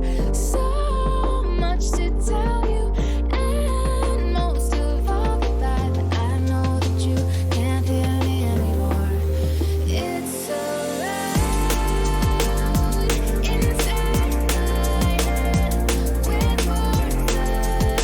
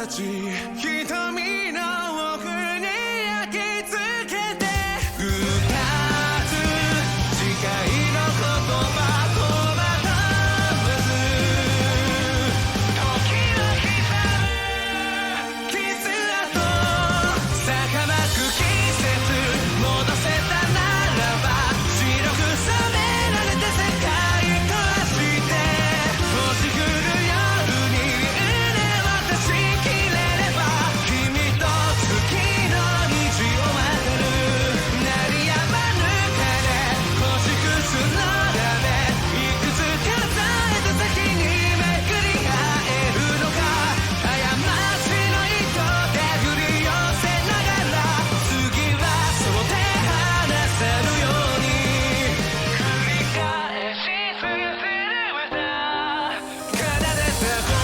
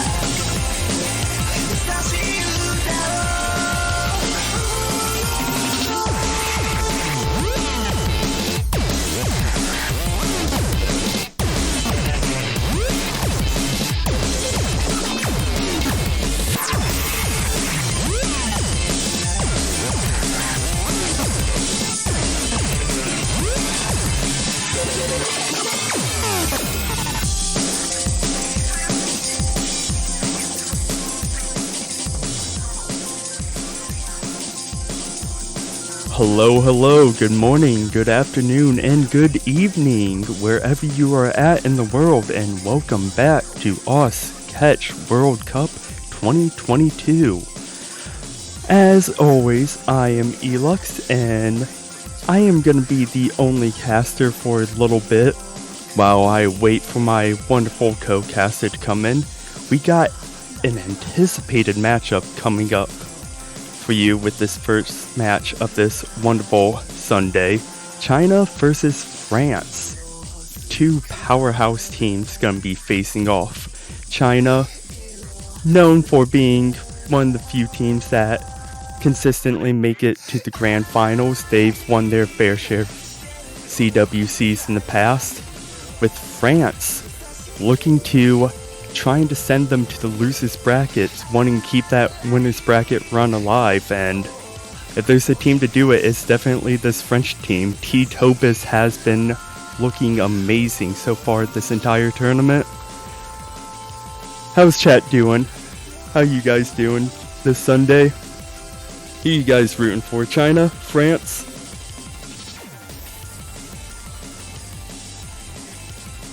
Looking at the points, channel point betting right now, about 62 to 38 are in favor of China right now. And we did have our rolls come in. Appears that China won them 39 to 27. And speaking of me being the only commentator, I am no longer the only commentator anymore. Hello, how's it going? It is going very well, thank you. Sorry for that slight absence. I am finally here again. Once again, to be joined actually by a new person, which is very nice. Hello, Elux, how's it going? It is going. Woke up like 10 minutes ago. I am ready to go. Very nice. So this matchup, pretty exciting in my opinion. I think that it's definitely going to be a close one. China versus France. Obviously, both these teams are they are both very powerhouse teams. I would say France is has a lot of really strong players. Their roster is generally very consistent, and they have played very well in this tournament so far. Obviously, China, the top seed, they have a lot of expectations on them considering who they are, but definitely going to be an interesting one, and I think this is also going to be a close one considering what type of matchup this is. Oh yeah, definitely. And some information for you, chat. Bans have been taken place, and we have France banning Hidden 3, China banning Hard Rock 1, and choosing Hidden 1. Going for that low AR Hidden to start off the gate.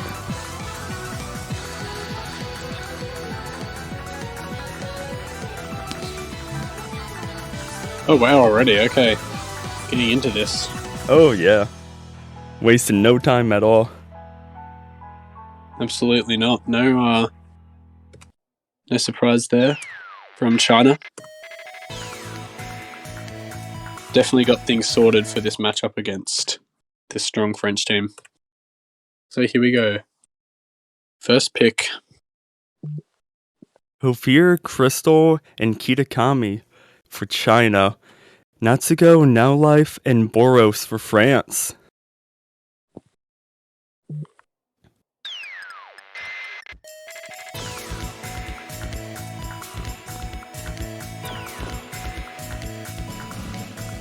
I think that, just a little update. Australia has gotten their first point against Singapore. Just mention that briefly before we get too much into this match. This is a pretty short map actually, so not a lot of room for error, and already we are seeing an early miss from Natsuko there, so going to give China a little bit of an advantage. Still quite a bit of time because it's pretty early stages for Natsuko to build that combo back up, and France still has lots of time. Yeah, Natsuko did find 2 misses there before that 200 combo mark, so China's gonna have about a miss and a half. Make that 2.5 miss buffer now with Natsuko dropping again. And Natsuko unfortunately drops again after that stack section. And he is not having a fun time with this map as China is starting to run away with this. Yeah, that lead is hugely increasing right now. All 3 of those players still holding that FC. Kovia dropped a little bit of AK, but 2 double S's still going with Crystal and Kitakami. But as I say that, sorry about that, Kitakami. Did kind of curse that one. Going to be dropping that FC. Crystal also dropping a little bit of AK there, but yeah, just hugely in the lead right now in China's favour. Kovia does drop again there, but Natsuko and Boros, really everyone on the French side is having quite a bit of a hard time on this relatively low AR hidden pick, which is not too surprising. It is a map that can definitely trip a lot of people up. Oh yeah, and unfortunately for Crystal, The dream of a full combo has to die at the end as he gets a 2 miss, but fortunately for them, they still walk away with the point, China leading 1-0. However, it is France's turn to pick, and let's see how they counter out.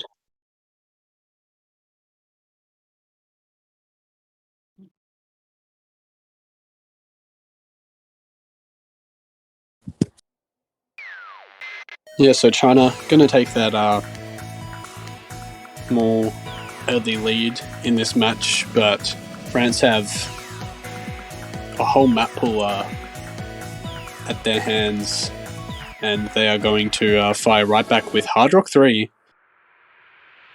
it seems. So Hard Rock Convert, very interesting pick there from France. Yeah, let's see if they can get that first point on the board. Oh yeah, both teams choosing the mod pool that their opponent has banned, as we see Titobus coming in for the side of France. Same with Holo. Calionet coming in for the side of China, just waiting for that third player to come in. Oh, perhaps Electro's gonna be playing as well? Yes, they are. We see Electro coming in on side of France. So it's going to be Boros, Titobus, and Electro for France for this Hard Rock Convert. Kofir Calionet still on the side of China, waiting for that third person to come in. Yeah, so Calionet gonna be replacing either, well, that is going to be, I think, Kitakami. So not sure if Kitakami is going to come back in or if someone else is going to be replacing them. And yeah, there it is. So Crystal and Kovir remaining, and yeah, Calionet's going to be replacing Kitakami there for this Hard Rock pick.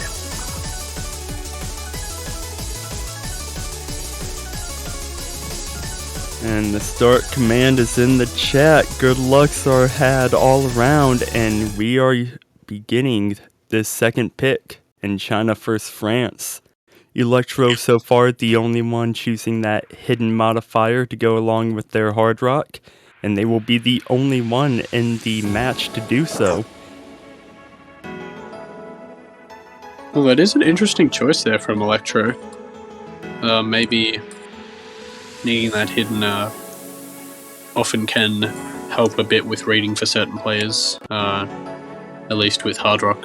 So let's see if that proves to be a liability. In the other match, it did seem like maybe choosing that hidden was a bit of a blunder on, I think it was Germany's side, or maybe it was a match before that, but hopefully no problems this time, and very early stages. Teams seem to be doing alright. Oh, actually, as I say that though, Calionet is going to find the first miss for China, so a little bit of an advantage here for France, but obviously lots of time for China to catch back up. This is a pretty long map. Well, relatively long, I guess. Still lots of time.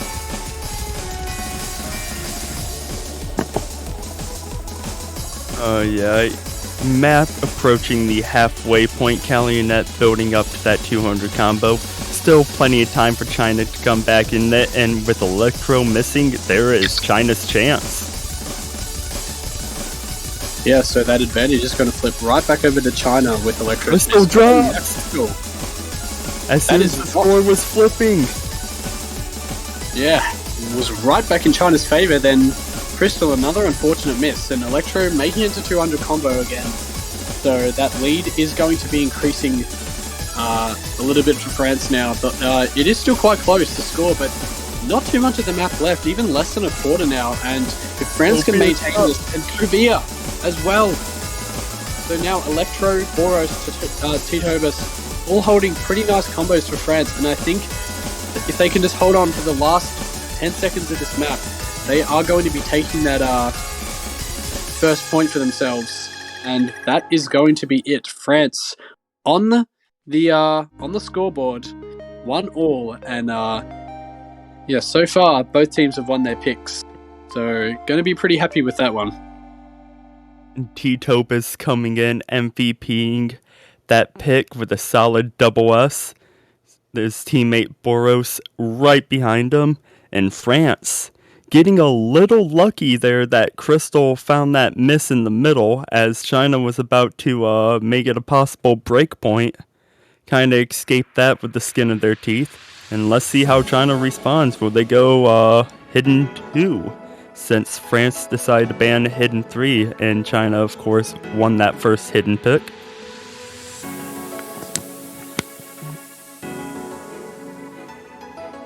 Oh wow, right away, yeah. So, hidden 2, China not wasting too much time picking that one. So, looking like they are going to be pretty confident on hidden.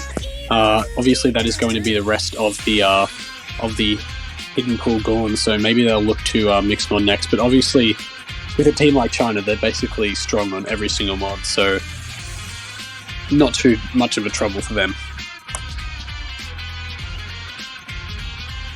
It is a bit different with some other teams where they just have one mod that is their go-to mod, and as soon as that mod's done, they're basically just hoping that the other team kind of messes up really bad.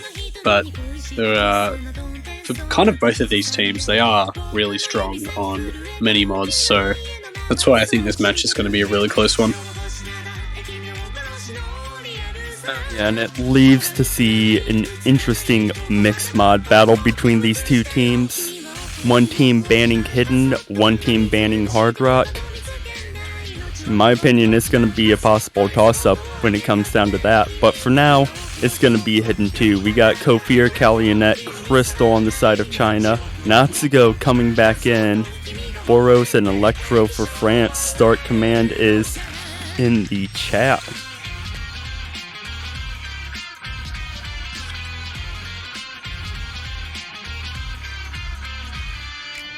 Alright, here we go. Getting into this third point here. China's pick, hidden 2. And opting for that same roster, the Chinese side, and I think T-Tobus has swapped out for Boros here on the French side.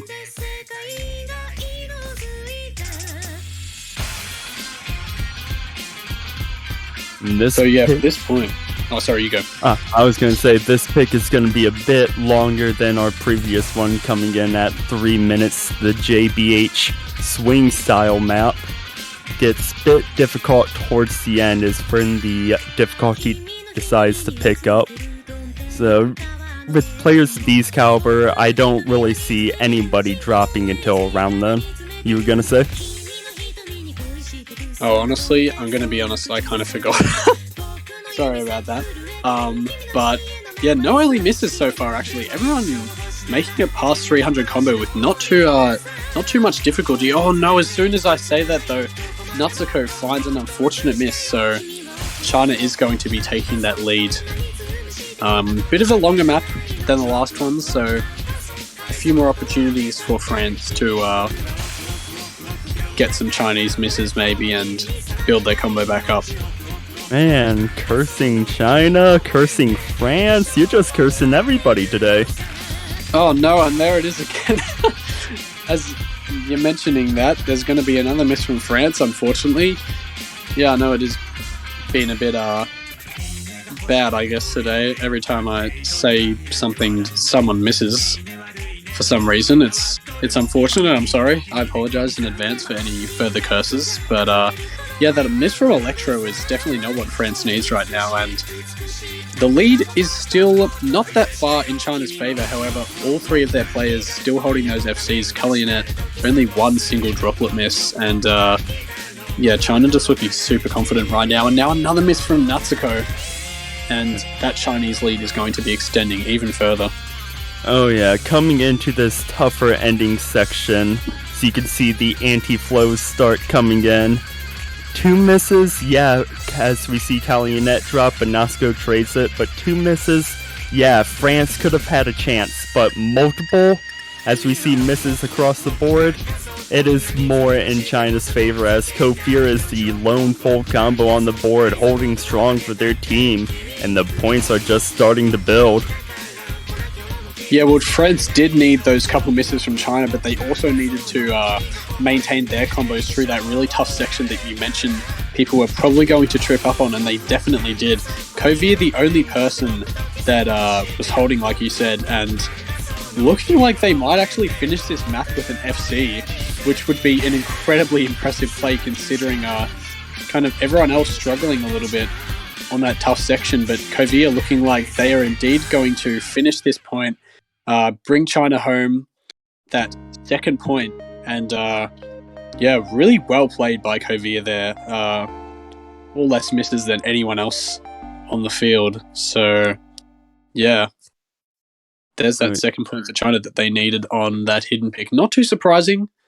Looking incredibly confident on hidden so far, and that is absolutely no surprise whatsoever. No, yeah, and France struggling with these hidden picks against China as Natsuko comes in with another A rank. Kalionet, though, close behind them, coming in with a 98.39%, had a fair share of their misses at the end too. And France, no surprise, going back to Hard Rock. They took that first Hard Rock point. They're looking to take a second one. And both mod pools that the teams have been choosing are now out of the way, and they're going to be forced to either go mixed mod, double time, or no mod after this. Yeah, so both teams, utilizing that mod pool that they definitely feel most confident about, and France gets this point or doesn't get it. It's not really too big of a deal, and I guess they're picking, but definitely looking like a possibility going maybe for a no mod, because some of their players have been struggling just a little bit on a couple of those hidden maps. But yeah, back to this map. France obviously looking to continue their streak for this Hard Rock mod and make it all even on the scoreboard once again.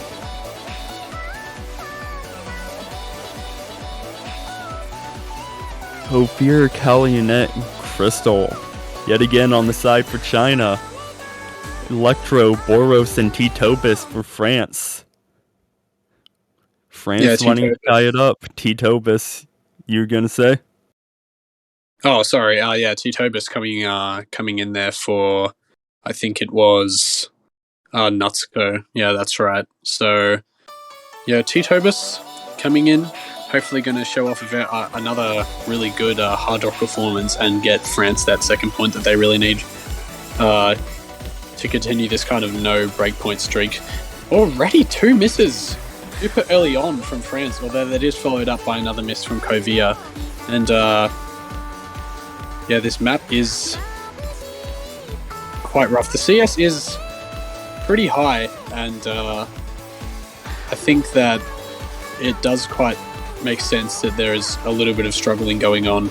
T-Tobis actually the only FC left for France. Still 2 FCs on the board for China, so they are going to take that early lead. But considering that this map is 3 minutes in length, again, as I state many times, and as you all, I'm sure, are aware of by now, there are so many opportunities for things to go wrong for either team. And right now, France is the team that needs to be stabilizing, as China is all past 200 combo once again. And France kind of needs Electro to get that combo back up.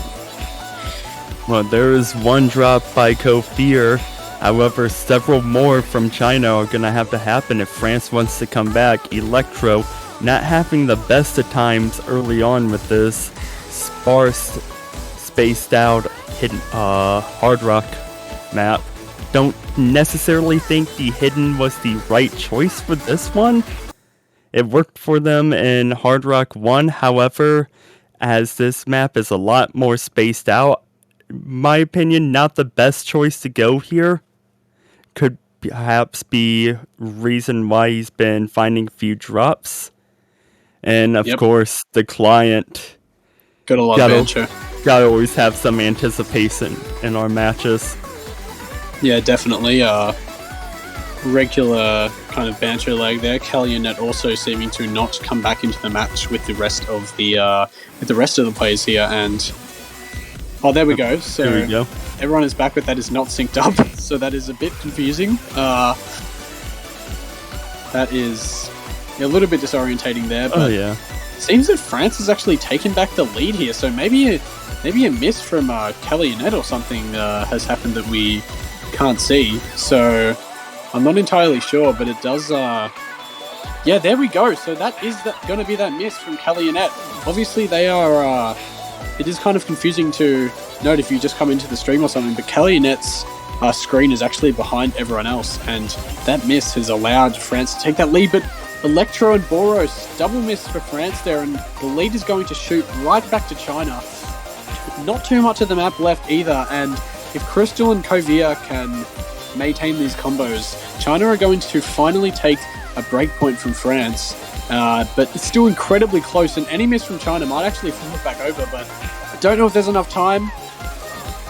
I don't think there is, and there's a miss from Boros there. Traded by Kalyanet, but they needed to maintain their combo, and that is not what happened. So in the end, China winning by about 80,000 points. So actually, their lead is going to keep extending a bit more because Kalyanet is slightly behind. And there we go. And Crystal and T-Tobas actually both double S-ing. So really good scores from them, but just not enough consistency from Boros and Electro to carry France over the line. No, yeah, T-Tobas trying his best. Saw he outspun Crystal there at the end, which is really hard to do. Hard to outspin or even match any of the players on the China side. They're all amazing players, and T-Tobas has been doing it so far, but unfortunately for France, his teammates were just a little bit behind with that Hard Rock pick. And with Hidden knocked out of the way, let's see what China decides to choose. Like, double time, mixed mod. I don't see them going no mod unless it's going to be a convert. Wouldn't be surprised if they go mixed mod route. Yeah, that does look like it might be the case. They are looking really strong on, obviously, Hidden and Hard Rock right now. Obviously not too much of a surprise considering the team that they are, but yeah, China doing very well right now on everything. But actually, yeah, going for no mod 4, so a convert no mod, like you said. Yeah, quite an obvious pick, I would say, for China, definitely for that convert there. And they choose the piano map as we see Dusk coming in on the side of China. So Kofi, Crystal, and Dusk for China. Still waiting for all three players for that France slot.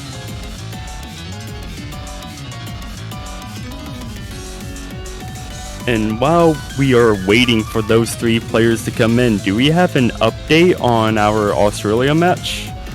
Oh yes, actually, I will brief you on that. I think the score is 4-0 in the favour of Australia right now. So yeah, Australia taking a pretty early convincing lead, and yeah, my boys doing pretty well. And yeah, actually quite excited to see Dusk has finally entered the arena of this match. So that is quite exciting to see, actually. The chat pretty hyped about this Dusk introduction, and Holo, actually, another new player, but on the French side coming in for the first time.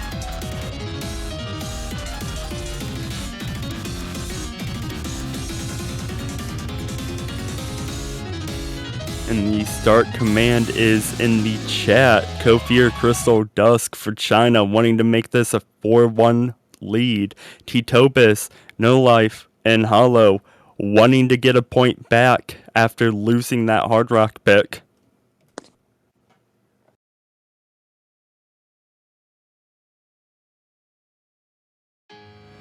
Yeah, let's see if France can come back from that, or if China will continue their winning streak further into... Oh, a double miss there from China early on. Half traded by No Life, but yeah, obviously France is going to take a little bit of an early lead. The map is very short, so obviously a bit less time for error here. And another miss there by Dusk, so... And Kofir, Dusk, France. Team miss from France. Crystal, the only one in the lobby holding on there, so that is going to propel China into the lead. Yeah, not too much of an advantage here for China, but they are going to put their score up just a little bit. And oh no, and a double miss from France there on those really tough convert jumps, and China's lead is going to extend a bit further, now at about 70,000 score. And all of their players have some pretty nice combo going for them. Holo missing again too, so yeah, China is looking right now pretty nice.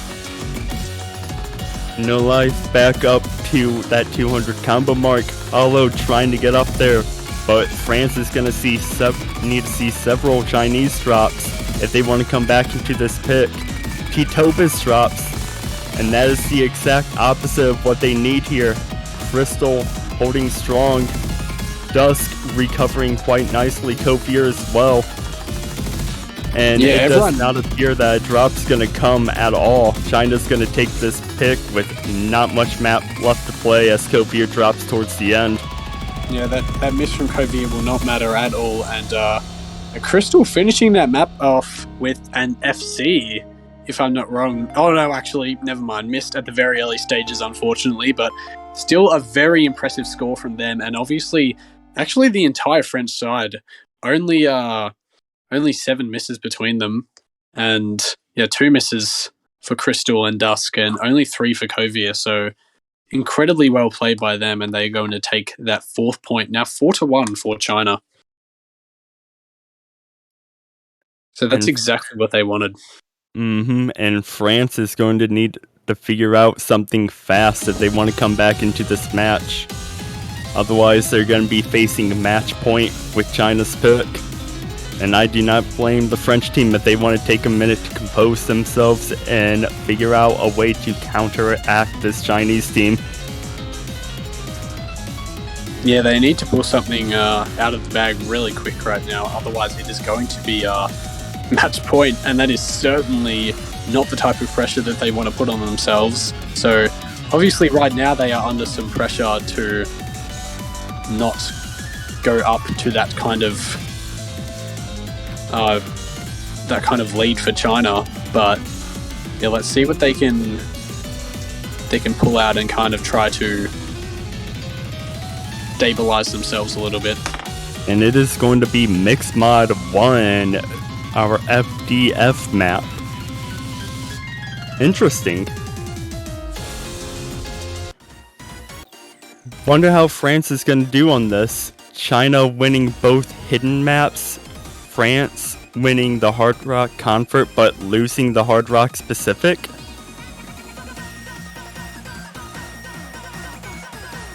Yeah, this is an interesting pick, and much like DT1, which actually we haven't seen so far, this has been one of the most popular picks by a lot of teams. I've seen this map with a lot of frequency, actually, and it is not surprising. It's really not that surprising, I would say, and yeah, I think France have a very good chance here of getting another point on the board.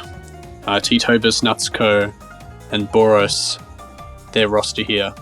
And I think Boros coming in for Holo and Natsuko coming in for No Life. So Titobas staying in the same spot, but yeah, the rest of their roster is going out. And I think also Dusk is going to be replaced by someone else. I'm not entirely sure for that. Yeah, so Titobas and Kofir looking like they're going to be on Hard Rock.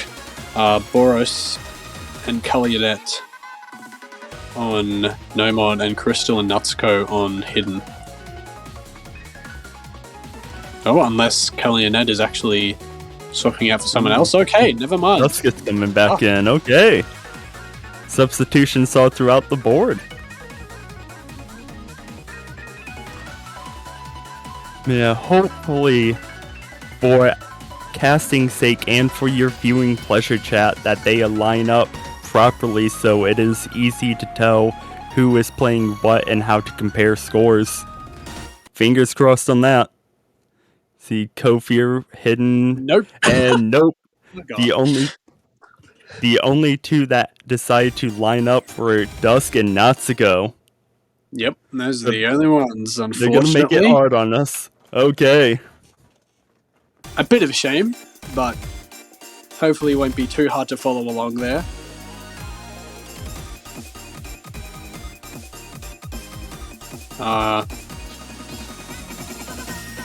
Yeah, so this Mixed World 1 pick, I have seen varying performances and some really nice ones, especially on Hard Rock, so I do think that... And there actually, an early miss from Boros, so... That early miss was traded by Dusk. Traded, yeah. Right before that spinner there, it seemed, and so really no team taking that much of an early lead. It is very slightly in China's favour, but yeah, only barely. Basically a nothing score lead right now. Any miss will flip it over.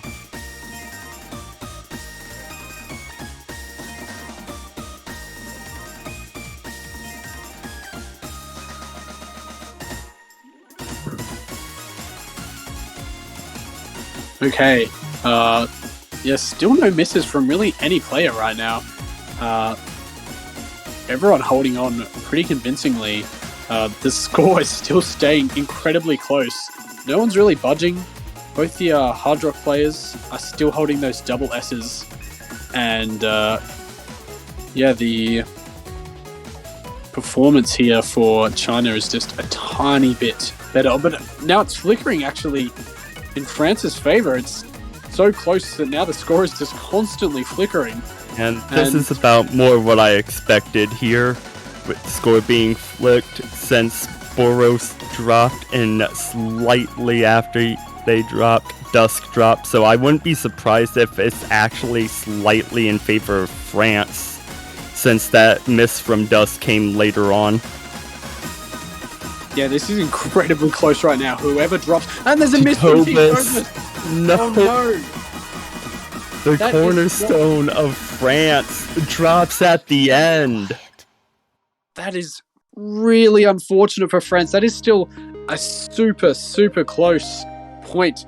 China only winning by an incredibly slim margin. I think that that was 36,000 points. So yeah, 36,000. Titobus dropping at the end. That is heartbreaking.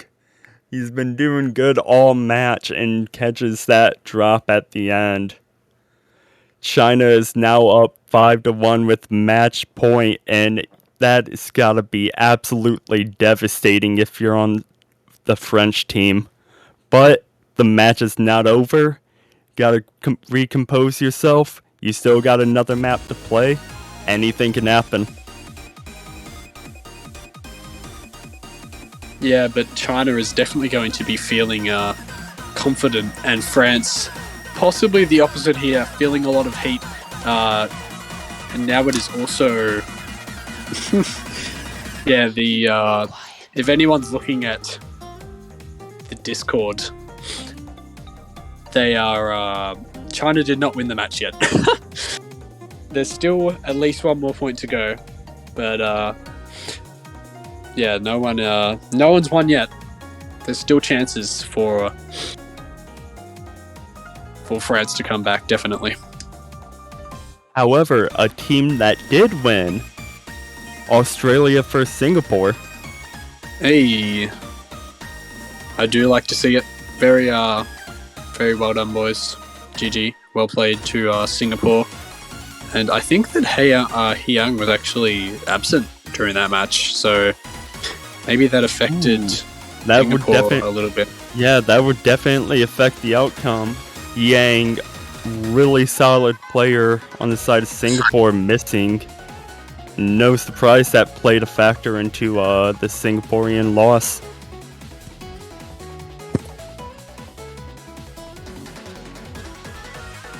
Dusk, China choosing No Mod 3, that last No Mod convert. And I said it before, I won't be surprised if China does go that No Mod route, they go the converts, and indeed they have. Yep, not too much of a surprise there. They did perform pretty nicely on that previous No Mod convert, so looking to keep going and maintain that type of consistency there.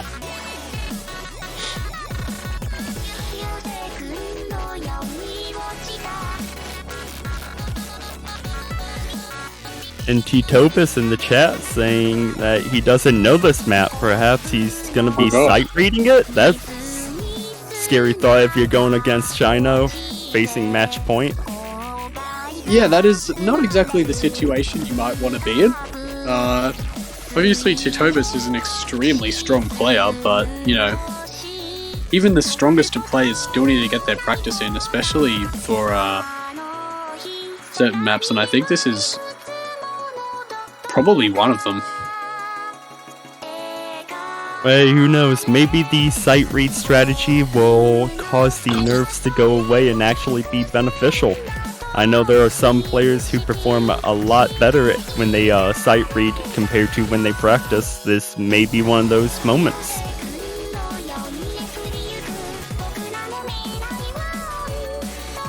Kofir, Crystal, and Kalionette on the side of China wanting to close this match out. T-Topus, No Life, and Hollow on the side of France wanting to stay alive, wanting to make it a 2-5 match.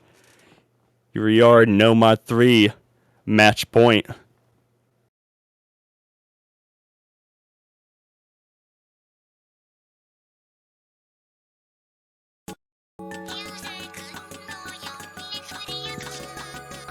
Yeah, France need this points to stay in the match, so I think they are going to be under a lot of pressure right now, and China probably feeling a bit more confident considering they have won 4 points in a row now. This map coming in our longest map of the match so far at 4.5 minutes, so it's a marathon, not a sprint. A miss or two early on does not mean the end of the world for either team. They can still come back quite easily.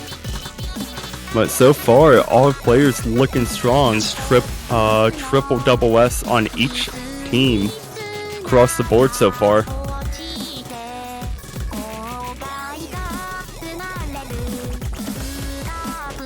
Yeah, but the first drop is T-Topus.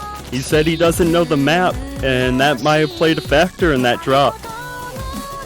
Yeah, that is a very big possibility, so that lead is going to go to China, although everyone else on the board right now is actually still holding that double S except for T-Topus. I guess, yeah, this map is not too much of an accuracy, quite a bit of an accuracy battle, sorry there. No one really dropping anything. Oh, actually, as I say that, Hollow has dropped a droplet and has now missed, but dropped by Kalionette. Oh god. Sorry. The curses. The curses are real. Just all according to the script. I mean, what? Totally not script. Anyway. And Hollow drops again. Ooh. Unfortunate for France. China's just going to continue building that score lead, especially with Kalionette getting up to that 200 combo as Hollow drops again. And France obviously, the lead not looking like too bad, but oh no, the double drop on the side of France with Hollow dropping again, and France not looking comfortable at all with this pick as China is just ever increasingly building that score up. Yeah, it wasn't looking too much, and France was seeming to hold on pretty well. Oh, but there is a double miss from China. Okay. Holo now making it back up to 200 combo. France actually have a chance now. There are still a lot of maps to be played. If there are a couple more misses from China, obviously they do need quite a few considering how much they built that lead up. But France are definitely still a chance to take this point. And if they can maintain that combo right now through the rest of this map, they definitely will be able to fight for it. Kovia once again being the MVP for China, by the way, still holding an FC. Yeah. Both Chinese players back up to 200 combo. As we approach the final quarter of the map, France is going to need to see a few more of those Chinese drops if they want to come back into this, but those drops are rare and few between. I will not be surprised if no more come along. Yes, it does seem like that could be a possibility. Obviously, right there, the players could see the leaderboard. They're able to see each other's scores, so that is definitely going to build some nerves.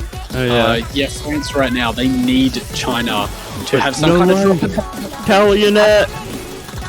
Kalionet does drop, but No Life also traded it, so it's not going to matter at all.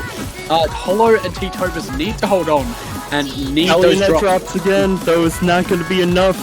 France needs China to drop, either Crystal or Kovia to drop. Both need to drop, in fact, if France want to come back. They need Kovia and Crystal to drop right now, but I don't think there's possibly going to be enough time. I really don't think that is going to be the case. I think Kovia is yet again going to hold on for another FC, just showing how skilled they are. I mean, I don't even know what else to say. That is such an incredible performance for this match.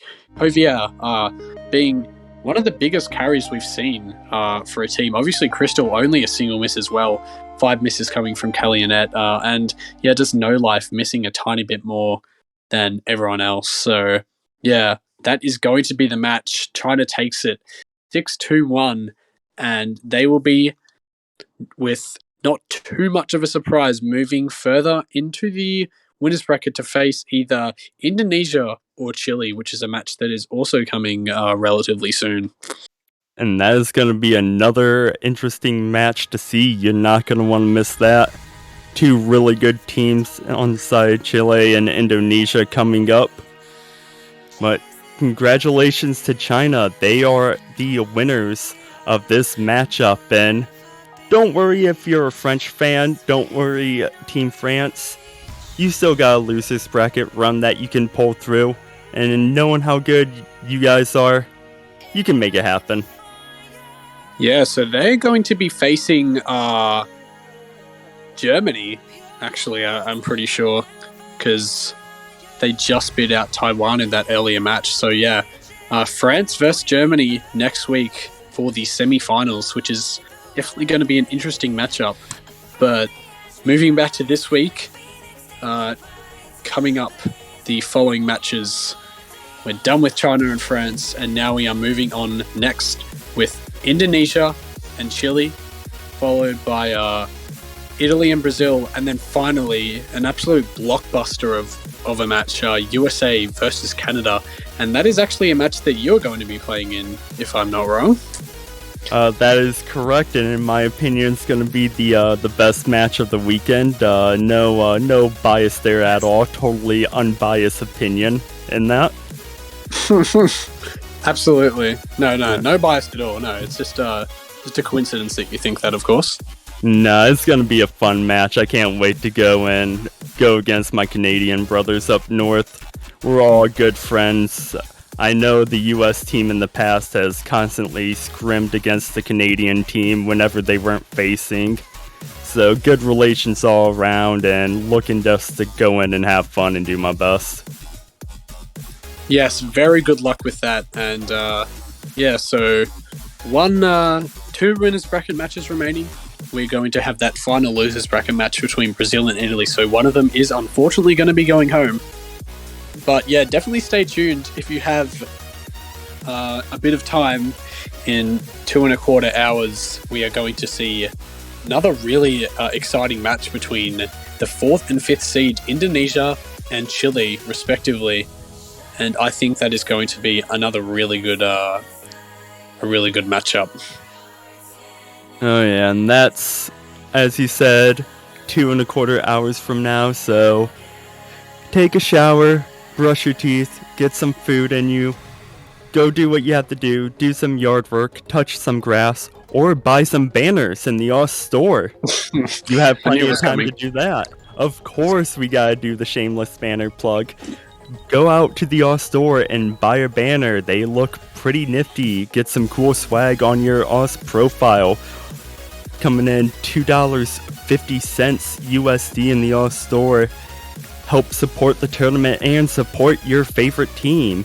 And if your team ends up being the one who wins it all, that banner stays on your profile just an extra longer, just for those style points. Can flex on everyone else that you were right with your prediction.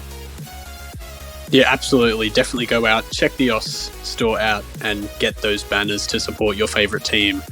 But for now, we are going to be leaving you. We will see you in about 2 hours for that exciting Indonesia-Chile match. I am Maito. I've been joined here by Elux. Thank you very much for joining me. It was a pleasure to commentate with you, and we will see you all later. Take care.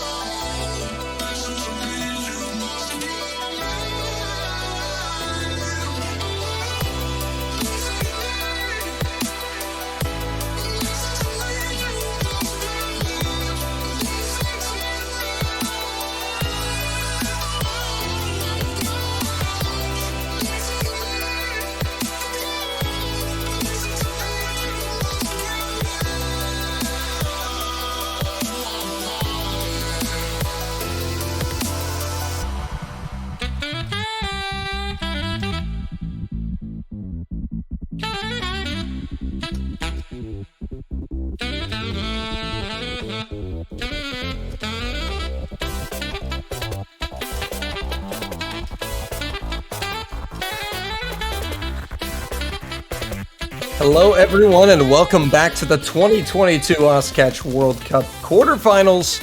Dolan here, and I'll be joined with Quentin for Indonesia against Chile here in the winners bracket quarterfinals. Quentin, big match. Definitely, Dolan. We are the lucky ones to be casting this one, I do believe. Indonesia being seed 4 and Chile being seed 5, I believe, or the other way around. So seed neighbors facing off on a really difficult pool, actually, which has been seen in the past few matches as well. So definitely looking forward to this one. I don't know do you have any predictions on this one, Dolan? Any favorites in your opinion? It's really hard to pick between these two teams because these are kind of two of the veteran squads that have just been around, been in the top echelon of catch for the past 3-4 years or so. Chile are 2013 world champs. It's really hard to bet against Chile, but I don't know, man. I don't know. I'm just here for it. Yeah. So I think both of these countries have definitely top 3 potential this year. So winning this one is a huge step towards that top 3, right? Winning this one is guaranteed top 6, but then the winner of this one faces China in the semifinals winner bracket, so that's not an easy matchup. But obviously first focus on this one, then the next one, step by step. We see Indonesia winning the role, so that means that Chile will ban first, Indonesia will pick first. I'm assuming that, well, either these two teams are probably like top 4 or top 3 teams on Hidden out of all teams in the entire tournament. So I'm not sure if you will be seeing Hidden bans, but I could see some double time getting banned away by Indonesia and perhaps some Nomad by Chile, but I'm not entirely certain. I think Nomad 4 might be a good ban coming from Chile, but we'll have to wait because they do take their time for banning these maps. Perhaps even Mixed Mod actually, but I think both teams do have quite a lot of firepower on the Mixed Mod bracket as well. Perhaps Mixed Mod 2, given how it's kind of a memory map. So, actually Nomad 1 getting banned by Chile, so they do go for the Nomad ban. I think that's reasonable. I think Indonesia is a little strong on the Nomad bracket, or at least perhaps a little more consistent, so taking away that Nomad consistency is a perfect idea. Yeah, we'll see how Indonesia respond here. Yeah. Now, as you've kind of pointed out, I think both these teams are going to be fairly competent on the Hidden and Hard Rock pools. So I'm not sure if we're going to be getting a Mixed Mod ban here.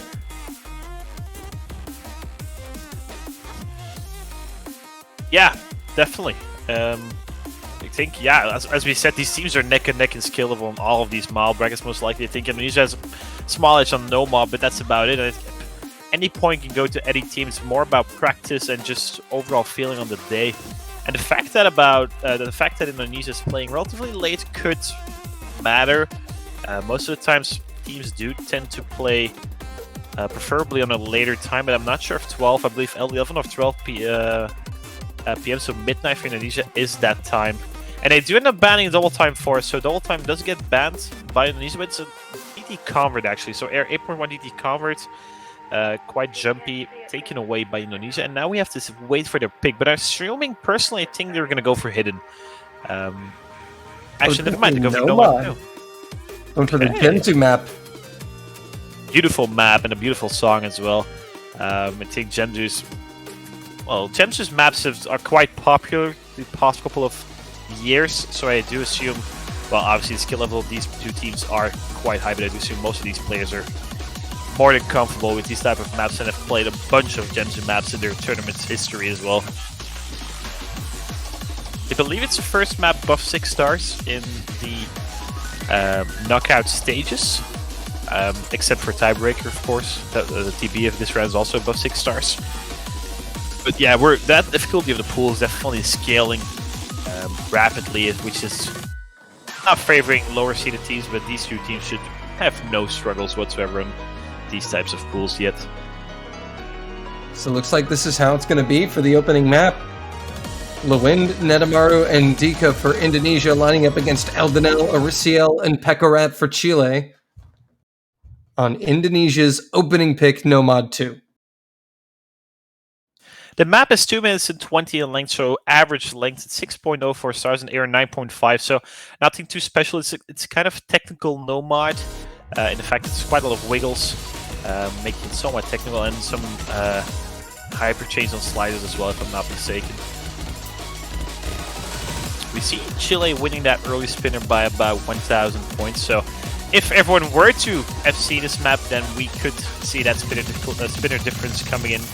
But it's quite a dense map, so there's quite a lot of combo to catch, and I'm not entirely certain if we'll be seeing a 6-way FC on the very first pick in this match, but it could be possible. We'll see how warmed up they are. Netamaru is going to find the first drop there on the side of Indonesia. Chile out in front. One miss advantage. Yeah, Chile taking the early advantage on Indonesia's pick. Let's go to the stabilizer around 40,000 points, so 1 miss advantage for Chile because Netamaru's miss was off that 200 combo cap. And Eldenel is going to trade right as Netamaru gets back up to that 200 combo cap, so that score bar is going to come right back the other way. But as you noted, Chile did have a slight spinner advantage, so they should still retain that advantage. It's going to get really, really tight there. Accuracy might start to matter as well, but there's still 2 doubles on the board, one for Ariciel and one for Dika. And it's just a ever so slight spinner advantage for Chile at the moment. The misses traded from Eldenel and Netamaru. Coming up to the final quarter now. More difficult section coming in right before a little break. We have seen some teams getting caught off guard in this section, but no one is giving an inch right now. And Pekorat is going to go down right after you say that. Indonesia going to be taking their first lead of the map into the ending sections. Lewind is going to trade that miss, so it should come back to Chile. Break now, 5,000 difference, but I do believe the combo advantage is in favor of Chile, so that should come back to them. Here's a spinner. This is going to get very, very close. That drop from Elmo is not helping Chile, and that score bar is loading up for Indonesia, and there's not enough time left. I think if all of them kept on, that's first point for Indonesia. Sad risk for coming from Elmo at the end there. We see an FC coming from Dika and from Ariciel, so 2 FCs at the bottom side, 1 miss on Netamaru and Pekorat, and 2 miss on Elmo, and 5 miss on Lewind, but those misses from Elmo were a little more spread out. And that gave Indonesia that advance. Yeah, that miss was right after the spinner, actually. Oh, right after the break. Or was it a spinner? It could have been a spinner. I think he kind of underdashed a wiggle. And that is an unfortunate miss for Eldenel, because I do believe Chile would have taken it if he held on to combo. But once again, both of these teams only singular miss or double misses on either side. So this is a really close match that we have in our hands. But 1-0 Indonesia, they win their own pick. Chile to pick next. Indonesia will be glad to take that one by the skin of their teeth there off that late miss from Eldenel. Chile now, we'll see what they eye up, and what's going to be interesting in this match is to see when Hidden's going to be picked. Yeah, I agree, definitely. I think Hidden is one of those... we see Hard Rock 3 actually getting picked by Chile, so Convert Hard for King, that's also a really reasonable choice. Yeah, as you said, that Hidden is going to be crucial for both teams, I do believe. If one team is able to get a consistent lead on what is probably, both of these teams' best mob bracket, that's going to be crucial. But I do assume that both teams are going to wait just a little bit longer for that Hidden. I want to test out the other things first, see if they can find an advantage on double time or Hard Rock. But if all of those brackets are relatively tight. Just as a Nomad, they might have to go for that hidden after all. Wildcard being the hard rock convert for this stage. About 880 combo, if I'm not mistaken. It is FCable. We've seen quite a few FCs already this weekend. But it's definitely still a rough map. There's a little rough pattern around 400, if I'm not mistaken. The rest of the map is consistently difficult. I mean, it's hard rock and it's converts. I think you can quite imagine where the difficulty lies. Every single node feels weirdly placed. But both teams have really strong hard rock rosters, in my opinion. Natural, I mean, Pekrat on the Chilean side, for example, and Aristiel as well. Stark coming in for hard rock, which is somewhat surprising to me. I believe Stark was only here for double time for Chile, but he does end up playing hard rock convert as well. The other side, Koneko stepping in instead of Leewind. Koneko being probably Indonesia's third main player together with Leewind, like those who share that spot, and then they have Madoka for hidden, and then Urabe, I'm not certain in which mob brackets he comes for, perhaps Nomad converts. But then Netamar and Dika, I mean, the two powerhouses of Indonesia, right? Both of them being top 20 in the world and just absolutely insane players. Well, here we go for the second round. Chile missing a very early chance to get a break point. Will look to equalize with their first. Hard Rock 3. Yeah, this one is a sprint again, not a marathon. Not really consistency testing.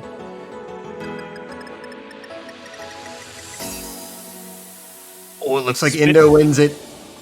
Yeah, this one Indonesia wins the spinner. About 412 points. I think that's one banana diff, I do believe.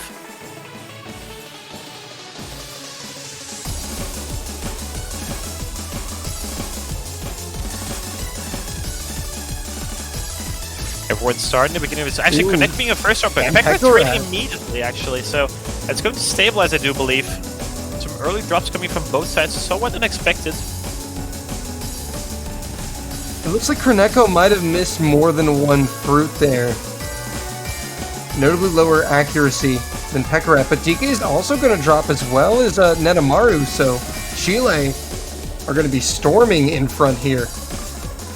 And no more full combos on the Indonesian side. Some weird mids coming from DK, and Netamaru is giving Chile a huge advantage, already over 100,000 points.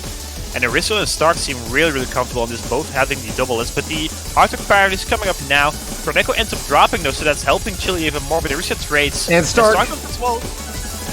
Yeah, that combo you mentioned did catch both of those players off guard, so that will allow Indonesia a chance to return some of that score advantage that they gave away. Pekarat, the lone survivor for Chile on that 400 combo mark. Aristo and Stark are getting to that 200 combo mark right now. I think Indonesia needs to one more miss, but Korneko being the one to drop is giving Chile a 2-miss buffer right now. The map's come to an end, actually, only an 8 left. DK and Netamaru actually recovering quite nicely together with Pekarat, but only single miss on Stark and Aristo is making a difference. Korneko struggling, actually, whizzing once more, and I think Chile has this one wrapped up if they manage to hold on. And which that they definitely do. Is going to do it. One apiece. Pekarat coming up big.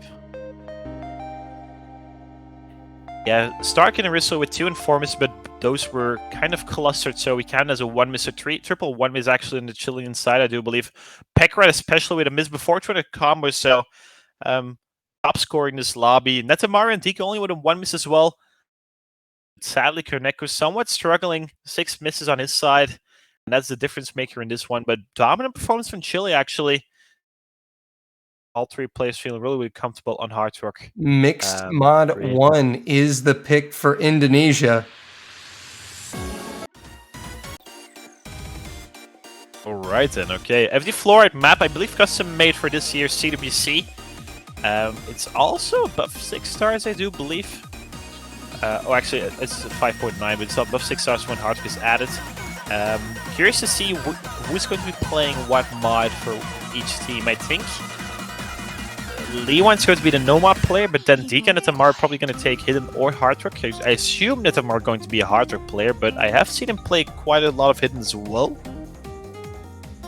On the other side for Chile, I'm not too certain. I think they have Eldenop most likely going to be that Hidden player or Pekarat. And then Aristiel on the Hard Rock, but the Nomad player, actually Pekarat coming for Hidden probably, and then Stark actually dropping out. So it might be Elden actually for Nomad. They have quite a versatile roster, I do believe, so they have quite a lot of possibilities of switching. Yeah, it looks like they're going to get players sorted in the proper slots here for this mixed mod. So we should see the no mod players in the bottom right-hand corner. Yes. I believe our Hard Rock players are going to be at the top, with our hidden players on the left. Proof.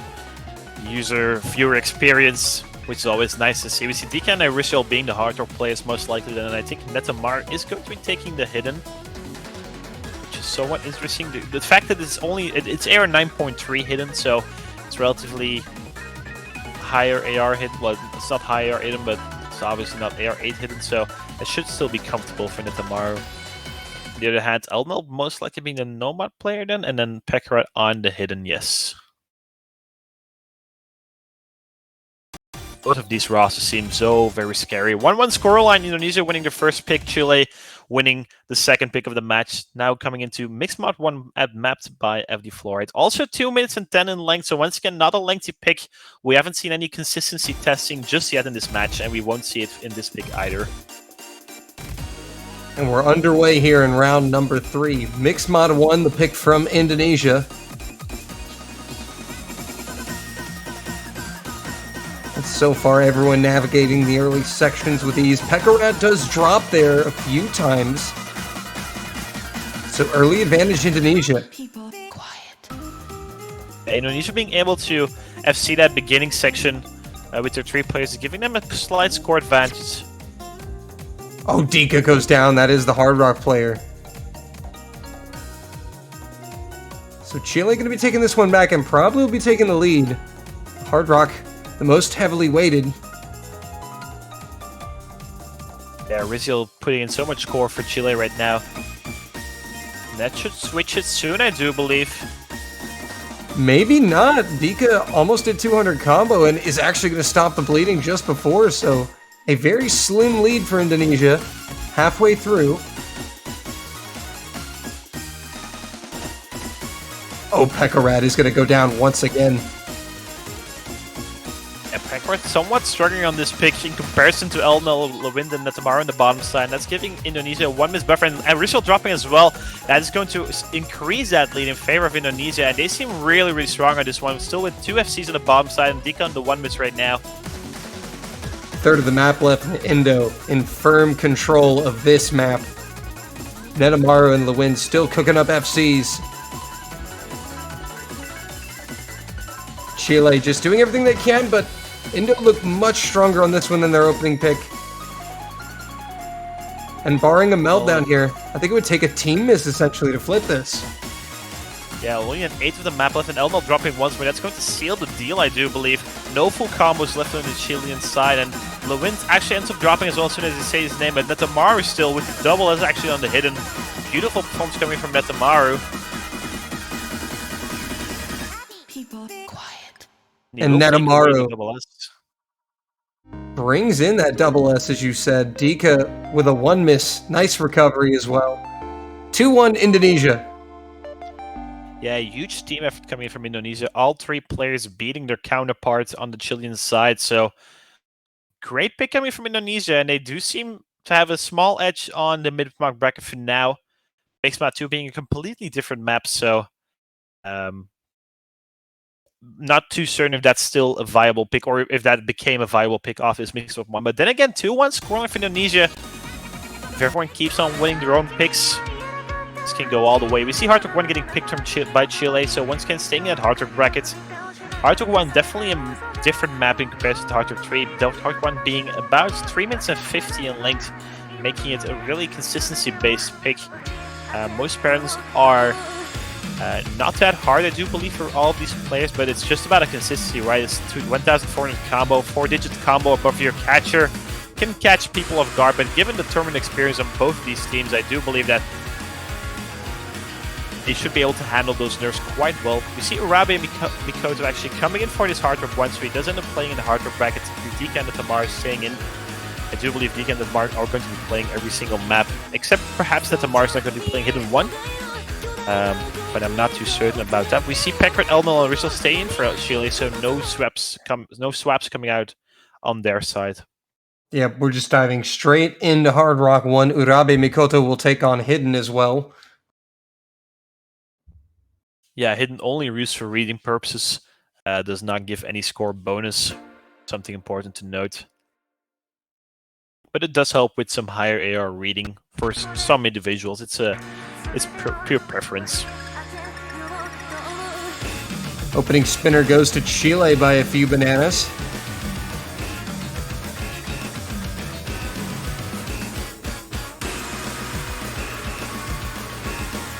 Time for the consistency test on the Hard Rock specific. So far, no trouble. Eldenel is going to find some trouble just as I say that. Dika has found a few droplet misses, but no combo breaks aside from Eldenel. Advantage Indonesia. Yeah, that miss from Eldenel's right before actually Robin Mikoto ends up trading. I think that's going to switch the favor back to Chile because Eldenel's miss was right before that 200 combo mark. So that should favor Chile if everyone is above 200 combo once again. And I think that is going to switch over quite soon, actually. Yeah, on top of that spinner advantage they had as well. Chile should have a nice little buffer here. A quarter of the map gone. Ariciel is going to find the next Chilean miss. So Indonesia now with a healthy advantage. Another miss from Ariciel. And no trades coming in from Indonesia. Still 2 full combos, actually. Only 1 on the Chilean side being on Pekaret. Early advantage in this pick definitely for Indonesia. And let's keep in mind this is Chile's pick. Yeah, Indonesia looking for a chance at a breakpoint here, potentially. They're in position coming up to the halfway mark. Tika and Netamaru still holding on to those FCs. Netamaru being the only one to double S to the left of the lobby. Not only is he mapped to double S, given how these sliders are quite spaced out, but he seems to have no trouble catching all these droplets as well. Beautiful probes coming from Netamaru in the beginning half of this map.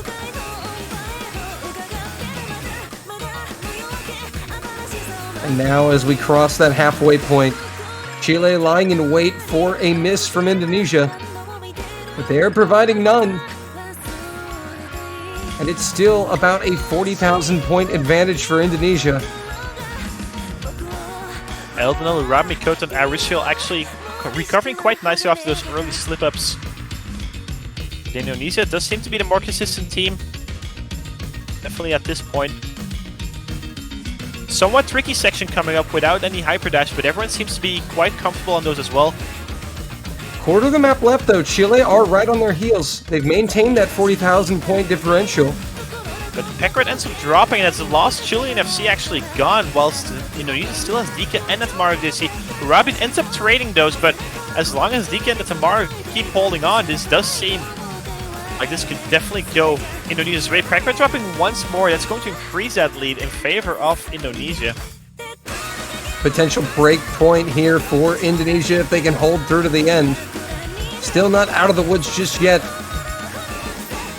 Dika and Netamaru doing the damage. Map's coming to an end. Chile needs at least a team miss at this point, I do believe. Probably the only thing. Yeah, team miss essentially is what they would need to flip it, or at least 2 misses, but Indonesia not going to provide any here. Urabe, Mikoto, and Ariciel will trade with Eldenel even, but that will not be enough. First break point of the match. 3-1 Indonesia. 3.3 million score in Hard Rock 1. Beautiful performance coming from Indonesia. And then Netamaru with the double S. Dika still at the FC. I mean, the 2 powerhouses in Indonesia showing up when they need it. And 3-1 scoreline, not looking too good for Chile in the beginning stage of this match, rather. And this is something we've seen over the past couple of picks. Chile is not able to FC these maps, whilst Indonesia at least has 1 or 2 people FCing them, and that's being a difference maker right now. Right on that last mixed map map, Netamaru was able to FC with the hidden. Now 2 FCs coming from Indonesia, whilst Chile has no FCing counterparts. That's making a difference. But Indonesia ends up winning on the Hard Rock, so 1-1 on the Hard Rock bracket. So Hard Rock 2 still left open, perhaps getting picked by Chile if they want to stay in the Hard Rock 2 in that Hard Rock bracket, but they have to think about this, true. Mixed we see mixed mod mod 2. Oh, this map, Dolan. This one is really, really rough. The memory map. The memory map. An Air 8 convert with, like, I think 8 or 9 memory jumps. CS5, so that becomes CS 6.5 after hard, because added, this one is really, really rough.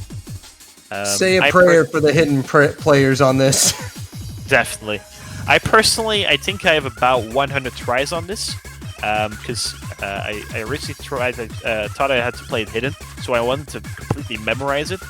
Ended up playing it no more, but I tell you, if you're sight reading this, you're gonna do really, really bad. This is not a map that you can sight read on any of the mods, really. How rough it is. But I do believe both these teams do seem quite well practiced. Given also their matchup, I think both these teams come into this one not sight reading any of these maps. Oh yeah, absolutely. I think this is probably the biggest match for these two teams. This is probably the match these two teams had circled on the calendar when they saw the bracket. Definitely. This is the first big task for both of these teams, right? Indonesia playing Singapore last week, and Chile was playing Australia. Australia, yeah. Those are still good teams, but those are not of the same caliber, right, as these two teams. So this is definitely the first big match. But the thing is, let's keep in mind, the winner of this matchup is top 6 guaranteed already. So that's already a huge thing. We see Lewines on the Nomad together with Elmel, then Madoka and Leku on the hidden, and then Netamar and Peckert on the hard. So Dika actually staying out for this one. Interestingly enough, Madoka being the first to drop at around 30 combos, but I don't think that's going to be a difference maker for this one. Netamar dropping as well, so early times for Chile actually. Yeah, lots of misses here on the side of Indonesia. Trip FC for Chile, just a droplet miss from Pekarat. And Madoka, we see the hidden players definitely struggling here, as Leku finds the first miss for Chile. The harder player on Chile, Pekarat, still holding on to an FC, and that's putting in so much core for Chile. Definitely practice this map, and already at 300 com, which is a beautiful performance actually coming from Pekarat. Rough streaming section coming in, and we see Netamar and Pekarat actually trading miss, but Leku also dropped, so that's going to give a small score advance in favor of Indonesia, I do believe. Combo advance, rather. Madoka able to hold on there on the hidden with Lewind. And Lewind and Elmo, both Nomas players, still holding on to a double S. As soon as everyone has left 200 com, I think small advance in favor of Chile, but it's going to be less than a miss right now, so a lot at stake. A difficult pattern coming up at around 550 combo, some cross-screen streams. A lot of people have been caught out there, so curious to see who's going to be able to hit that and who's not. Quarter of the map left. That score gap is narrow. It's about 25,000 points. Netamar goes. Everybody goes down except for Eldenel. Beautiful performance coming from Eldenel, and that is so huge for Chile. The last part of this map is not that hard, and I don't think Indonesia can come back from this. Eldenel might actually SS this map. Eldenel moving that score bar himself, putting Indonesia on a poster. The only one to stand tall through that combo. That was massive. And you saw that score bar instantly just fly to the right. Nothing Indonesia could do. Beautiful performance coming from Eldenel. I think that might be the very only FC on this map just yet. I'm not 100% certain about it, but I do remember not a lot of teams were able to get consistently good scores in this, and not even an SS. Beautiful performance coming from Eldenel on this one. And that's, once again, immediate breakpoint back. So 3-2 scoreline, Chile's pick. So they want to tie things up in this match. And we definitely have a match in our hands. Mixed Mod 2, not the greatest pick coming from Indonesia. Definitely not as similar to that Mixed Mod 1 pick, but that felt way more comfortable. The pressure is still on Chile here. They have the pick and they have to convert it to tie this match back up. But definitely a huge opportunity kind of squandered there for Indonesia, not being able to capitalize off that break point. And we see Chile actually stepping into that hidden bracket, right? So we get the two titans on hidden facing off on hidden. This is going to be really, really close, I do imagine.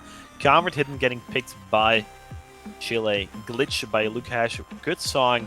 The map itself is relatively consistently difficult with like 2 difficulty spikes at around 600, 1000, actually 3, 600, 1000 and then 1400 combo. But the 601 in my opinion is the hardest one. There's some really rough wiggles there. Hitting doors are going to give your team a lot of score advantage, I do believe.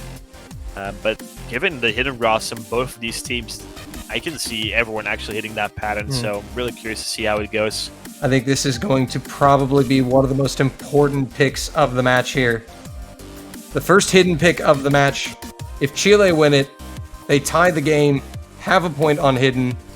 But if Indonesia get another break point, they're up 4-2 with a point on hidden. And all the morale. As we said before the match, this is probably the best mod bracket for both of these teams. So there'll be Lewind, Dika, and Madoka for Indonesia against Eldenel, Pekarat, and Lehu for Chile. Those are such huge hidden names. That's absolutely insane for both teams. 3-2 scoreline for Indonesia. Chile's pig though, so they're looking to tie things up at a 3-3 scoreline. Glitch is in the way for now. Mm-hmm.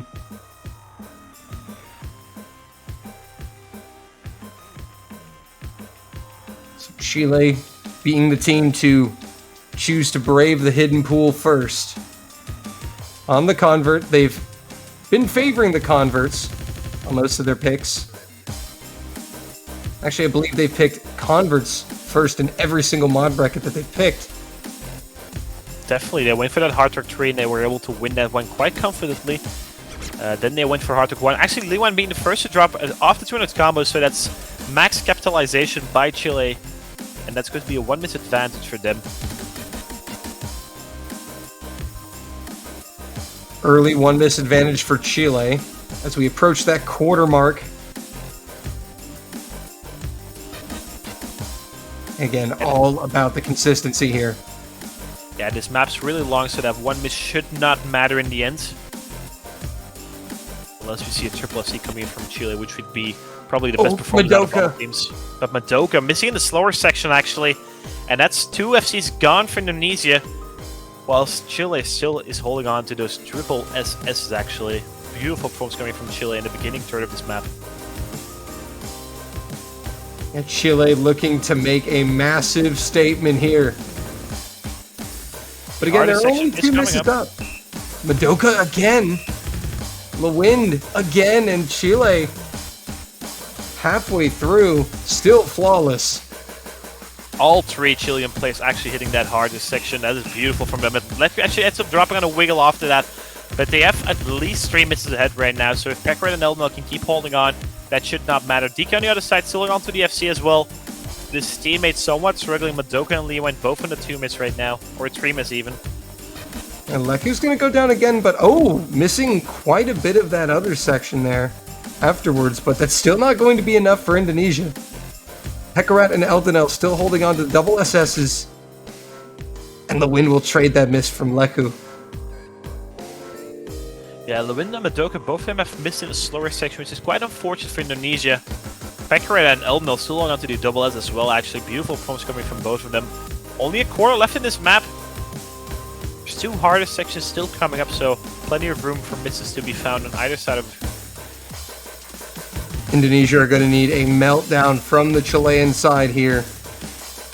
It will take a team miss. And there it is! There's the team miss! Traded by Dika, one of them. Madoka and Lewind have a shot here. Quarter of the map left. And the score bar is coming back. I'm not sure if it's enough right now, but 1 more miss will definitely switch it back into Indonesia's favor. Yeah, they're going to need just 1 more miss. Will Chile provide it? That's the question. All the combos are now up at 200. Leku provides it. Is there enough time? It's going to get very close. Have Chile done enough? Triple miss from Chile! Madoka and Lewind hold on! Indo pull through at the end and have stolen the hidden convert pick from Chile! Absolutely insane from Indonesia. Madoka and Lewind, both of them being the ones who struggle in the beginning section of this map, coming absolutely clutch at the end, hitting both of those difficulty spikes whilst Chile triple missed both of them. Oh, that is so unfortunate. Absolutely massive! The hidden convert pick of all maps in the pool to steal at the end. That one's got to sting a little bit for Chile. And Indonesia, not only do they get the break point, they have the pick. Oh, that is so unfortunate for Chile, though. But Indonesia are getting their hand on this match, right? 4-2 scoreline, their pick next. They can secure match point if they pick wisely. And Chile, they were looking so confident, but then the triple miss twice being the difference maker. That is really, really unfortunate. It's the timing of the misses in catch, ladies and gentlemen.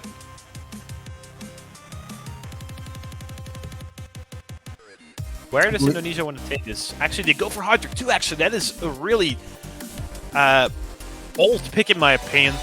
Chile being the ones to pick hard trick 1 and hard trick 3, and Indonesia just going for that last remaining hard trick pick. Double time completely untouched for now. Mixed mod being exhausted, hard trick being exhausted. 2 more no mods left and 2 more hiddens.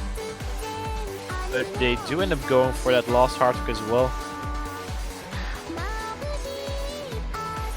Now the question is, will Indonesia be able to capitalize off their own pick? We have seen, I think, 3 consecutive breakpoints in this match.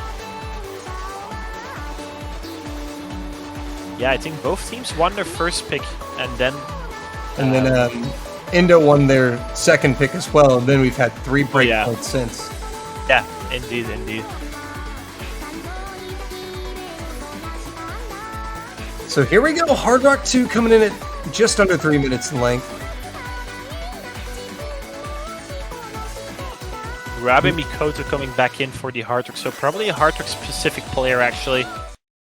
And then Elnel Peckard, Arisu actually coming back as well for this hard trick 2. 3 minutes in length. It's a really low dense hard trick pick with some memory jumps in there that can definitely catch some people off guard. Rabe Mikoto going for the hidden as well. And I believe Rabe Mikoto missed quite a few notes there in the intro. As you said, low density. Eldenel is going to trade one of them back, so the early misses are going to be traded. Eldenel and Pekorak goes down. Yeah, and that's Mara and Dika versus Orisa right now. 3 FCs left. And the low density on this map is really rough for those that are not accustomed to it.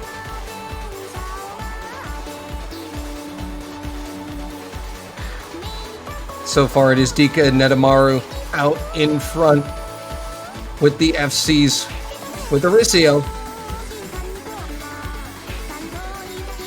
But Indonesia with a nice healthy margin to start this one off. And because of that low density, Quentin, it makes the misses are even more painful. It takes longer to get up to 200 combo. Yeah, definitely. It took ages for Peckred to get above 200 combos here. Arisu actually ended up dropping Elnel as well. Double miss coming from Chile. I was about to comment on the early miss from Elnel as well. Peckred the only one above 200 combo, and Rabe Mikoto, Dika, and Netamaru capitalizing on these misses. Arisu dropping once more in that score bar. Look at that difference. Elnel, Peckred, Chile again.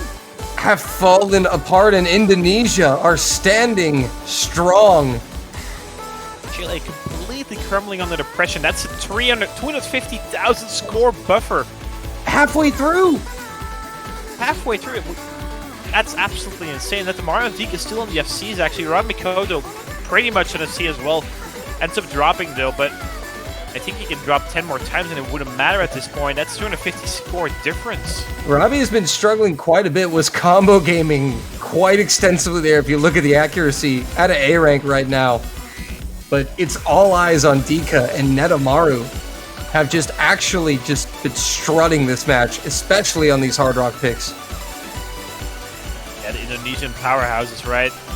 Definitely coming in clutch for Indonesia right now. Rabe is building up to that 200 combo mark, but I mean, Chile needs at least 2 or 3 team misses from Indonesia at this point. Only a quarter left. They did recover quite nicely. All 3 players above 300 combo right now.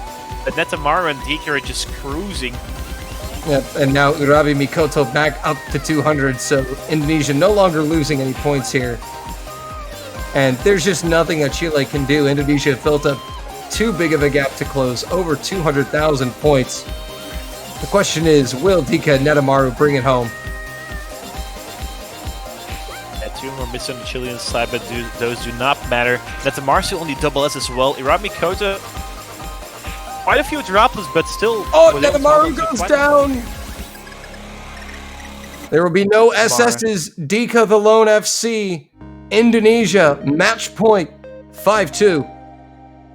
Indonesia seems so strong in the hard rock bracket. Once again, a 3.2 million team score. That is beautiful. And this was a really good pick coming from Indonesia, actually.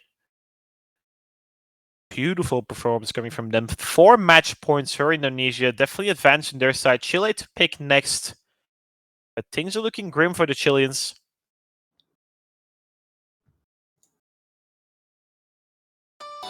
A reminder, China get the winner of this match, and the loser of this match will face Russia in the loser's bracket. And both of those are really scary matchups. Staying in that winner bracket is vital, right? You get a second chance if things were to go south. Plus, that is guaranteed tops. If we see double time 2 getting picked, so we finally get to hop into that double time bracket. And double time 2, though, that's a beautiful map. That is a custom map made by Bunray.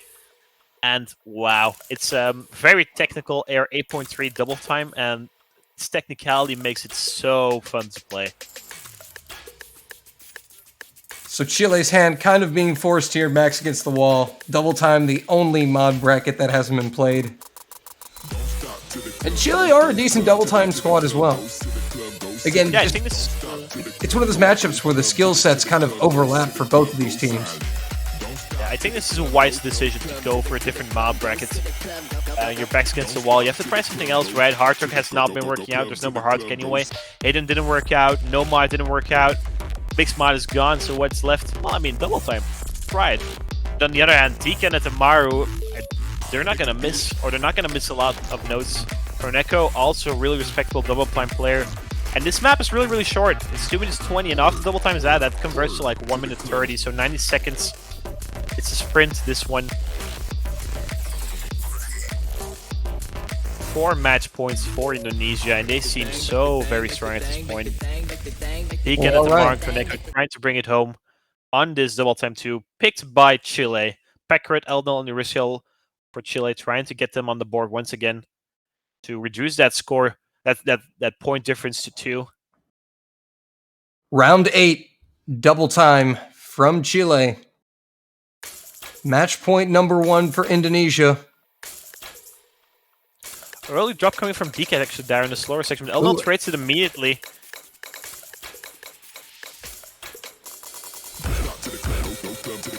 And Pekarat is going to find a miss in the intro, so advantage Indonesia.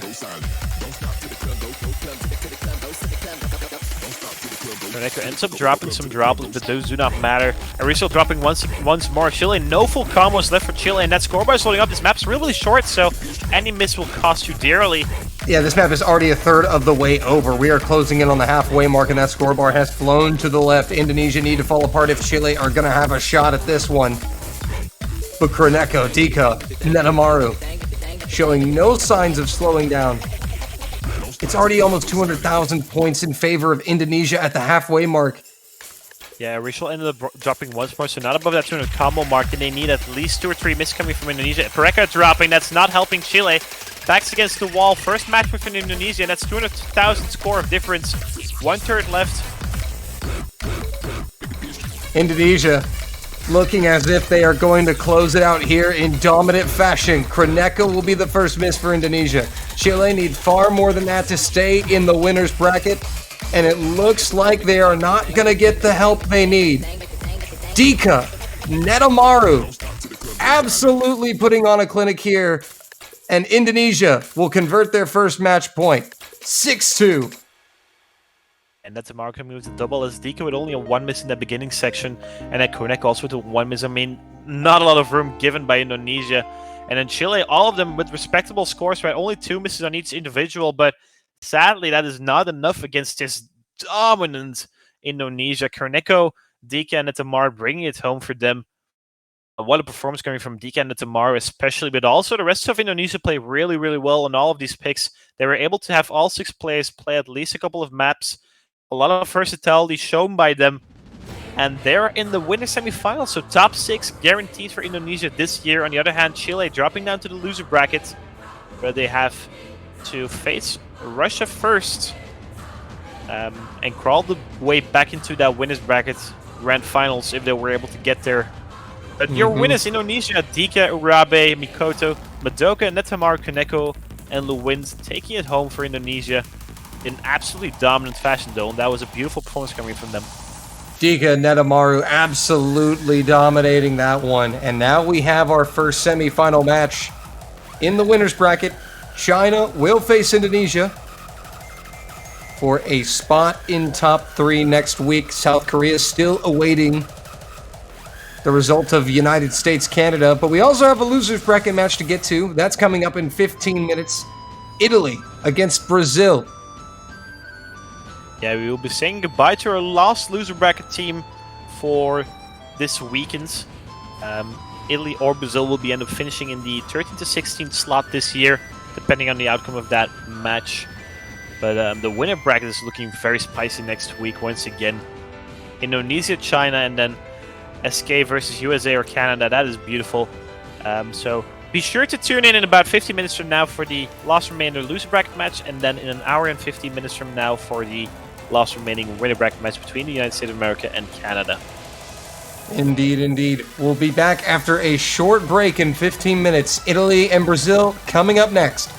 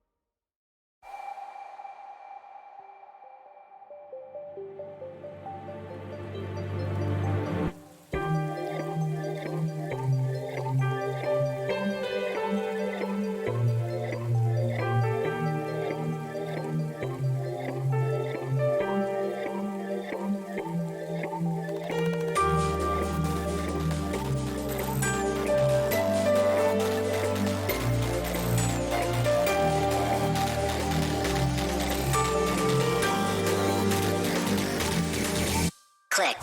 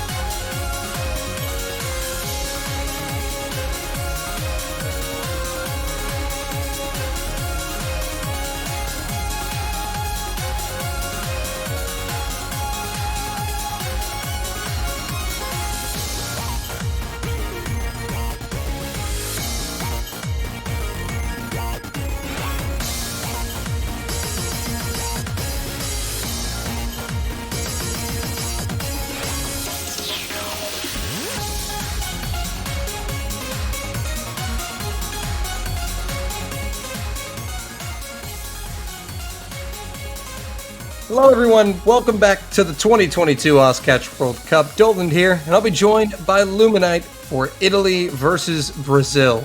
How's it going, man? Well, I think I'm doing fairly well today. I'm still trying to recover from last night, from South Korea and Mexico. That really hurt my heart. But other than that, I'm doing quite well, and I think this is going to be a really exciting match. Aside from some lingering emotional damage, I'm sure several other people share your sentiment.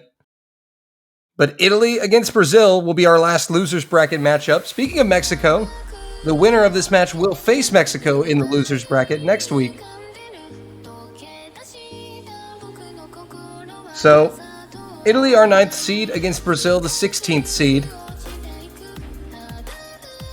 Yeah, we spoke very highly of Italy, and we have continued to do so. They came very close to taking their match last week, went to tiebreaker, went the other way for France. And we see them here in the losers bracket. I believe Italy is favored for this match, but by how much is the question. I think Italy are quite the heavy favorites here. Brazil do have talent in areas here. They're good hidden hard rock players. Brazil's pretty good on mods, aside from double time. So I think mixed mod should suit them quite well. Hidden should suit them well, hard rock. But Italy are a team that gets better as the map pools scale higher and higher. So the fact that it's on a quarterfinals level pool might cause Brazil to struggle a bit more. They're a team that kind of struggles as the pools scale higher and higher. But we do see some bans coming in. We see Brazil banning double time and Italy banning hidden 1. Again, Italy being very wary of Brazil's strength in hidden, not letting them have that comfortable hidden specific pick. And it will be an opening no mod 4 pick from Italy to start this match.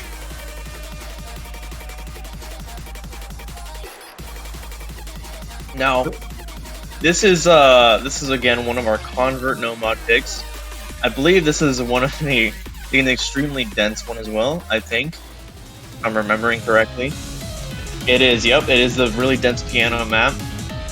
It's proved to be quite difficult for both Mexico and South Korea when we saw them play. So it's going to be really interesting to see how this pick goes.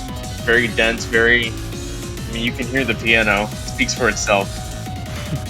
All piano maps are dense. This is what we've learned. But hey, any difficulty with the name Maximum, alright, all caps, there's probably going to be some density. So Air 9.7, yeah, very short map. So 1 minute 48 seconds. Again, Italy have chosen to start with a very quick map. I want to test Brazil on their no mod convert skills. So Sir Waffle, Kame, Arma coming in for Italy, Cooler, and Mackenzie will be joined by Konohana Lucia. It looks like. Never mind. Nope, Banner. pranked. Pranked. We have been pranked. And by we, I mean me. Yeah, although the map is 1 minute 48, that does regardless mean any misses are going to be extremely detrimental. But on the bright side, because of how dense this map is, it does give players a chance to build their combo back up and try to catch up with there still being ample time left. So it's a double-edged sword. On these short, dense maps, the question becomes not how many times did you miss, but how bad was your miss, or how many hits did you miss when you missed. Yeah, was it a big droplet? Was it 500? Or was it a whole fruits? section? Yeah. Well, here we go. No mod 4 from Italy. We'll start this match off. So Sir Waffle, Kame, and Arma taking on a Cooler, Makenshi, and Fanner.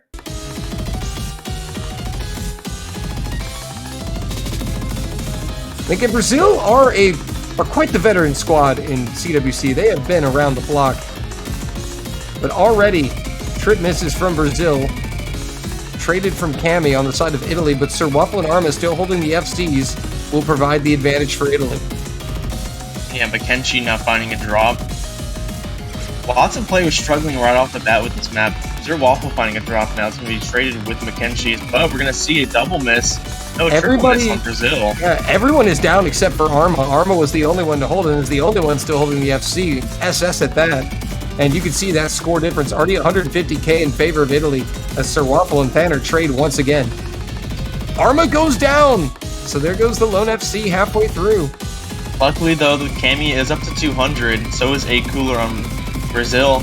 They're all going to stabilize. Sir Waffle recovering quite nicely. McKenzie and Cooler both finding misses now, though. And they were going to stabilize, but that double miss will just allow Italy to pile on even more score advantage. Yeah, we're already about 3/4 of the way through the map. Thanor finding another miss. The score leads almost 400,000 points. It's going to be really hard. I'm 90% sure this is going to be an Italy pick. Very strong right out the gate, but as I said, this is a very tough map, and it's very demonstrated by the amount of misses everyone is finding. Multiple misses from everyone across the board, but Italy with the stronger team performance. They will take their opening pick quite convincingly, over 400,000 points. 1-0. Nearly 500k. Yeah, very, very big lead for the Italians. And even though they all found misses, there weren't that many. Sir Waffle 3, Arma 1, Cami 6. On the other side, Brazil all found over 10 misses. So it's a tough map, but Italy really definitely came out on top. A very strong pick to set the tone for the rest of the match. Brazil up next. We'll see how they respond. Again, they've got some options here. I'd expect them to either eye up one of the maybe no mod 1 mix mod hidden. They're quite capable on a few of these mod pools. I think it's a question of whether we're going to see mixed mod or hidden at the moment. I think they're really going to have to. It's going to be mixed mod 2. Yeah. A memory, or no, my bad, no mod 2. But that's an Oh, yeah. no, they meant to pick mixed mod 2. But yeah, I definitely expected them to pick either mixed mod or hidden. I really think they're going to have to use their advantage on hidden to take points off of Italy. I don't see them going into Hard Rock. I don't see them. I do see them going into no mod, but only if they absolutely have to. So I think we're going to see Brazil take this hidden mixed mod approach until they run out of picks, really. So it looks like the referee is going to get the players sorted in the proper slots. And while we do that, real quick, just want to remind you guys, banners are still available. If you haven't checked out the banners in the OS store, $2.50. Get one for your favorite team. It will remain on your profile throughout the duration of the tournament. And if you pick the winning team, it'll last even longer. So we see Sachalin coming in for Italy, Predominator checking in for Brazil.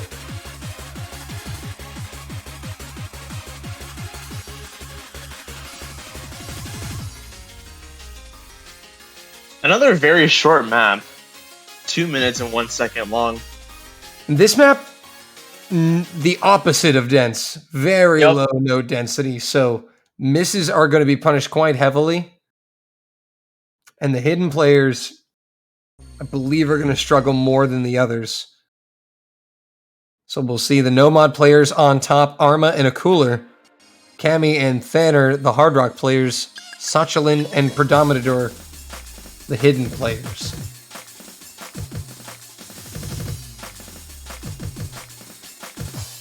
Looks like Sachalin found a very quick early miss there. Yeah, we're going to be seeing quite a few misses, I'd imagine, this map. Has some memory patterns here and there. Predominator is going to find the first miss for Brazil, so early advantage for Italy. If this is your first time stopping by Cash World Cup 2022, for those of you who don't know, Hard Rock breaks will count more. Hidden does not provide a score advantage. Sachalin and a Cooler are going to trade misses.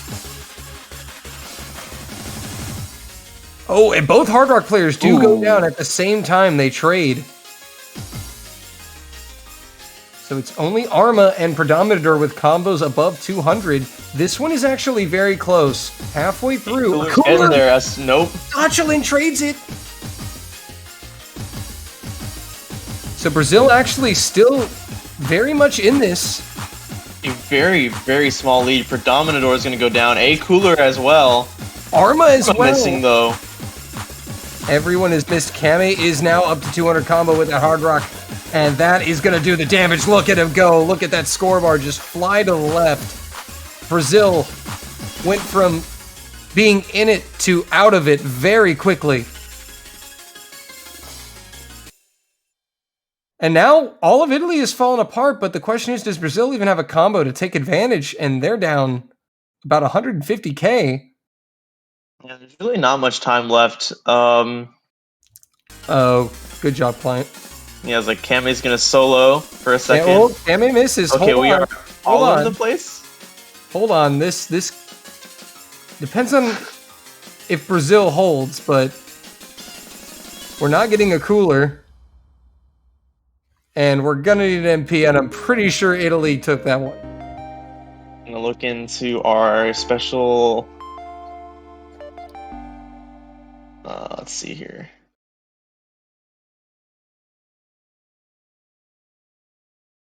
Pretty sure it was an Italian point. We don't have an official ruling yet. I think there was also potential DC. Yes. Not sure if a cooler made it. So we'll have to wait and get some word from the officials on this. But my bad, that was the last match, Indo-Chile. But Italy had the healthy margin.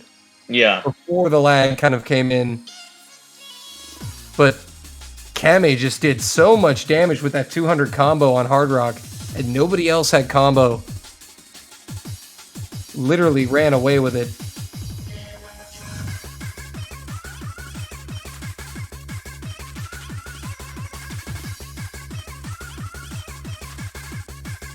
So we got a cooler finally. Yeah, he actually did. That's like I was gonna say. We're in a interesting situation. A cooler never DC'd.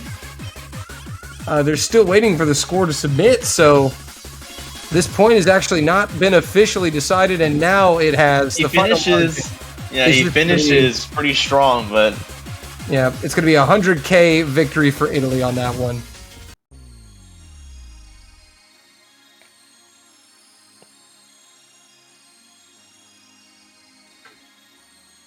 Nice client. So, pick now going back over to Italy. 2-0 lead. Gonna look to press the advantage even further.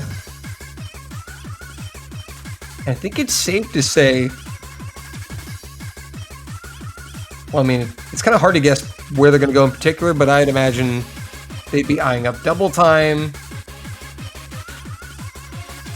Potentially Hard Rock Convert. I don't know about the about how good Brazil is on Hard Rock specifics. I know they're very capable on Hard Rock.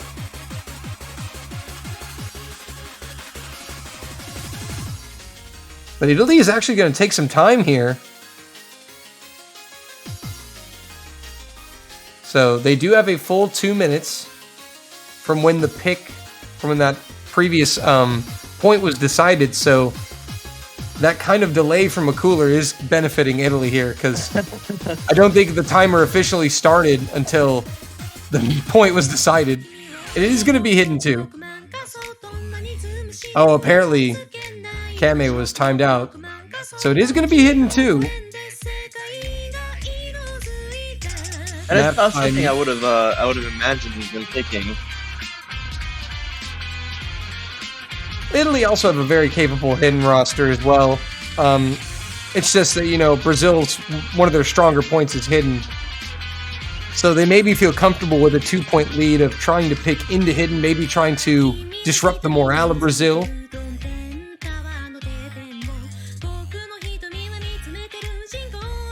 Yeah, that would be quite rough on the Brazilian side if they were depending on hidden for this pick to go for the Italians.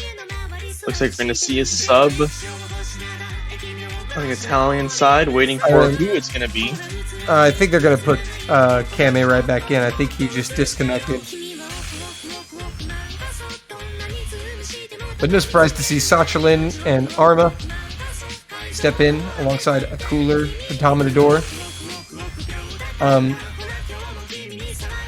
It looks like we're going to be getting Endo swapping in for Thanner. So this map into map by Mr. JB Hyperion, our fellow commentator. Untouchable, 3 minutes in length, AR9. And let me tell you something, as someone who has been playing JB Hyperion maps with Hidden for a very long time, it's always tricky.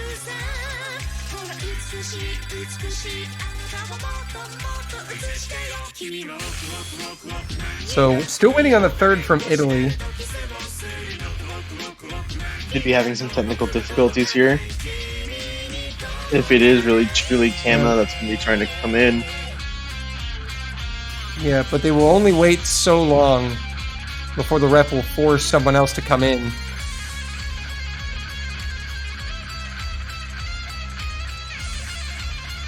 And again, something I haven't really seen teams using a whole lot of is their timeout. So yeah, that's very true. I really haven't seen... I don't think I have personally seen any usage of the timeout, which in some cases would have benefited the players, you know? I mean, you typically see it when a team is picking their last pick of the match or they're in a tough spot. You don't know which map to pick. It's usually that or technical difficulties or they're waiting for another player to make it. And Sir Waffle is checking in, so apparently some potential issues for Kame on that. I don't know if Sir Waffle is the player they wanted to specifically have in there. But Sir Waffle should still be able to get the job done. And I believe Thanner is supposed to be removed from the lobby as well, so still sorting some things out here. The lobby's a mess. What else is new?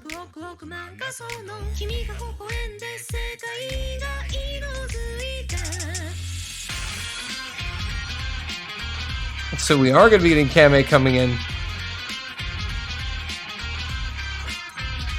Sir Waffle's staying in, it looks like. Could see that change in the next few seconds, but for now... So apparently literally all the Italians got timed out there. Oh my goodness!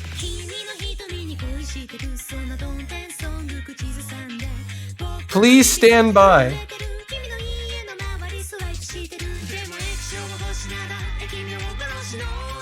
Oh my. And apparently, Thanner is now having issues. This match will resume soon, TM.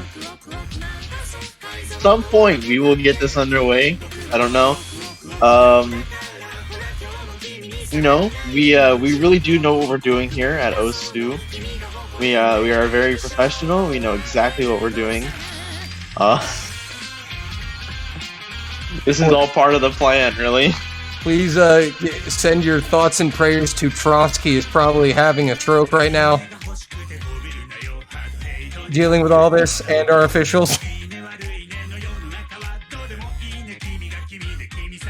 Cooler choosing to be Italian for a point.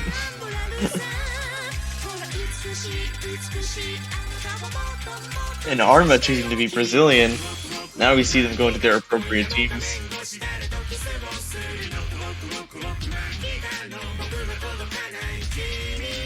Looks like finally getting things sorted. Yeah, it looks like we're finally there. And we can finally have a game. Alright, on to the third point. It'll be Kame, Arma, and Sachalin against Endo, Akular, and Predominador. After much technical support,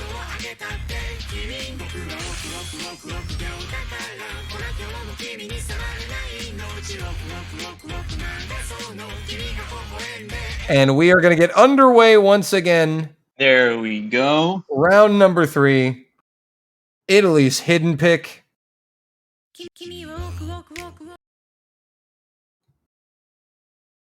And we are back underway. Aside from Predominador, apparently. No, please, no more technical difficulties. No. It wouldn't be a Catch World Cup without client issues.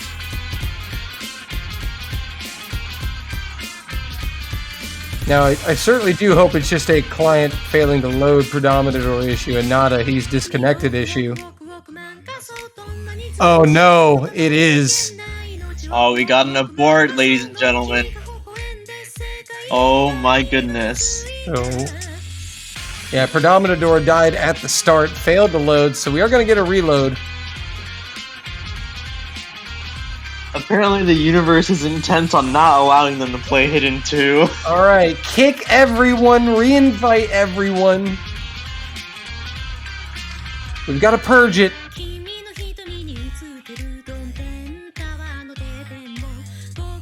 So how's the weather going? How's the weather going for you? It's hot. It's hot for me as well. We are both in southern states, United States of America. We both suffer heat and humidity at all times of the year. I think you more than me, though, being a Texan. Yes. Now we're going to try the old-fashioned... Oh, they are doing a purge. So this match still stuck in limbo. We're being held at the mercy of Bancho.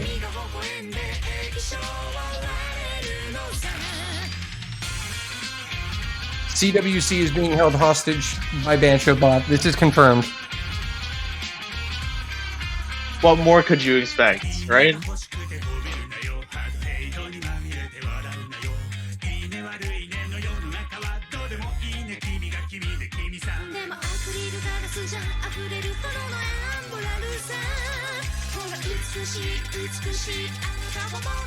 Looks like the purge might work its charm.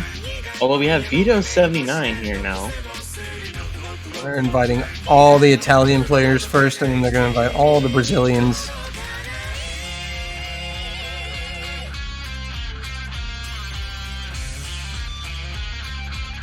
Looks like our official is having to manually do all of this, so... Unfortunate, sometimes Bancho just dies.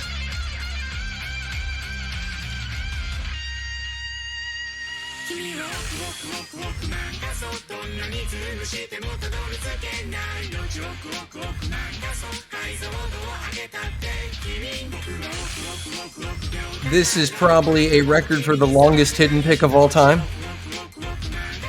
We almost got there. We almost got there. Almost. So close yet so far as we still wait for everything to get sorted out. Closer It looks and closer. like they are going to try again finally. So Arma, Kame, and Satchelin against Predominador, Endo, and a Cooler. We will try this one more time.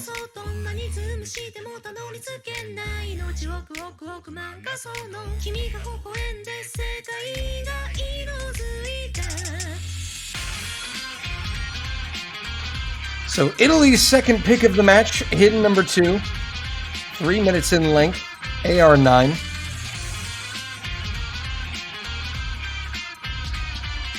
And we finally have a start command in. Alright, let's see if it all worked. There we go. Look at that. Look at that. Here we go, finally. So after about an eternity of technical support, we are finally here for round number 3. Assuming everything goes well here. And it looks like everyone's loaded in. Everyone is connected. And we're back to playing some catch. Endo will find the first miss for Brazil. It's traded by Kami. Arma found a very, very, very early miss. Only 10 combo behind everyone else holding an FC so far. Slight advantage for Brazil. We'll have to see how that setback kind of affected the mental state of these players. As Stochland finds another miss for Italy, Brazil will now begin to build a little bit of an advantage here.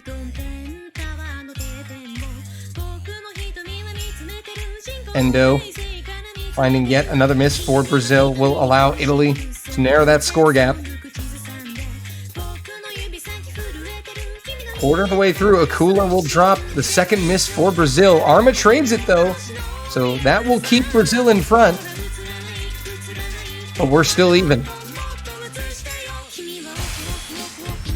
It's a very narrow lead for the Brazilians right now. We did say this is the Brazilians' wheelhouse, so to speak, but Italy is very capable as well, as you said. Endo going to be finding a miss. A cooler too. The Dominator, there goes the whole no. team. Sachalin will trade one of them, but Kami and Arma are going to do the damage now, and Italy really pulling out in front at the halfway mark. Exactly not what Brazil wanted to have happen there. Yeah, worst case scenario is always a triple miss, and that is exactly what they found. It's going to be hard to come back from this, but there still is half the map to go, give and take. Yeah, you still do have a little under half a map. Endo is going to drop, and everyone else gets up to 200. But that miss is not going to be traded. And a cooler will find another miss as well. Italy just really putting their consistency on display here, as Kame trades the miss from Endo.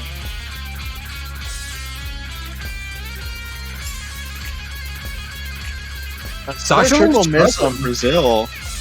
Yeah, and Sachalin found several misses there on that transition, but Kame and Arma, the only two holding some combo, as another triple miss from Brazil comes out, and that will most certainly seal the deal.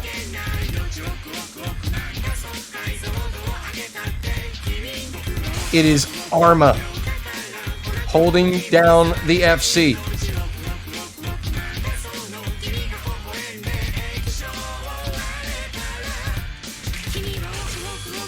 Oh, and just gets caught out in the breakdown there. In that transition, just left before the hyper. And that will ruin the FC, but Italy will take a commanding point here. Over 400, or nearly 400,000 points, I should say. About 350K. 3-0 Italy.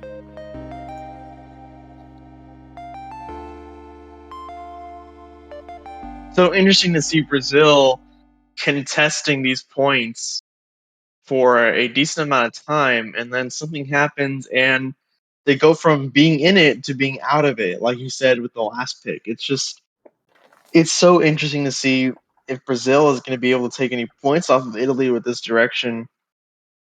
Italy taking picks off of Hidden, I would be a little concerned if I was on the Brazilian team at this point. But we'll see what happens at this point. It is their pick, after all. They went for Mixed Mod 1 on their first pick. We'll see if they elect to go with the other Mixed Mod pick, or my bad, they went with Mixed Mod 2. Again, there's just a lot of options here for Brazil.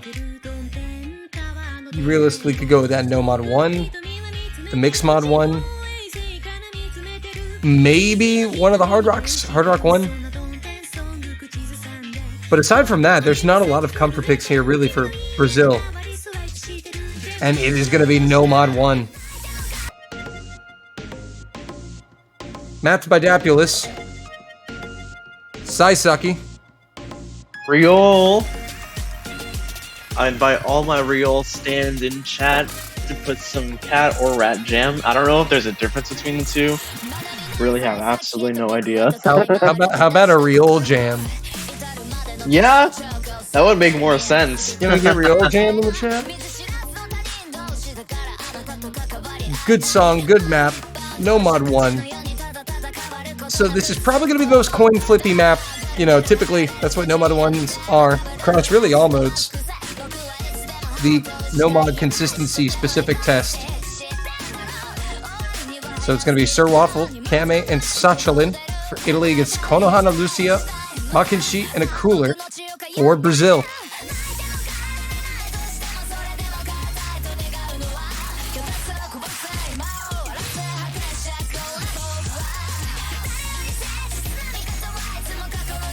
Such a good song. It is extremely good. Riol is a fantastic artist.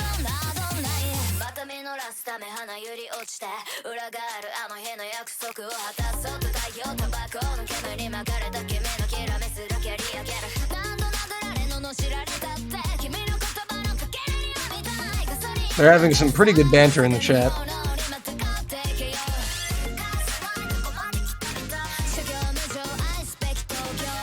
So just waiting on everyone to ready up and things to get set. Bancho might be doing more Bancho things. As Bancho does.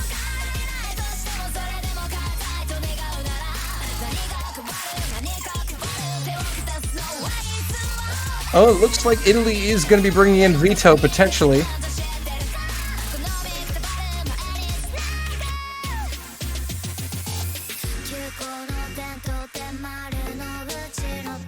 So still waiting on the teams to get their rosters all lined up.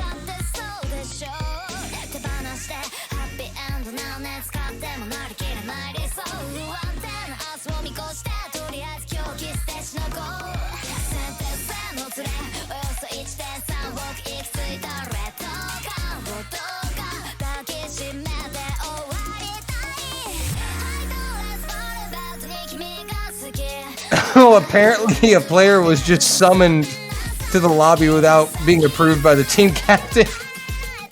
I think Vito was practicing another map and just got pulled into the lobby randomly. That's funny. He's just doing his thing and he's like, wait, where am I now?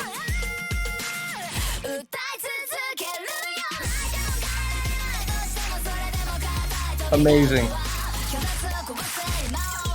It's been a long weekend for our tourney staff. But here we go. Round 4. Start command is in. We'll make it official. Nomad won the second pick from Brazil in this match. Sir Waffle, Kame, and Sachalin taking on Konohana, Makinshi, and a cooler.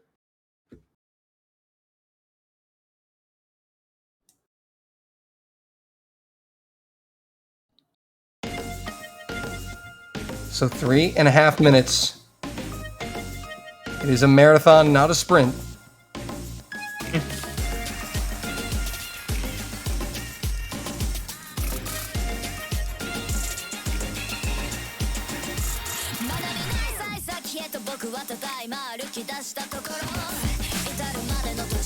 So far, some simple stuff here in the first 200.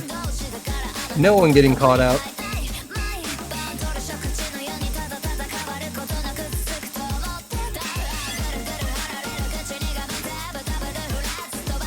Sachalin's accuracy is something to note there. 99.2, missing quite a few droplets. Brazilian players have also all missed at least one droplet. The only SSs remaining, Kame and Sir Waffle.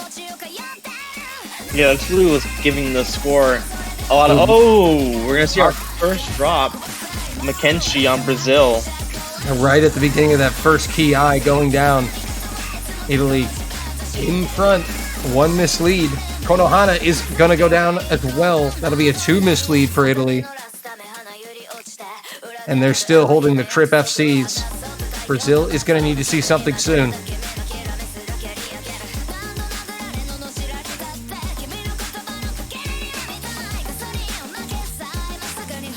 Approaching that halfway point.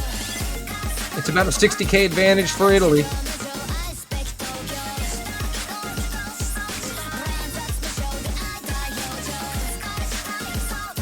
Brazil's still not out of this just yet. But they're trailing by 2 misses. A team miss would flip it. Next key eye. Oh, we see 1 miss. 2 misses. There's 2 misses, so that should even this score up. Sir Waffle. Oh no, but we see a double miss on Brazil. Yep, they're both going to be traded right back. And you never know how many chances a team like Italy are going to give you on a map like this. There's still a third of the map to go. The score is not significant. Oh, we're going to find a miss for Waffle there in the slower section. Yeah, that's one of them back, and that was a pretty weird miss in the slow section. But Brazil still are going to be down one miss. Quarter of the map left, so some breathing room. But they will still need to see a couple more Italian misses if they want to get a point on the board in this one. Konohana is going to go down. It's a 2-miss game.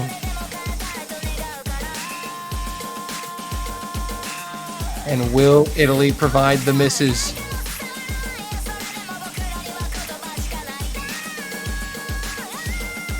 Kame still rocking the FC. And everyone hits that part of the Ki. Konohana is going to go down right after it. Makinshi. And that is going to seal the deal. Yeah, Brazil. Konohana finding another miss. Yeah, nothing Brazil can do. All eyes on Kame for the FC. Looks to be about a one. Finding a miss. So does McKenzie. It's about a 1 to 2 droplet miss for Kame, and that is an FC 4-0.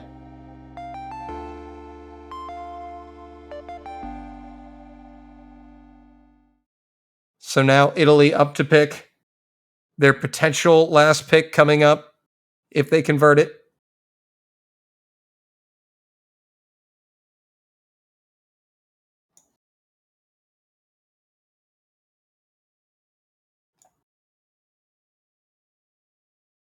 It is going to be...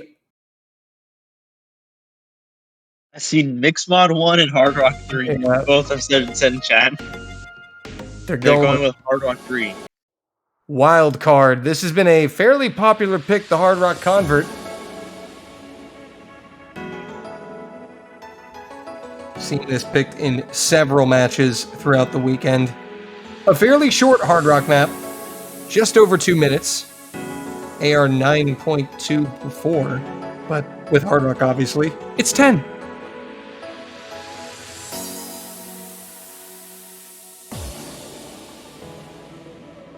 So Konohana, Makinshi, and Thanner coming in.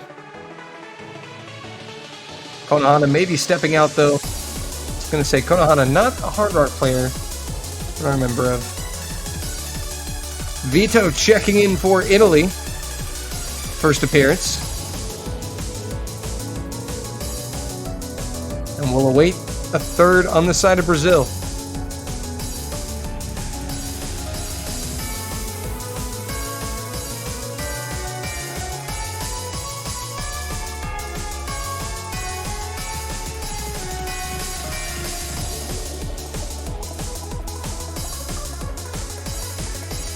Looks like they're still having issues getting the third Brazilian player into the lobby.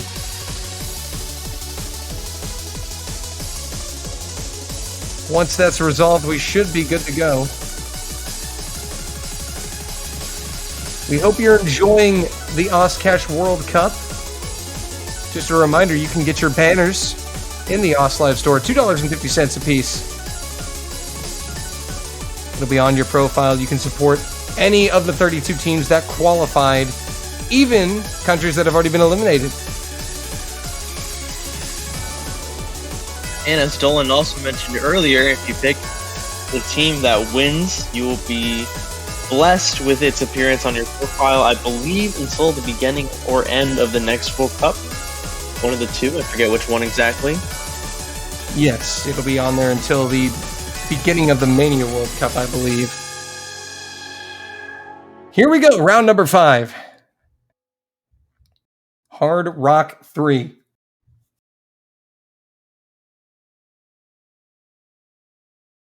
It's going to be Sir Waffle, Kame, and Vito against Thanner, Makinshi, and Predominador. Vito and Predominador will be taking on Hidden. Just for reading preferences, no score multiplier advantage.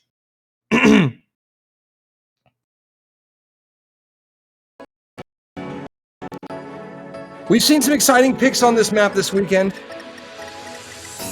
due to the nature of it, it is a relatively short map.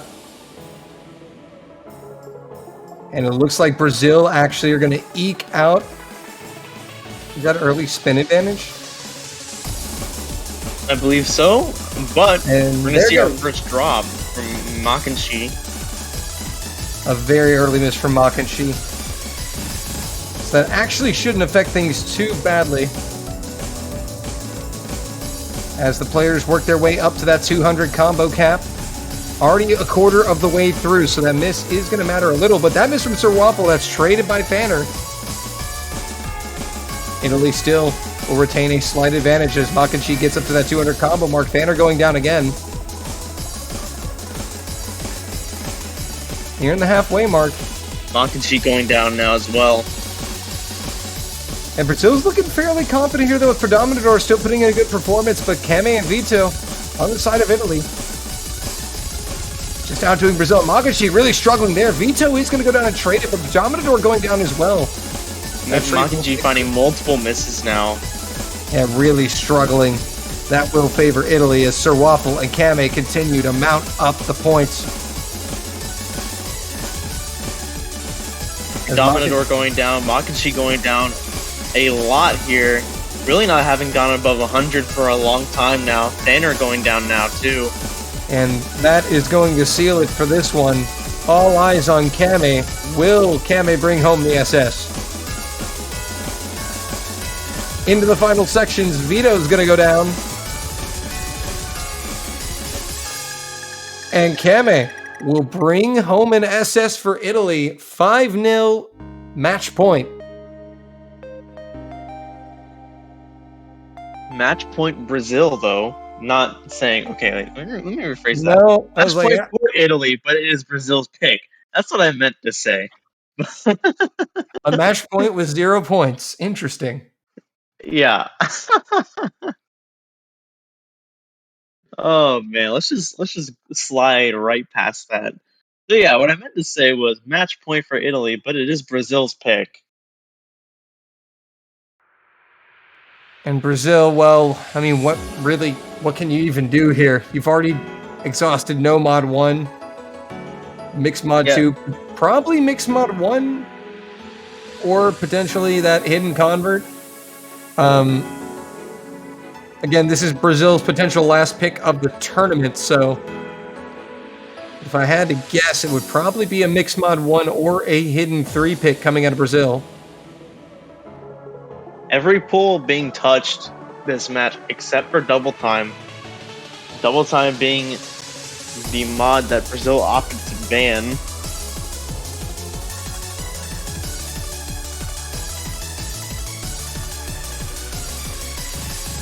And it will be that mixed mod 1 pick. So the FD fluorite map.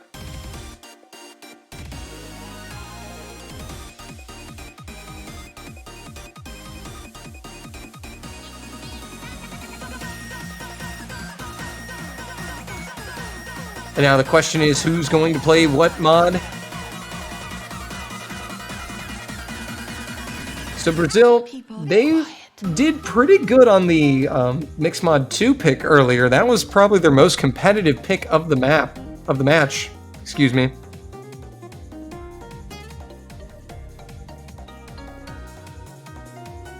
So they're electing to go back to that Mixed Mod pool. That perhaps gives them more flexibility.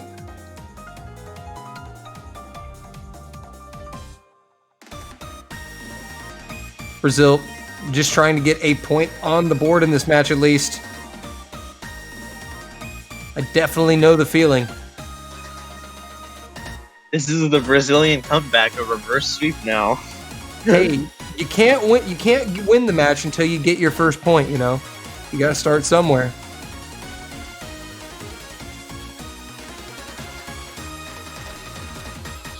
But they were definitely competitive on the previous mixed mod pick, so it should be interesting. We see Vito checking in.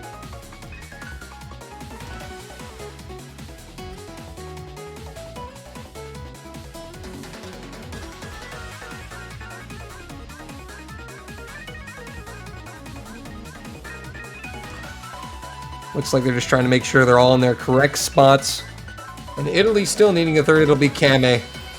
No surprise there.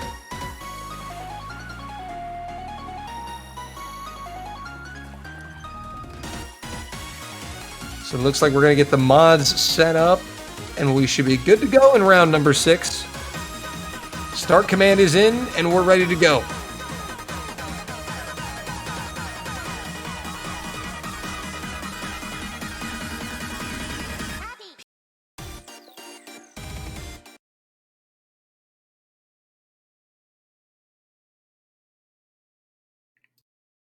Potential final match.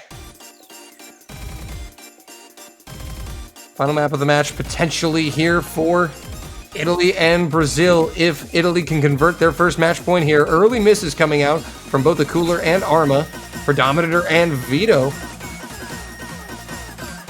Dominator finding a lot of misses right there. And actually, Brazil's Hard Rock player managing to hold on there. That's going to matter. And the FC for Italy is the hidden player. A Cooler is going to go down. That's the Nomad player, so... For Dominator and Kame, the hidden players. Konohana and Vito, the Hard Rock players. Arma and a Cooler, your Nomad players. Slight advantage for Italy now. Once a Cooler gets up to 200 combo, that bleeding will stop. The question is, will Italy provide a chance for Brazil? Nearing that halfway mark of the map. This is where things get a little more dense. Still a pretty close point, relatively speaking. Yeah, this is very close. Nobody getting caught out on these hyper jumps back and forth here. Very surprising to not see any misses.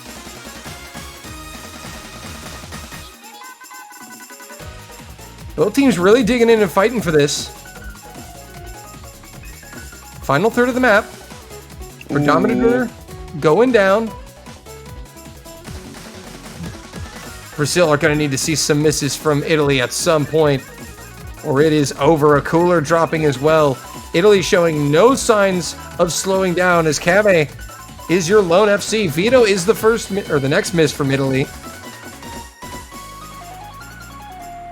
So that will pump the brakes. But Brazil need to see far more misses from Italy, and Predominator is going to go down, and that is probably going to seal it. It's over 100,000 points. Konohana, Lucia, and a Cooler will drop, completing the team miss, and Italy will complete the sweep of Brazil here. 6-0. They will be eliminating Brazil from the Cash World Cup in top 24. Kame with another SS, a dominant performance from Italy. And that'll do it. Kame providing a lot of FCs for the Italian side. A strong performance from all 6 players, though. Unfortunately, Brazil not going to be moving on to the semifinals or losers bracket, but Italy will be moving on. If you love the Italian team, as we've said twice already, please go and buy some snazzy banners. $250. $250. $2.50 USD. Yes, it's each banner is $250. Yo, we got banners made by Gucci. Apparently. No, is it Supreme? Is that the other thing? Yeah. Of course. So it comes with a Supreme little sticker on it as well. So yeah, they're Right. $250 each. That's how we fund these tournaments, man. Anyways, Italy, your big winners here. That is our last losers bracket matchup of the weekend. Only one match remaining. That's coming up in about 1 hour. A little over an hour. The United States taking on Canada in our last winners bracket quarterfinal match. The winner of this match will play South Korea in the semis next week. So exciting stuff there. Italy, they move on in the losers bracket. They'll be facing Mexico next week in top 12. So, but Brazil will be saying goodbye. Yes, funny flag match. It'll be a great match. Brazil, we say goodbye to them in top 16. A good performance for them. We hope to see them back next year, but that is going to be it. So just one match remaining, guys. Make sure you follow the Oz Live channel if you haven't, so you know when we go live, so you don't miss out on any of these epic matches. Luminite, your thoughts? You know, I expected Brazil to put up some points, but Italy is a really tough opponent. So, I mean, like I said earlier, a strong performance from both teams. It's going to be interesting to see how Italy faces Mexico. As a diehard Mexican fan, I hope they get annihilated. But he's blatant favoritism here. Very blatant. Blatant bias. Been very clear on how much I love the Mexican team. But regardless of who you want to win that match, those are seed neighbors, by the way. 9th seed Italy, 10th seed Mexico should be an amazing match. But yeah, 1 hour from now, the North American Derby, United States, Canada, quarterfinals, spot in top 6 on the line. It's going down in an hour. Make sure you follow. Luminite, anything you want to say to the lovely, lovely people in Twitch chat? Well, I think Dolan and I will be joining you again for the United States and Canada, if I'm not mistaken. So, we look forward to seeing you for that extremely exciting match. As he said, please follow. Please buy some banners that are at $2.50, not $250. And we look forward to seeing you guys back here in about 60 minutes. So, yeah. Well, all right, we'll see you then. United States, Canada, coming up next.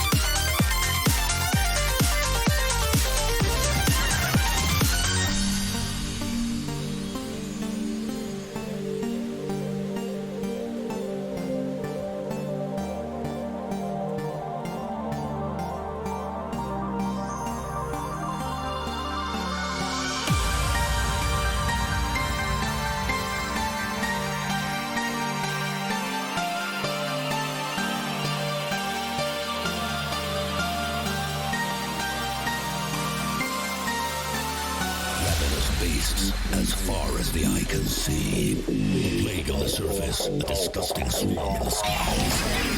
With a crash of thunder, a new demon appears. Unfurling its rotten wings, it lets out a petrifying scream.